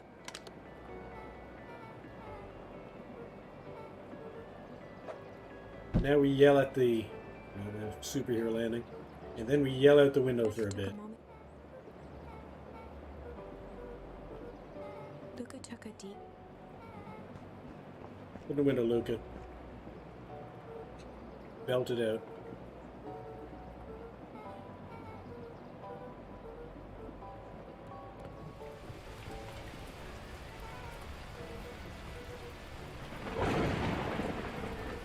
Stop jerking me around. I just want things to go back the way they were. Everyone tells me it's going to be all right. Things are going to change. Anytime something changes, everything gets worse. Screw this town. Yeah, she loves this town. I can't just say so. She likes it because it's so weird. It's, I guess, exciting or something. Anyway. Now. The air, the smell, despite his heat, never not even. But it's not. Adding it back to this is what Luke. Okay, now we gotta dart over to the treehouse and then have a big fight with my best bud. What do you say again? Hey, Downtrack 9 lead? You bet. Produce new rumor. Turns out when Sharper Valentine died, he left behind a peculiar last will and testament. He didn't just give his kids an inheritance, there were conditions. Like what? The documents stipulated that Eris had to take on a child as a ward. Kid our age who just showed up in town one night with a lawyer. Solomon Bingo. So Eris was forced to take care of him. She would have lost everything. Sharper cares so much about some random kid. Whereas old Sharper sold some wild oats. I kind of want to go back to the conversation I had with Solomon at the beginning. Because he said he didn't like people being so close to him or something, or trying to be... Yeah, his family trying to be so close to him.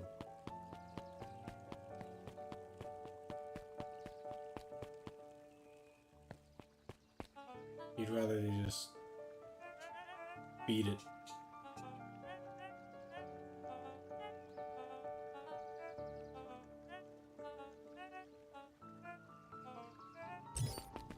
Maybe because he knew he was acting like their son or whatever, but when he was really their father, their boss or whatever. I'm trying to remember when did they change the sign?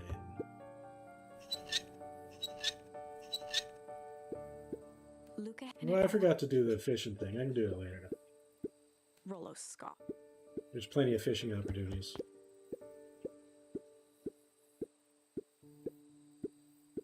Lucas. Get to this. I just want to see. This is going to take forever, though. I don't even think this is worth doing. Luca be both boy. But at this point, I'm so far along, I'm just like, screw it.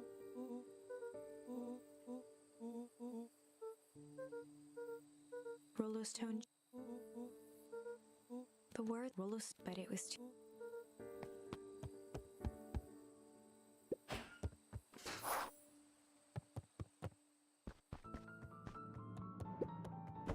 Luca.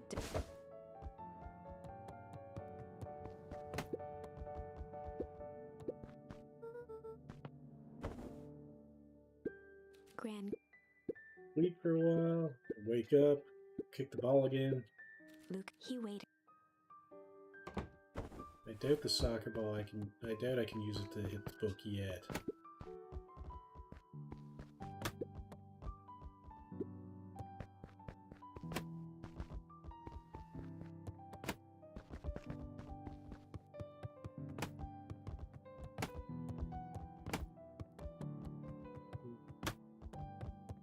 can't hit it until it tells me to. Luca dove. Okay.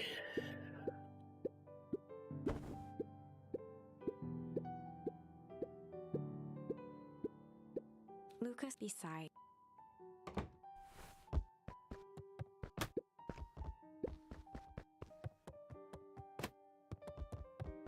Take that soccer ball, get it up there. There you go. The Read the comic. Rollo had a special Mash, Luca mash, wasn't mash. sure if it or just whatever the root, but it had stayed now at the foot of his bed. He'd read it. He was well. Yeah. Beck took off. Without he once again. Now it Lucas crashes, looked up. now What she was should. Dad, where are we? Taking a final loud gurgling sip.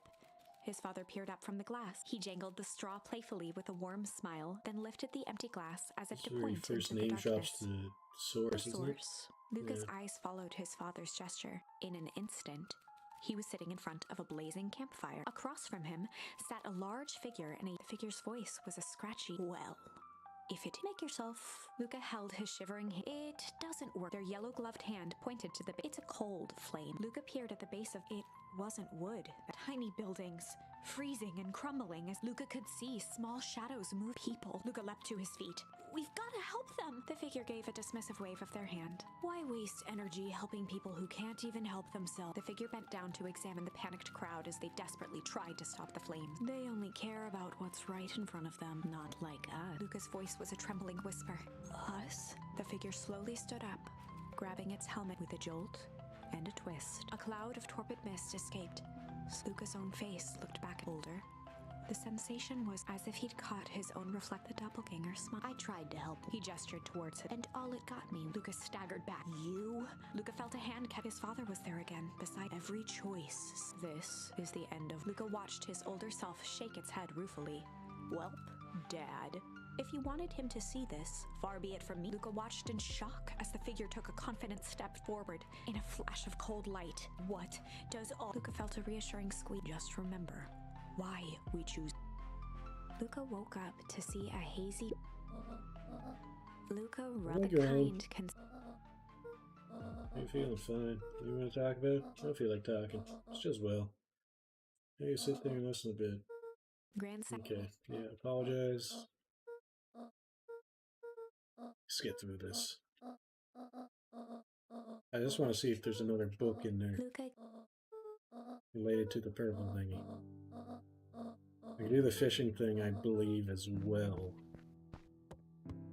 Luca took a deep. I don't think I can get into the cafeteria, the diner. Chapped This through timeline. despite a big whether if one is not. Luca, but the offense he had.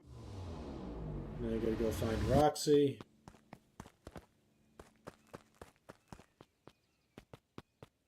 She finds me, I should say. Roxy rolled.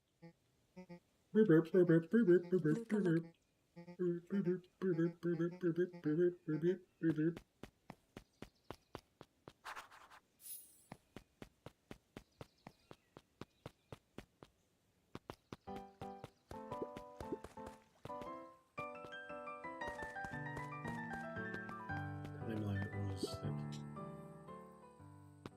that had them talking about the shit. Can't remember. Okay, we got Crooked. Luca tied a bent nail onto the line. If all you have is a hammer. Yeah. Everything looks like a nail.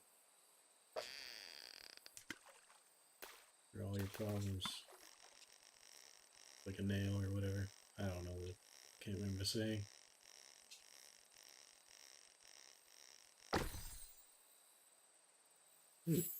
What's that one? It's a photo of you and Uncle Joseph. Let me see that. Look at these two young fools.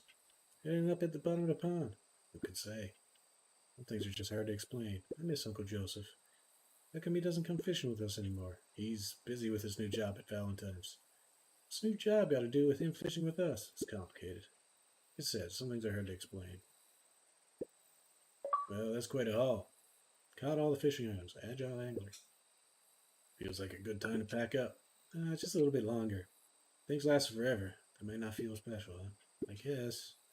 I'll make you a deal, Buckaroo. If you ever feel like you need to talk about anything at all, you just say, let's go fishing. I don't know what you mean. Like a secret password? Yep, top secret. Neat.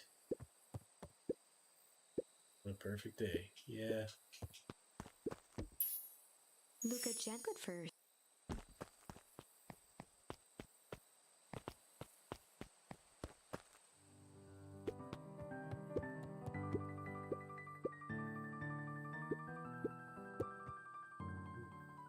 I guess that's it. I come back here and talk to him, but that's it.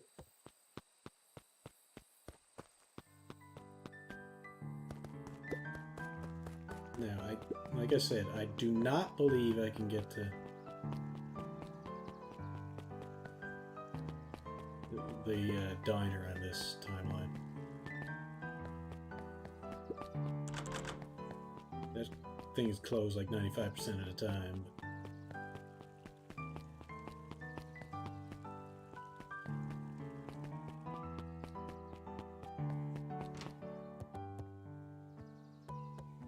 Oh, the cobs I've eaten. A salad central. Sally Seashore's Luca brushed 30 recipes so easy. A peek behind the methods and ruminations of Patrick C. Montes, one of the greatest acting minds of our time. By Patrick. That's Kerr.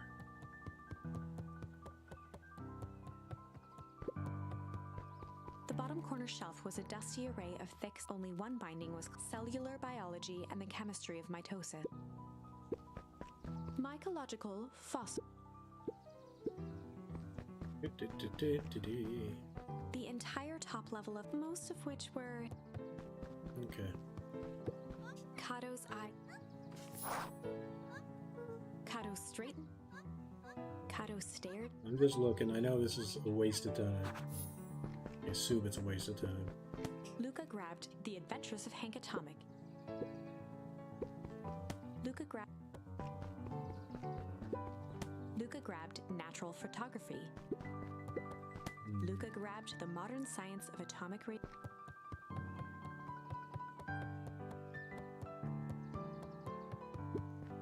Luca grabbed The 5 Pillars of Success from the shelf. Luca grabbed The Issue with Self-Help, a helpful guide from. Luca grabbed 500 meal. Okay, this is fine. Like I said, it's a waste of time. That's okay. We're gonna go to... What timeline was it that allowed me to get in there? I went there by myself, and I struggled.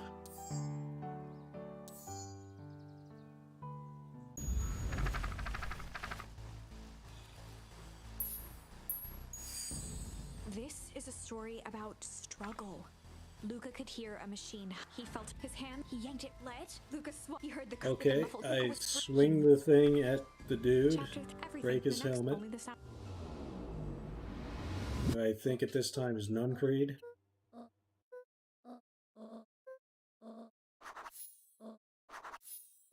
As he said, his trademark shit. Anyway, now I got my my jars. She calls up Eris. Rotary phone. Sure, Hartford. Before you hang up, just hear me out. I have a business proposition. Doesn't matter, we both have the same problem that needs solving. Very well, we can meet tonight.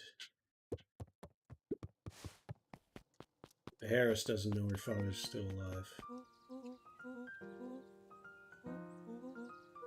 Give me the dirt. Those aliens. Yeah, this is where...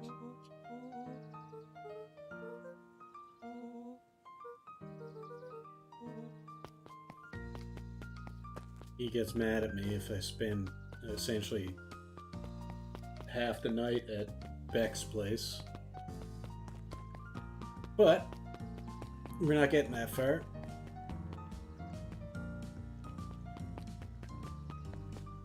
Still curious when they change that sign or whatever. Maybe I'll go back and look at the VOD just to see. Anyway, in here. Luca squinted at the faded photo of him and his mom. Memories of that day came flooding. Okay, let's see if I can serve anyone else. I can serve a lot of people. Okay. Good afternoon, Mr. Tollif. Ah, chew. Sorry, these allergies have been killing me. I haven't been able to smell a thing all day. I almost sold Mrs. Hatch a gallon of spoiled milk this morning.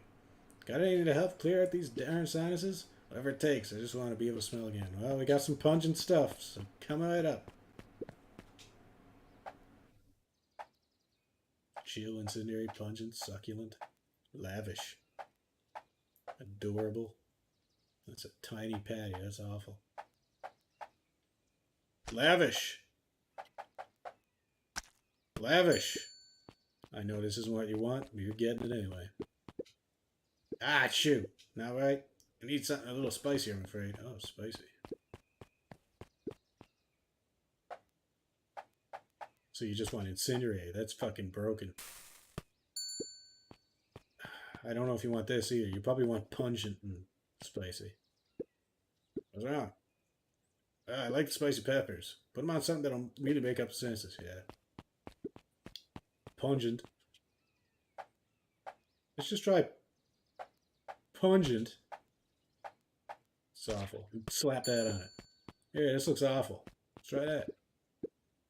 Alright. I need something a little spicy, I'm afraid. Yeah, okay. Fine.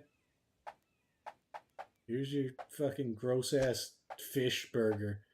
Toppled with red peppers. This is probably the worst thing I've ever seen. Enjoy.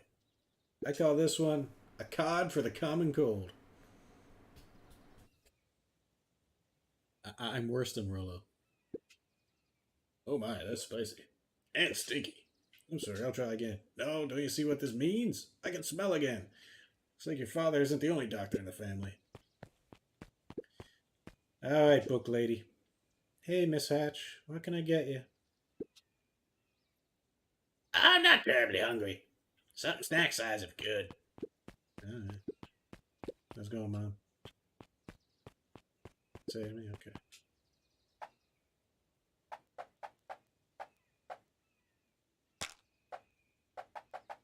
Indulgent and tender. This is the shittiest burger I've ever seen. Here you go. Oh dear. I couldn't possibly eat all of that. Do you have anything small? No, there's barely anything to this. I wouldn't even call this a burger. Yeah.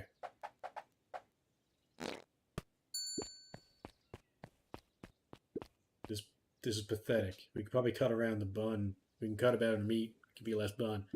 I call it the novella. Lovely. Hey, lady. I have a coupon here for one free burger.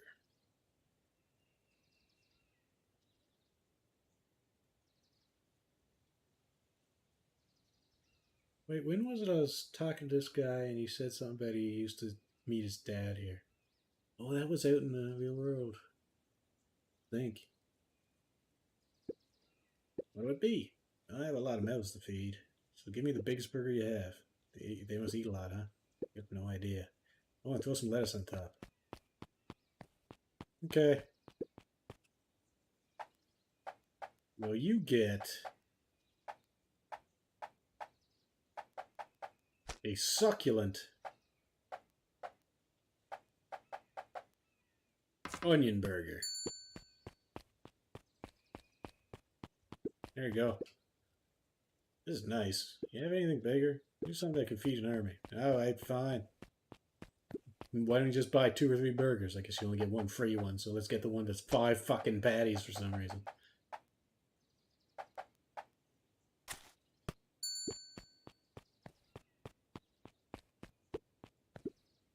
I call it, the too much is never enough. Should keep them at bay. Thank you. This just in. Last chance diner overrun by gremlins. I'm not a gremlin, I'm Mr. Luca. Wilder adjusted his monocle jokingly. I stand corrected. In that case, would you believe I have a craving for a burger? You've come to the right place. Indeed, I'll have a nice juicy burger topped with onion. Juicy onion burger coming right up. Perfect. Stop the presses. We have a misprint. Remember, juicy burger topped with onion. Alright, fine.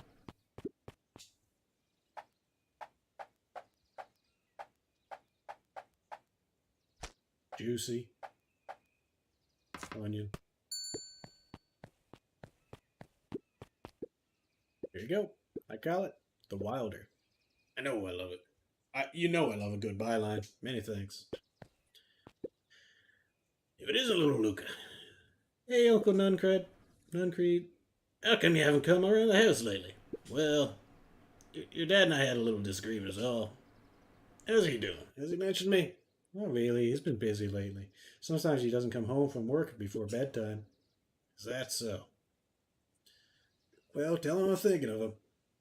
You seem sad. Nonsense. What can I get you for lunch? Fact of the matter is, I don't have much of an appetite right now. But Uncle Nuncreed, you gotta eat. I'll make you something special. That'll cheer you up.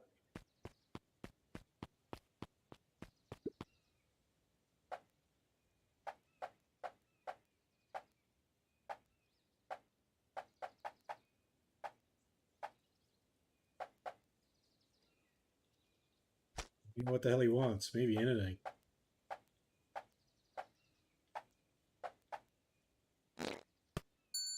There. I don't know if you want it. Something. I call it the cheers looking at you, kid. A burger with a side of good vibes. Oh, Mr. Luca, you Knight sweet boy. reached down and patted Luca's shoulder with an enormous hand. I don't even think it mattered what I gave him. Or I just did it perfectly. I don't know. You got a lot of your daddy in you, don't you? I guess so. Well, I'll do my best to clean my plate. Hey, lady. Listen well, child. I am only going to say this once. I require a well-done burger. Got it. When I say well done, I mean it. Well done, no problem. I fear you aren't grasping our request. I want the burger charred beyond recognition. I want it bitter and black. One burger coming up. And top it with the most expensive thing you have. Incendiary lavish. I guess. But instead, I'm giving you chicken. With peppers. Enjoy. Unacceptable. Try again. Remember a burnt burger topped with something expensive. Alright, fine. I'll just throw this in the trash like the rest of them. Burnt ass burger. Expensive. I guess it's going to be this. This must be caviar or some shit. There. This looks dreadful. May I present the row, you're burnt. I can hardly believe it.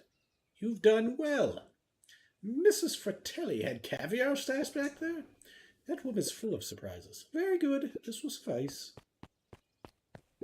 Hey, Mom. I did it.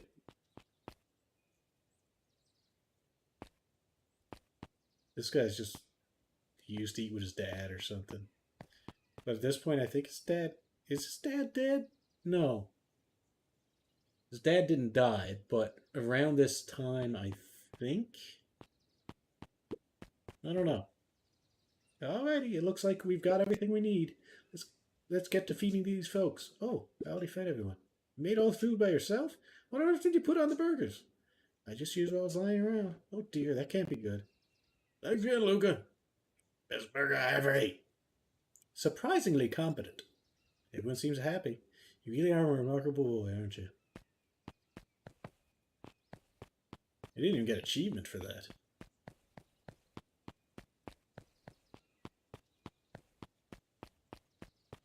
Look at you, man.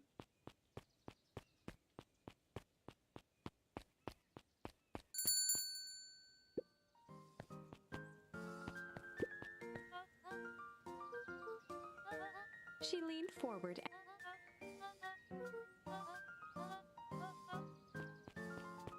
Yeah, I used to have a diner. I did it all.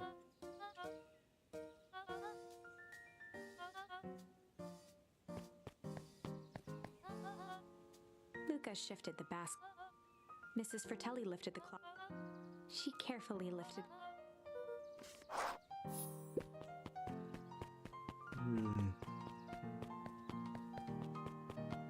does this timeline end? We just get frozen.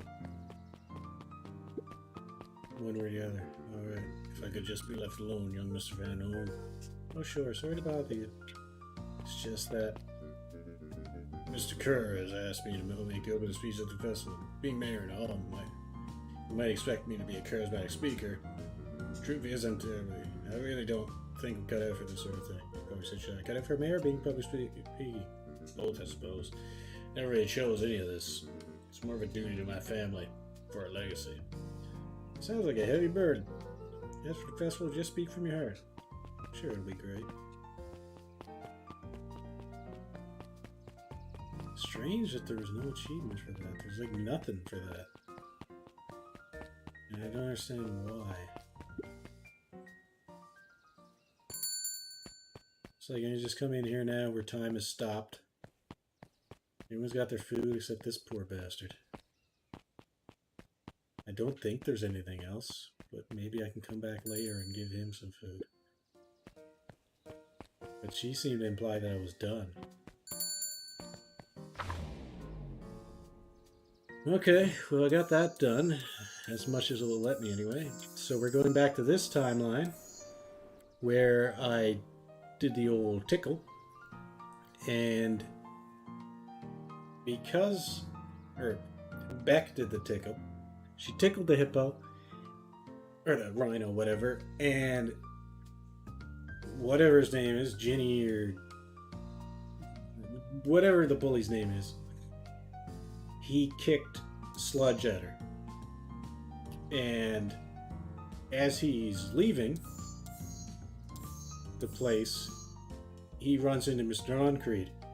And when he tells him everything that happened about what happened to him, and they found the body, him and Rollo got a body tossed on him and deep engineering and all that stuff, Noncreed said, "You know too much," and sent him down the elevator. But now if I go with Malice, what's going to happen? Luke appeared up in Mr. Noncreed. Kind eyes warmed a stern face. There was a deeper emotion hiding beneath it all. It was subtle, but Luca could sense something eating away at him. There was a shame lurking behind his eyes. Behind those eyes? No. There was malice. There was a malice lurking behind those eyes. Like a trap ready to spring.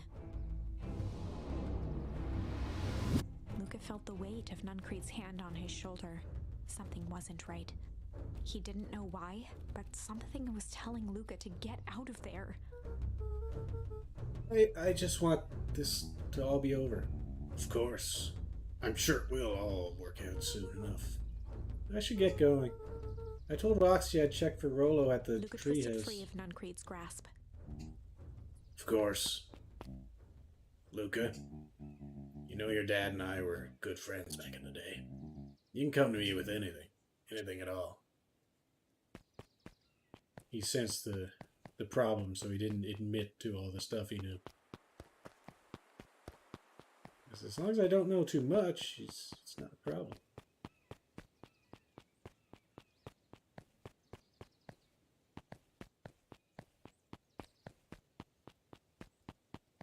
Beck's house, which I don't know at the time. Not in this timeline. I don't know yet anyway. Beck has unfortunately been sludged. I don't know where she went. Hopefully she's doing okay.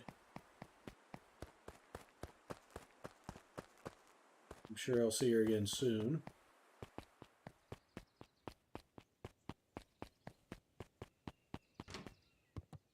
I can go in the library here. I can't get any books though.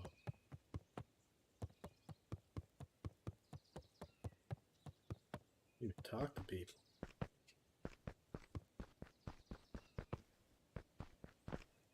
There's this silent hell where no one speaks. Kato! Help! Hey, apparently not. I don't even know why they let me go in there.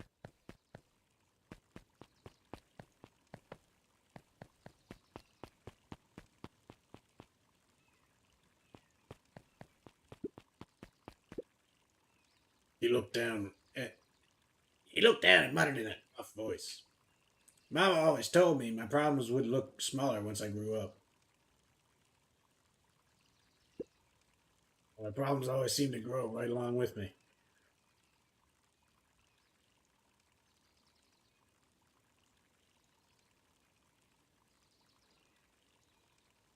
Is this referring to me or Solomon? Heavens, I sense big trouble ahead. Yeah.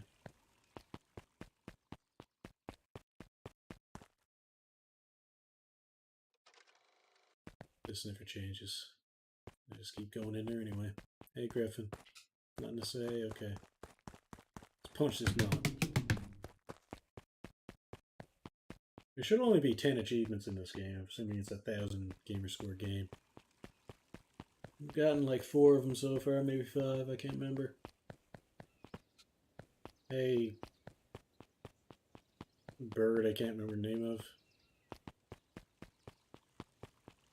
Do do do do do do do do do do do do. That's Chance Diner.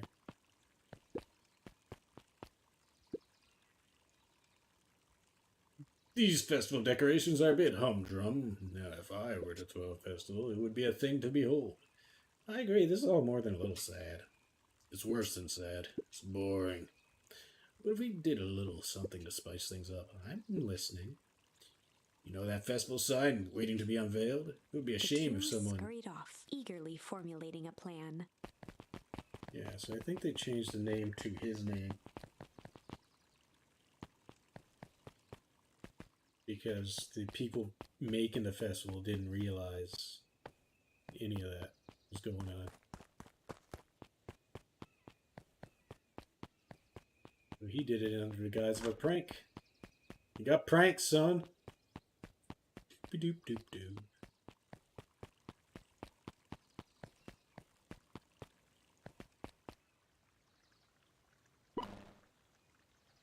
Identify yourself, please. Nellie Modwell. I work here now. I am unable to locate you on our staff roll. Oh, I don't officially start until tomorrow. Mr. Kerr said I could come in early tonight to get a few things done. Hold, please. Clearance authorized. Thank you. Our harvest awaits. That's a strange cult-like message. I always say. How you doing, buddy? Jeff? Well, you could get a wrench to the noggin sneaking up a guy like that. Don't scare a man while he's junking, sonny. Evening, Jeff. Isn't it kind of late to be junking? I might as well ask you the same of you. Find anything good? Bah, ever since Perennial Iris moved in, even the junk is trash. You can learn a lot about a person by looking at what they throw away. With this bunch, it's all shredded paper and coffee cups. Well, I better get going. I didn't see nothing if you didn't see nothing. See what? Exactly. How's it going, Piggy? Good talk. Chill. Alright. Got nothing to say to me. Can't seem to find these. Actually, the fireworks wouldn't even be here. They're in the other place. Whoa. Not what I meant to do. I'm still on page 3 in this, or is that just always where it shows that list? Wait at the treehouse in case Willow shows up.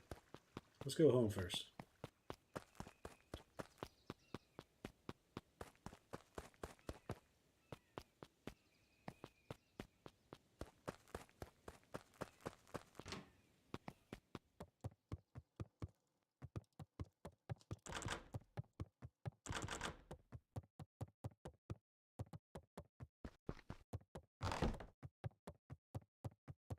You know, oh, walkie-talkie. Luca glanced at the now silent walkie-talkie. He wasn't sure what to think. Right. Because Rollo is taken in this one. It's just a different person got splashed with the acid. Oh,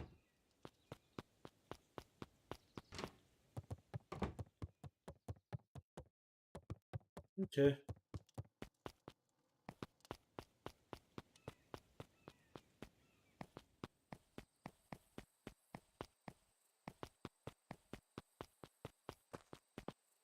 Messed up. That's an empty grave. Yeah. Probably. I mean, they could have buried someone else there. I don't know.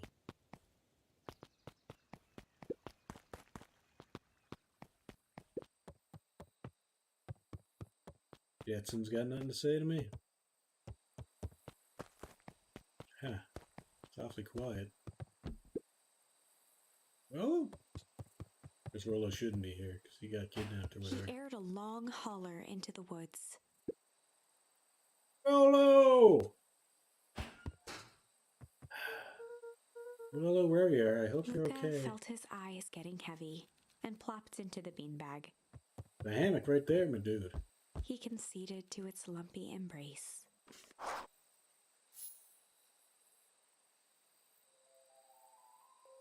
Once again, Luca found himself in a vast black expanse. God. This time, Back in he knew Nightmare exactly Realm. where to go. He took a single confident step forward. The world flickered and pulsed. He found himself standing in front of the frigid air of a blazing campfire. The source. He plopped down cross-legged and gazed into the cold flame, waiting. Soon enough, the fire began to die out, popping sporadically, until all that was left was a single ember. Lucas stood up and dusted himself off. He plucked the glowing ember from the cold ash, examined it, and slid it into his pocket, a keepsake. The voice of his father spoke behind him. "You made me proud, Buckaroo." Luca turned to face him.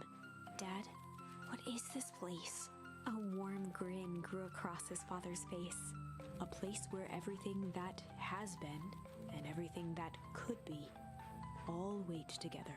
Luca found himself staring at his father's face, trying as hard as he could to memorize every single detail. "Wait? For what?" Another voice spoke out as Luca's doppelganger stepped forward. "That's up to you." Without knowing why, Luca began to weep. Is any of this real? Are you real?" Luca's father bent down to smudge away a tear. "Of course. I'm as real as the part of you that misses me." Luca turned to look at the older version of himself. "And you?" The doppelganger choked back tears. "I'm as real as the part of you that's angry he's gone." Does that make sense?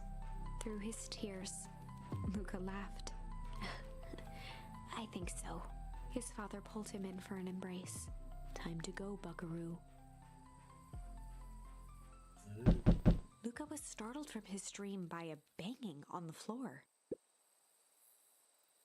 Are you in A there? commanding voice rumbled from below. Just as Luca sprang to lock the entry hatch, the door knocked open. Nope. Chapter 5. Cliffhanger. Dangers big and small. Luca stumbled back. He heard the rope ladder creak under significant weight.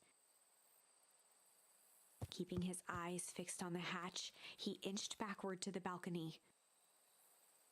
As his hand grasped the door handle, Luca froze. A large figure clumsily wriggled up through the hole. Whoa. Stop right there. They aged up fucking Rollo. Bro. Jeez, I know it's hard and dark and all, but I figured you recognize me. Who are The you? large figure cocked its head inquisitively. Why does he have music every time he walks? Stop now, I'll club you with a baseball bat. Whoa. Take it easy. Luca, you need to get your eyes checked. It's me, Rollo. Nice try, but I know you aren't Rollo. You're like one of his random uncles or something. Where is he? Uncle? Luca, quit messing around. It's me. It really is, you prove it. Flaming chicken coop, Luca. Luca's jaw dropped. He peered more closely at the man standing in front of him. Something about him was undeniably Rollo. Only bigger, older, changed. How? What happened to you? When I was running away, I ran into more people in those yellow suits. They grabbed me and dragged me away. Wait, where did they take you? Don't know. They threw a bag over my head. It was cold and smelled like a swimming pool. I think it was an underground lab or something. They made my hands all big. Look. The chlorine was down in the tube Rollo place. proudly presented his hands to Luca. Pretty sweet, right? I mean, I wouldn't be my first pick for a superpower. But beggars can't be choosers. Well, it wasn't just your hands. My feet, too? Dang. Pa just made me new shoes. Wait, Luca. Why are you so Luca small? moved to the side and pointed Rollo to his reflection in the balcony window. His What hands the- shot up to his face. Holy Toledo! Well, what did they do to you? They made me drink some sort of green crud. Ew. Actually, it wasn't too bad. It kind of tasted like licorice. I passed out and woke up like this. And then I sort of smashed open my cage and escaped. Whoa, you smashed open your cage? Kinda. I think at least I think I did. It's all a bit of a blur. They had you in a cage? Who are these people? I don't know who did this to you, but we're gonna fix it. Fix it? This is awesome! But I'm just glad you're safe now. Luca, you don't need to worry about me. Sure, I got snatched, but look at it this way. I got snatched. I know where snatched people go. You may finally have a lead to what happened to your family. Maybe you're right, but this all seems dangerous. Danger. Ha! Rollo shadowboxed a few jabs. I'll take them all on. Hey, fellas, what's up? She's wearing a hat to cover up her hair. It turned blue now. It was like white before, gray or With something. a yelp, Rollo dove behind Luca. Ah! Take cover! Did I come at a bad time? Who the heck are you? This is Beck. Sorry, something truly bizarre just happened. I need help. I didn't know where else to go. So you're just hanging out here with your large adult friend? Ah, no, this is my buddy Rollo.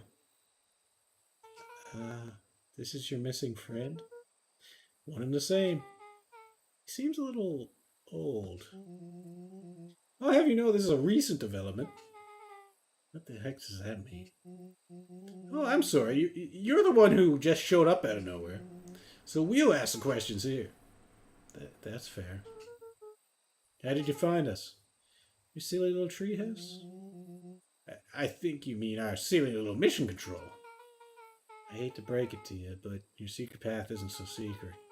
And I could hear your racket from a mile away. See, Luca, this is why we need to improve security around here. Not now, Rollo. Beck, you said something bizarre happened? Yeah, but She shot a nervous glance at Rollo. anything you can say around me, you can say around Rollo. It's been a weird day all around, hasn't it? Yep. Beck's eyes narrowed. Okay, so it all started when I made it back home. My first order of business was to try to salvage my hair. So I dyed it with some stuff from the chemistry set my mom gave me.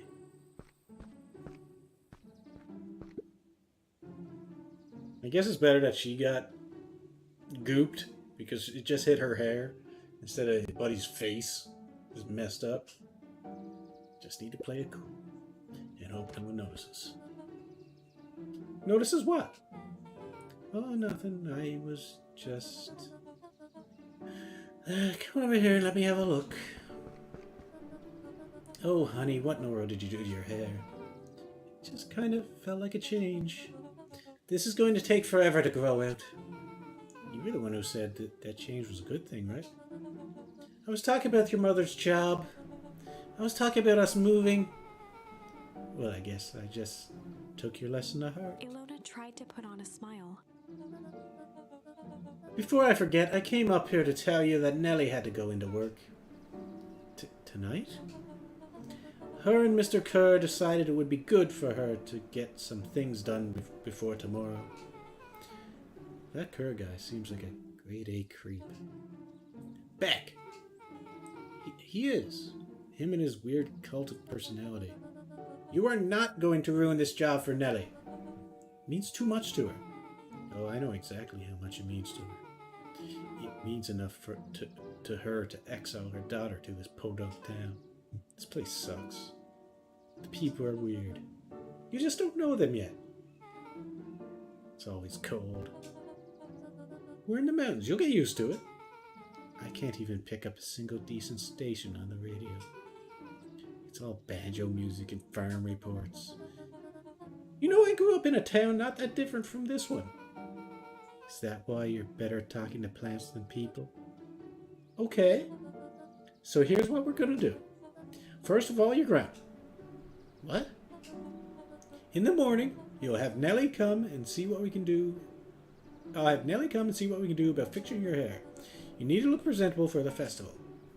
But not another She peep. sighed, and after a moment, looked down at Beck sympathetically. I know moving is hard, honey. But that doesn't mean you have to make yourself miserable all the time. Other people seem to have that covered for me. Oh, and if you decide to rebel for dyeing your hair... She flashed a sly grin by and dyeing your hair tousled more. Beck's hair. I'll just shave it off for you. Think of how rebellious you'll look then. Very funny. Thank you. Good night, sweetie. Good night, Mom. Wait. First of all, this town does not suck. Second, you need help because you got grounded? No. Sorry you got in trouble. It's my fault your hair got screwed up in the first place. Don't worry about it. I actually kind of like this look. Great, can we get back to the story now? This next part is the important bit. I had this radio upgraded with my mom. I was too angry to sleep, so I tried to dial in something worth listening to.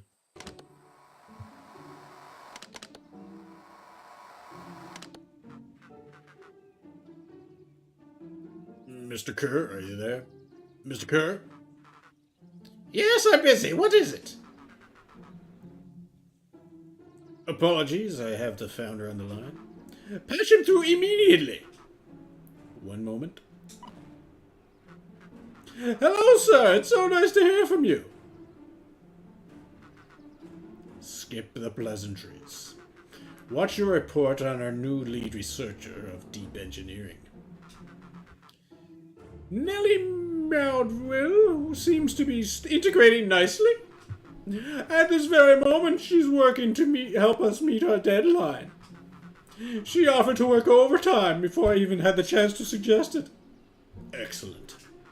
And you have faith that she's capable of finishing the work left by her predecessor? Her work must be complete before the festival. I will make sure she stays day and night until it's accomplished. Good.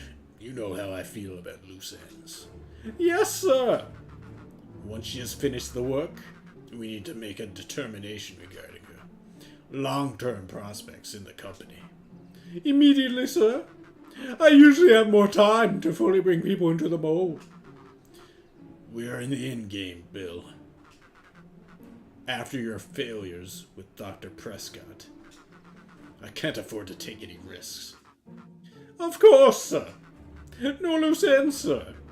Once she finishes the work, she will either leave the office completely committed to perennial harvest, or she won't leave at all. Perfect. Sir, if I might suggest, maybe we should delay just for a bit? Oh? It's just we seem to be rushing to hit this festival deadline, and rushing into things has caused some issues in the past. I see.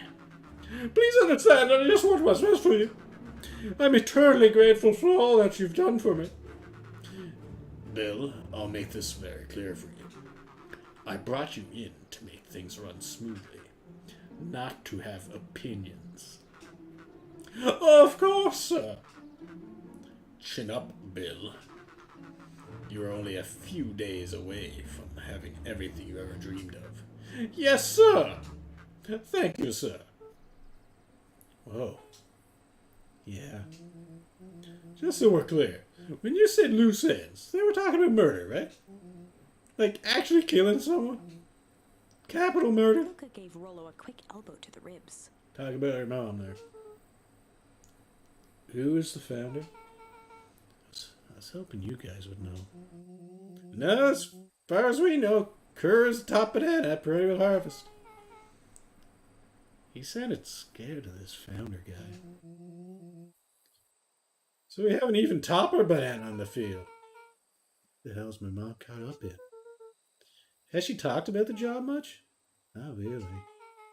She said she was going to come in and continue the work of someone she respected. Luca, do you think that body at the warehouse was the person Beck's mom came to replace? That would make sense. Beck, it seems like Nellie's predecessor got, loose-ended.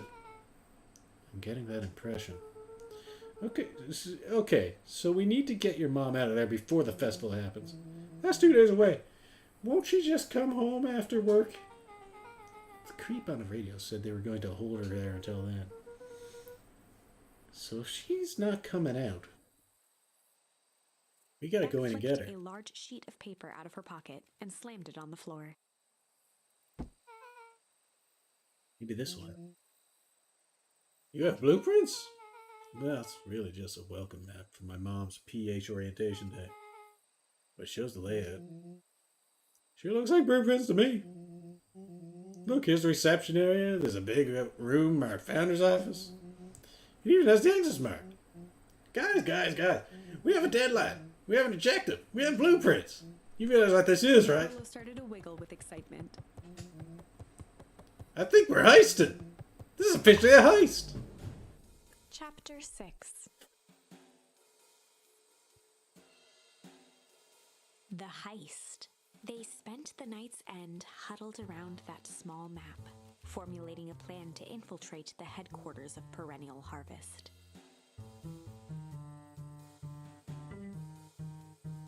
Nice music. I like it. It would be no small feat. A modern facility equipped with all manner of technology. Not to mention the swarm of clipboards that would most certainly be scattered throughout.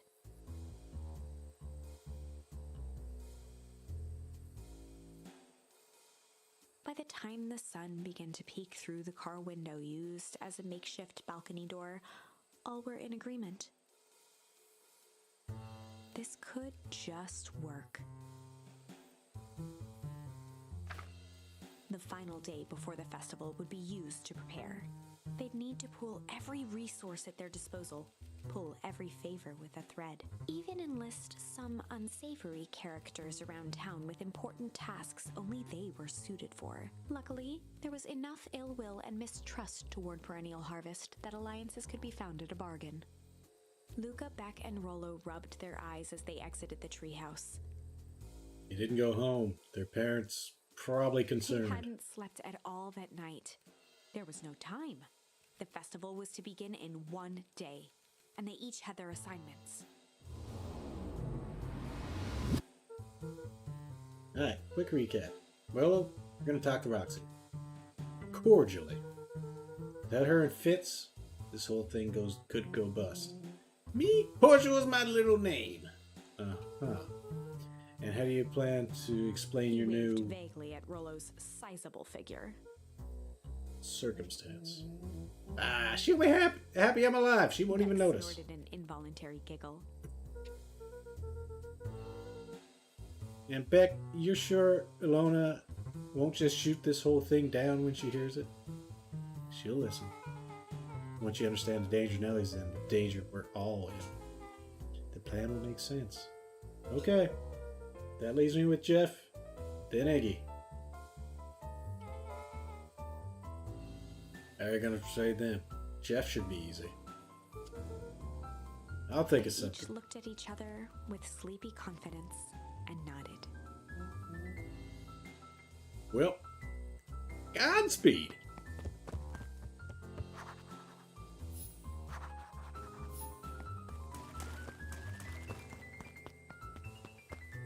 I think he's the bully. It'll be a bit rougher, but I feel like Jeff would be all in since he hates the bastards.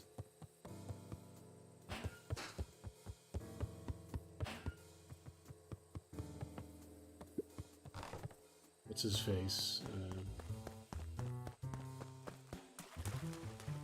Keep forgetting buddy's name.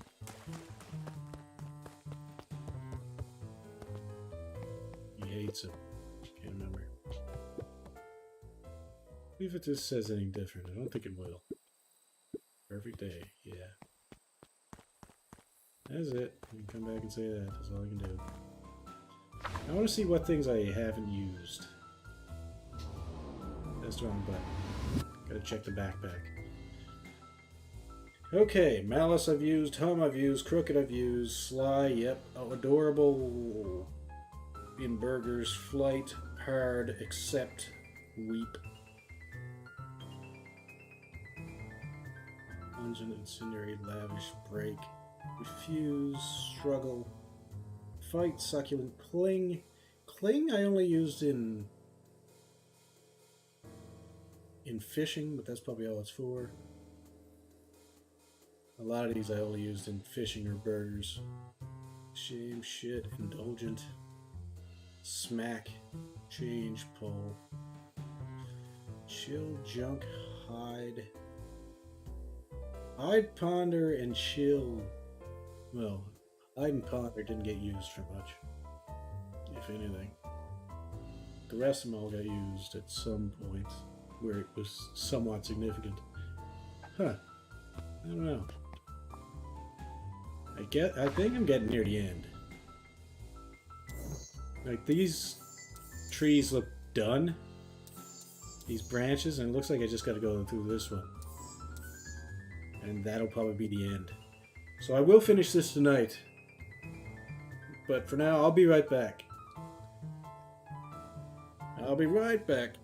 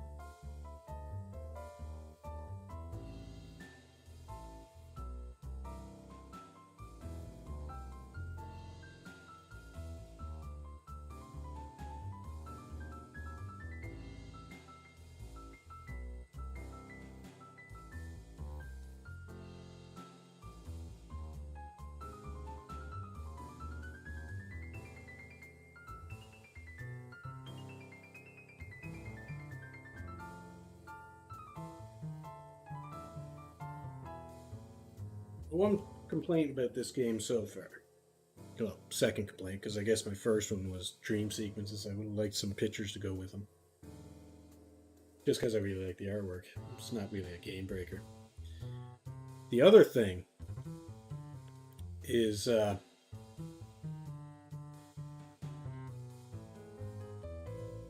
second thing that I think would have been nice. More choices. I mean, I get choices, but usually I gotta follow one path to get to the next one, to get to the next one, to get to the next one. If I'd gotten more choices earlier, I would have been able to branch out. But this is a story narrative, so they chose to do it that way, where I would have liked a more multiple choice type thingy. There was a couple times when I had choices I could make, go down to this one first or go down to that one first. But I would have liked more of that, where I could choose to go here or there or wherever. Anyway. Cat's gonna be messing up a bit because I'm eating some. Anyway. get to this. Going on the heist.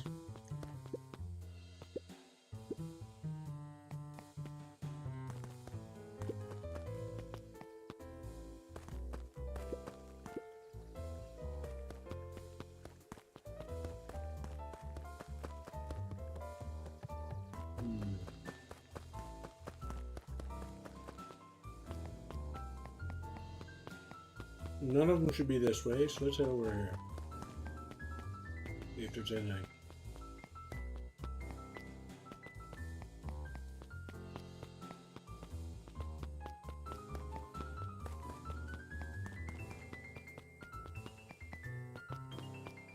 Little Graham still on a misguided mission to destroy the town.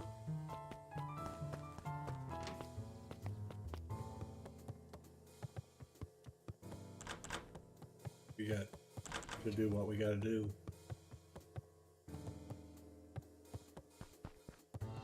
Luca glanced at the. He wasn't sure what to.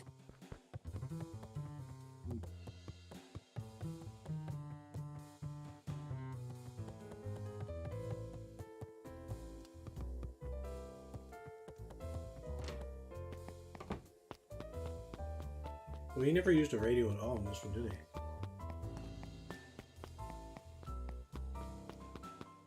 Because in the one where he talked on the radio went to the lighthouse.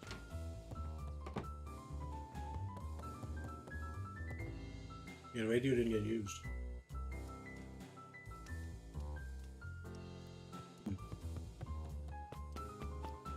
I don't think it did.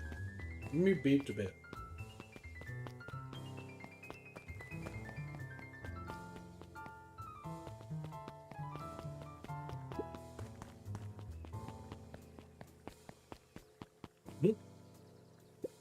Back and more shit in front of him.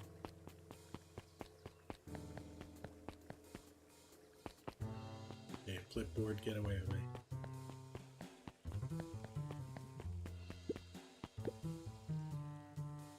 Undoubtedly, he shook his head. Over? No. Endings are merely a state of mind. Just doesn't end until I give up. Wow. I admire her conviction. Can he really pull through? I assume so. I assume there's going to be a happy ending. I mean, the flash freeze isn't the worst ending. I mean, depends on how much. If it destroys the entire world, then it kind of sucks. But if it just destroys the city, that tends to set the bad guy, too. So, he doesn't win either. A Pyrrhic victory. You ever wondered why an agricultural company employs an army of survey takers? Clip lords, they say they're just trying to make us happy. Do they want to make us happy? Or just figure out what makes us happy? Important distinction. Yeah, they apparently trying to figure out our fears, which is very strange. I don't know how anybody's going to make our fears come true.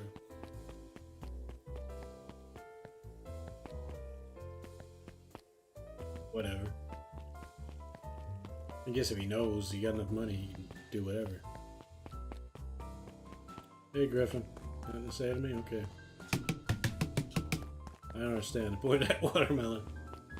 I mean, yeah, there's a couple achievements, but I guess that's it.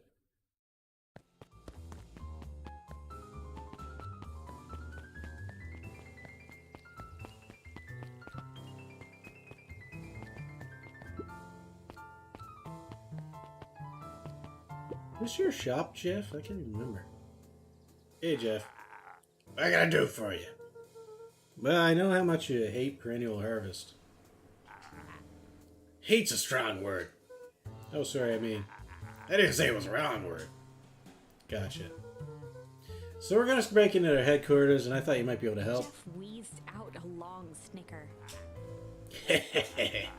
You see, I knew you kids were alright. Great, so you'll help? Jeff's face strained instantly. Not a chance. But... Give you one good reason I should risk my hide aiding you and abetting you Looking rascals. into the sullen eyes of his would-be accomplice, Luca blurted out the first word that came to mind.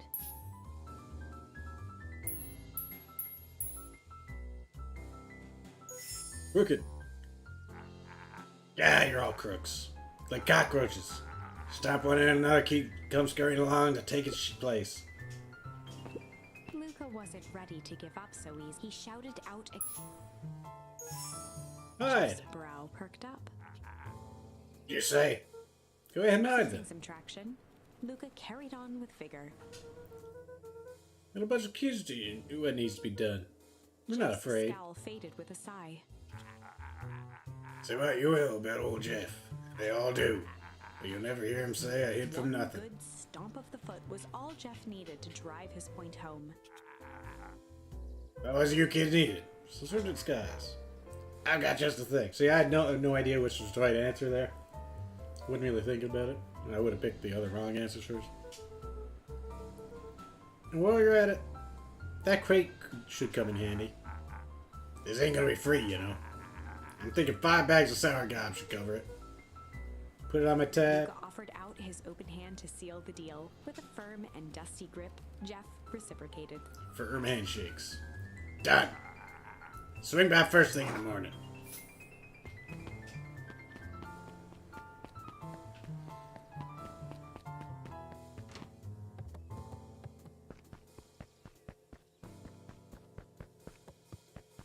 I don't suppose any of you people want to help with the heist, do you? Suppose not. Bunch of nerds.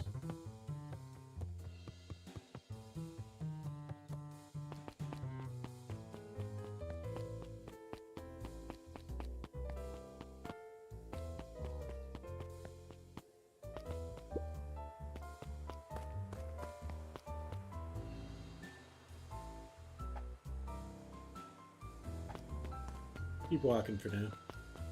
I know I gotta talk to them.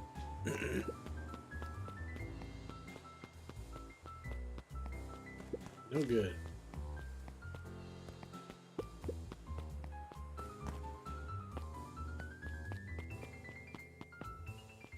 Do.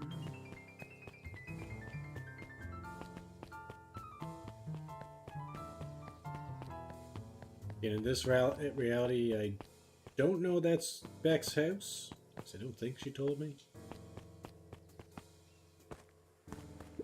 Hey, Tish. I don't need to talk to you since Iggy's the man. Hey, Tish, look who it is. Luca, are you here to try to tickle us to death again? Look, just hear me out. Iggy raised an eyebrow suspiciously. We're listening. Iggy, I know we've both been giant bags of malice to each other. Malice. Wow, to a smart guy here. This is smart guy's words. Thinks he's impressing us. Scram, we ain't interested. Yeah, I figured you'd be a shit Luca knew man. they'd need Iggy and Tish to pull. He tried again.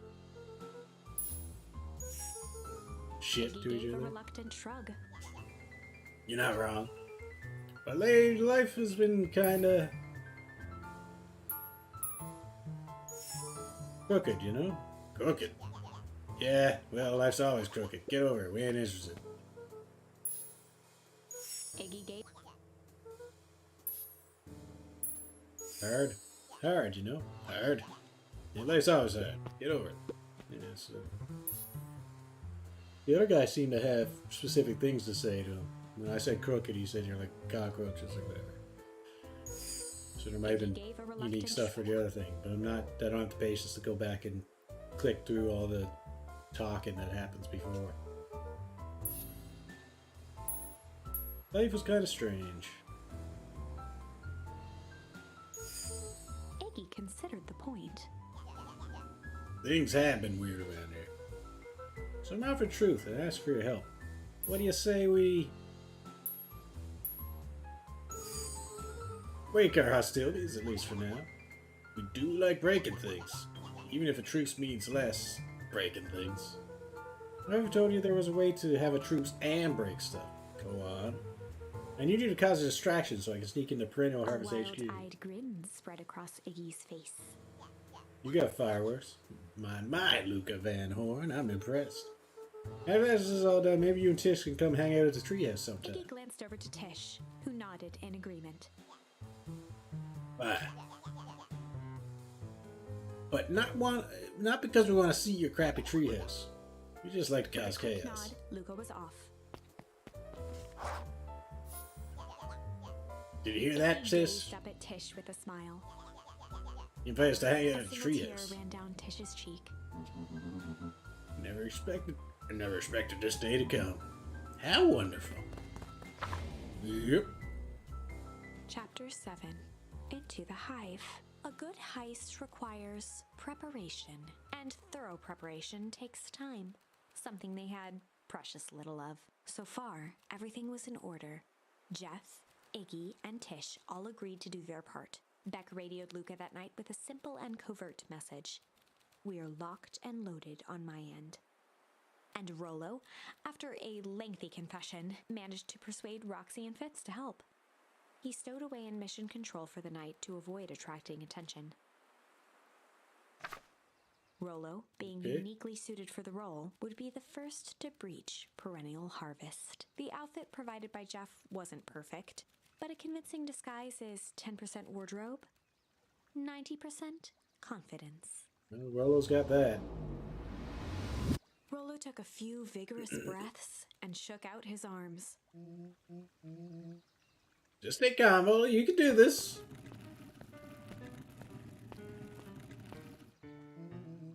Got your delivery here. Delivery? I don't have anything in my notes about a delivery. One moment.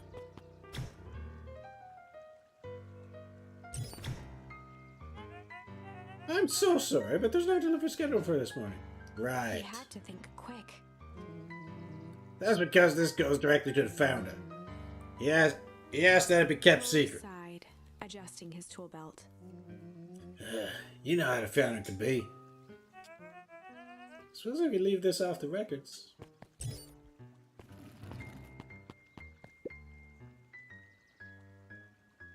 Harvest the rates and With a such. stroke of his mustache, Rollo proceeded into the Perennial Harvest headquarters. Harvest the rates. Package here for the founder. Oh, I didn't hear anything about it. Yeah, this is all I need to know kind of thing.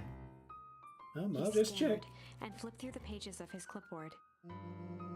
This goes directly to the founder. I don't have time to fill you in. Oh, I see. If you could just complete Rollo this form. interrupted with urgency in his voice. Every time with the forms. Look, if you want to explain to the founder why I'm late, well, it's your funeral. I'm sorry. What did you say your name was again? I'm... Rollo panicked. A harvest awaits. Sir, that's a restricted area. Excuse me, sir. Sir? A harvest awaits. Ready to light the candle, Tish? Yep. Suck on this, perennial hand fist.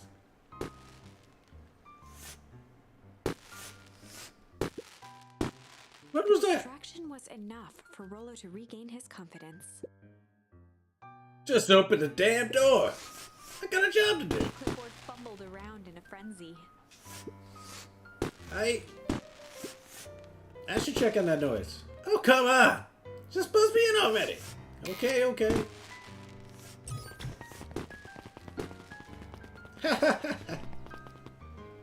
And again. Whew. That was close. Out of the crate, boys and girl. Our harvest awaits. Hey, I figure. When in doubt, stick with the classics. Now, that was a close one. But you pulled it off. Nice work, Rollo. Alright, everyone know what to do? Yep, deep engineering is to the north. I'll go with Beck. In case you need some muscle. I'll head east to the founder's office. You two be safe.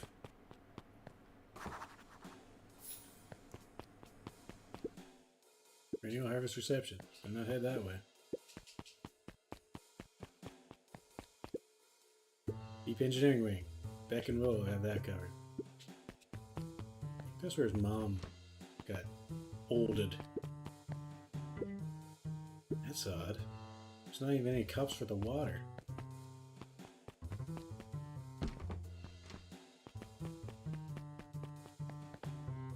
I don't understand this water cooler business. Okay.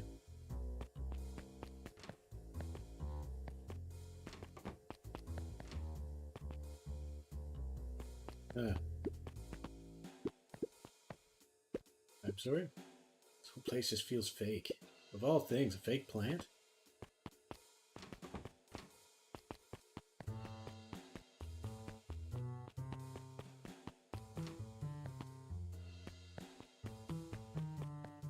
Are the floor markings telling me where I gotta go? Seems like a pretty square place anyways. It doesn't seem like there's... Now there's no doors?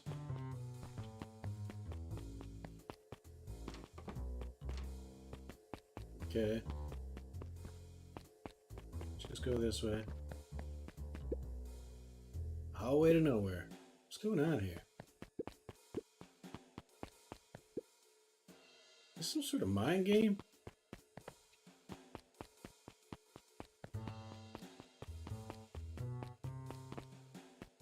Now you can do it, signs out in the reception too.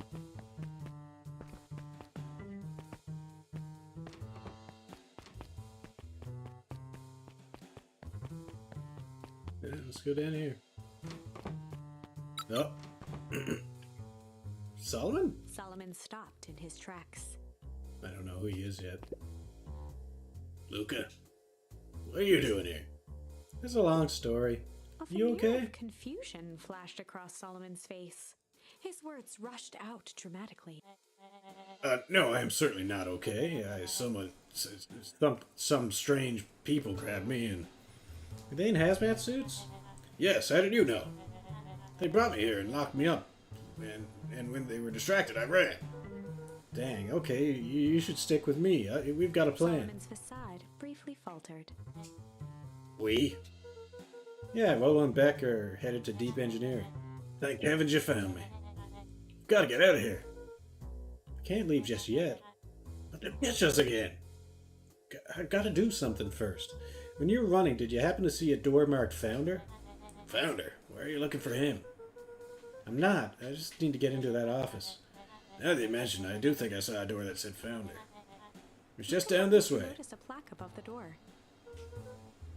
Office of the Founder. Knocking comes with consequence. Oh, here it is. Now, you tried to lead him away. It almost worked. So it is. Pretty lucky that I ran into you, or else I might have missed it. How would I have missed it? Truly fortunate. Luca tried the handle. Locked. Solomon leaned forward to examine the mechanism. Regrettably, it seems to be some sort of electric lock. I don't see how we could possibly defeat a lock Luca with that. smiled and looked at his watch. Let's just wait a minute.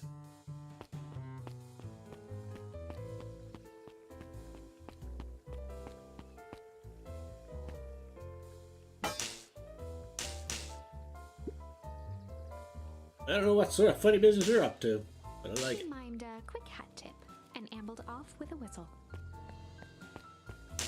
Did that screw up their electricity for the whole thing? Howdy. Good afternoon. The light on the keypad changed from red to green. Okay. Not sure how that worked. How did you do that? It's good to have friends. Quick, let's get inside before someone spots us.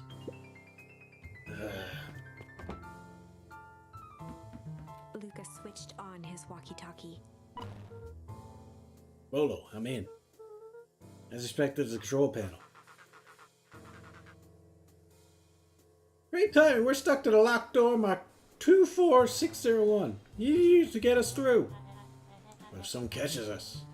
We should get out of here. I'm not leaving my friend, Solomon. On the computer screen, a green cursor blinked in a password field. Surely you don't have a way to get around the password. Luca pecked out his best guess. Underground secrets.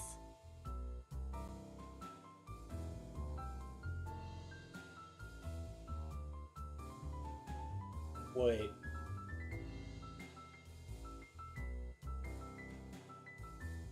He didn't hear that in this timeline. So he's literally retaining information from different timelines now. Like the dreams, yeah, I realized they were in every timeline. But Underground Secrets came when he...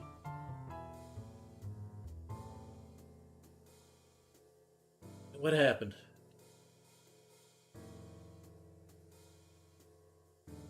He ran into Beck.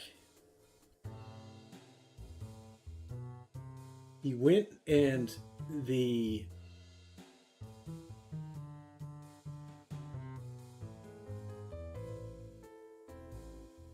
It was nice weather. He saw Gran and the heiress talking. Then they invaded the basement. Then they did Sly Cop on Tolliver. And they got the information about Underground Secrets. But this iteration, she didn't... But that was one when he went there by himself. I think. He went to the place by himself, the factory by himself, and got away. So no one got... And Iggy got covered in goop? Probably. Can't remember now. I think that's what it was. Yeah, that's what it was. But now he just remembers things from other realities. The screen blinked to life. Columns of green numbers glowed on a black background. How did you just guess that? Oh, it's this absurd password Rolo heard when he was down here before.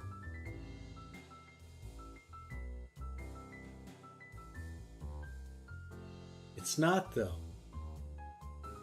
I don't think he said that over the radio, did he?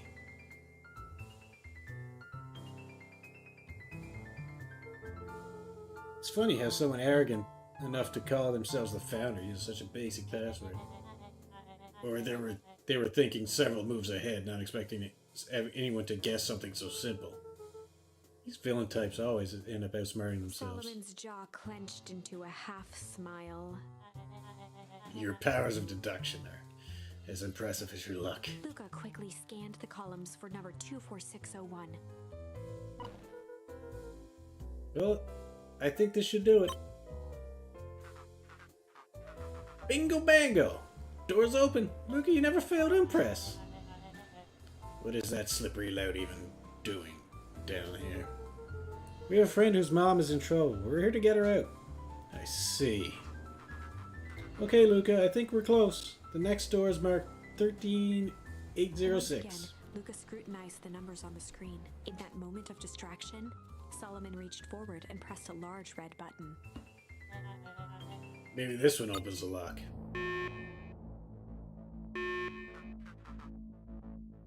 Crap, we've got company. Luca, must go faster. One sec, I can't think of all of this noise. With his finger. Here it is. 13806. Go, go, go. Curse these fumbling hands. My apologies, Luca. Don't beat yourself up. I know you're just trying to help. Leg it! They got clipboards. Run! Oh, man. No water cups. No water cups. Hello. I don't understand the water cups thing. They were thirsty, I guess. They're gonna run into that dead end. Rolo, are you okay? Rolo, come in. Mr. Kerr approached with a sneer and spoke into his walkie-talkie. You can turn off the alarms. They're trapped. With self-satisfaction, he called into the hallway. That, my dears, is a dead end. Nowhere to run. Rolo, where are you? Are you okay? Yeah, I think I lost him. Making our way back to Nellie's office.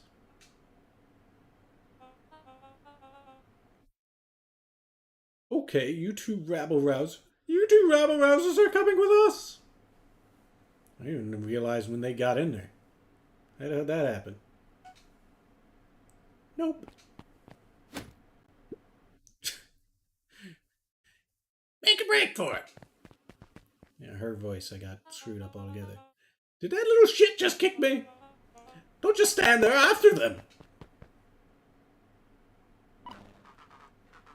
Okay, I think that worked. Roxy, I think that worked.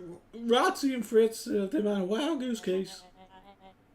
I'm having trouble following what just happened. Like I said, it's good to have friends. Well, how long do you think Roxy can distract them? How long can Roxy keep someone so pissed off they can't see straight? Let's just say we got time. Entering Nellie's office now. Mom. Oh, honey, what did you do to your hair? I thought you'd be happy. I finally used the Young Chemist lab kit. You sure have a knack for making me incredibly proud in the most frustrating ways.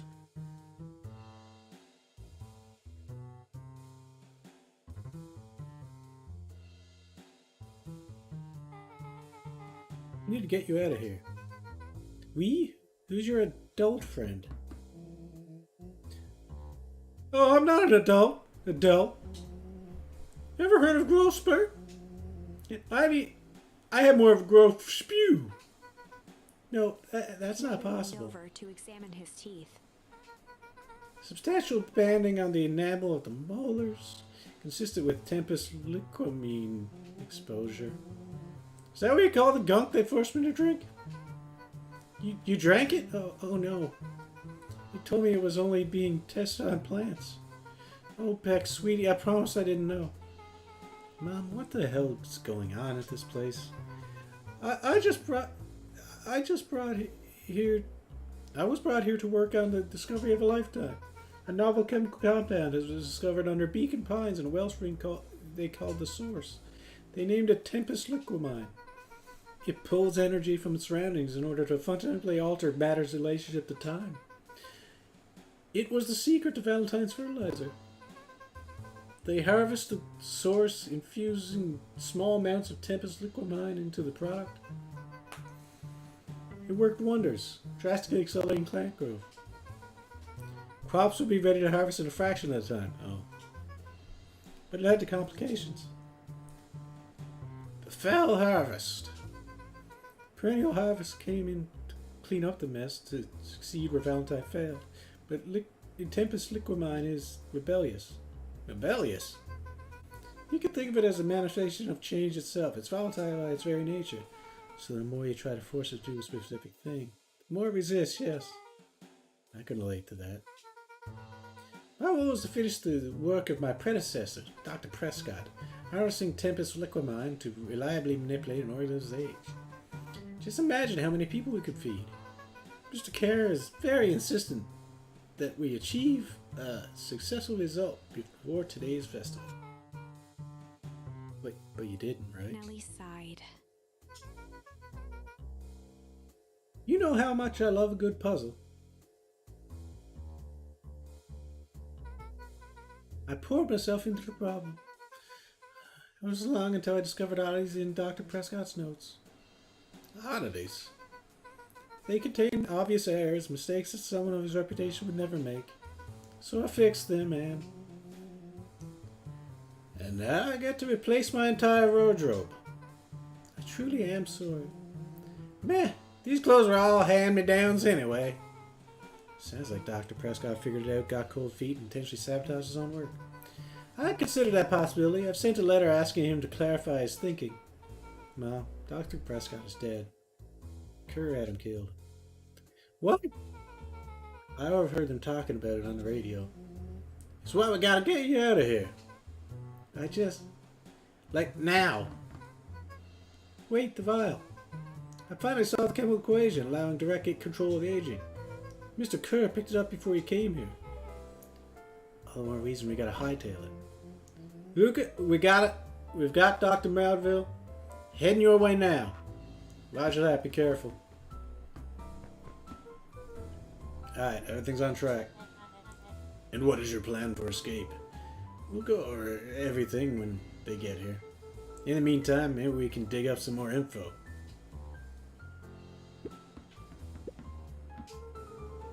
I'm really sorry you got dragged into this mess, Solomon. You needn't worry about me. I feel bad either way. We're gonna get you out of this, I promise. Quivering lip, a smile crawled across Solomon's face.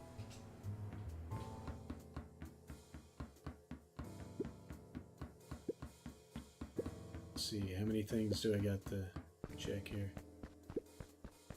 Something on the desk. There's one thing on the desk? Okay. I'm not sure. I'll do the desk last. Let's have a drink. Malice 80 proof whiskey. When did this come up before? A hard drink for a hard man. Huh. I definitely heard it before. Oh, even alcohol's there. Solomon muttered inaudibly. I should just smother you right now. What's that? I said I shouldn't bother you right now. Don't be silly, you're no bother at all.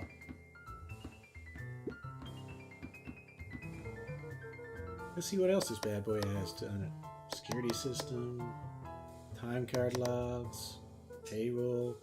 You know, for being so evil, this guy sure is Solomon boring. once again muttered under his breath. Just you wait. Huh? Oh, nothing. Luca tugged on each of the cabinets. Dang, this must be the good stuff. They're all locked. Perhaps he's not as careless as you suspected. Yeah, probably not, buddy. Let's see if he left any important files like that. Looks like the founder is helping Kerr plan the festival. Why would such a secretive leader be obsessed with the party? Only time will Luca tell. held his hand up to the ashtray. Still warm. You must have been in here recently. They heard the trampling of frantic footsteps from the hallway. Lock it! Lock it! Lock it! Locked. That was close.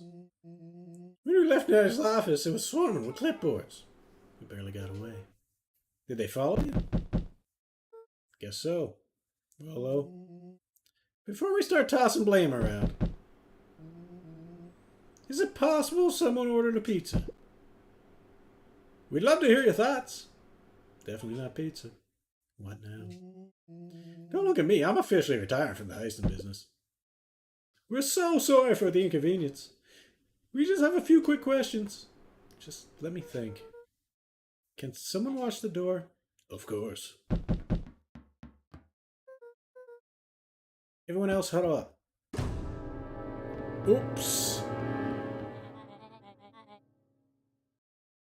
I think this little caper has gone on long enough. Solomon, no. Hush now, child. The adults are speaking. Dr. Melville, a brief reintroduction is in order. We've never met in person, but we have corresponded. You see, it was I who hired you. Solomon, the pathetic orphan child. The powerful and enigmatic founder. Sharper, the fallen progenitor who created this town. Perennial harvest, Valentine fertilizer, all connected by a single thread. Yours truly.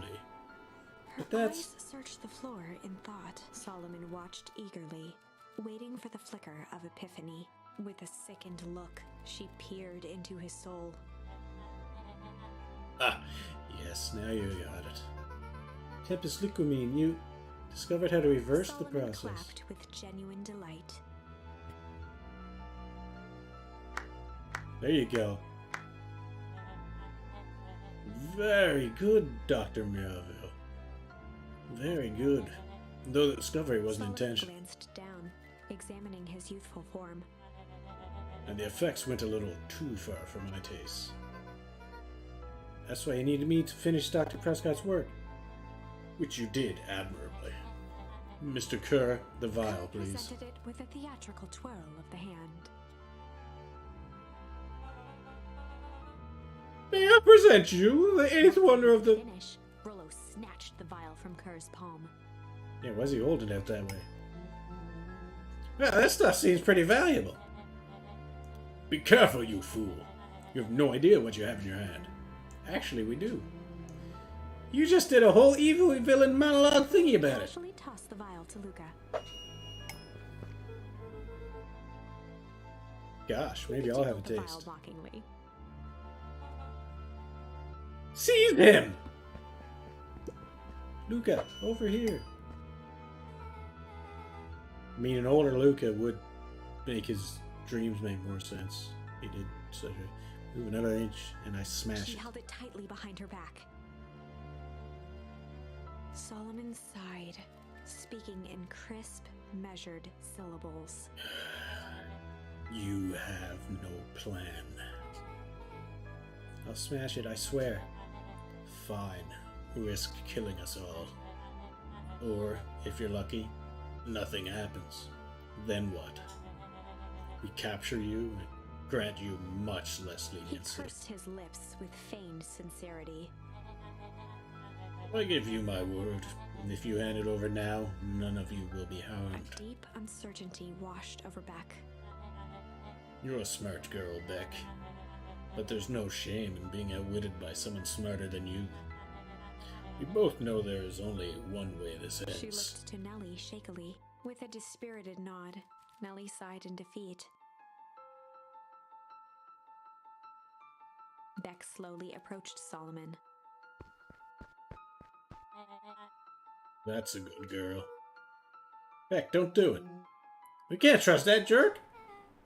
I'm sorry, he's right. With apprehension, Beck conceded. Solomon pocketed the vial and brushed off his shoulder with a sharp flick. Mr. Kerr, you have allowed yourself to be humiliated by a group of children. Report to my office tomorrow for a performance review. The blood drained from Kerr's face.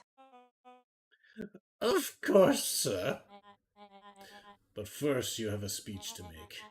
Trot out there and give me the introduction I deserve. And don't forget to smile. Yes, sir! And to think, all of this is thanks to the efforts of Mr. Van Horn. I don't understand. How is all this because of me? Ha! I said Mr. Van Horn, silly child. Dr. Walt Van Horn. Your father was always a thorn in my side. I offered him an opportunity to be a part of something great, but the fool was blinded by righteousness. He even broke into my laboratory in an attempt to sabotage my Solomon work. shook his head with gratification. But the universe has a funny way of correcting course. By meddling with a force he didn't understand, Walt showed me its true potential. As fate would have it, Luca, your father's dying act was to grant me eternal A life. muffled applause resonated faintly through the walls. Well, that's my cue. After the festivities and my subsequent ascension, I will return to deal with you all. Until then, I suggest you use this time to reflect on the magnitude of your failure. You three keep at post outside the door.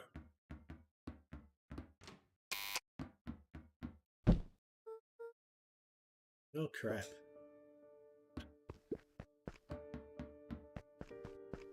Yeah, pretty sure we can just unlock it with the computer, but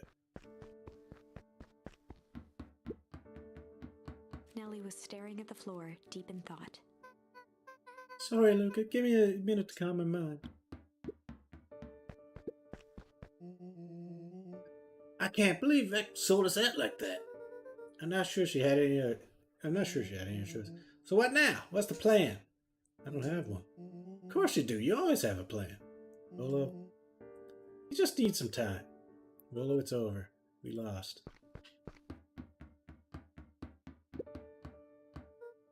Traitor. Hey. Oh, I'm sorry, Luca. I did what I had to do. I know, it's just, we were so close. I've got a feeling that eventually Solomon will get what's coming to him. Time wounds all heals. Huh? What? You got that backwards. All the time seems like less of an issue for him now. Heals all wounds? Wounds all heals? What? And heals with H-E-E-L-S? What just happened? Is the Matrix breaking? What just...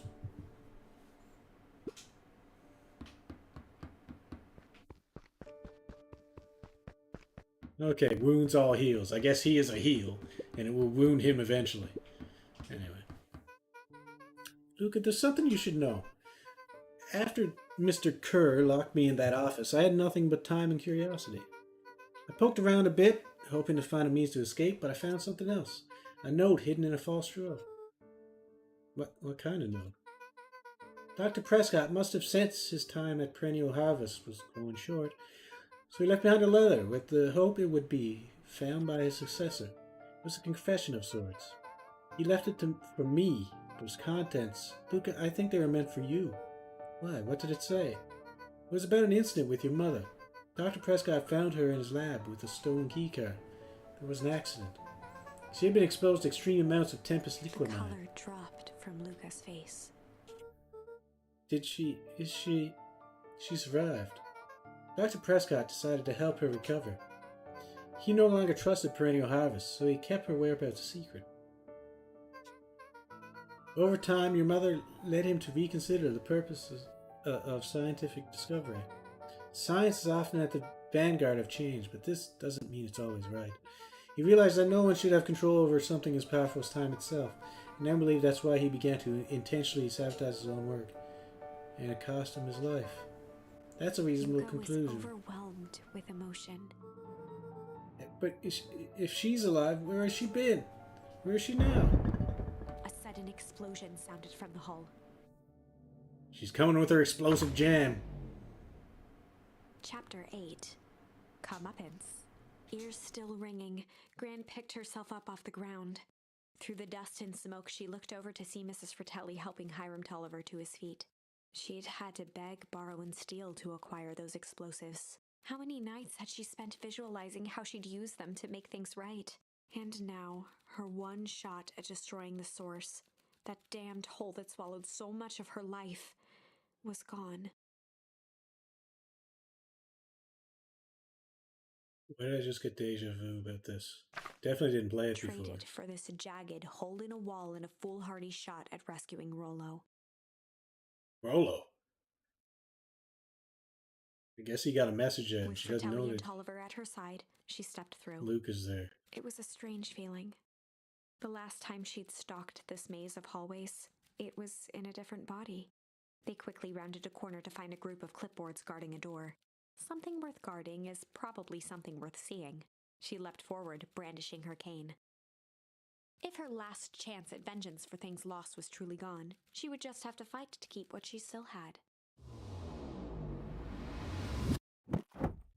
I think they screwed up and I was supposed to say Luke and not Rollo. But anyway.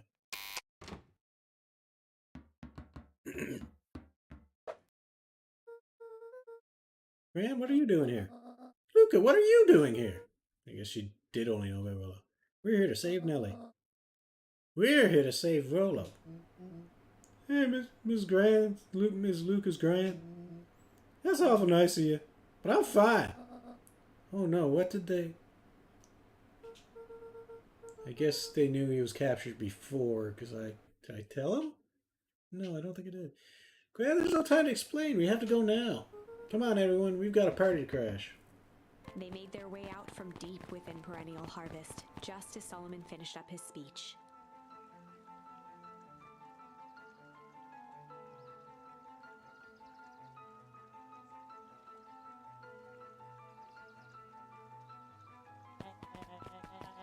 Thankfully, we can dispense with the formalities from here on Solomon out. pulled a glass vial from his pocket. Gotta stop In him. one smooth motion, he downed its contents. A triumphant smile grew across Solomon's lips. No! I guess that's it. We're lost. I wouldn't be so sure about that. Did she switch out the vial? Mischievous look, Beck elbowed Luca. Remember when I had the vial behind my back? Oh, did she scoop up goop or something at some point? I tweaked his wonder potion with a little...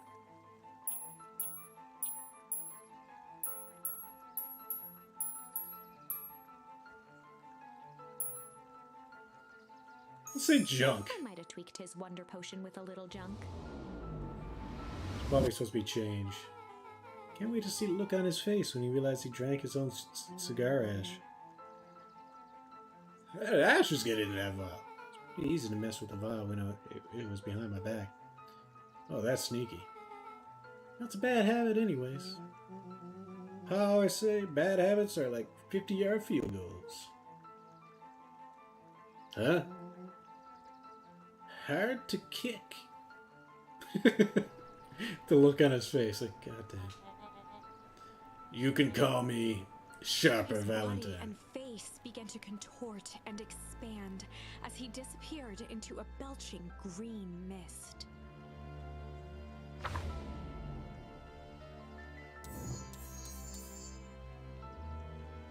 The Vile Vile. Well, that's a good artwork thing, too. Anyway, we're getting near the end now, but we got a few options here. I'm hoping I can get this done before Kyle's finished and go overwatch his stream a little bit.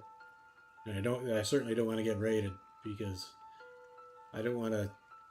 The end of a story game, having people raid doesn't make a lot of sense. His body and face began to contort and expand, so he disappeared into a belching green mist. As he disappeared into belching green mist. That is the worst pain ever. God. What the? Oh God, he got snapped.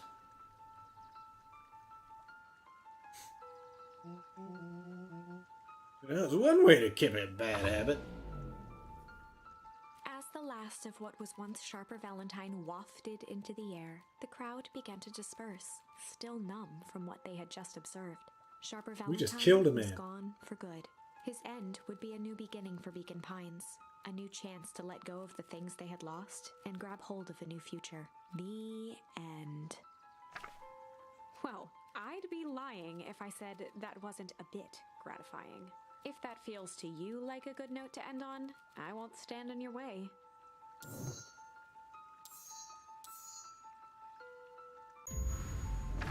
Put some malice in there. I don't know what that means. Tweaked his wonder potion with a little malice. Oh. Well, now he's just gonna be drunk. Now, Savitsky from his office? Yep. Dude had an unfinished glass on his desk. Figured his glow juice could use a little hair of the dog. You can call me Sharper His body Valentine. and face began to contort and expand as he disappeared into a belching green mist.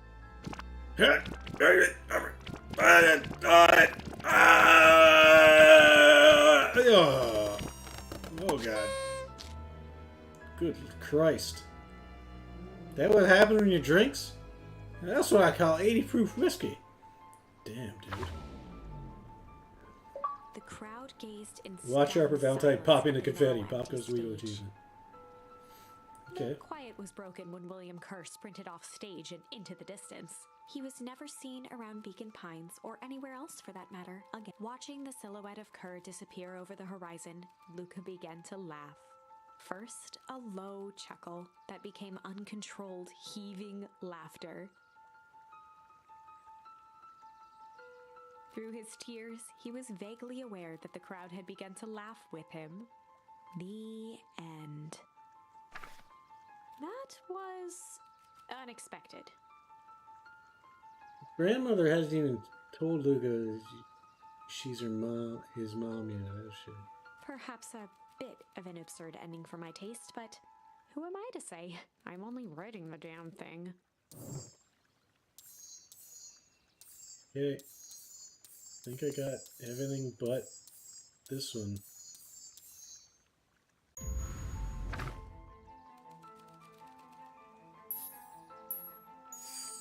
I might have tweaked his wonder potion with a little. This is change. probably the true ending, unless there's something after this. Like, pocket change? Oh, you're unlucky penny. Yeah, I plopped in a vial when no one was looking. What's that going to do? No idea. That's the beauty of science. Now we observe. You can call me Sharper His body Valentine. and face began to contort and expand as he disappeared into a belching green mist.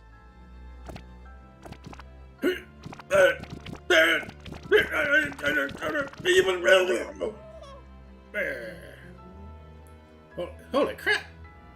He's a baby? Yeah, but he's still sharper, right? What he was no longer matters.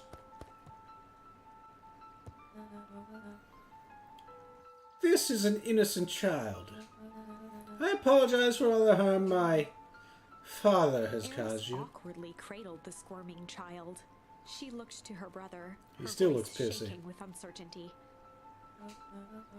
Augustus, what do we...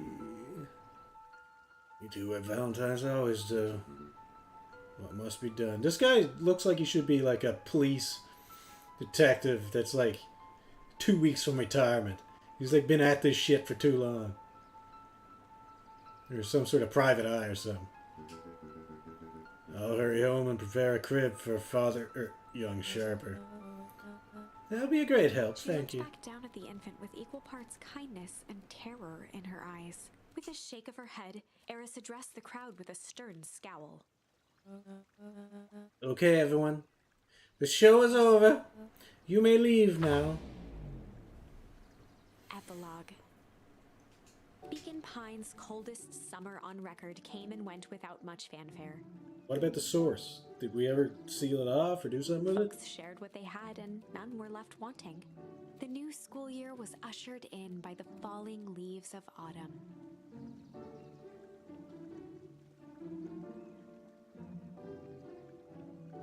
After everything Luca, Rollo, and Beck had been through, middle school was bearable. The chill of winter didn't seem to bother people much. They kindled a hope for a better future in their hearts. I'm getting tired or something. Because I didn't pay attention to what I said. Now I'm trying to reread and after all. Chill winter didn't seem to bother people much. They kindled a hope for a better When future. spring in their arrived, hearts. farmers planted their crops with a sense of joy and optimism. And as the dawn of the first day of summer came again, its light slowly spread through the shallow valley. It crept over the town square, across the river, past the neglected welcome sign, and came to rest on a young boy sleeping at dawn. His mind at peace, knowing he is here for a reason. Something seems odd.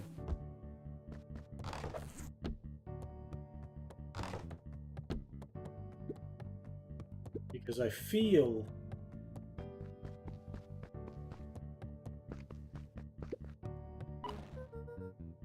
Will, are you up yet?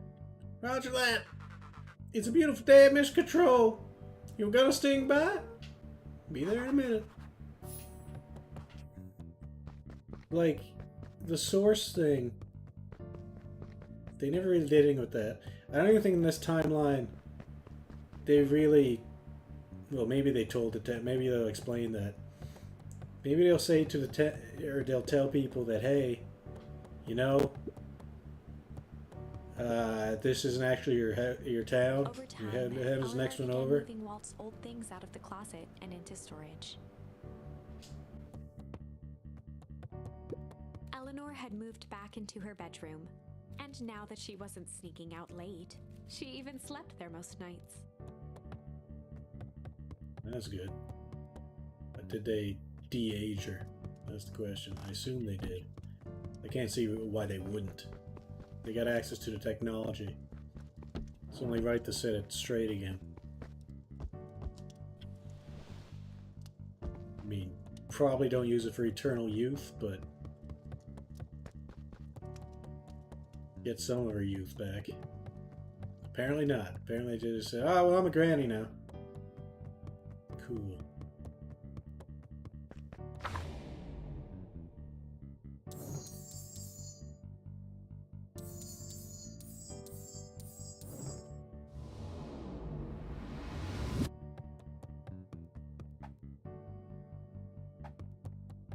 Ding, ding, ding.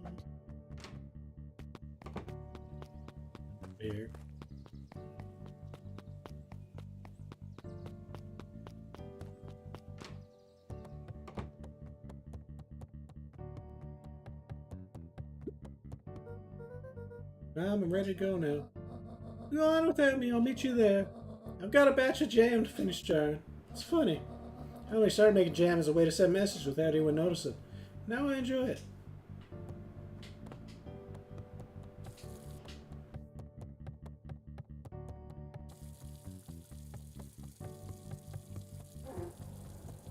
Alright, later, Mom.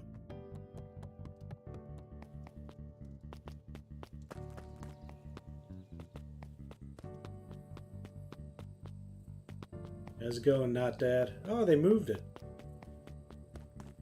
No headstone here now. Because he's not here. That makes sense.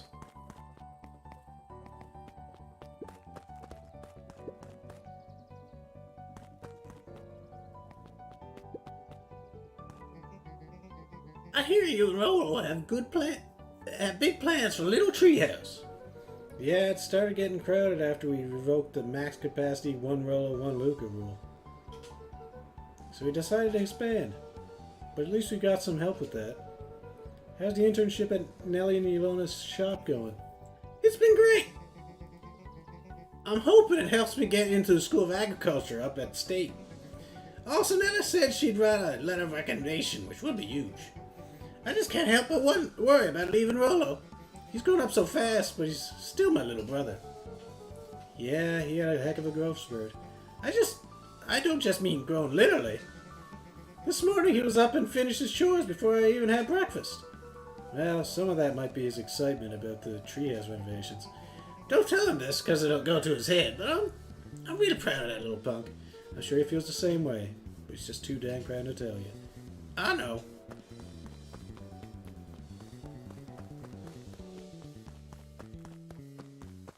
Alright.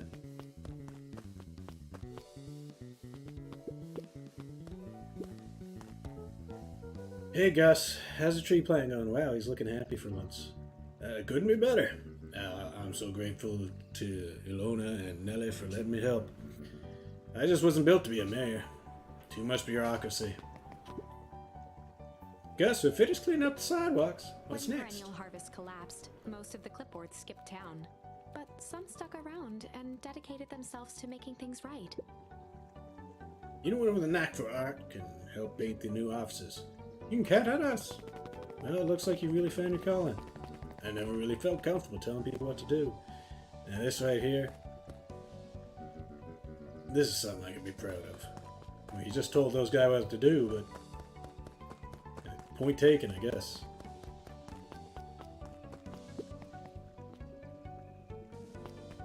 I mean, this guy's still got the building in his way. Hasn't happened this morning. The most underrated part of a good nap is the view. And the view's getting greener every day. Nice.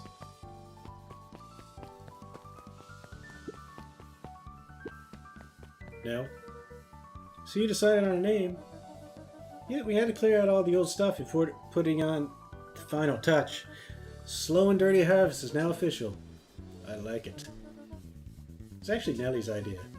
Still a lot to work on to get a lot of work to do, and the name serves as a reminder. Just because progress is important doesn't mean change would happen fast. In fact, I've learned that the more you care about something, the more important it is to take things slow. Our motto is go slow and fix things. Amen to that. Slow and Dirty Harvest. Fucking weird name, but alright.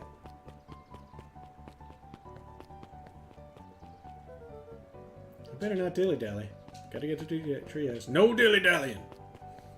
No one else. I'm not talking to anyone else. Let's see what Jetson's at. How's it going, Jetson? Look, get this. I managed to reel in an actual fish this morning. Seriously? Yeah, an honest to goodness, flip-flopping, swim-swamming fish. I don't think I've ever caught an actual fish here. Been at least 7 years since I've caught one. I'd say it's a good omen. What'd you do with the fish? Oh, we just back into the pond. Hoping to catch it again tomorrow. Catch and release. What a perfect day. Yeah. Nothing to talk about there? After all that, you got nothing to say to me? Luca, gentle at first. Wow. Dad, come on, man.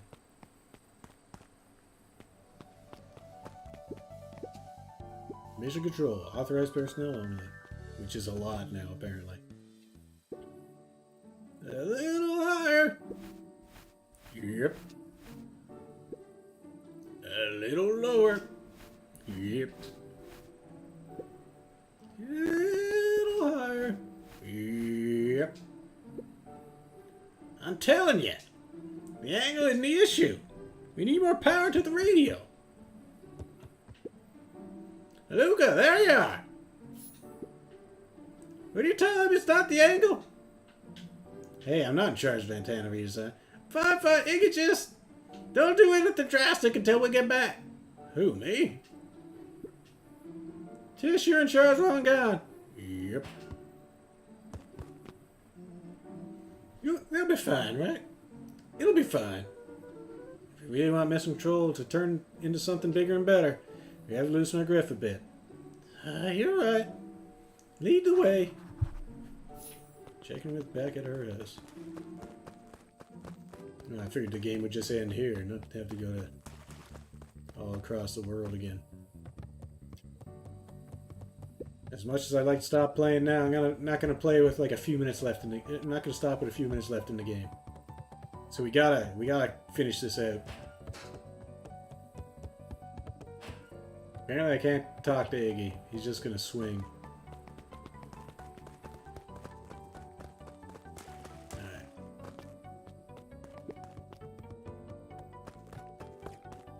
Alright, let's go, Willow.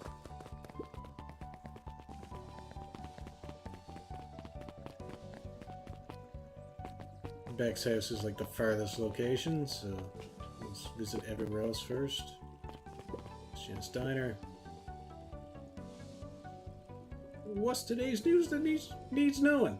I'll give you tomorrow's headline today. My old friend Patrick C. Montesquieu, a.k.a. William Kerr, just performed a stirring rendition of The Iceman Cometh at the State Correctional Facility. I hear there wasn't a dry eye in the house. Well, I guess he has plenty of time to work on his craft. Young Mr. Van Horn. How's little Solomon, Sharper doing? Young Sharper seems to enjoy nature more than I, so we do a lot of strolling these days. Has he, attempted to crawl out of his crib and plot world domination? Yeah. Thankfully, no. I spoke at length with Dr. Meowdville, and she feels that Sharper's infant mind has not developed enough to retain his previous memories. For all intents and purposes, the child is unmolded clay. Let's hope he's a little nicer the second time around. That is the objective, yes. But really, all I can do is try and hope. Two activities I am endeavoring to find less distasteful.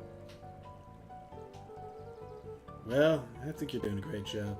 And the whole town is ready to help out however we can. I can't wait to teach him how to throw a baseball. To ignore the tears welling in her eyes. That would be acceptable.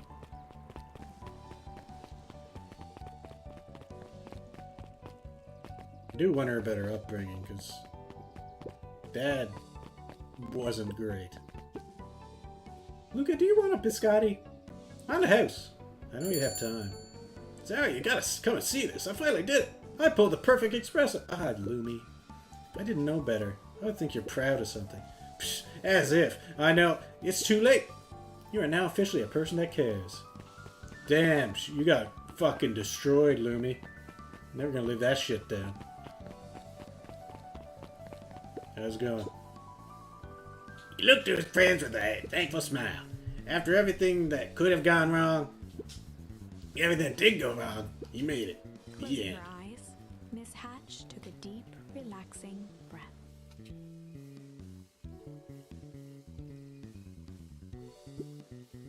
Oh, hello, Luca. How are you? Really good, actually. That's wonderful. Did I miss anything? I think you're pretty much up to speed. Yeah, you read the book on it, apparently. Ah, the History Museum is gone.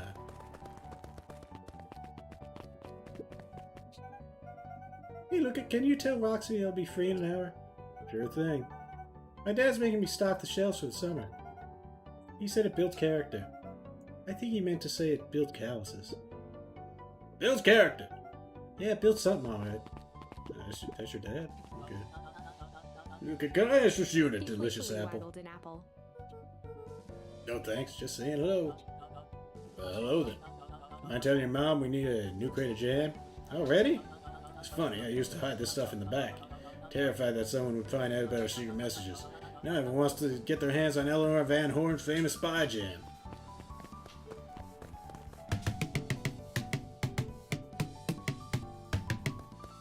Alright. Griffin? Back for seconds? It was not too much trouble. For the longest time, I didn't understand the appeal of ice cream. Serves no purpose, other than to be briefly enjoyed and then it's gone. It's pretty tasty while it lasts. I'm inclined to agree. You're weird. What the fuck is that?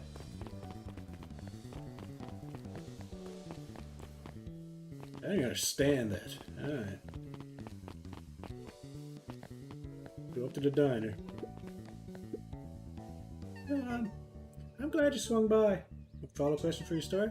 I got everything I need. Thanks again for that. I sent a draft of the story to a reporter in Capital City, and they offered me an internship. Of course they did. You're an amazing reporter. I don't know about all that. A story about a phony corporation that picked up an entire town of people and moved them to cover up a massive illegal mine shaft full of incredibly hazardous chemicals? Sort of writes itself if you think about it. Just don't forget us when you become a fancy big city reporter. Capital City isn't that far away. I'm gonna have to come back from time to time to check in, see what sort of new trouble you've gotten yourself into. Sorry to disappoint, but my adventuring days are over. Huh, you both know that's not true. What makes you say that? Come on, reporter's intuition.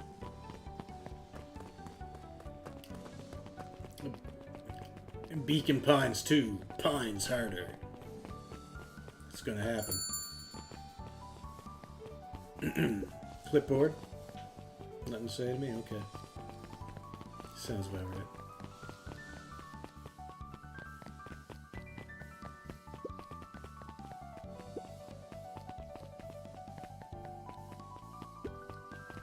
Mrs. Fratelli glowed with a carefree smile. That your suitcase? That is 2 weeks of unencumbered tranquility. Excuse me? Would you be so kind as to take my order? 2 weeks of sand, margaritas, and forgotten obligations. Excuse me? I'd like to place an order. Fratelli sighed with a zen-like calm. Just as soon as the lunch rush ends. I'll be a feather on the wind. Oh god. You going on vacation? For the first time in years. I've got you and your mom to thank. Feather on the Wind makes me think of Serenity, the movie. That's all I'll say to that. What's that? She didn't tell you yet? You two are going to fill in for me at the diner while I'm gone. Just like old times. It's fine, I'll wait. You shouldn't Luca wait. squinted at the faded photo of him and his mom at the diner. Memories of that day came flat. Now, is there anything else I could do here? I don't think there is. I feel like this... No, now none of them have food. Maybe I gave him food at the beginning, and I can't remember it. Looks like we got everything we need. Let's get to feeding these folks. Yeah, I'll follow you anyway. Guess we're good. It's probably comment. Everyone seems happy. You're a remarkable boy, aren't you? So that's that. Okay. There was nothing else here, and I didn't get an achievement off that, which is strange. Because if the fishing one got me an achievement, you think that one would. But anyway. We're almost done. Only a few rooms left. We still got his... I'm surprised they left it up there. A statue of a guy that pretty much is a complete reprehensible piece of shit. You know, it's the super nerd up there. Hey, Over the Kato. school year, Kato and Bert had become close friends. Bert, the guy with the hat. But did you know that when they covered up the source, they found a new species of fungus? Yeah, and they're studying it in new labs. Did you know that? Beacon Pines is now the smallest town in the country. Yeah, I don't know. Yep, close to the population before a perennial harvest moved in. It typically went on like this for quite some time. Fucking nerds. What do you gotta say? You're a super nerd. Can't believe it's over. Yeah, the town, we started to turn a new leaf. The town? I was talking about Hank Atomic. I just finished the last issue. How was it? It's great as always. Hank finally returned to Earth. But I just feel weird now. Weird can be cool. Just means you're ready for something new. Any suggestions? You could ask Miss Hatch about what she's always reading. She seems to really enjoy it. Maybe I'll do that. Speaking of, I guess this is her.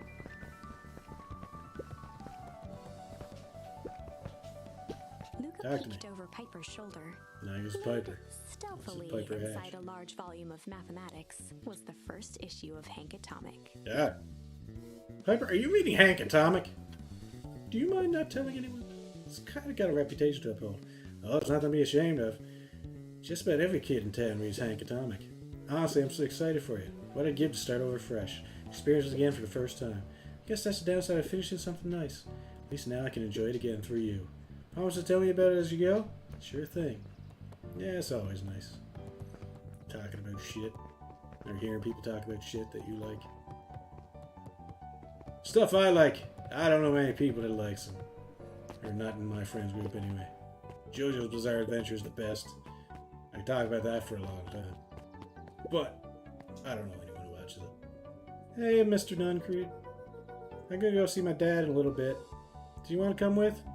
Even after everything I did, you're still... Mr. Nuncreed shook his head. You really are your father's son, aren't you? I don't think I'm ready for that yet. Well, you're always invited. I bet he'd love to hear from you. I'll visit Walt in my own time. You went along now.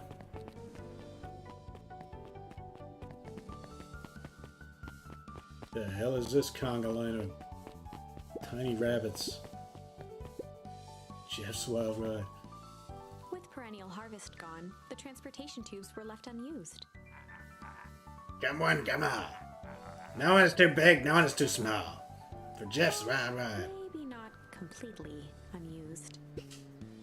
Just one piece of candy for the ride of your life. Who's next? Me. Doesn't look like fucking Rolo said me. That. Wow, what a scam. Guess what? Yesterday I saw Dynasty's Tedious. And that's good. It's great. I haven't spotted one of those in years. At this rate, Beacon Pines is going to become the bug capital of the county. With the lowest population.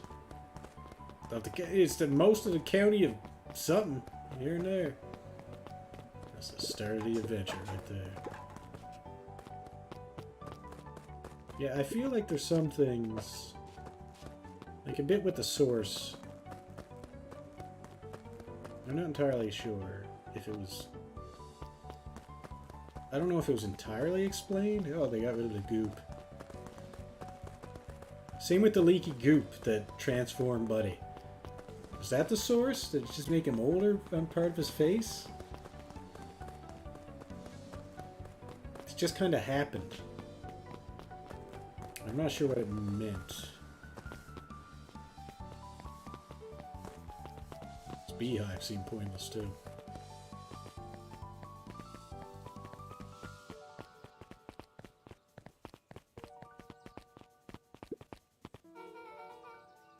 I have news I think you'll enjoy. This morning I unpacked my last box. You're officially moved in. It's just a box. Let's not blow this out of proportion. Sounds an awful lot like putting down roots. I guess I decided this place is root-worthy. You're going to be stuck with me for the foreseeable future. I do have to warn you. Most years aren't going to be as interesting as this one. I think I'll manage. Ready? Before we go, there's a bit of a surprise.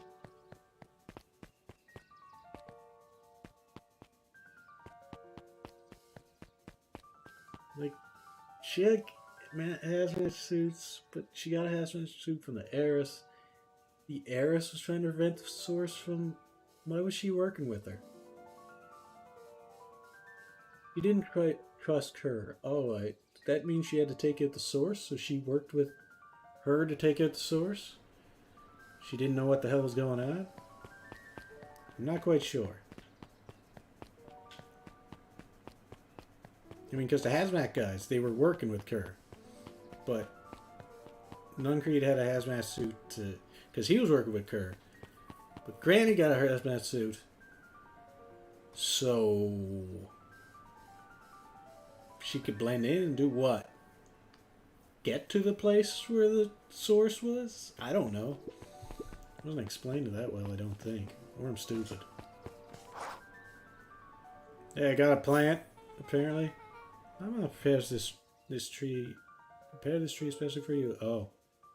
I didn't have to do that. It wasn't just them. Just about the whole town pitched in. Is this gonna go where the grave was before? Hallelujah. It should be okay in the cold of Old Beacon Pines. I mean, yeah, the tree was still here, right? They didn't move that. And thrive as things warm up. That's perfect. When you're ready, take Jeff's wild ride to Old Beacon Pines. Well, I have nothing else to do, so I guess I go now. I mean, I went everywhere I could.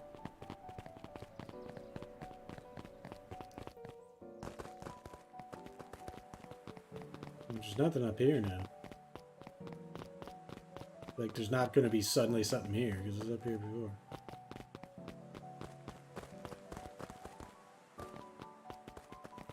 Let's get this finished.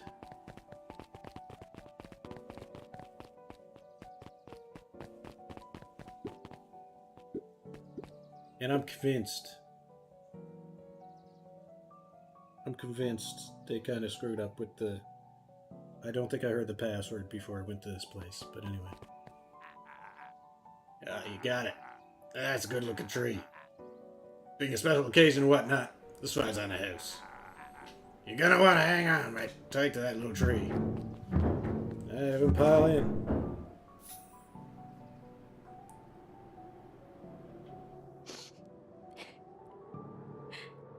Oh. I think this is it. The end I've been waiting for. Honestly, I began to lose hope of ever finding it. But then you came along. Are you I Eleanor? don't know exactly how to thank you. You're just a book. It's hard to explain how much this means to me. It's funny, now that our time together is finally ending. I'm at a loss for words. Let's just watch the end together.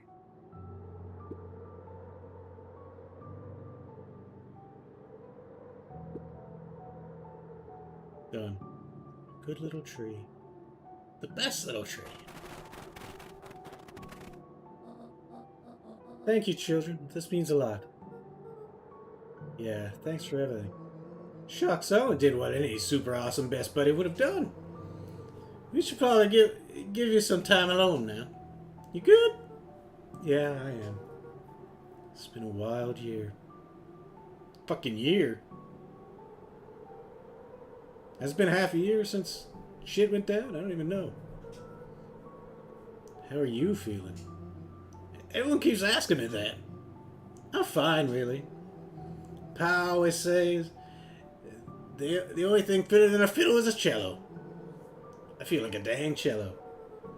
If you ever stop feeling like a cello, I'm here for you. I know, you don't even have to say it. You two make an awesome pair. Excuse me? We're a trio now. Yep. Thanks. There's just one thing missing. Now that you're a part of our group. Missing? Let me tell you a little story about a man named Hank Atomic. Oh, God. I won't be long. We're waiting for you back at the phone booth. Jesus. I found the perfect way to start our summer. You've got some good friends. I'm so proud of you. Your father would be so proud. I know. Mom, can I ask you a question? You ever dream about Dad? Not a night goes by that I don't. Are you ever afraid that you're going to forget him? Forget what he looked like? Forget his voice? No, because so much of him lives on in you. He loved that old tree, but I know he would have loved this one more. Because his two favorite people planted it. I'll give you two a moment.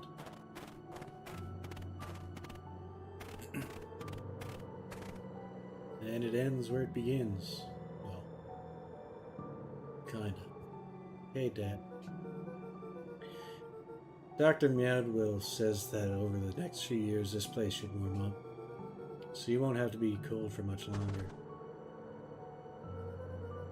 I think I finally understand why you left that night. There were things you believed in. Big things. Those beliefs were the things that made you... you. If you wouldn't have stood up to Sharper, stood up for what you believed in, you wouldn't have been the same person anymore.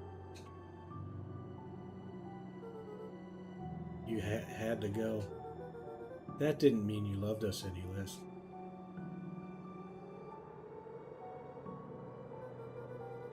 Might not visit you as much as I used to.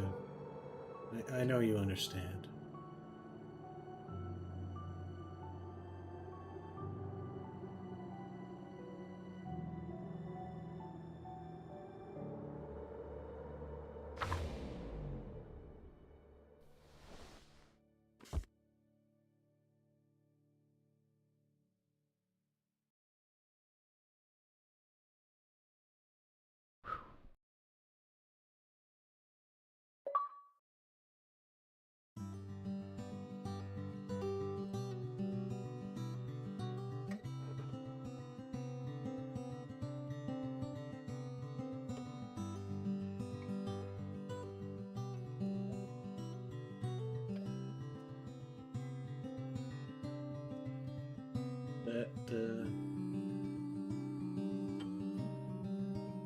That was something. I don't mean that in a bad way by any means. Story-wise, I had some issues with it. I still don't quite clear on what was going on with some of the factions involved.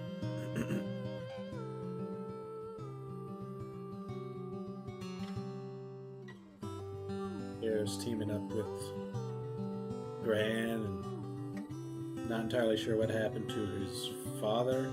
He went off to stop the person, but what happened to him? How was he found? He was buried. How was he found? Did they snap his neck? When she got exposed to the stuff that aged her, how did that work? I don't quite know. He vaguely described it. That's minor things. Emotionally, the story was a good one. Very sweet. Nice. And I really can't complain.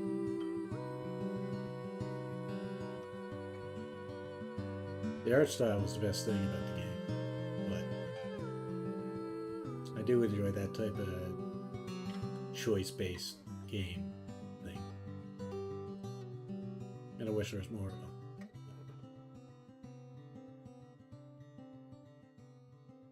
Ooh, they could have used a longer song, though. I didn't want this to cut out that early.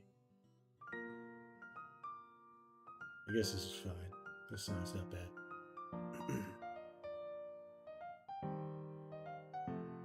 But this will be it for this stream, because honestly I've been going for a while.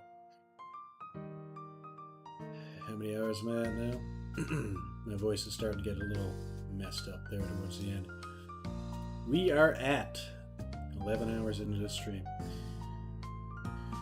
We're just going to watch the credits, and then I'm going to be done. I kind of wanted to leave as soon as it blew out the candle, but I always let the credits roll. Who knows, there might be something after it.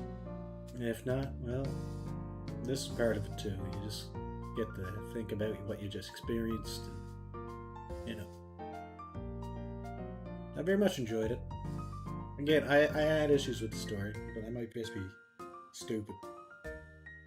And there was something that I wanted a bit more. But that's a me problem. I don't think, as it stands, it's still a good game. I enjoy it a lot. So, take it for what you will. If you watch this, if you watch me play this, there might not be much reason to go back to it. because I pretty much did everything there was to do. So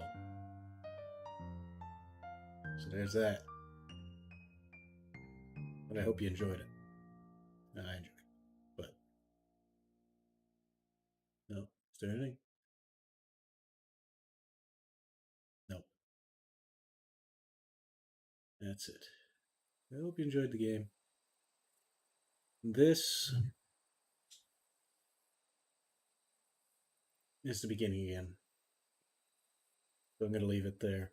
If by any chance something different happens when I play this or when I do this, I'll be back streaming this next time. But I think this will be it. I think this is it, so I'm just going to call it right there. And I thank you for coming out. Guess I'll put the cat on the screen again. I thank you for coming out. And Kyle, Dawson, Nico,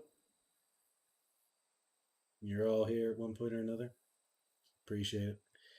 And I'll be streaming again soon. Probably tomorrow. But we'll see what happens. Anyway, thanks again. And, well, if this story tells you anything in life, and my Getting Over streams did as well, keep trying. Keep fighting. Keep doing what you gotta do. You'll get to some sort of satisfying conclusion if you just keep at it. You gotta do it. And if things aren't working out for you with some way, try something else. You might not find the perfect thing that you want. Very few people do. But if you find enough to be happy, have your nice ending, that's all you can hope for. Anyway, thanks again for coming out. I'll see you next time. Bye.